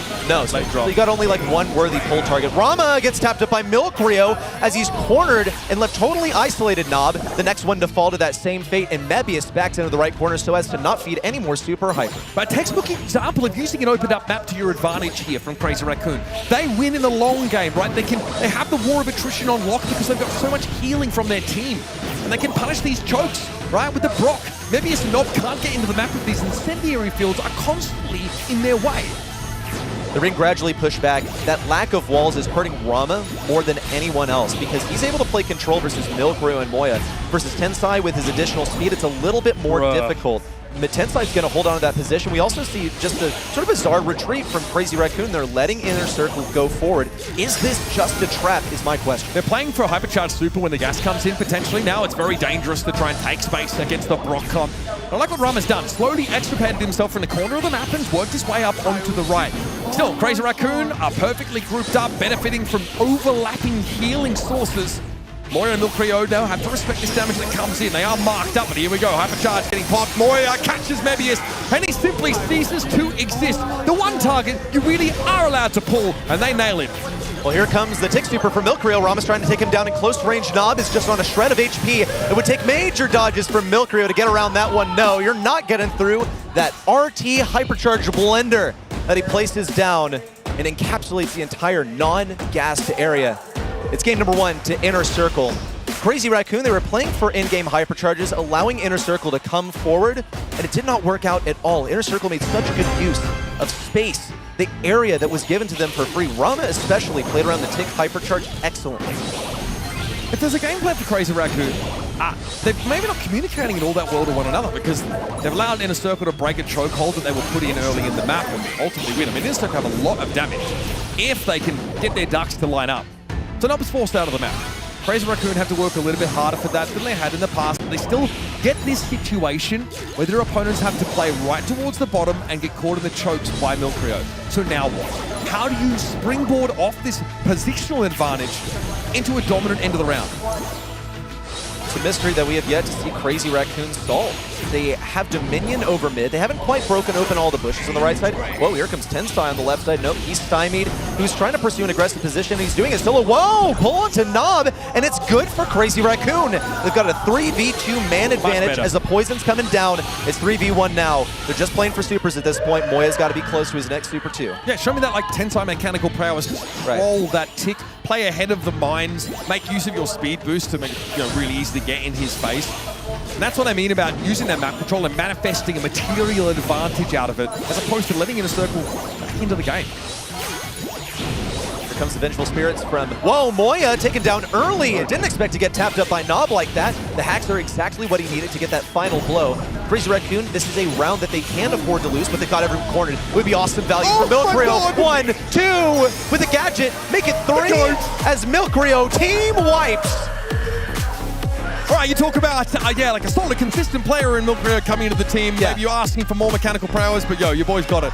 Great to see that. Again, you are 2v3 down, but you have map control. That can still give you an edge in short-handed scenarios, and a super into the back corner and Inner Circle opt to group up and get punished by it is an excellent way to recover from a slow start. I think this is also just the right selection to place Milkrio on a consistent, steady brawler like Brock. And as Inner Circle were gradually forced into that corner, he had the super button ready, man. He knew exactly what to do. Inner Circle, once again, are fighting against the clock. They know that these walls are being broken down. Rama decided to take that Milkrio lane. With Milkrio being forced back so much, he even opted to take the long way over to the right side where he can break a few more pieces of sushi. Maybe this is sneaking up the top of the map, but wants to stay within line of sight of Nob and Rama in case some emergency healing is required. But right now, functioning pretty well as a sharpshooter, keeping Crazy Raccoon in their own territory. I think Inner Circle now cottoned on to reality that they can't afford to give the map up. But it's starting to get broken apart. Slowly but surely, Milcreo will have those rocket fuels to try and force Inner Circle back away. What is Mebius doing hanging out at the top of the map for so long? Yeah, man's trying to make a hero play, but he put himself in a 1v2. Ended up feeding super to Moya. Milcreo also is closer to a hypercharge. That could not have been communicated on a team basis. There's no way that the comm was, okay, Mebius, now go up and fight that 1v2 alone when we have 3v3 already in our hands. Just not on the same page, I think, Inner Circle were, which to me is surprising because if you want any team that is really stuck together and has a lot of history, it's one of these three. So pressure's mounting, it's loud out there on the stage, and it is truly rage in the cage for these two teams fighting for their spot in day 2. A bit of a mistake there for Inner Circle. Tossed them around, they could definitely have won. Now as time goes on, the map is being opened up. There's a third round here. There'll be no cover to play behind for Inner Circle, so they're mindful. They really need to get into the game before Milcreo cycles through these gadgets. Only a couple strongholds left, but it doesn't even look like Inner Circle will get the chance to use them. It's 3v2, and Gene is lurking at the top side. He's got his super. It's exactly what he needs. Tensai can even speed him forward. It's well known that Max plus Gene is an East Asia favorite, and speed plus Gene is always a good thing, but Rama completely weaves it. And it was a whiff from Moya as well, completely off its mark. Tried to predict the dodge from Rama and came up empty-handed, literally. It is still an open map, though, against the Gene and Brock combo. Milcreo survives that headfirst now, and Rama's last hurrah ends up in a fizzle. Crazy Raccoon take that first set away. Yeah, Milcreo likes to get animated, especially when things are going well. And business right now for the Raccoons is pretty good. The second set going their way, we might even get to see even more celebration, even more wacky stuff out from Milcreo. But Inner Circle is not making it an easy time, even when they are very well aware of what that Brock is going to offer. Hey, throw this in with the, 90%? It was something unreal for the win rate on Crazy Raccoon's Brock. Now this gets to get lumped in with that 9 kills for Milcreo. Hardly the brawler that typically pops off, gets kills. He's really here to break open the map and enable his teammates. I just think the comp from Inner Circle here, it looks like it wants to slowly choke you out of the game. But I don't think they're playing against a comp that's going to allow them to get map control. Like, RT is defensive in his very nature. He can pop someone with that gadget, but only if they stand still long enough for him to tap them down on multiple shots. The Tick slowly wants to scale into space created by his minefields, right? Yeah. And the Byron, of course, just wants to make sure his key role players are kept healthy, and then maybe use a super if there is a direct engagement. But Inner Circle's comp says, I hope Crazy Raccoon come to us and overcommit into an engagement that we can win on sheer weight of numbers. But they have Brock, they have Gene. So they say, no, okay, we're just going to stay on our side of the map and have better poke than you. Break the map open so we're easily charging these magic hands, and have Jaeyong, who can sometimes just go in 1v1 against your Tick if he needs to. Well, and on the note of an open map, like even when Inner Circle decided that they were going to back away, Brock just pressed them into a corner. It was an unreal execution from Milcreo on that brawler. That was crazy. Yeah, one round accounts for a third of his kills for the entire set. That went 3 whole games. That's pretty serious right there. Crazy Raccoon, they're up by 1 set so far. We're headed over to Undermine for a taste of something different. I see potential for Inner Circle to play around the synergistic play that they're usually known for. That last one, it was just kind of random brawlers. Like, there were ideas, there were predictions, there was possible counterplay, but it looked kind of like a fistful of random jelly beans. You know, you get a lemon lime and a chocolate and a, s'more at the same time. Doesn't really harmonize too well. Right. Or you saw those jelly beans you can get with their like random flavors, right? Yeah, like, vomit flavor. Oh yeah. The every flavor beans. Yeah, you don't want that. No. You want to be more selective about it. So, draft here from Undermine. It's a map that's some controversy because it's definitely required you to play a little bit different. The side lanes being completely bushy allow for individuals who are strong in duels to take control of the map, collapse one side of it, and allow their gem carrier, their mid, to move in and take some free real estate. Okay, yeah, we're feeling it. Getting limbered up out there on stage. Milcreo obviously realizing that they're off to a great start in this series. They're going up against an opponent who probably expected to be fighting to get out of this group against a Revenant Spark, right? And now is dragged in front of the Rabid Raccoons, who are looking for success still at this event themselves. Now, Brawls to look out for on this map, well, some of them are banned. So Ollie banned away here. Janet, of course, on Gem Grab in general, makes her way in here because she is so safe and stable. Tara, is very popular. So Inner Circle have banned that away. They don't want to deal with the volatility of Tara walking up, and also she can negate some single shot brawlers pretty easily. This is a very East Asia coded pick. Charlie is the 3rd highest picked brawler by Crazy Raccoon with 61 sets in the last week or so. And it could be good, right? Like if Genko want to play an assassin type brawler here to threaten their mid, or their Charlie specifically, you can cocoon yourself. You can also cocoon that would-be assailant and take them out of the game for a time. Even so, I still think an aggro brawler can be played into this. The one that sticks out to me the most is Lily. Like, yeah, you know, you got to fight through some spiders. You could get cocoon. That wouldn't be so good. But yeah, there you go. Because the hypercharge. Yes, and that's because she has the bushes. Also, the hypercharge. It moves so quickly. Unless you have inhuman reactions, you're not going to be able to put yourself in a cocoon. You're not going to be able to auto-aim a super even at the Lily. That's my concern. You know, if Crazy Raccoon proved to us that they are actually mechanical geniuses on a level that they can react to an ability that no one else on the planet so far known can do, then hey, be my guest. But a Charlie first pick seems like a waste to me. I think the Lily is also denied from Crazy Raccoon as one of their favorite brawlers to pick, and also with the Charlie, it's a really nasty combo. You have an assassin, you also have a counter assassin pick on your team. Okay, I'm kind of vibing with this. The Meg's going to get picked up, and what do you feel like this is like a reasonable option for mid? Meg obviously can sort of control that space, but do you want to put her in a side lane? I think you've got some versatility there, right? Because, you know, you look at the layout of the map, she's going to cover all of those bushes with just a single attack. So she can move forward, she can juke, it's what she does. She's got good vision inside of there. And she can also pop out from the side, you know, pop a hypercharge, get some additional speed, and kill that gym carrier. So I think it's actually quite versatile. Usually a last pick is a waste of a mid. So I expect her, you know, to be played at mid, but with versatility. Sandy is going to dominate a side lane. Without a doubt. Yeah, I mean, obviously very short range, but still deadly with the potential to stun and also allow your mid to have a safe time in the middle of the map with that super sandstorm. Kaze's open still. I'm surprised that she's lasted so deep here into our pick and ban phase. Crow is also another option for you. Looks like Crazy Raccoon likely have settled on their mid. No, in fact, perhaps not. Finks is going to be picked up. We've seen it played in the side lane. Humble used to do it a fair bit, sort of a couple of metas ago. But it is going to be locked in here for Crazy Raccoon, and those supers are pretty sweet against projectile-based brawlers in the mid. Although Meg tends to spray such like a wide cone of shots that it's kind of hard to dodge even inside that Finks super. It is true. Like, she'll set up walls of projectiles that you can't really get around. Yeah. So, you know, there is counterplay built into these brawlers. When I look at Crazy Raccoon's selections that they've gone for so far, I anticipate that probably going to be on a lane with that Finks, but with the versatility of also going over to mid, you can block off 2 lanes at once with a hypercharge. You know, you have one around yourself, and then also you can throw one forward at the same time.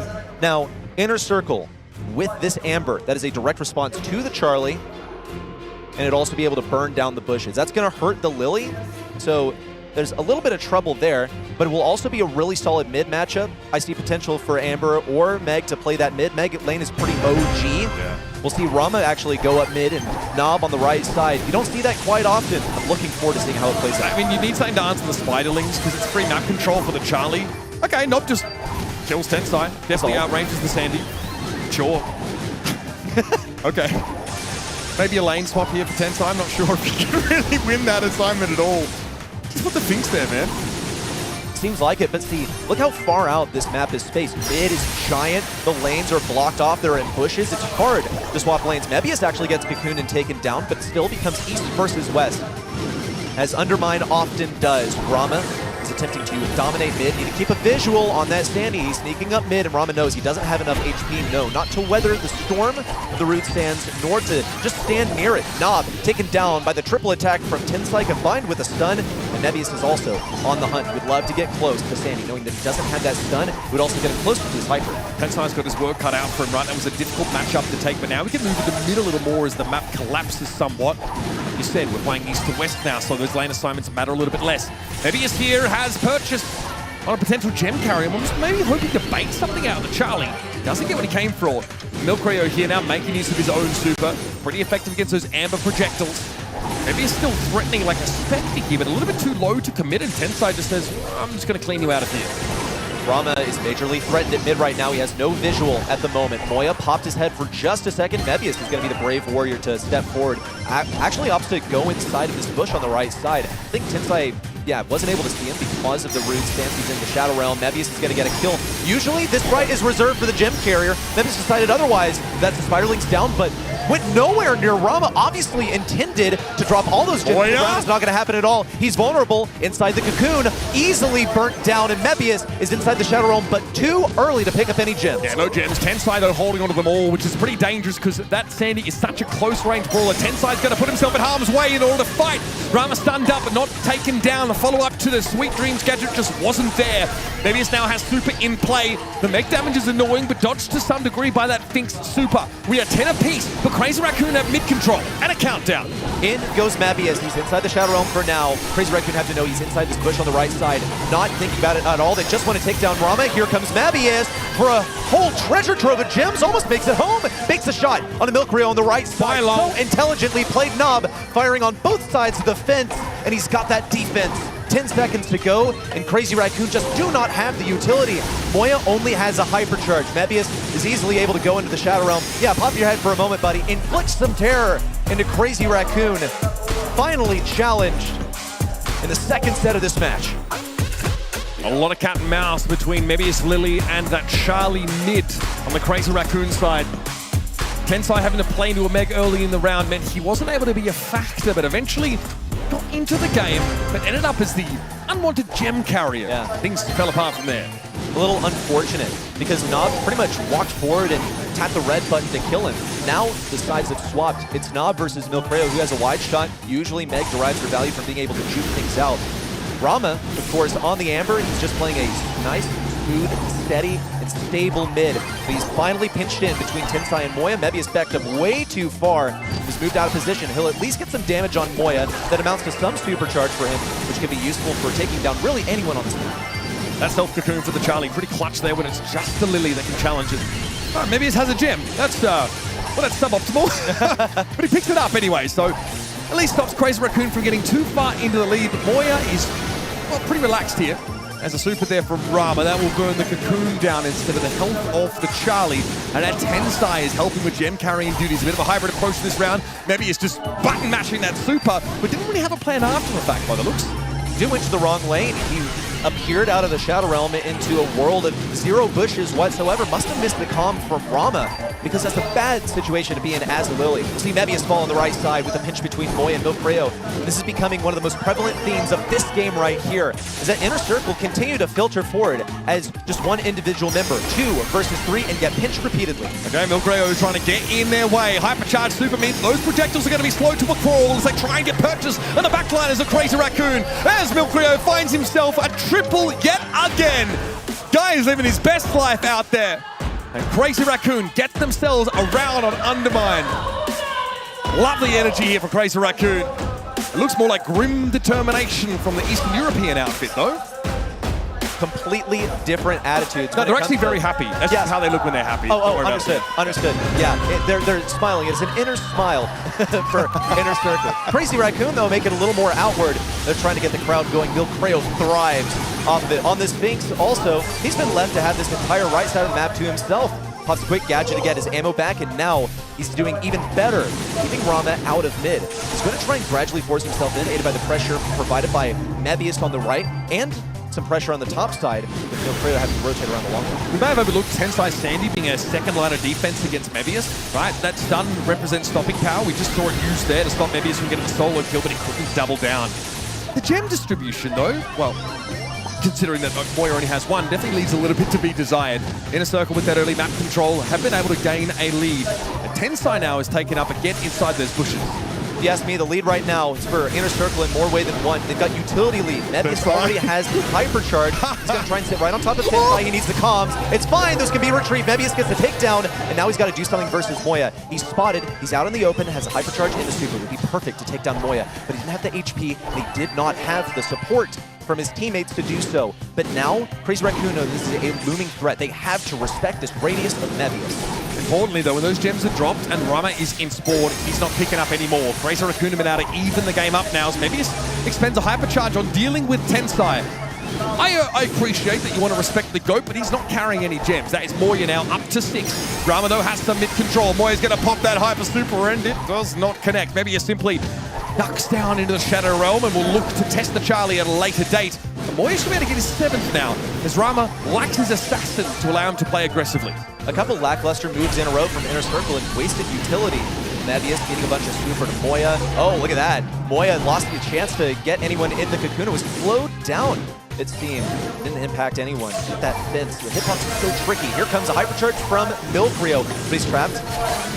Boots around the left side. Navius now in with the super. Can't really get anything. They need just a few more seconds for this gem to spawn, and it'll begin to interrupt this countdown. And this is thinking about it. Nob's able to get back in mech. Here it comes, the Lily. It's going to be a gadget straight away from Moya. Can he stay alive? Yes! He's able to peel Mebius off of him. Countdown was reset, though. We're now Inner Circle. Get up to 11. It's time for Crazy Raccoon to shift to the offensive. Ready? Here comes a hypercharge in from Tensai. Mebius straight into the Shadow Realm, and Tensai is so low on HP. Hypercharge from Moya as well. Another whiff shot from that Hyper. Mebius in. He's got to get some ammo to pop this out of the Raccoon. Cocoon, another one. But no kill onto Moya. Crazy Raccoon find themselves at a deficit at the moment. 10 seconds to go. Ramen needs his positioning, needs to keep Moya at bay. He's got to hit this next Cocoon. It's got to matter a whole lot. Tensai looking dangerous. Mebius now going to get it down into the Shadow Realm. Moya should have his own Cocoon, and he throws one at the Lily, but Inner Circle get up to 13. Tensai might need to activate here. There's a chance, of course, to even that gem counter. Moya will do so. Picks that gem up, sets a countdown for his own team. 24 seconds left in the round. Mebius comes forward now with a hypercharge. Moya drops the gems. Now they're on Milkrio, but the pressure from Nob is immense. Milkrio walks away with 14 gems. An acceptable gem carry, but not ideal.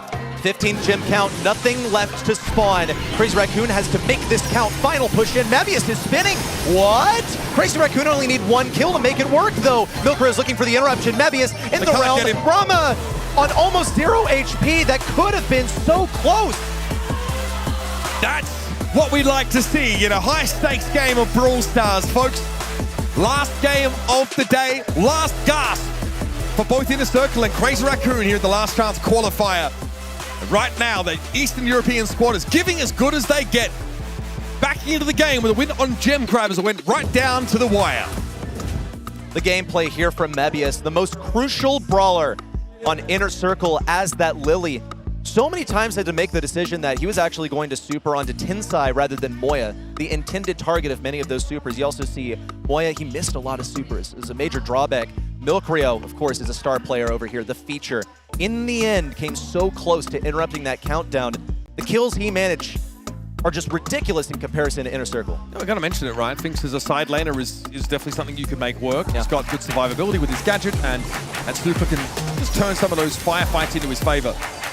Messy stuff, though. I mean, there's always the risk of this league. That's why it's such a potent pick. Even if you have, in theory, something that can counter it, in terms of the Charlie, these were the final seconds of the map when Milkrio was the one with the gems, and that amber damage, really nice. Like the pick from Rama, right? We think on the surface, yeah, it's to shut down any spiderlings. There's no way to gain pressure and map control with them. But if you're being run out, that is exactly where you want to have amber. Amazing when you have a lead and you're giving up some map control. Just a fan of flames in your wake as you get oodles of damage done. I want to give some kudos, you know, the good kind, to Rama as well. There are bad kudos? Yeah, no, yeah. You know, you play Power League, you give the worst teammates some kudos. No, I'm giving him the ironic thumbs up. Yes, yeah. I love that one. I do it stunning all the time. Well, how about some genuine ones for Rama, okay? Because Rama so consistently kept his damage from that Charlie. He never really got cocooned except for, what, once? And even then it was in a safe position. Yeah, you're dead right. A couple of those interactions there, Moya hitting an extra cocoon or two. Could have been a huge difference maker. I like the draft. I think we got a good display of playing both sides of that gem grab meta as it is right now. Heavy going to pinhole punt. Seen a few teams attempt the Hank here with the Jaeong. That's been mixed in, and it's one of Inner Circle's favorite picks. 86 sets of Brawl Stars they've had Jaeong brought in. See if that's going to be the approach. Jaeong, he's good, fairly consistent, just not ban-worthy is the issue. You've only got 6 bans in Brawl Stars competitive, and you've got bordering on 100 brawlers now. Can you believe that? That we're almost 95, right? Yeah. We're only a few months away, man. Holy. And we've already got a few hyper charges now as well. There are only very few. Credit to the dev team. They've really ground those out over the last year or so, couple of years. That's true. And the hypercharges, I guess, always keep things exciting because Well, they're the centerpiece of competitive right now, especially the new ones, yeah. And some of the more important ones are going to be gone. I'm looking at that Ollie as a key ban from Crazy Raccoon. First selection now from Inner Circle is Mebius on the Sphinx. It's a classic mid here on Pinhole Punt. We pointed it out as, a typical mid selection. He's able to block off numerous lanes at once. We saw why it, might work out so well for a Crazy Raccoon, especially in the hands of Milcreo. This is where the Inner Circle BB rears her head as like last pick. It's pretty sick against the Hank. You can run up, in between bubble timings and knock the Hank back. It's pretty useless if that is the pick. Crazy Raccoon hovering still their answer. Finks really doesn't give anything away about Inner Circle's plans, just a very serviceable brawler. So here comes Crow. Can obviously give you a lot of all-in potential. Pretty annoying with that anti-heal. Basically imply map control given over if your opponents have to hide for longer to heal up. And the Draco is going to give you that offensive option, but that is a tank that lacks mobility options. So Crazy Raccoon need to find a way to get Milcreo into the action, or he's going to be spending a lot of gadgets. The classic way to deal with this would be Lu, pretty much. It's, a more open map, especially around that mid. Lu should be able to shut this down, but I think it's actually been falling in the win rates. It used to be banned everywhere. Now it's not even worthy of a ban. Inner Circle, do they feel confident? Well, also, they've already gotten a mid-worthy brawler, one that has vision, one that has a wide shot. I don't know if they really want to risk it just yet. I think it's very vital that they take away that Ruffs from Crazy Raccoon, given how good of a combination it would be for Draco. The hyper to Draco is too scary a prospect. Yes, and also the sandbags can block a Draco shot, which make it actually a viable thing if he gets close to you. Survive for a little bit longer so you can get your super and hyper. The Meg has a 100% win rate in pre-LCQ scrims between our teams, so one of the more commonly picked brawlers on Pinhole Punt. Cordelia spanned away. That was also a combo that was used to great effect by the teams that drafted those. Young and reckless, coming through! Bonnie will be the answer. Interesting. So this comp definitely wants to try and keep Milcreo out of the action. Crazy Raccoon need to decide now, make the Jaeyong a part of their composition. It's not ban-worthy ever, but it's just good enough to make its way into most of these setups. And a bit of a burst of speed. Putting the wind at Milcreo's back is going to be important to get Draco where he is needed. It's also a pretty solid lane. You run that into Colonel Ruff, so you can afford to run the star power that's not as frequent. The slipstream is really useful for getting speed when you're close to your teammates, but having additional damage, you fire through the sandbags and you get even more onto Colonel Ruffs. Gives him a bad lane matchup. A good lane matchup is one of the things that he needs to, actually get damage in a hyper and do anything for his Draco teammate. So let's see how it's executed. What a lively start. Tensai already has to pop a gadget there to stay alive, and he's not able to turn it into any value. Crazy Raccoon now forced to play more passively to the back of the map, and Milcreo still wants to throw down. Bro's feeling it. Obviously, the second set doesn't favor Crazy Raccoon in the end, but the guy still has enough energy to spend. Tensai returns to the fray. Somehow, Crazy Raccoon didn't have to give up the middle of the map despite losing their Draco, and now Bro is back with a vengeance. Here they come, all storming the goal line. It's 3 versus 1 when it comes down to it.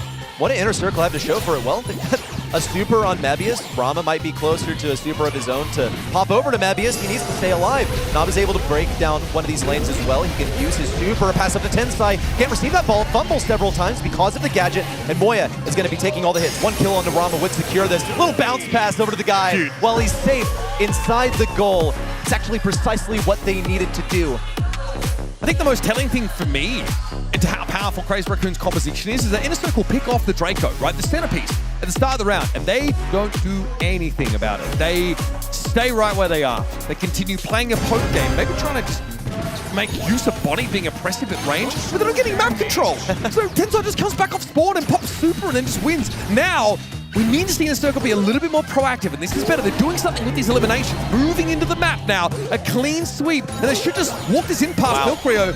Nice footwork there, and Mebius will be the scorer. Super promising for Inner Circle, what we just saw there. They managed to handily take down Crazy Raccoon in the first interaction, and they've got utility to show for it too. That's sped up projectiles moving through mid. Tensai's going to find his super also slowed down in the face of that Fink super. Nav will get the takedown on him. He's poisoned, but only temporarily, of course.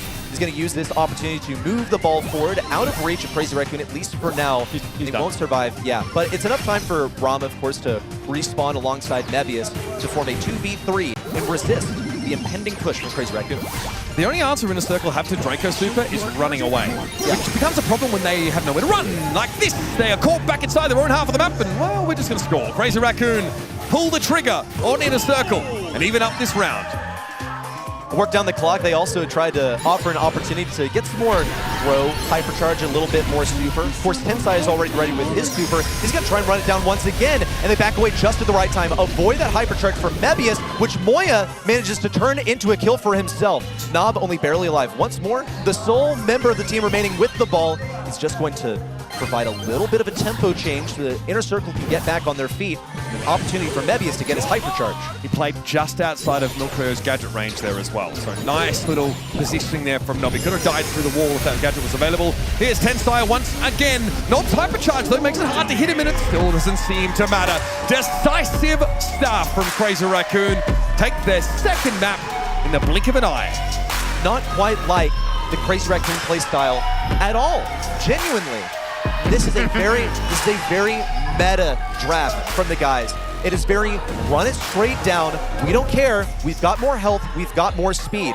And look at the selections they have. They have Moya on this Crow. Crow at the moment has found so much viability because of his gadget that gives him a shield. Basically becomes a tank. And hitting 3 daggers at once does a lot of damage. Tensai, of course, no explanation required. Milkreo gives a speed, gives a healing. You've seen it in somewhere around 90% of the matches here at LCQ, so you should need no introduction.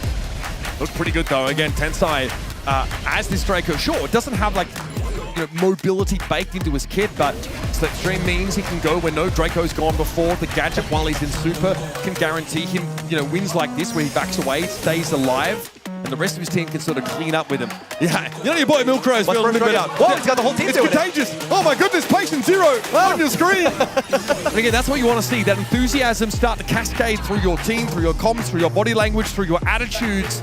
And now when you're up 2-1, and it's Inner Circle that have to crawl out of the doldrums, Crazy Raccoon definitely feel favored. They feel like they're ready to strike the final blow and move on to the golden ticket matches tomorrow. And I'm beginning to question whether the, plain expressions of Inner Circle across the way are actually internal smiles.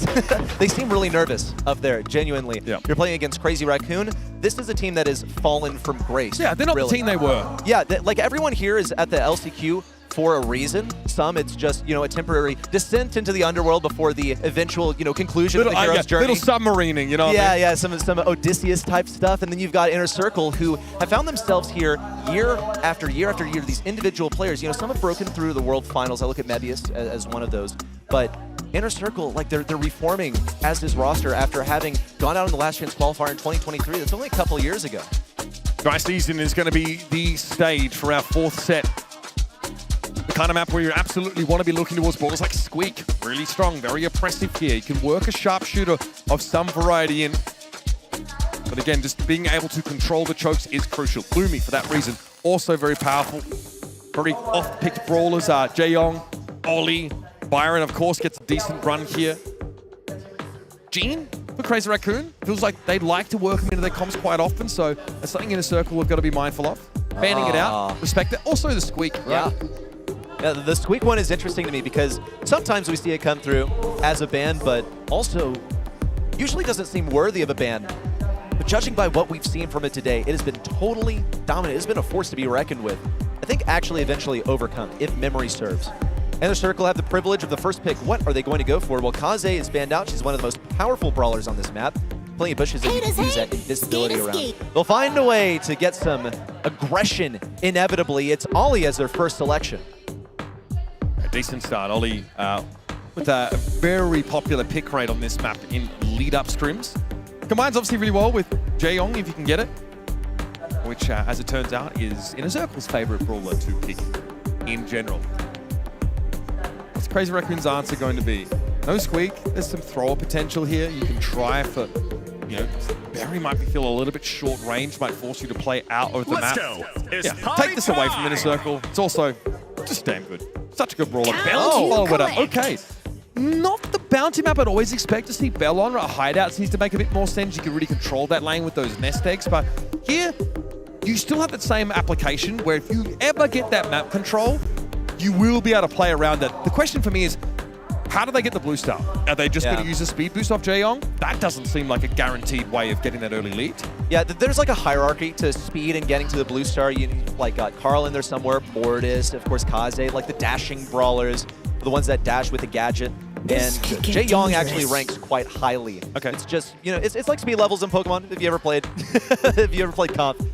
A final selection for Inner Circle. Yeah, we need some trick room though. Get Frank out there. Yeah, there we go. Give him a iron ball. That's what I mean. That's what Jae-Young feels like. Gives tailwind. You know what I'm saying? Pretty much. Yeah, give him up a speed level. Inner Circle can do that. Are they going to pair it up with a Carl? Could be an overcommitment. They do have a support for their Ollie. And here's the Carl. Yeah. I like that. They're also basically planting their flag in the blue star and saying this will be ours, and also giving themselves that great sort of all-in potential. I love Rafiki, I think, earlier on today showed us exactly how the Carl works so well in the in the Gust shell.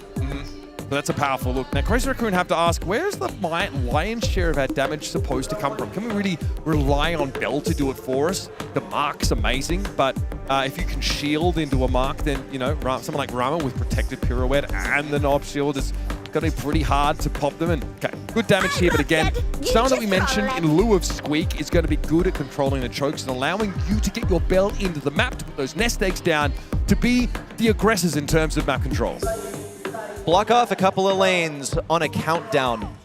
It's an excellent ability that Lumi has at her disposal. As far as the Bell, I was curious, you know, is she going to swap a star power into the Carl? Some Bell players like to swap on a grounded so that Carl can't reload his shot because he's only got one ammo, but I don't think so. Looks like they're going to be playing this more long range. Instead, she's going to be going for the shield. We'll see in just a moment how exactly Crazy Raccoon plan on playing it. Mebius is not interested at all in going for the flying hook and on the blue star. I guess off of what Tensai decided to run, you didn't want to slip forward out of control. I respect it. Yeah, you get caught in a Grim and Frostbitten gadget activation and you're cooked. You're going to give the blue star and change over to your opponents. Rama, okay, he's got the jump gadget. This is going to give you more range on that hypercharge, more guaranteed connection. And also there's no individual assassin to shut down with you know, the Brawl, the sort of gadget that allows you to have the hypnosis on attack. Yeah, and another thing here with Rama, he's just not going to be facing really aggressive brawlers. Not anything that gets in close range with him, so he doesn't really have to concern himself with when someone gets in range of him. It's almost never going to happen. He's just going to have to force himself into these scenarios without his teammates, is the biggest concern. Nav, of course, has that super ready to give to Rama. He just needs to get a super first. One of the most prevalent objectives of Crazy Raccoon is to get damage on Rama without getting hit by him at all. And big super! What a route there from Tensai. Milkrio capitalizes with his gadget. Crazy Raccoon find themselves 2 stars in the lead. No, I like that from Crazy Raccoon. They take map control and they give Inner Circle a reason to come forward and potentially step into a lot of these traps or face this level of damage. Rama actually supers there, I think, for the shield. Stays alive though, not able to be burst down by the Lumi, but they are 2 stars behind. It's not good as an Ollie when you find yourself supering to get away. That's a tough ability to get into a comp like this. You need to be combining it with your gadget for a guaranteed kill. You also need Knob to give you a shield at the same time, which he's also lacking. He's only got 20 seconds to make it happen, and make that even less as the clock is ticking down, and they need a few seconds to execute. Tensai is, yeah, he's signaling that Grim and Frostbitten activation. Rama eventually knows that's going to come either way, so he just plays into it. There are a lot of nest eggs set up here to play behind defensively. Milcrio is the one with the blue star. Keep an eye on that. Mebius there, hit by the blast beat. Beautifully done. There was a mark there for Moya, a guaranteed connection, but Crazy Raccoon play this comp to perfection. Get into the map. Use a Lumi super to guarantee an elimination. Cover it with nest eggs. Fall back with Inner Circle. Have to charge forward to try and regain that star lead. Really intelligently played. I wonder how Inner Circle reacted this time. Of course, they have that Carl. Could they just send him up, have him soak up the damage? They're going to try and punish Milkrio, but he has no issue at all. Gets tapped by a single projectile from Knob like it was nothing. Nob going to be knocked back yet again. Already a Tensai gadget there to control the left side of the map. The Lumi is on Ollie duty by the looks of things. Rama hasn't been able to do the shock and awe big super. Didn't be able to hypercharge in that previous round, even if I'm not mistaken. Needs to find a way to start to farm that, get into the game. Nest Egg's being set up defensively here as Tensai does take a hit, has to back away now as the Lumi gadgets pop. So close to Rama sliding into that opening where Tensai could really capitalize. Knob didn't receive the comms that there was a nest egg there. Or did he? He went immediately to cover. Actually could be quite shrewd by him. Rama finds himself in a bad situation. Thankfully for his sake, Moya wasn't able to line up that lateral shot on him, but Tensai punishes, and Rama just didn't math out that interaction, thought that he could survive it. Rama had to have known that Tensai was going to come forward and try and set up some damage, even on the Morningstar callback, if not when he sent them out initially. And he's pulled a super off of that, so this is now pretty nasty for Rama. Tough to come back. Man, Tensai once again punishes. This time a super from Rama. Make that another as Tensai gets the kill on Nob. It's 9-0. Crazy Raccoon in an excellent position to take this match. Big lead, 9-star lead for Crazy Raccoon, and Inner Circle have been virtually invisible in this game so far. They've got 33 seconds to do something about it. Hypercharge there for Moya, guaranteed mark on anybody who's been in line of sight, and Tensai has a Hyper Super to catch on to anybody. It's going to be Nob, the choice this time. Very low Nob is, only 2 stars to his name, but Crazy Raccoon will happily take those if he steps out of line. This one looks all but impossible. Just 10 seconds to go. Inner Circle need to do the impossible. Mebius needs to pull some Rafiki level plays. Here comes one. Tensai on the right side is pushing forward, looking for the kill on Rama. It's dodged. Could that be a kill? Just a few seconds to go. Inner Circle looking for anything possible, but it's just not there. Crazy Raccoon, these former world finalists, are only one step away from reascending to that throne. And even though Crazy Raccoon may have fallen from grace, from the apex of Mount Olympus, they give me especially what I asked for to end this series. A solid draft with a real plan that you can execute from behind or when you're ahead. Beautifully done. The Lumi controls the map. The Bell sets the architecture up. You fall back behind all of that with the power of the Jaeyong, and you simply let Inner Circle bring the game to you. Stunning stuff from Crazy Raccoon. We'll see you tomorrow. We also see here the Ollie did not really work out the way it was intended. 0 kills on Rama, not that much DPS. It wasn't their draft in that last set, really not. With that, we now have all 3 East Asian teams that came out here to Sao Paulo actually moving on to day 3. Is that going to be like a Juan Carlos screenshot? That Rama score? It's rough. You know what it's going to be, because this guy talks a big game, and the moment he doesn't back it up, oh yeah, that one's that one's going in the annals of Brawl history. We now have our final 8 teams that will make it to day 3. We're seeing these 8 battle it out tomorrow for the final 4 golden tickets to the World Finals. Oh man, okay, we've got some awesome matchups here. Casa, Brawl, Crazy Raccoon definitely reaches out to me, right? Supermassive have done well this far. That's a tough matchup up against Navi. It's almost a shame to see Revenant X Spark paired up against Rival in that game, but boy, every one of these matchups promises instant excitement. We had 20 matches in the last 2 days. 7 of them went all the way to the very last set, most of them also to the very last game or even the last round of knockout. So many games. What was your highlight so far?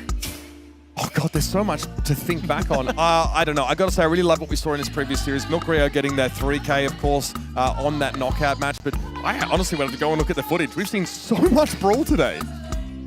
Revenant X Spark, that's got to be the one for me. Their match versus Crazy Raccoon. Okay, look. I love being Congrats, right. By the way. Thank you. Congrats. Thank you very much. Congrats. I love it.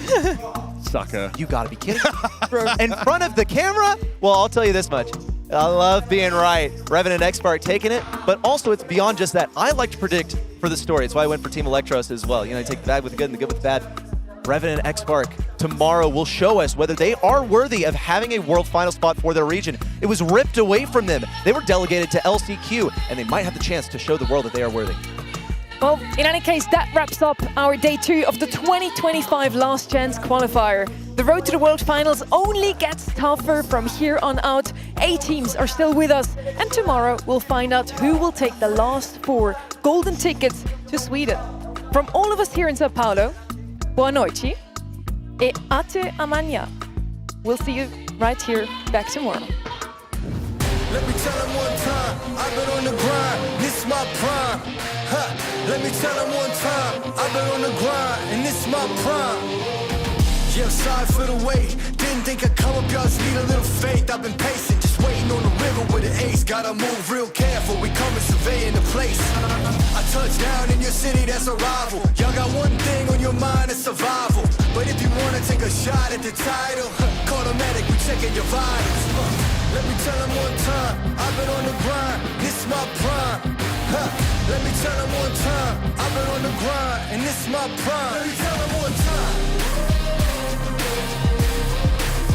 Set them all in my prime. Let me tell them one time, I've been on the grind, feeling real good, yeah, all in my prime. It's about that time, say your goodbyes, cause ain't no match for the way that I grind, yeah, all in my prime. Prime time, we mile high, and I mean rolls. It's flatbeds for the checks, that's a bank rolls. I've been killing it, I'm guilty, case closed. Yeah, y'all are too basic, my reputation, borderline amazing. Good things coming, they just need a little patience. Ready for whatever, all you gotta do is say when. In my eyes, when I'm prize, I visualize. I ain't ever taking a break, you taking 5. Even if I ain't got it, know that I make the time. On my next move, by the time that the ink gon' dry. Let me tell them one time, I've been on the grind, this is my prime. Let me tell them one time, I've been on the grind, and this is my prime. Let me tell them one time. Said I'm all in my prime. Let me tell them one time, I've been on the grind, feeling real good, yeah, all in my prime. It's about that time, say your goodbyes, cause ain't no match for the way that I grind, yeah, I'm all in my prime.